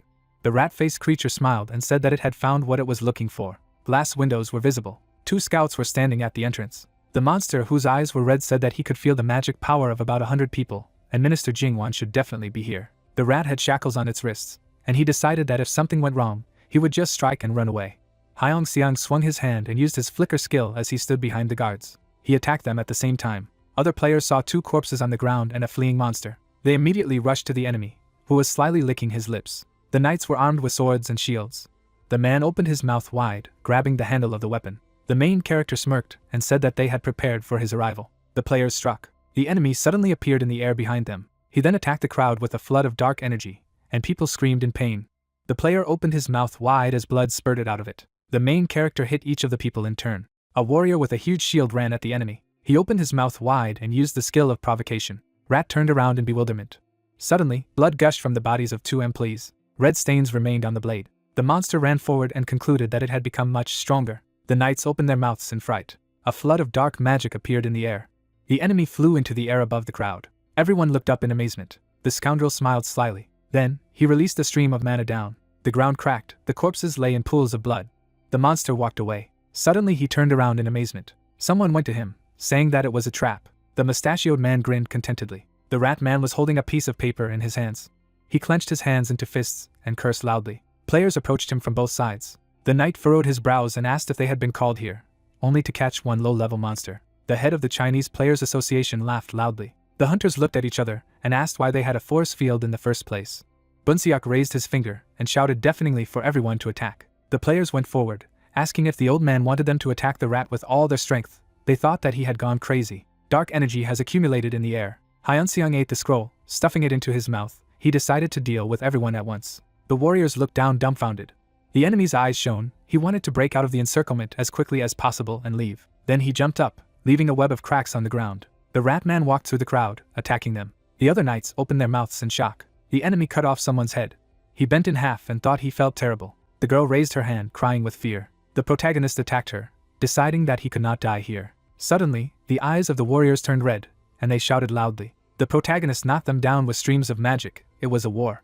He swung his weapon. Then he struck a powerful blow to the crowd. Suddenly, a stream of wind destroyed part of the ratman's body. He looked to the side and let out a pained groan. The man opened his mouth wide and shouted for the mages to hit harder, because the effect was already there. The enemy knelt down while the knight shouted that weak attacks were useless. The scoundrel quickly ran forward, knocking everyone off their feet and shouting loudly. The warrior looked to the side and shouted that it was just a rat. The other man ordered the tanks to stop him, even with his own body. The player covered himself with a huge shield. Veins protruded on his face as a strong wind blew. Other players flew back. The tank was moving forward. Hyunsung raised his hand, not understanding how many people were there. After all, he had already killed more than 1,000. The man shrieked in pain as a sinister energy swept through his body. The monster fell to the ground, breathing heavily. His eyes began to shine brightly. He entered berserker mode. His nose wrinkled with rage. The main character was attacked by magic from all sides. His eyes burned brightly. As suddenly, spreading his arms in different directions, he growled furiously. One of the players froze in place and exclaimed, asking what was going on. But suddenly, his body was pierced through. The main character killed several opponents with 2 quick blows. Seeing this, the hunters stretched out their arms to counterattack and prevent him from escaping. Henson dodged magical attacks with ease. With one swing, he sliced the 2 opponents in half and said to himself that it was too risky. He had very little left before the exit. But unexpectedly, he missed a powerful attack. Blood spurted out of his mouth. At the same moment, an explosion rang out. Boonsock smiled and ordered everyone to attack. His eyes were shining, and the subordinate hunters were standing behind him. A few minutes later, the main character continued to kill the hunters while he was attacked from all sides. Boonsock narrowed his eyes at this and said that he was trying in vain. Then purple smoke appeared next to the rat. He took out many books from his inventory, saying to himself that there was nothing he could do about it. After these words, notifications appeared in front of him, informing him that heroic-level passive skills such as Ancestral Instinct, Assassin's Rage, Blood Maniac, and Deadly Madness had been activated. The aura of the main character after that became insanely terrible. His muscles have increased in size several times. Suddenly, he took off, leaving a bright purple trail behind him, and at the same moment, blood spurted from the mouths of his opponents. Henson killed everyone in his path. At incredible speed, he carried the most accurate blows. Hunters from the outside looked at this. They saw a huge purple tornado. Suddenly, Boonsock waved his hand and shouted with all his might, ordering them to attack him and not dare to retreat. The protagonist, shrouded in a terrifying aura, opened his mouth wide and roared furiously. This made the old man's eyes look shocked. His subordinates died one after another. The main character tore off the head of his opponent with his bare hands. From this picture, Boonsock turned sharply. He began to run while the rest of the hunters covered him. After a while, a dim light lit up the small room. The protagonist's paw was lying on the floor. The tunnel in which he was located went far ahead. Sitting down on the floor, the boy asked himself where he was, if he was in the ditch. Returning to his true form, he opened the window state. All information about him was reported in the system window. Suddenly, surprise appeared in his eyes, and then he asked himself if his stats had increased. After this question, system screens appeared in front of him, stating that he had obtained an incredible normal level achievement by killing 300 players above him in level, for which he had received the title of normal level hunter. Also, he had obtained an incredible rare level achievement because he had killed 1,000 players above him in level, so it was a rare level rank. Even lower, a notification appeared, in which it was reported that he received an incredible achievement of heroic level for killing 5,000 players above him in level, receiving the title of heroic level player killer as a reward. And finally, he received an incredible achievement of legendary level for killing 10,000 players above him in level, for which he received the title of legendary level executioner, which increases all his stats by 40 points. After reading all this to the end, the guy rested his hand on the floor and said that even taking into account the achievements, his stats had grown too much, after which he asked himself, isn't it strange, maybe unlike monsters, player kills are counted differently. Exhaling heavily, he continued to sit on the ground, adding that he had to start by recovering his body first. The next day, the windows at the A1 hotel were open. In the news, there were statements that the 5th monster of the legendary level appeared in the city, and in the comments they wrote that the level of Chinese players dropped significantly. The main character, sitting on the couch, read this and said that he underestimated China too much, adding that he should finish as soon as possible and return to Korea. As he swiped his finger across the phone screen, he suddenly noticed the news that said that Minister Jingwan was currently at home in isolation. After reading this, Henson wondered if he was isolated in his home. After this question, he fell on the bed. Closing his eyes, the guy said that he would deal with him tonight. At night, not a single light source worked in the room. The man held a bottle of alcohol in his hand and said that it was simply thrown away. Having said this, he began to drink from his throat. Suddenly, the window to his room opened neatly. While the man was sitting on the sofa, asking himself what to do now, two people appeared behind him. In the next second, they grabbed him, putting the handkerchief to his nose. One of the unknown people stood in front of him and said that it was definitely Jingwan. His accomplice at this time rolled a towel. Then he threw it over the chandelier. After that, the attacker hung Jingwan on it with one movement. The man clutched his neck, saying to himself that he did not want to die like that. He twitched, trying to get out and begging for help. But in less than a minute, his face turned blue from lack of oxygen. Suddenly the head of one of the attackers was cut off. He collapsed to the floor at the same second. His accomplice turned sharply. But before he could do anything, a blade stuck in his head. Jingwan fell to the floor. Holding onto his neck, he raised his head. In front of him, he saw the main character in the form of a rat. His eyes were immediately filled with fear and horror. From fear, he immediately fainted. Henson looked at him and asked how such a weakling could be a minister. After asking this, he continued to stand in the same place. His eyes burned brightly. The dead bodies lay in their own blood. The main character took the paper in his hands and said that apparently they were secret agents, adding that he would be able to use it. After saying that, he gently touched Jingwan's face. When the man did not wake up, the rat decided to touch his face with its tail. But when that didn't work, Henson took a swing. There was not a single star in the night sky, and a loud painful cry rang out all over the street. In less than a minute, Jingwan was holding onto the wound on his cheek. The main character stood silently in front of him. Seeing him, the man screamed in horror. There was a document lying on the floor when Henson suddenly spoke, explaining that it was a document that the assassins had, so he had to see it for himself. Jingwan picked up the paper from the floor. The main character, looking at him, used rage and charm. At the same moment, an aura enveloped the man and he shouted loudly, asking if they had done something like this. Seeing such a reaction, the main character smiled contentedly and asked if he wanted revenge. Jingwan's eyes lit up and he shouted furiously at the top of his lungs, answering that he wanted revenge, adding that he had to do it. The rat looked at him from the city with his head held high and said that he had to expose the dirty deeds of those who wanted to kill him. He had to take revenge properly by publishing their weaknesses on the internet. Hearing this, Jingwan smiled madly and said that he would definitely do so. Having said this, he began to leave. Henson looked after him and said that it was much more effective than he thought. It was 5 hours and 43 minutes on the electronic clock. The man quickly pressed the keys on the keyboard. The main character stood behind and said that he had to tell everything to journalists and the public. Hearing this, Jingwan looked at the monster behind him out of the corner of his eye. The next day, he walked quickly forward in his suit. Journalists set up microphones and cameras. After a while, Jingwan opened the door. Everyone immediately began to take pictures of it.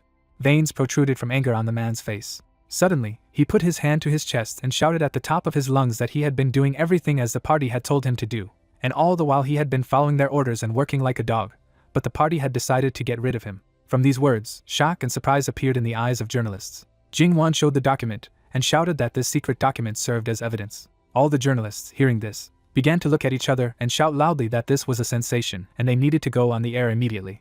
Jingwan threw the secret documents on the ground, continuing to shout that the party had sent secret agents to kill him, adding that they had even prepared a will that he had written. He frowned furiously as he continued to shout loudly that he would not be allowed to cut off the ends and make a sacrificial lamb out of him, adding that he would fight the party with corruption and abuse of power, so he couldn't watch anymore. But before he could finish speaking, a bullet flew into his head. The main character, seeing this, smiled contentedly. At the same moment, a powerful explosion rang out.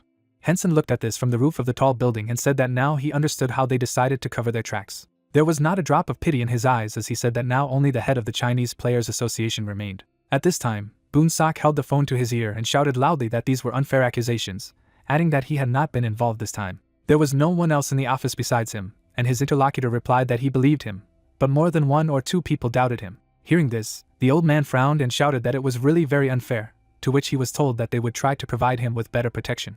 There was a certain excitement in Bunsik's eyes, with which he thanked his interlocutor and said that he would send him a gift to please him. The man in touch with him smirked and said that he would wait. After these words, the old man put the phone on the table. He looked at him and said that he was talking to an ordinary greedy pig. After saying that, he poured himself a glass of alcohol and added that the situation was not so serious. Resting his hand on the armrest of the chair, the old man said that this bastard did not deserve an easy death, and then asked why he had done this. His eyes filled with hatred and contempt, with which he added that it was unfair, because he was as confident as a dog. Suddenly, he slammed his glass to the table and shouted in fury that they were all bastards. Bunsiak clutched his head and added that if only the players united under his command, he would be able to destroy them all. But suddenly he froze in place when he heard an unfamiliar voice asking him what had changed. At the same moment, the old man grabbed his weapon. Immediately after that, he launched a sharp attack. Suddenly, from what he saw, shock appeared in his eyes, and the main character said that if he did not want to die, then it was better to throw down the weapon. Henson stood with his blade raised in front of him, adding that they could make a deal, but if he continued to get on his nerves, he would have no choice but to kill him as intended. The rat's eyes burned with a bright flame.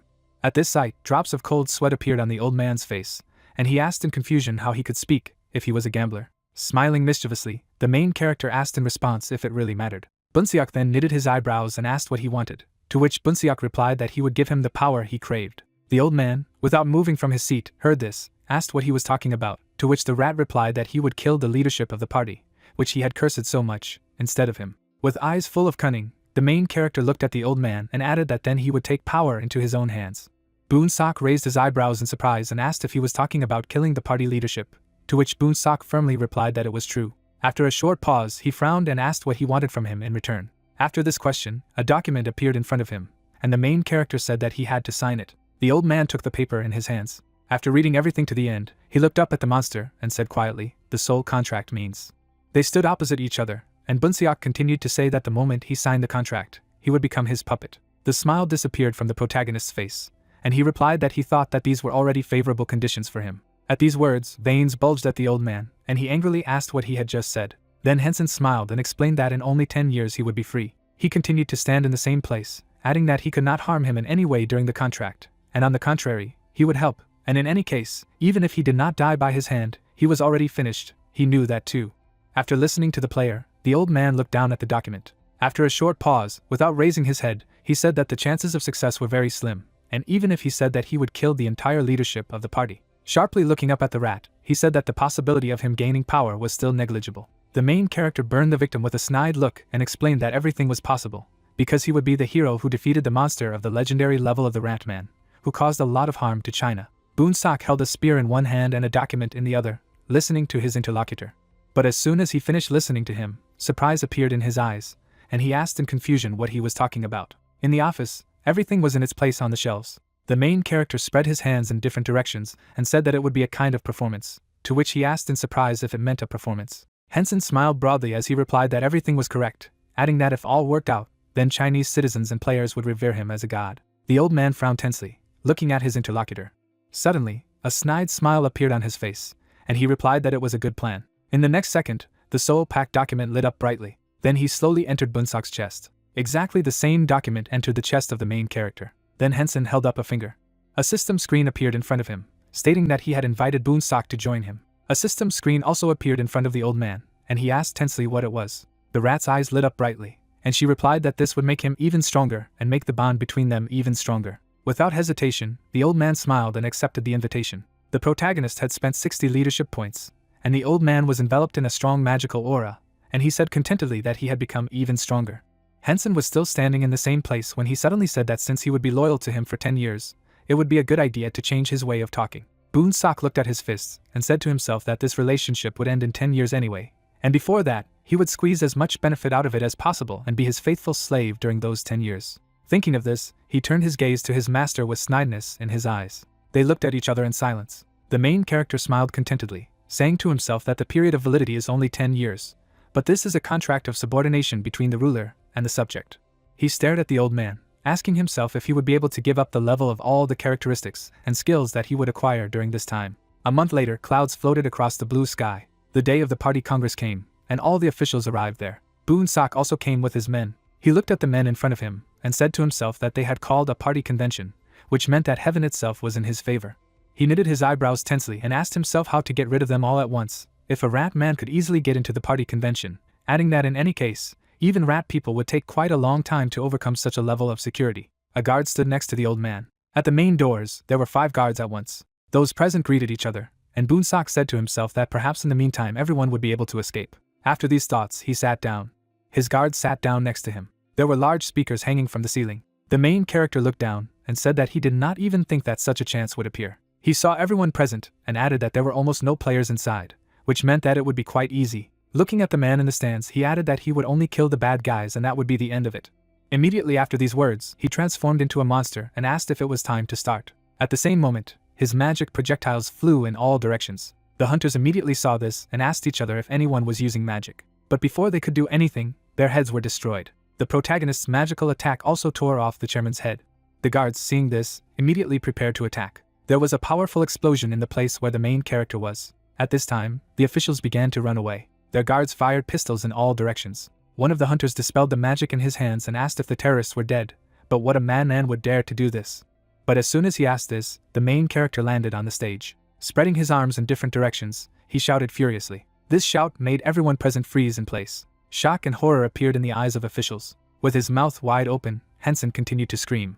A moment later, he found himself in front of one of the hunters. With one quick blow, he killed 3 at once. Those who were still alive prepared to attack, saying that they had no equipment. Any of their magical attacks was deflected with a single wave of the hand. The main character reached his victim in the blink of an eye, piercing her through. Seeing this, all the other guards rushed to run. Henson turned around and said to himself that he had to figure out his goals first. As a friend, Boonsak opened his mouth wide and shouted loudly, asking how long they were going to run away. He pointed his finger at the monster, continuing to shout that if they didn't deal with this monster here and now, then China would fall. The old man frowned furiously, adding that in order to protect the Chinese citizens, they must fight even at the cost of their lives. Hearing this, the main character smiled contentedly and said to himself that he was playing his role quite well. The surviving players stopped, listening to Boonsak, who shouted that even if they died here, they had to fight because they could protect the civilians. After these shouts, he took out his spear from the floor. The old man gripped the hilt of his weapon tightly in his hand. Henson, his eyes burning, raised his blade in front of him. At the same moment, Boonsak prepared to charge. After that, a powerful energy explosion rang out. The main character and the old man fought on equal terms. The hunters looked at it from the sidelines and said that it seemed that the rat man had become slower than last time. It seemed that he still hadn't been able to fully recover. Realizing this, they rushed to attack, shouting loudly that they needed to help the head of the association, because this way they would be able to defeat the monster. Henson raised his paws and said that they were acting exactly as they had agreed. After these words, a powerful explosion rang out. Bunsiak suddenly nodded and said that he had to act now. Hearing this, the main character smiled and said that he understood everything. At the same second, the roof of the building shattered into pieces. The rivals landed in the center of the park, creating a powerful shockwave. They stood opposite each other. Everyone who was there at that time began to film. Suddenly, the old man raised his head and shouted at the top of his lungs. His aura became 10 times stronger in an instant. As soon as it subsided, artifacts and skill books appeared on Earth. At this time, the main character tore up a small scroll. Only Boonsak remained on the battlefield. Shock appeared in the eyes of those present from what they saw. The old man closed his eyes, and the audience began to shout that he was able to defeat a legendary level monster, and now the rat man was dead. They began to raise their hands, praising the hero of China. Hearing this, Boonsak raised his hand. At night, the lights were on in the windows of the A1 hotel. The main character looked at his phone and said that some kind of chaos had begun. He read an article about the head of the Bunsiak Association, who had become a hero of China, and wondered if the effect was much better than he expected. Suddenly, he raised his eyebrows in surprise as his phone vibrated. The old man who had called him smiled contentedly and said that the capture of the military leadership was over. Henson held the phone to his ear and said that it happened faster than he thought, to which Henson replied that it was because they knew who was in charge. Boonsak frowned and added that there were also many people in the military who were following him. The main character of the outskirts looked at his phone and replied that while this matter was on everyone's lips, it was better to finally figure it out. The old man took a step forward and said that he would figure it out completely. He walked to the exit, adding that the representatives of the party were in the same boat with him, and the army had knelt. Continuing to smile mischievously, Boonsak added that there were still a couple of rebels left, and this issue would soon be resolved. Then Henson rested his hand on the sofa and asked if he would really choose a new head of the country, to which he firmly replied, of course. Hearing this, the protagonist frowned and asked if he could apply for the position, to which he was told that it would be difficult to do so now, but he could take the position of vice chairman. From these words, the guy's eyes became more and more dissatisfied. He was sitting in the same place, quietly speaking, vice chairman, which meant that the old man replied that there was no need to worry about it. Stopping, Boonsak explained that his man could become the head of the country. Hearing this, the main character smiled and said that in this case he would wait, to which he replied that he would not disappoint him. After a while, he quickly ran through the dungeon.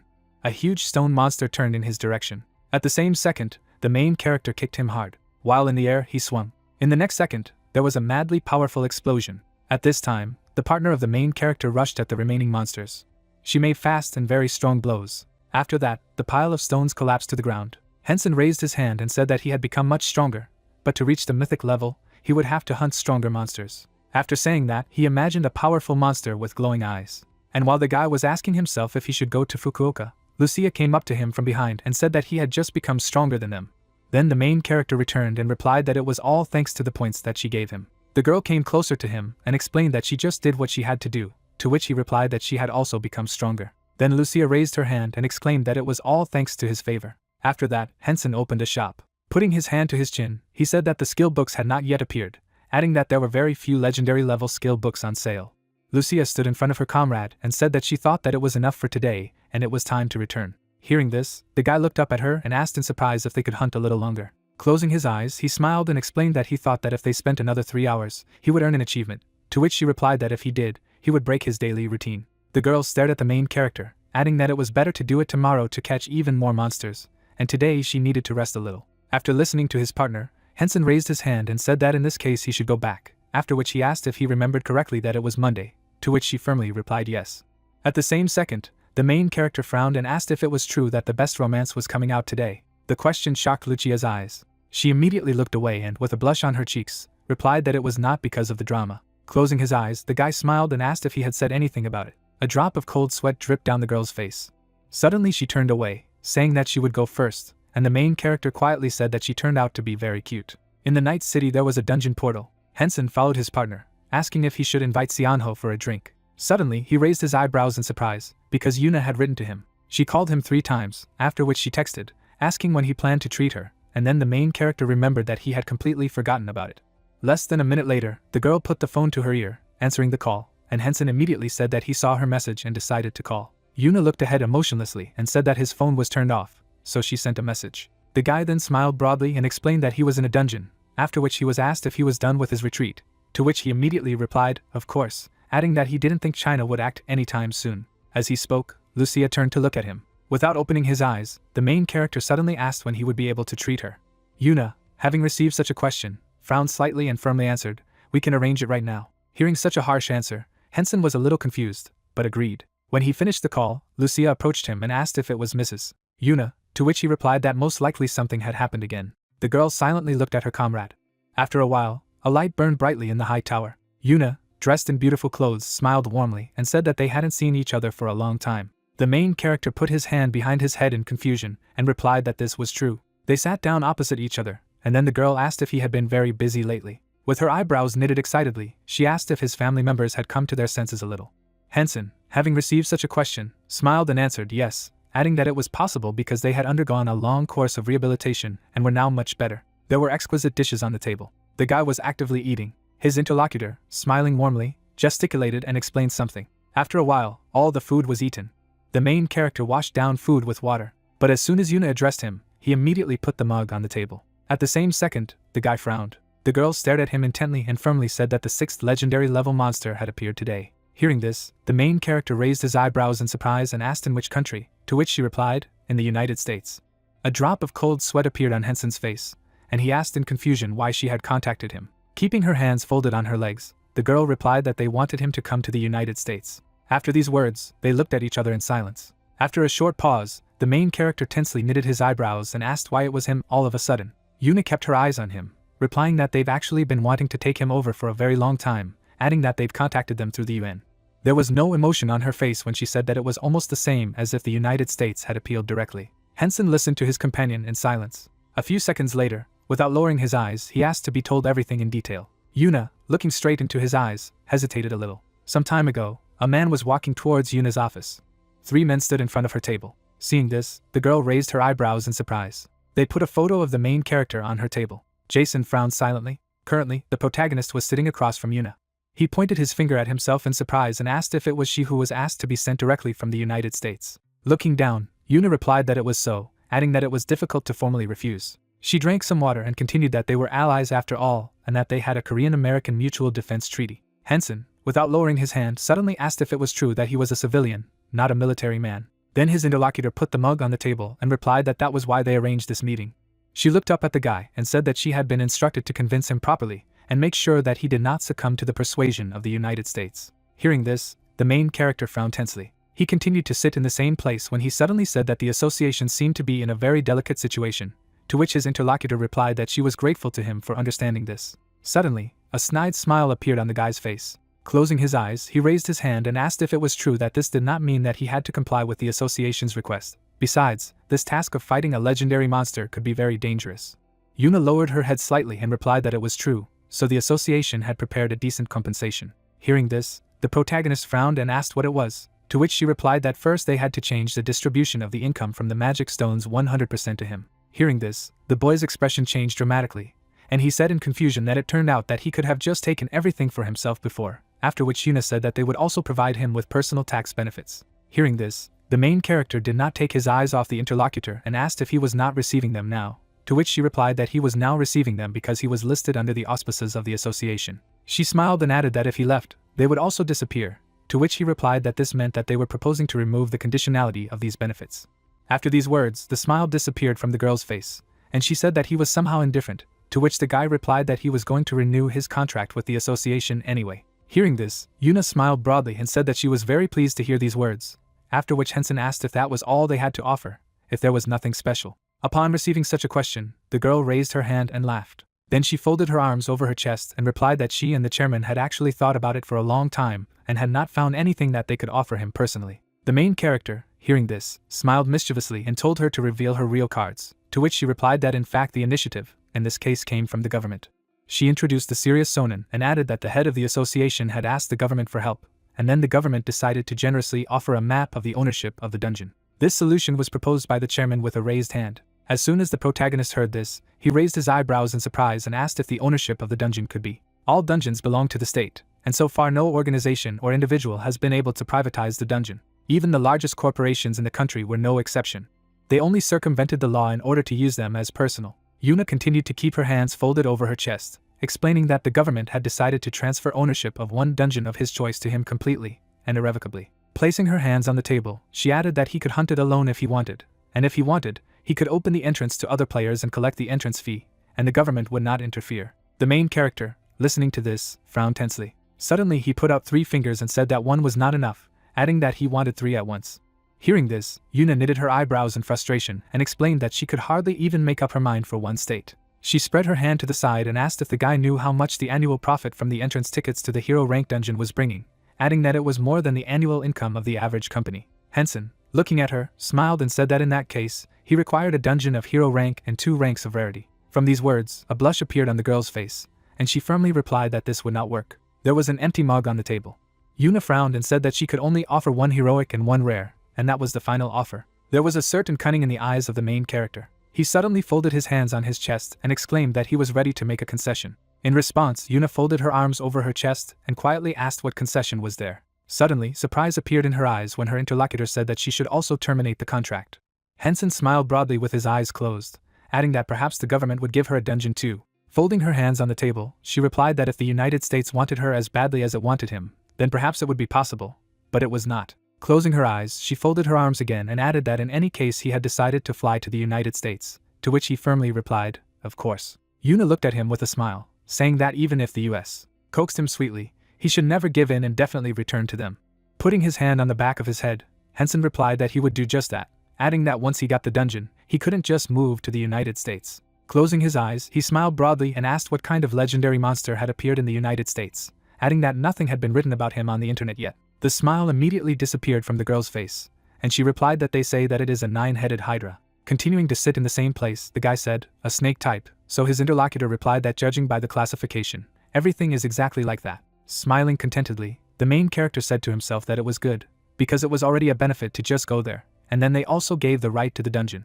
Yuna continued to stare at him when she suddenly said that fortunately, the area where the spatial portal opened was not a city, but a remote wasteland, as she heard. She kept her hands folded on the table, adding that it seemed that there were no casualties so far, to which the guy asked if it turned out that she was still sitting quietly. There was no emotion on the girl's face as she replied that the monster seemed to be inspecting the surroundings, but was not actively manifesting itself yet. Henson looked the girl straight in the eyes, asking when he should take off. Upon receiving such a question, Yuna smiled and answered, "Right now."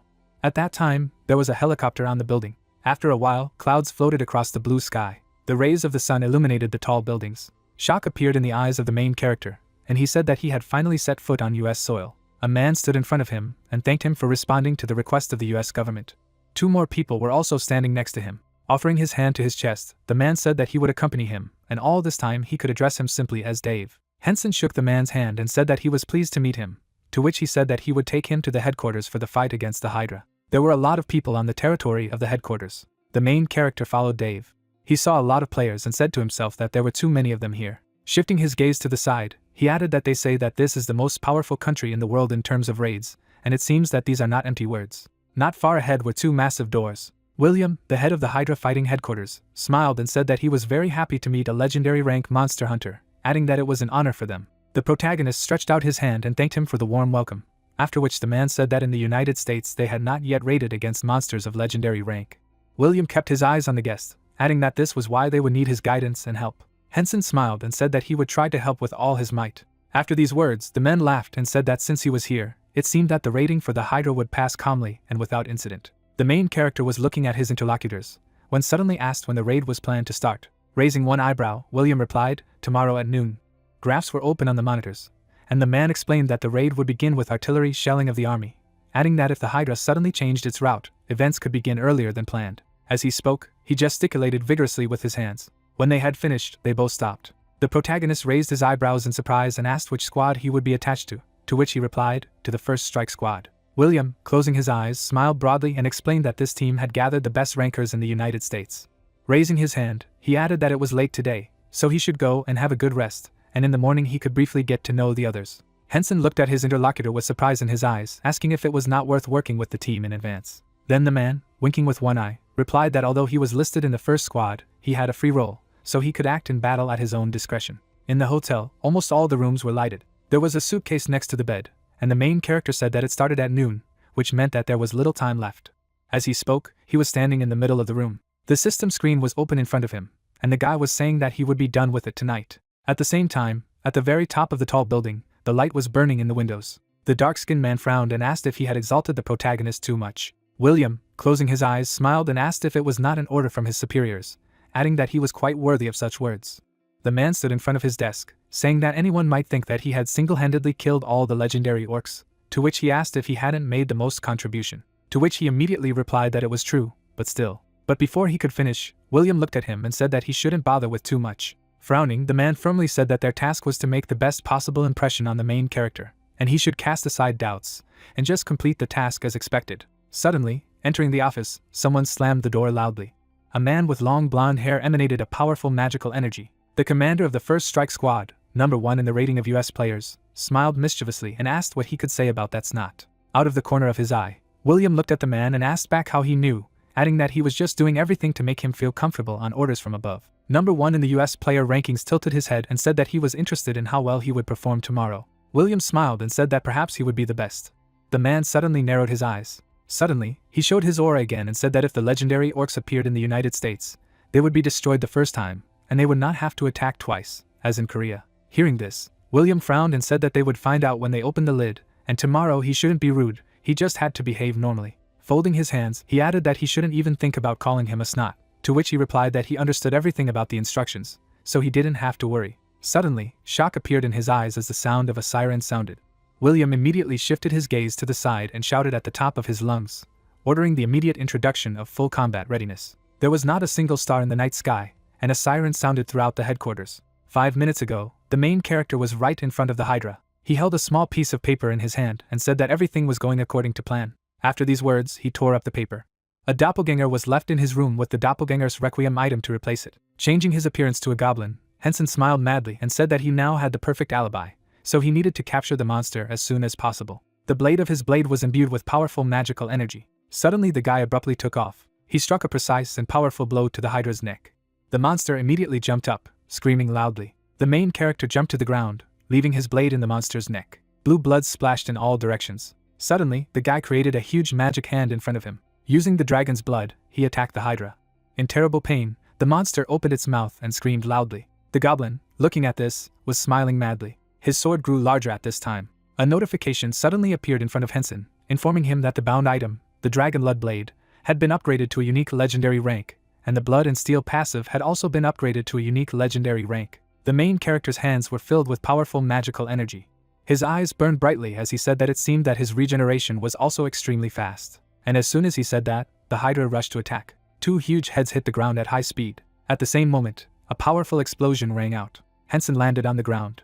Immediately after that, he rushed into battle again. In the air, he landed 2 incredibly strong blows on the monster's back. With glowing eyes, he looked at his opponent and said that he was too slow. But as soon as he said that, the Hydra's head turned on him. At the same moment, flames were released from her mouth. But as soon as the flames disappeared, the voice of the protagonist was heard, who asked if he would finally show his true strength. Suddenly, from what he saw, shock appeared in the goblin's eyes. Blood spurted from the mouth of the Hydra, and then the guy asked himself what it was, if he was definitely a monster of legendary rank. With magic stones in his head, he said that it looked like the monster had used powerful consumables with severe penalties before the fight, and even though he had prepared the doping, he continued to drain his power and mana. His sword was still stuck in the Hydra's neck. Henson's aura grew stronger by the second. Realizing this, he swung and rushed to attack. From such a blow, a strong shock wave spread in all directions. The Hydra collapsed to the ground. The main character rushed to the attack again. He dealt the monster blow after blow. His attacks would nail the monster to the ground. The goblin's eyes burned brightly. With one circular blow, he cut off the monster's head. After a while, all the heads of the Hydra were cut off. Notifications appeared in front of Henson, informing him that he had received an incredible achievement of the legendary rank, because he single-handedly defeated a monster of the highest level, surpassing him by more than 400 levels, for which he received the title of the first-level destroyer, and he also received an incredible achievement of the legendary rank, because he single-handedly defeated the monster of the legendary rank, the Hydra Hercules, and as a reward for this, he received the title of Thoth, who single-handedly defeated the Hydra of Hercules. The protagonist counted this while standing among the severed heads of the monster. After reading everything to the end, he raised his eyebrows in surprise and said that this monster was indeed of legend rank, and then asked himself if he wasn't in his best shape. The guy suddenly remembered the legendary monster Imugu and said that he was then running around for several hundred kilometers a day, wreaking havoc. After a while, the light burned brightly in the windows of the hotel. The main character was standing in his room. His clone sat on the couch while the original said that there seemed to be no problems here either. With that, Henson snapped his fingers, shattering the illusion. The light was shining brightly in the windows of the tall building at that time. The main character went outside and said that he sucked everything perfectly, 2 achievements and 4 legendary items. At this time, the players were running from side to side in terror. Looking at this, Henson put his hand behind his head and laughed in confusion. Graphs were displayed on the monitors. William turned around and exclaimed, "Finally he came," after which the guy asked what was the matter. The man stared at him, explaining that another monster had appeared, presumably of legend rank, and this guy had killed the Hydra. Hearing this, the main character closed his eyes, smiled and said to himself, "It means that even from afar, they were not watching very closely," after which he said that if he killed the Hydra, then it was undoubtedly a legendary rank. Suddenly, William, frowning, said that it would be nice, but intelligence believes that perhaps this is a monster even higher than the rank of legendary. Hearing this, the young man raised his eyebrows in surprise and asked himself if they had mistaken him for a mythical rank monster. William's eyes were full of firmness and seriousness, with which he spoke that the new monster that had appeared had no difficulty in dispatching the Hydra. A drop of cold sweat was running down the protagonist's face, while he was talking to himself that the Hydra was not in the best shape at the time, when suddenly a man asked him if he believed it. They sat opposite each other as William continued to say that in just 10 minutes, this monster had killed the legendary Hydra monster. In just 10 minutes. Henson listened silently, saying to himself that even he, who had killed her, was in shock, while the man said that the problem was that he disappeared immediately after the hunt. Without taking his eyes off the guest, William continued to say that no one knew when or where he would appear again, and if he appeared again, America would turn into hell. After saying that, he introduced the Mad Goblin, who was actually the main character. Henson stared at his interlocutor without a drop of fear in his eyes, saying to himself that he was actually here, and he was not going to turn America into hell. After a short pause, the man picked up the remote control and said that due to the skill used by the monster, the fight was not really recorded, and it was even difficult to determine what kind of monster it was. A recording appeared on the screen, on which there was an explosion from the equipment of the main character. When Henson saw this, his face turned pale, and William said that according to the expert's analysis, it was a humanoid monster. The man stared at his guest, adding that he was about 4 to 5 feet tall. Placing his hand on the table, he went on to say that they were planning to maintain high alert for the time being, and they were also hoping for his cooperation. Smiling, the main character replied that he would do just that. A month later, the hunters were still on the territory of the headquarters, and the prolonged alert regime without advance caused serious discontent. Due to the retention of high-level players and rankers, even high-level dungeons in the United States began to show signs of monster waves. As a result, the US federal government lifted the alert mode. It disbanded the rankers and high-level players, so everyone began to leave the HQ area. The light was burning brightly in the office at that time. William smiled and said that since he was already in the United States, he could do some sightseeing. The protagonist held a cup of drink in his hand, replying that he didn't think he had time for tourism. He sat opposite his interlocutor, adding that he had enough rest, so he had to return to Korea and hunt, to which he replied that he could hunt here in the United States. Closing his eyes, he added, "After all, they have more dungeons than in Korea."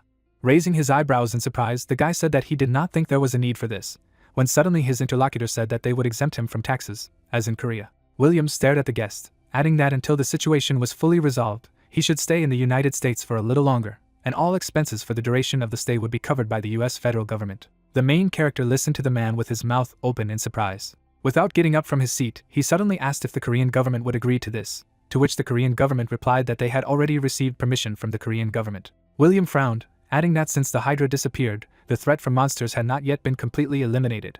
Suddenly, the guy smiled and said that he would stay that way, after which he asked if he could invite a friend to the United States. Upon receiving such a question, the man raised his hand and replied with a smile on his face, of course. He pointed to himself with his thumb and added that all the costs of his stay would also be covered by the US federal government. Henson, looking at his interlocutor, thanked him for his work. Suddenly, the man, closing his eyes, smiled broadly and exclaimed that such a reception was the minimum they could give to a person who had come to defend the United States. He suddenly remembered how he was in the president's office. Wilson frowned and ordered the protagonist to be held at all costs. Leaving the memories, William continued to smile. Henson closed his eyes and smiled back at him, saying to himself that he was just going to hunt a little in the American dungeons. His gaze was full of cunning and snidiness, with which he added that he would call Lucia as well, and then they would clear all the unconquered dungeons. After a while, the plane landed. The guy smiled broadly. His girlfriend was walking towards him. Already in the restaurant, there were many sweet dishes on the table. With a blush on her cheeks, Lucia tried everything. Looking at her, Henson laughed happily. The warm rays of the sun illuminated the Statue of Liberty and the city. The two of them walked around the city. Everywhere there were tall houses and picturesque bridges. Lucia, spreading her hands in different directions, stood in front of the main character. All this time, William, with his arms folded on his chest, watched them. Night fell, and the sky turned dark. The main character's bed was empty. At this time, he struck the ogre in the face with all his strength. Henson and Lucia were clearing the dungeon. William looked at the results with a satisfied smile on his face. At this time, Sonnen frowned and asked why he was not returning at all, since it had been more than 3 months since he left for the United States. Yuna stood in front of him, asking how she could know. Then the man pointed his finger at her and said that she was the closest to him in the association, after which he asked, if she did not know the answer, then who did? Yuna did not move, asking what other proximity it was, to which he asked in displeasure if she was there too. Folding his hands on the table, he asked if she had called the main character at all, to which she firmly replied, yes. Sonnen's eyes were surprised by what he heard, and he asked what he had said when he would return to Korea. A slight blush appeared on Yuna's face, and she replied that the guy said that since he was in the United States, he would also calmly see the sights and return, and he also asked not to worry. From these words, a drop of cold sweat appeared on the man's face, and he asked in confusion how much he could rest and what was interesting in the United States. Raising her eyebrows in surprise, the girl asked in displeasure how she even knew this, to which he asked in response why she had become so prickly. Yuna stared at her interlocutor, asking in response why he decided that she was prickly. Then Sonnen put his hand to his chin and firmly said that everything was for sure, she was evil. Suddenly, surprise appeared in his eyes, and then he asked if she accidentally did not have any feelings for the main character. Shock immediately appeared in the girl's eyes, and the blush on her cheeks became even brighter. Yuna adjusted the button on her suit. A blush appeared on her cheeks and she asked what it was. Soyeon folded his arms over his chest and assumed that she was acting this way out of jealousy. The girl looked down in embarrassment and was indignant. The man sighed with a slight smile. He said that the human heart is not so easy to control. He frowned and said again that it was all about jealousy. He leaned back in his chair and asked the girl not to be embarrassed, because the head and heart initially live their own life. Yuna was even more embarrassed while the chairman said that the head would say not to do this, but the heart would do as it wanted. He pointed to himself. Now he understood why she was so prickly. He warned that he would solve this problem for the girl. Yuna fell silent. Soyeon stared at her. She looked at him from under her brow and asked how the master would solve this problem. There was a silence. The chairman opened his mouth to speak. He folded his arms over his chest and said that it was quite simple. The subordinate was surprised and asked again. Her eyes widened as her boss told her to go on a trip as well. The man frowned and told the player to go to the United States and meet the hero there. Yuna was very embarrassed and repeated what she had heard. She squeezed her shoulders and asked what she should do next. The gentleman asked again in surprise. A smile appeared on his face. He explained that he would need to be next to the hero all the time, but in no case should you show that she was jealous. The girl jumped in and shouted that it went without saying. She asked what exactly to do when she went to the US, met Hyunseon, and was next to him. Soyeon looked at her and replied that he would need to persuade the player to return to Korea. He reached into his inner pocket, remembered something, and said that Yuna should also have a good rest with Hyunseon, and then she would have to go back. He put the bank card on the table and asked not to worry about expenses, they could afford it. The chairman laughed and said that there was no need to slander Mr. Hyunseon on them, and she herself would have to get rid of this feeling of resentment. Yuna looked at him in amazement and asked him to repeat what he said. He said that she was offended that she could not get something from the United States for nothing, and she probably wondered if she was at a loss, remaining faithful to Korea in vain. They could send her on vacation to the United States as many times as they wanted. He looked at her seriously and explained that they would support the expenses without restrictions, so the player should calm down. Yuna fell silent tensely. The boss decided that he would not treat her differently from now on. He stretched his palms and explained that even if he had to fall to his knees in front of a VIP to do so, he would get her an unofficial ownership of the dungeon. And from now on, he would give her as much as he gives to Mr. Hyun-seong. The girl clenched her fingers in excitement. The boss again asked not to be jealous of Mr. Hyun-seong and continued to live amicably. Agreed? Suddenly, Yuna hit the chairman. He fell to his knees. A strong aura was coming from the player. She called herself a fool for believing such a person. She took a few steps, and she slammed the door behind her. The man stood up and asked why she started a fight, beating a man. He put his hand to the bruised cheek and decided that the girl really seemed to be very offended. Maybe she should have treated her better earlier? Events are transferred to the airport. Yuna rolled the suitcase behind her. She told herself that she thought this person was reliable. She decided to go and give him her fist again. She looked angrily ahead and asked herself, how could the gentleman ever get married? Not far from the dungeon.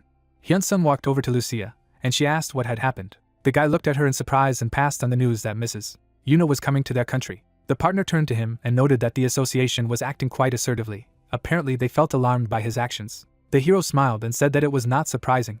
If Mrs. Yuna was coming, perhaps he should return to Korea. Lucia said that he would have to spend a fair amount of scrolls to travel long distances. The guy nodded and said that he could very well go for such expenses. After all, he still spends it on trips to Korea and back. Since Yuna arrives at 10 in the morning local time, you can have breakfast and go meet her. The blonde looked at the player intently and said that she would go to her room, prepare for the exit and return. Hyun-seong smiled at her and said goodbye to see you again. The next morning, the plane landed in America. Yuna took her suitcases. She stopped on the way to the exit and looked ahead in surprise. Hyun-seong and Lucia met her. The player approached her and thanked her for coming to meet him. But why would he do that? Yuna smiled embarrassedly and said that she had come because of the hero. Her gaze became serious. She asked, when will the hero return to Korea? The guy laughed and replied that he did not know, because life in the United States was painfully comfortable. He had no idea when he would return. Yuna smirked and said that the master could stay longer until he returned. Lucia froze dumbfounded. Yuna said that she was also going to live here in the United States. The hero looked at her warily and asked again. Yuna looked at him from under her brow and asked if there was any reason why she couldn't be around him. Hyun-seong raised his hands in embarrassment and said that this was not the case. The player immediately interrupted him and said that there was no problem. A smile appeared on her face. After all, she had come on vacation too. She bowed and suggested that we take a proper walk around America. Hyun-seong looked at her in confusion and asked if she had found a place to stay, and she said yes. She put her hands behind her back and said that she had booked a room in the same hotel where the hero stayed. It was very convenient. The guy offered to go together. He offered to help carry the luggage. Lucia suddenly slapped him on the arm with a grim look. She looked hatefully at her friend and said that she would carry it herself. Yuna looked at her warily and turned to her. The blonde gave her an angry look and asked, huh? Yuna thanked her coldly. Her rival looked at her venomously and said there was no need to be grateful. Hyun-seong looked at both girls in confusion and said that he could have conveyed everything himself, but he caught only the angry look of two girls. He smiled nervously and suggested that we just go. The trio met the evening at the hotel. They were standing in the main hall. The knight said that she would go and rest in her room. Hyun-seong turned to Yoon and suggested that she go to rest as well, and he would rest at his place. The girl looked at him in surprise and asked if they lived in different rooms. The guy laughed and said that the US government pays for accommodation, so there is no need to share one room for two. Yuna looked down as the player said that even without it, they had enough to pay for their accommodation. A relieved smile appeared on the girl's face. She repeated what she had heard again. Hyun-seong looked at her in surprise and said that everything was correct. A blush appeared on Yun's cheeks. She said that she would also rest a little and contact him later. She asked to show her the local sites later. The hero shrugged his shoulders and offered to see her closer to lunch. First he took her to a good place to eat. Yuna smiled back gratefully and agreed with pleasure. Meanwhile, William was talking about Yoon, about how she had really come to the United States. His subordinate nodded and reported that the girl had met with Hyun-sung at the airport. Judging by the fact that they settled in neighboring rooms, it seems that they will continue to act together in the future. The employee thought for a moment and asked how about trying to lure Yoon to her. She was a person with a strong sense of patriotism. William folded his arms over his chest and revealed that all their attempts to lure her had failed. He doubted that she would succumb to it again. They have no reason to keep him. The employee asked if the boss is sure that this is acceptable. He clenched his fist and warned that if they put pressure on the Korean government, wouldn't they be able to extend his stay? William replied that there was no need for that. If the hero looked like Yoon, he might have held him by force. But the employee saw for himself that the hero was not one of them. The man thought about it and decided that the manager was right. Hyun-seong already has a lot of sympathy for the United States. If they continue to invite him under various pretexts and arouse sympathy, then it is quite possible that he will stay in the United States forever. The man frowned and warned that they should not resort to rude methods and inspire the hero with negativity towards the United States. He ordered his subordinate to provide convenience not only to Hyun-seong, but also to Yoon. The recruitment is unlikely to succeed, but it definitely doesn't hurt to establish relations with such a player. There was a knock at the door. Another employee came in. He was asked what happened, and he shouted that they had a serious problem. He reported that a creature of legendary rank had appeared in the dimensional rift where the Hydra had appeared. The leader's pupils immediately narrowed. The creature had red scales and white eyes. It crushed the earth with its gigantic paws. The red dragon screamed and flapped its wings. From the opening of the wings, a strong bang was heard everywhere. The dragon soared over the scorched wasteland. Many missiles were launched at it. The monster turned in their direction and roared. Then he released a stream of fire. A powerful explosion broke out right in front of him. New warheads were already flying towards him. Under the scales of the beast, flames began to flare up.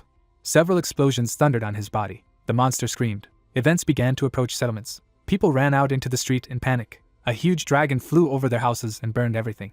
People were consumed by flames. The beast moved inexorably forward, leaving only the horizons of fire behind it. The employee was typing quickly on the keyboard. He was asked what was the current trajectory of the red dragon. The excited guy reported that now the monster is moving towards Seattle. It is burning all the cities through which it flies. William looked at him reservedly and asked what the U.S.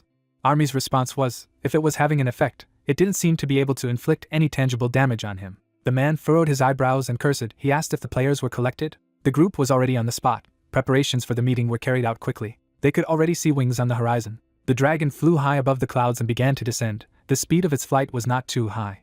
A fighter flew in his direction. The head of the fight asked if Hyunsung had been asked for help. The pilot of the fighter was a hero. Player Yuna had also agreed to help him, and now she was on her way. William put his hands behind his back and looked at the screens. He gritted his teeth and hoped that everything would go well. Meanwhile, the military launched new equipment into Battle.at Sunset. Hyunsung and Yuna arrived at the military base. The dragon was flying not far above the rocks. Could it be that he had turned the Hydra into such a monster? If it was of divine rank, then it was a disaster. The captain came out to the players and reported that it had been established that the rank of the red dragon was legendary. Sweat was dripping down his face. He said that they had no chance in an air battle. They planned to focus the attack on his wings and transfer the fight to the ground. One of the men seriously asked what would happen if they failed.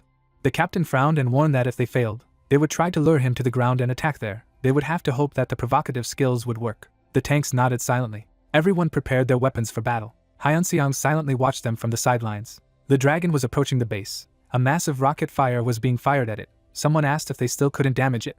Mages and archers began to prepare long-range attacks. The hero stood in their ranks. His face was perspiring, and he knew it wasn't even close to the orc chieftain. A multitude of magical volleys rushed at the dragon. The sky was covered with a cloud of fire. The tank screamed. The moment came. The heavyweights ran to approach the landed creature. They put their shields forward. The dragon shot a beam of fire at them. The defensive field was able to repel the monster's first attack. The tanks, barely withstanding the attack, shouted that the dragon's wings were spoiling everything. The first group of 3 players rushed to attack. However, with one flap of its wing, the monster sent them flying. He looked at them and growled. He shot flames. William looked intensely at one of the screens and asked, "How many losses are there now?" The employee looked at the tablet in confusion and said that everyone was alive. The manager was amazed and did not believe it. The subordinate shouted that the dragon was swooping again. William ordered everyone to immediately rush to attack. The tanks dodged the hot ray. They chopped with all their strength. Hyunsung and the rest of the players fired spells from a distance. Yuna was in the ranks of those who rushed into a frontal attack. She struck a massive blow to the beast's leg. He twisted and screamed into the heavens in pain. His wings spread wide and he took off. The observer froze and repeated again that all the players were still alive. The dragon roared at them, landed again, spreading waves of air across the battlefield. The players looked at this giant with horror in their eyes. William ordered another attack. The heavyweights approached. Suddenly, one of them was torn apart by sharp claws. The tail crushed and smeared the other tank with its tail. The survivors rushed at the monster with even more fury. Their blades clattered against the sturdy scales. Players retreated and shouted that the red dragon was not taking damage. Yuna prepared for a new attack. She leaned close to the ground and ran. In the midst of all the chaos, she found a corridor to attack. Hyung-seong took out his sword and looked menacingly ahead. He stopped shooting and together with the girl rushed at the dragon. Purple lightning struck the dragon's head. The guy looked at him in amazement and asked if the attacks didn't work. 9 hours passed in this way. The dragon killed another player with its tail. Corpses in heavy armor lay everywhere. The pink-haired girl stopped to catch her breath. It was at that moment that the dragon devoured her. He licked his bloody tongue and growled.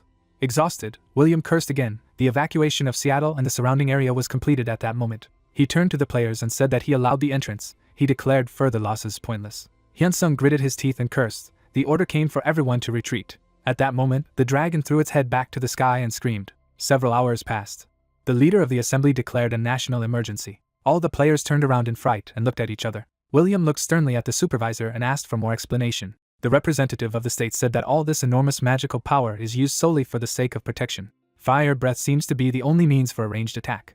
He looked at everyone present and stated that the danger was not as serious as expected. For ordinary people, this is dangerous, but not for high-level players. If we talk about danger, this is roughly the level of attack skills of a monster of rare rank. But the physical abilities of the giant are very threatening. Apparently, the powerful force emanating from the giant body is his main weapon. William lowered his gaze. The representative of the government reported that they estimated the speed at the level of a monster of heroic rank. Many have already begun to fall asleep. For tanks that have pumped health stats, this is dangerous. A close-quarters dealer with a high agility score may well dodge his attacks. Hyun-sung frowned. He realized that the dragon was just a strategic threat. William folded his arms over his chest and asked if all this meant that they could leave a squad of mostly nearby dealers. The manager said yes and clarified that this would rather reduce casualties among the players, as they believe. Hyun-seung remarked that firepower would then be greatly reduced. What if the close dealers were fighting while carrying the distant dealers on their backs? And when the distant dealers run out of mana, the near dealers will be able to attack. William turned sharply to him and remarked that this was not a bad thing. One of the stewards looked at him and said that even if they did so, would they be able to break through the Red Dragon's defenses? All the players fell silent. Yuna looked away and said that they had met many monsters with high defense, but this was the first time they had happened like a red dragon. The hero scratched his chin and agreed. He remarked that if the red aura was removed, it would be possible to cause damage. The players looked at him warily. The Korean said that all this seemed impossible. By nightfall, they had already returned to the hotel. Yuna looked at the hero and asked if it was time for them to go back to Korea now. It seemed that a raid on the Red Dragon would be of great benefit. Hyun-seung smiled sheepishly and offered to learn a bit of strategy, and if it seemed impossible, they would come back. The girl chuckled. She laughed and said that she would report to the Players Association that the protagonist would be back soon. Hyun-seung calmly looked at her and said that he understood everything. The girl stepped back and said goodbye. The guy was left standing in bewilderment. He returned to his room. He turned off the lights everywhere and began to talk about a monster of legend rank of medium difficulty. If they miss it now, I don't know when it will appear again. He flipped through the window of the system in bed and could not sleep. Suddenly something made him shudder. In the store, he saw armor against dragons. The guy immediately sat down. He thought that the store only sells drops for monsters, and here they even sell snacks. He opened the comments under the goods. Hyun-seung put his hand to his mouth and asked himself, what would happen if he waited? Should he buy them once? The system reported the purchase. A huge dragon steak appeared on the floor of the room. The hero frowned and asked if they were too small for the red dragon, decided that he needed to test it first. The rockets roared forward. An explosion rang out again at the military base. The player smiled and remarked that the US military was doing a pretty good job as well. He put his hand out to the side. A huge piece of meat appeared from the subspace. He plopped down on the ground. The player waved his palm beside him. Appetizing sparks and smells began to emanate from the piece. A few minutes later, they reached the monster's nose. Smelling the treat, the animal immediately woke up and stood on its hind legs. Hyun-seung's pupils narrowed. He ordered the dragon to move here. Around the creature, he saw a field of red aura. Even with such a smell of gunpowder from rockets, the monster smelled the snack perfectly. The dragon bent down to the ground and smiled. He began to approach the rocks where the player stood. The hero opened the system window. A piece of meat appeared in front of him. He threw one of his daggers at it. Its blade was covered in an electric aura. Hyun-sung watched fascinated. He added 2 more pieces to the first piece. The gaze became more and more excited. With the help of the skill, he began to form a huge meatball. After a few seconds, he lifted it off the ground. And he did, completing the transformation. Sweat broke out from the efforts made. The guy leaned his hand on the meatball and said that the main thing was that the dragon was properly angry. The dragon, not finding anything useful, slept again in the middle of the rocks. However, when he smelled the meat again, he woke up. Right in front of him, a ball of meat rolled on the ground. He rolled down the hill towards it and stopped. A delicious smell emanated from him. The dragon sucked in this aroma with his nostrils. His eyes flashed. The monster jumped up on its hind legs and screamed to the whole area. The player in ambush asked if it really worked. With its tail, the monster demolished part of the wall of the military base. The furious beast began to look for its offender among the rocks. Hyun-seung looked at him warily. Now he was about to join the attack team. The helicopter landed at a military base. A new squad of players has already landed. Hyun-sung and Yuna joined them. The captain told them to avoid a head-on collision. They had to focus on preventing the target from switching to other objects. William screamed and demanded to be on alert. A new volley swept through the red beast. He looked ahead with displeasure, his eyes overshadowed by the explosions. The tanks carried the mages on their backs, who prepared spells for the attack. With shouts, they rushed forward. At this moment, a system window appeared in front of the hero. He was still waiting for the signal to come. The window announced that the rank of the bound item had been increased. Everything finally worked. The aura from the dagger became even stronger. Hyun-sung looked ahead seriously and noted that it was a good thing it didn't fail. He took off and said that now he needed to continue to watch closely. William waved his hand and demanded to attack harder. The mages had a hard time squeezing all the mana out of themselves for attacks. The captain ordered them to retreat, and ordered only the tanks to attack. The players surrounded the monster and began to beat. After a few minutes, many of them quickly became exhausted. The protracted battle did not think to end. Even fighting in 2 shifts, it was still not easy. Hyun-seung watched from the sidelines. he concluded that the beast was almost finished. He looked down, and the notification announced that the linked item had been promoted to legend rank. He put his hand forward and decided that it would be impossible to raise the item to mythic rank. Although it was understandable, he had only absorbed the blood of 2 legendary dragons. The red field of the aura flashed. The player noticed a short flash and was surprised. At that moment, someone's sword pierced through the monster's scales. In an instant, all the attacks began to pass. Explosions tore the scales and flesh underneath. The dragon, all covered in his own blood, not someone else's, screamed in pain. At that moment, another player attacked him from above. The number 1 player in the United States clenched his fist with a smile and accumulated energy in it. With great force, it slammed into his head. The giant shuddered. The player's eyes glowed yellow. From his blow, the dragon fell to the ground. The moment had come for an assertive attack. Players began to inflict damage en masse. More and more explosions covered the carcass of the beast. The dragon stared in front of him in complete confusion. The players shouted joyfully and said that they had succeeded. They clenched their fists and shouted that they had knocked him down. Pink mana shot into the sky. Hyunseon looked ahead gloomily and said losses. The dagger returned to his hand. He stepped aside and called the players idiots. That's why you can't pick up and eat everything. In the center of the pink aura was a book. She landed on the ground. William dared to approach her. The tanks laughed merrily and ran to see how many legendary items dropped after the kill, at least 3 or 4 of them. Master number 1 kneaded his shoulder, listening to the greedy eagerness of his comrades around him. The leader held the book up. He cursed. One of the players asked him what happened. The man stared gloomily into the void. He threw the artifact on the ground and asked what was going on. One of the players picked up the book and anxiously asked what was going on and what had happened. Was William crazy? At this moment, he turned his attention to the book in his hands. Then suddenly he also threw it aside, causing surprise among the rest of the players. The Master of America came over and looked at her warily. Everyone was asking what was going on. The man picked up the prey. Suddenly, his face was filled with anger, and a powerful aura began to emanate from his body. One of the players asked if this was a steel-skin skill book. It was a rare rank for $300,000. Everyone began to look at each other and ask where the rest was. But this was the only thing that happened. The players were indignant, and Hyunsung watched from the sidelines. He looked at his sword with a smile and said that even before the very last blow, he had completely sucked everything out. The system showed the description of the legendary rank Blood Dragon sword and the Blood Dragon claw along with his senses. The young man smiled slyly and thanked the Red Dragon for his new skill. A few hours later, a medal was cheered up on his chest. Next to him stood a rewarded Yuna. The president was smiling. Members of the house clapped for the players. After a while, they went to the airport. There they said goodbye. Hyunsung returned home. Relatives set the table with food. The father looked at his son attentively. He laughed with the others from funny stories. Wu Xin exchanged glances with Lucia. The rest were having fun. After dinner, Hyunseon went out to see his partner off. They tore the scroll of displacement.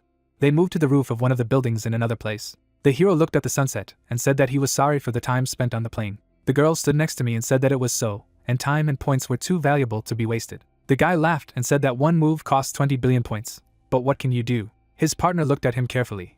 Hyunsung said that since they were here, they needed to get the most out of it. The building of the association. The board member looked at the president and asked why the player Hyunseon was not present at the reward ceremony. Soyeon scratched his chin and said that the hero had been through a lot in America. Perhaps he was just taking time to recover. The man folded his arms over his chest and asked what about Yuna? Didn't she spend almost all of her time in the dungeons right now? Soyeon frowned. He didn't understand why this idiot, even if he wasn't officially appointed, came to him and spouted this nonsense. He looked at the other person seriously and said whether Yuna hunted in the dungeons or not, it was the personal freedom of each player. He is the chairman of the association, so he cannot indicate what to do and what not to do. The candidate for minister looked at him and asked to listen. He noticed that although he was a candidate, in fact, he was already a minister. Soyeon shuddered slightly from what he heard. The man said that he was his immediate superior. He angrily pointed his finger at the chairman and asked why he was speaking so disrespectfully. The minister said that if the boss points out a mistake, then Soyeon should say, "I'm sorry, I'll fix it." The chairman was patiently silent. The boss asked why excuses popped up in his mind first, and in front of whom did he now turn his face to stone. The man frowned and asked if his words were unpleasant. Soyeon knitted his eyebrows and asked in his mind, why would he treat a government official like that in the first place? He turned to the candidate and said that the Players Association and ordinary players are not in a subordinate relationship. Chong-man fell silent. The chairman looked at him intently and said that the fact that the treaty had been signed did not give him the right to indicate whether to hunt or not. Veins swelled on the temples of the official. He folded his hands on his chest and asked, then why give subscription money and pay salaries at all? Soyeon retorted that it is the players who are subordinate to the association who are the first to be nominated in a crisis situation. They are also on duty in the emergency response team. Chong-man leaned forward and asked if it would not be better to declare an emergency mobilization then. The association is now completely at a loss. He frowned and said that the people's taxes, how could they be squandered like that? Soyeon frowned in response. He asked again and called these words too rude. The official became even angrier and demanded to repeat what he had just said. There was silence. The president of the association said that their organization has never squandered taxes, and if the gentleman is so worried, then after taking office as minister, let him conduct an audit. Chunman smiled with satisfaction and agreed, saying that this matter was over then. He put his fists on his hips and remarked that the fact that a player who received huge subscription money and salary was only idling was negligence, and needed to be corrected immediately. Soyeon frowned at him and replied that he would try. The official coughed into his fist and added that the official inauguration of the minister's office would take place soon, including that guy Hyun-seong. All players subordinate to the association who participated in the legendary raid will need to be forced to attend. Suddenly Chunman tensed. The chairman stood up. The politician was indignant and went to the window. He asked what the hell incompetent guy was in charge of the players' association.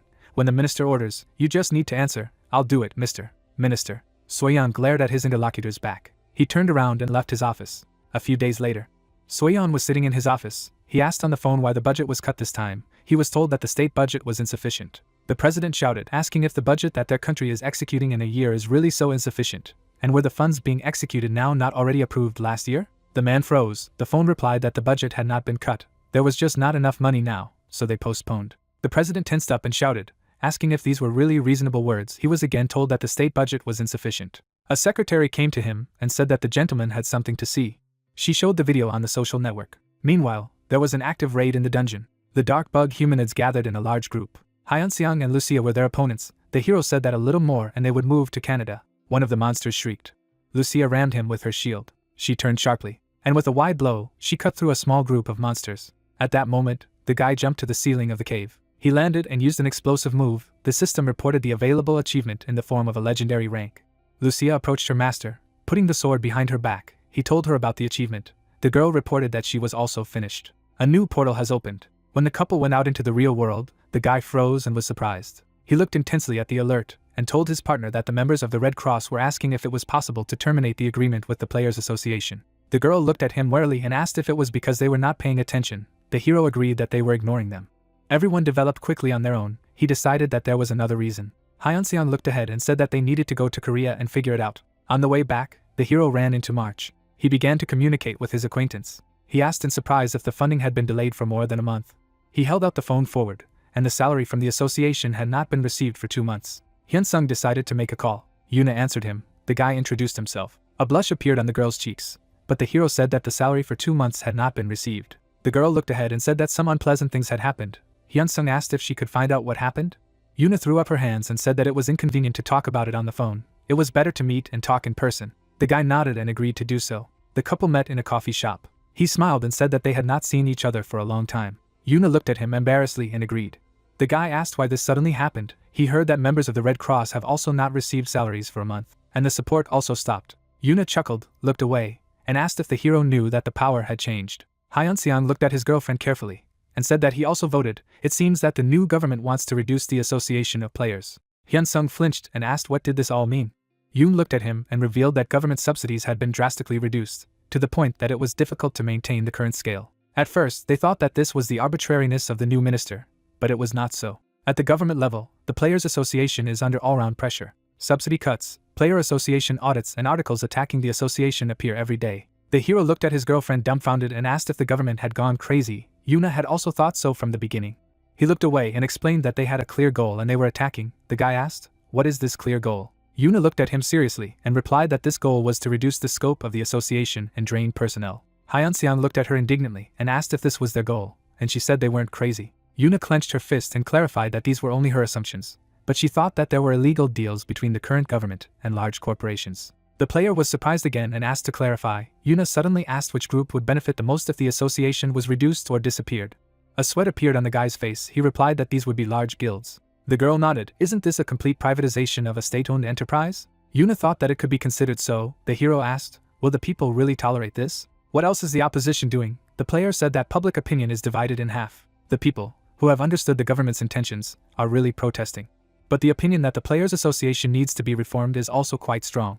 Hyun-seong put the cup on the table and chuckled. Yuna said that the association has now completely turned into an axis of evil due to the manipulation of public opinion. Therefore, the opinion about the need for reforms is gaining even more strength. But what about the opposition? The girl frowned and said that at first they resisted strongly, and then they surrendered, probably, and they got something. Hyun-seong frowned and said that it was painful.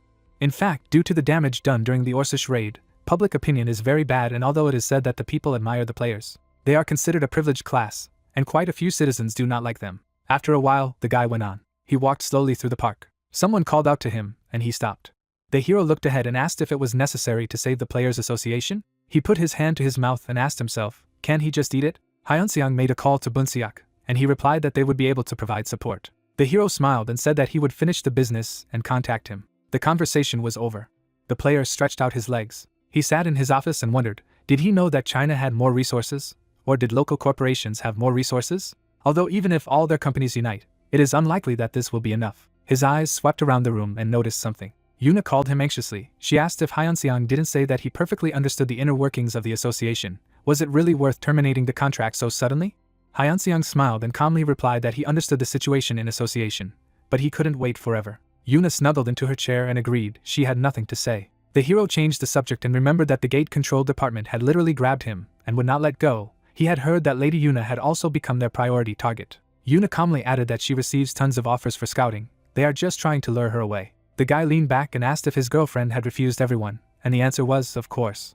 Yuna clenched her fist and said that these were the same ones who had driven the association into a dead end. How could she succumb to this? The hero walked around the office. A snide smile appeared on his face. He concluded that the mistress wanted to take revenge on them. He stopped and looked out the window. Yuna replied without hesitation that naturally, she wanted to take revenge on them. The hero just had a way to annoy them well. The girl shuddered and asked if the hero was serious. But first he wanted to offer her something. Yuna froze and asked for clarification again. She said that he could say anything. Hyunseong smiled maliciously and asked what about the guild he had founded. Had she thought of joining it? Yuna froze, apologized and asked to repeat her request. Hyunseong was talking about the guild he founded. Was she thinking of joining them? The girl was shocked. She asked if the hero was really creating a guild. He had such plans. Yuna immediately clarified that she had no intention of leading the association. Could it be because of patriotism? Memories ran through my head. The player's gaze became sad. She said that it was not only this reason. She thanked for the offer, but said that she could not just leave her comrades. And to watch the association finally collapse, she is not going to do it. Hyunsung smiled knowingly. He offered to come to him with the whole team. His girlfriend asked what he meant. The hero laughed excitedly and invited Yoon to bring all his comrades. It would be great if Chairman Soyeon joined in. Yuna looked ahead in amazement. It seemed to her that she understood what the hero was up to, but she had no intention of abandoning any of the players from the association. The guy looked at the screen and suggested that in this case, just bring everyone who is in the association. But it's not as easy as he says. She asked if the hero knew how many players were officially in the association. Even without taking into account those in the service, there were more than 5,000. Even large corporations have fewer guilds, with an average of about 450 members. Hyunseong seems to have conceived a guild like a co-op of players, but it is unrealistic to gather everyone and create a guild with private funds. Hyunseong looked forward confidently and assured that he had not planned such a guild. Yuna froze in incomprehension. The hero said that he would offer the players from the association not the same conditions as now. He smiled. He was going to offer much better terms than theirs, so let them come to him with the whole squad. The meeting was scheduled in a cafe. Soyeon and Yuna arrived together. The chairman looked sternly at the hero and said that they had not seen each other for a long time. The guy smiled at him and agreed. Coffee was ordered. The chairman looked at the hero sternly. He was going to ask directly, how is he going to put both the government and the corporations in their place? Is it like with that former minister? The player looked at him and noticed that it was difficult for them to come to terms with the loss of association. The man did not deny it. He gritted his teeth and clarified that if it was possible to change public opinion, then the association could be preserved in its current form. And then the hero will not have to interfere. He said that there is no need to create a new guild and bother. Yuna looked at her boss in fear. He asked the hero to think at least about the country. The guy looked at the president in surprise. He asked to help them only once. He asked for it. Hyunseong raised his hands in confusion and said that you shouldn't do that. You just need to listen to him first. Soyeon bowed and told me to speak. There was confusion on the hero's face. He began to tell that, according to the information he had collected, it was almost no different from what the chairman already knew. The man shuddered and asked what the hero meant. Hyunseong scratched his head and revealed that he could not find evidence of a deal between the government and corporations. Soyeon looked at him uncomprehendingly and asked, how is the hero going to take revenge on them then? Yuna chimed in and said that the reason the government wants to reduce the association's influence is to support corporations. They even pull personnel from the prosecutor's office and the courts. Soyeon remembered that they were especially active in targeting the hero and Yoon.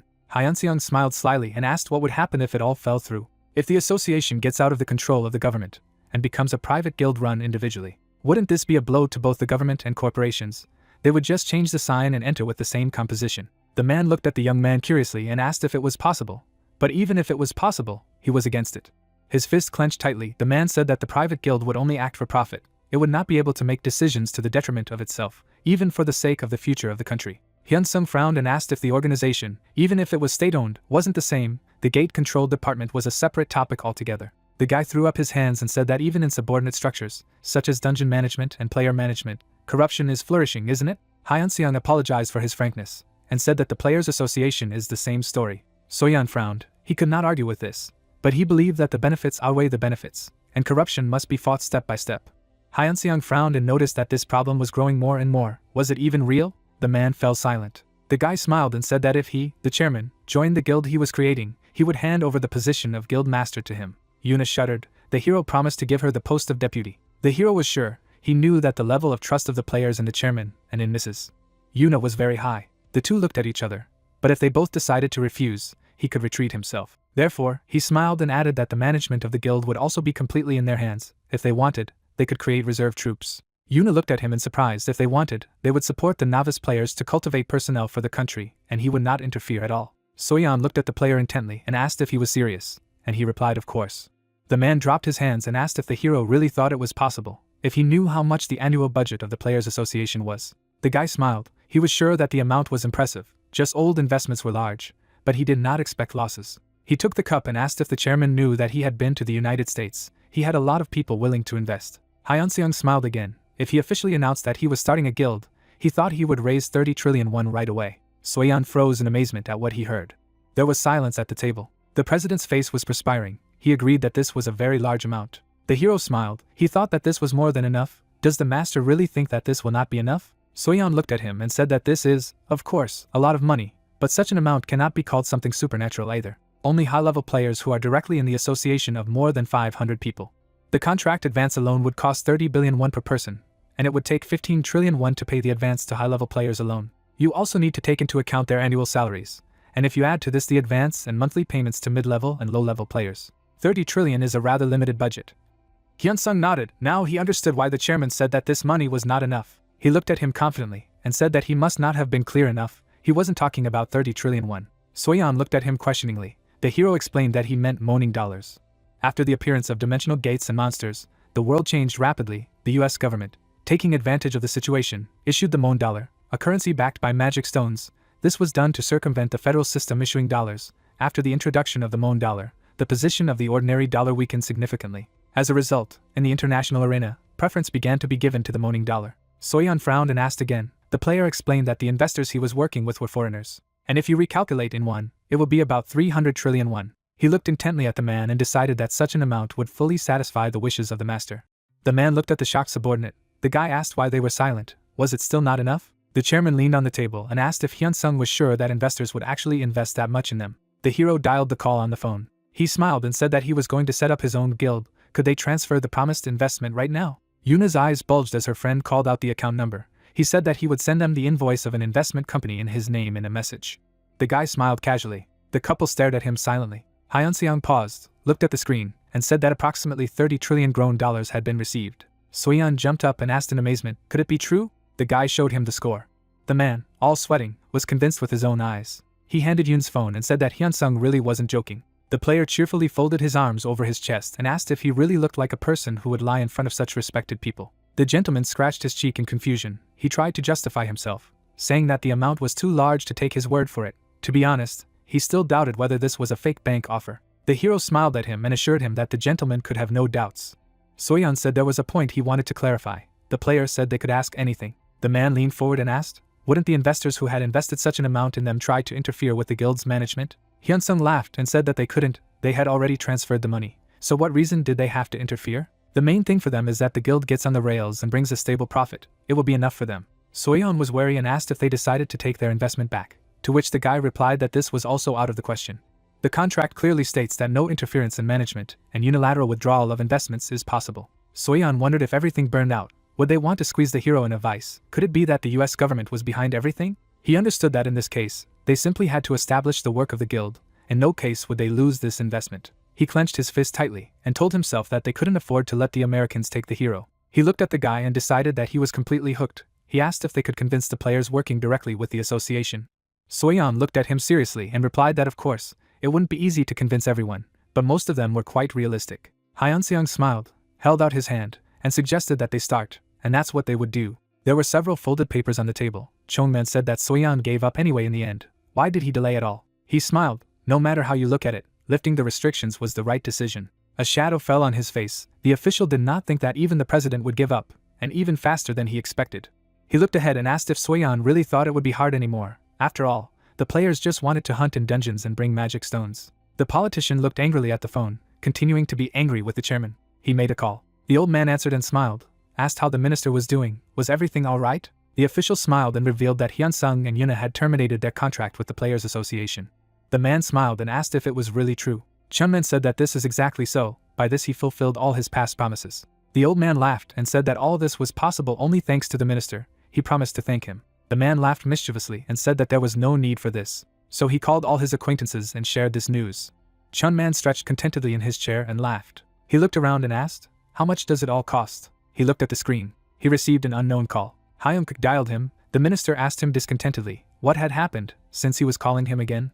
The old man frowned and said that Hyun-seong and Yuna were members of some guild. How did it happen? Chunman immediately straightened up in his chair and asked for clarification. He threw up his hands and said that this was no longer in his competence. It seemed that some other company had managed to lure them away. He gritted his teeth and said that Hyun-kuk himself had said that he would deal with everything himself before transferring the funds. The old man looked ahead in displeasure and retorted that if they were simply poached away by others, he would understand it and close his eyes.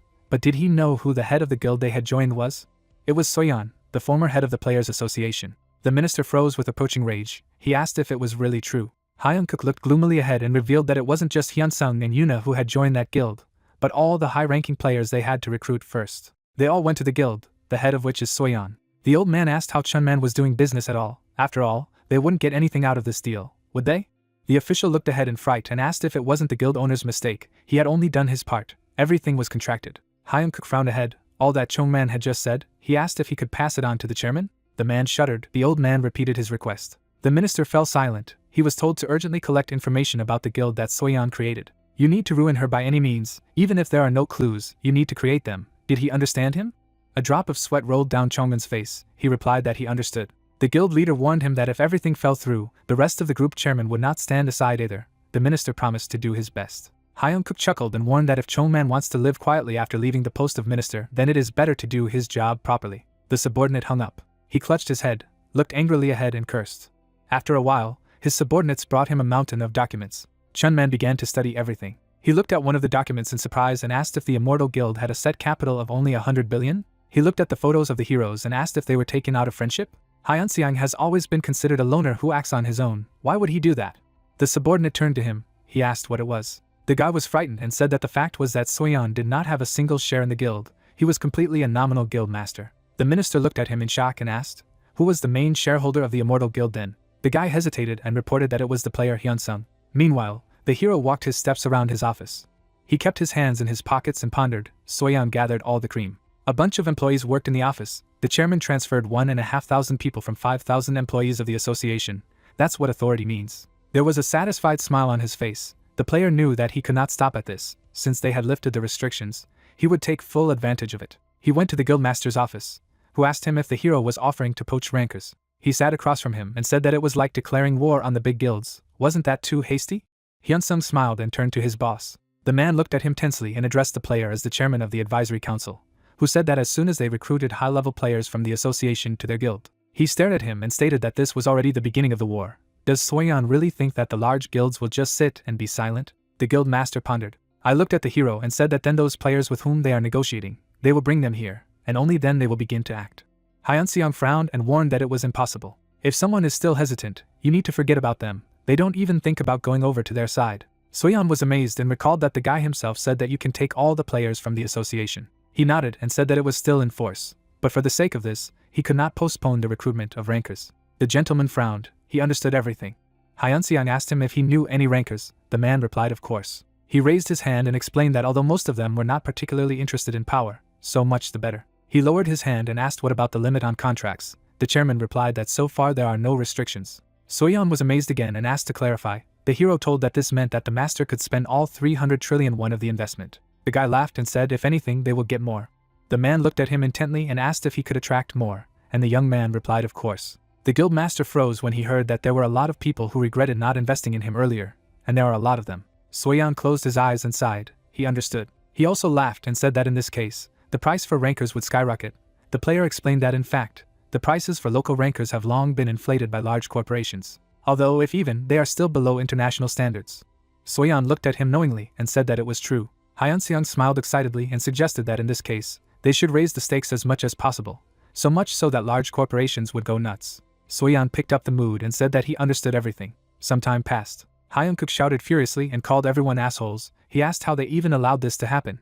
The subordinates bowed their heads and apologized for Immortal poaching their players. The old man picked up the phone. He thought just compensation would be enough. But what was this Chunman doing? The gentleman called him and introduced himself. He looked ahead and recalled that he had clearly said to resolve the issue with the Immortal Guild. In response, he heard a short excuse. The guild leader shouted, and again reminded that he had ordered the matter to be resolved at all costs. Did he consider their Ozen group a laughing stock?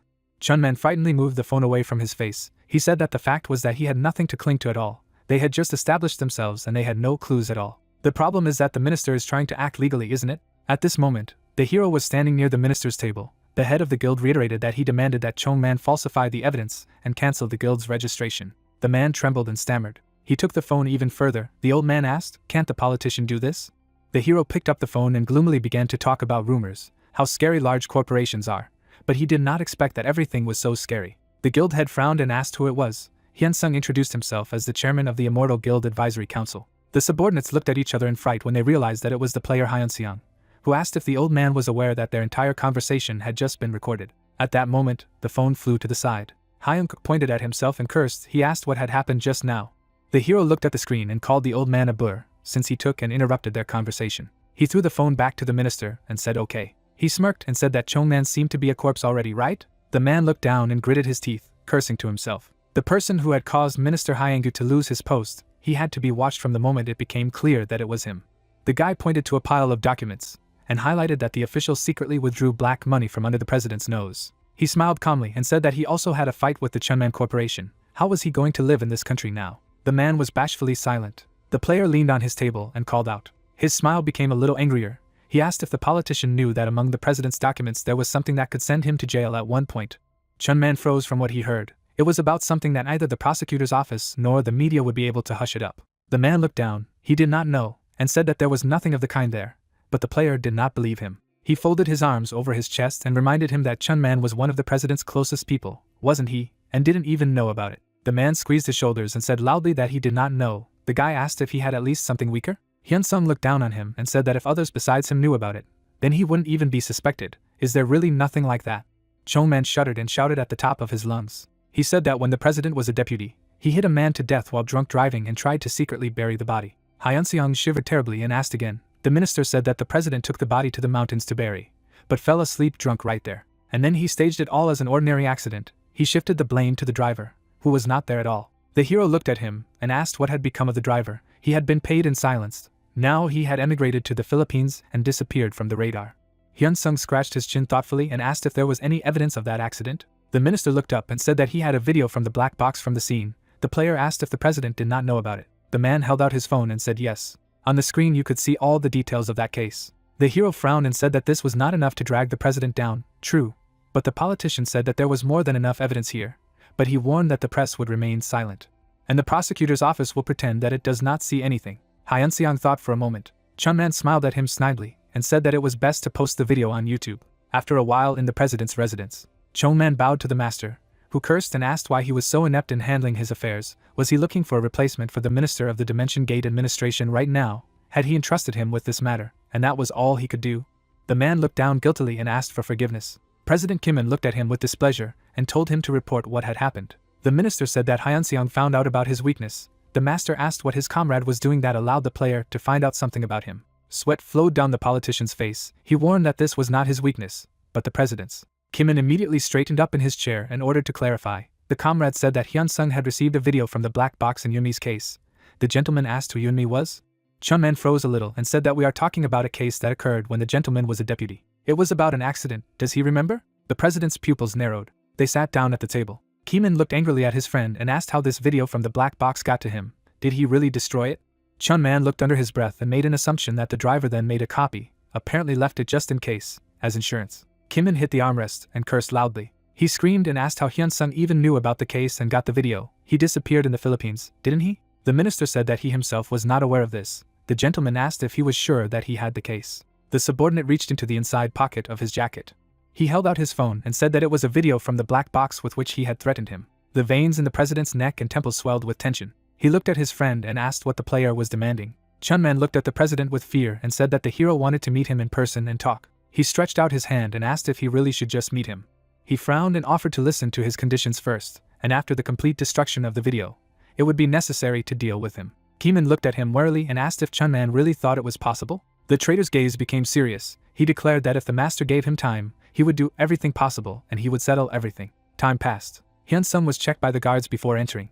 They looked at each other and nodded briefly. Hyun-seong looked at each of them incredulously. The minister led him further to meet with the president. The door opened. The president asked the guest to enter. The player went to talk. Chong-man followed him with a tense gaze. Keeman looked at the simple guy in front of him in amazement. He sat confidently in the chair opposite, throwing one leg over the other. The president asked discontentedly, "Does the kid really not know the rules of decency?" Hyun-seong smiled and asked him to listen. The old man became nervous. The hero said that the master did not seem to understand the situation yet. He looked at him menacingly and asked if he still didn't understand who was in charge and who was the subordinate. The man leaned forward and began to get angry, but the young man told him to be calm and without unnecessary nerves. He looked at him from under his brow and said that for starters, the president should not meddle in the affairs of the Immortal Guild. He is not asking for help, do you understand? Kimin irritably stated that the guy had found one compromising material on him and already imagined himself to be the master of the situation. He advised him not to go too far. There were guards sitting nearby. Kimin said that he could remove people like Hyun-sung at any time. The guy asked how he was going to remove him. Chunman tensely shifted his gaze between the interlocutors. Hyun-sung said that it was enough for him to leak the video and go abroad. He knew that the United States continued to invite him to it. The president looked at the young man menacingly and said that he could tear his entire Immortal Guild to pieces. The player smirked and said that he would just move her to the United States. He knew that this country would only be happy to accept them. The old man gritted his teeth angrily. The hero calmly looked at him and reminded him that he had offered to negotiate peacefully, wasn't he? In fact, he was not eager to leave Korea either. He was going to gain a solid foothold here. Kimin was surprised. The player said that he wanted to take over the duties of the Players Association to supervise or form reserve squads. He put his hands on the chair and explained that he would also take on tasks such as maintaining public order. After all, the state wanted to entrust this to the large guilds. Hyun-seong smiled and asked to give it to the Immortal Guild. He asked to give them what they were going to give to the major guilds. The president closed his eyes and hissed that he simply had no words. Hyun-seong looked at him intently and asked if the master refused. The man looked down and said that the young man could leak the video if he wanted, but he had better prepare. The veins on his face swelled, and he growled that he would make sure that the hero could not live in this country. The player chuckled and said that he was sorry. He was thinking of paying much more than the large guilds. Keeman grabbed his chair and asked again. The guy asked if the old man knew how many investments were in his foreign account. He smiled cheekily and said 30 trillion grown dollars, and if the president did everything right, he could give him about 1 trillion grown dollars for his efforts. The old man turned white at what he heard. He asked if it was really true. The player looked at him intently and reminded him that he already knew that he had already spent tens of trillions just to attract rankers. The gentleman looked at the minister in confusion. He looked at him frightened and said that it was true. Keeman thought for a moment. Hyun-seong stared at him. He leaned forward and asked for the proper preparation of deputies from all parties, and asked for these powers to be transferred to the Immortal Guild. The minister looked at his master in horror. The player kept asking him how much these corporations would pay him. Sweat appeared on the president's face. The hero continued to add fuel to the fire. Keeman looked at the young man angrily and asked if he would be able to keep his promise. Hyun-seong took out a card and said that it was a secret Swiss bank account. He threw it on the table and asked me to check it myself. The president opened the envelope and looked carefully. Hyun-sung folded his arms over his chest and said that if everything went smoothly, then the account would belong to the president. The president's eyes were darting. The guy smiled and promised that when everything worked out, he would tell him the password and he could check the authenticity of the book as much as he wanted. The president leaned back and said that he would leave for today. In a few days he would call him again. Hyun-sung walked away. He smiled slyly and advised him to think carefully about which side it would be more profitable for him to take. At parting, the guy waved his hand, and the doors closed behind him. Kimin smiled menacingly and ordered the minister to immediately call an expert and check the authenticity of this bank book. Chong-man bowed to him and said that he obeyed. Before that, the hero handed him this bill and said that if everything worked out, his share would be $100 billion. Chong-man smiled intensely. He knew that he had to convince him at all costs.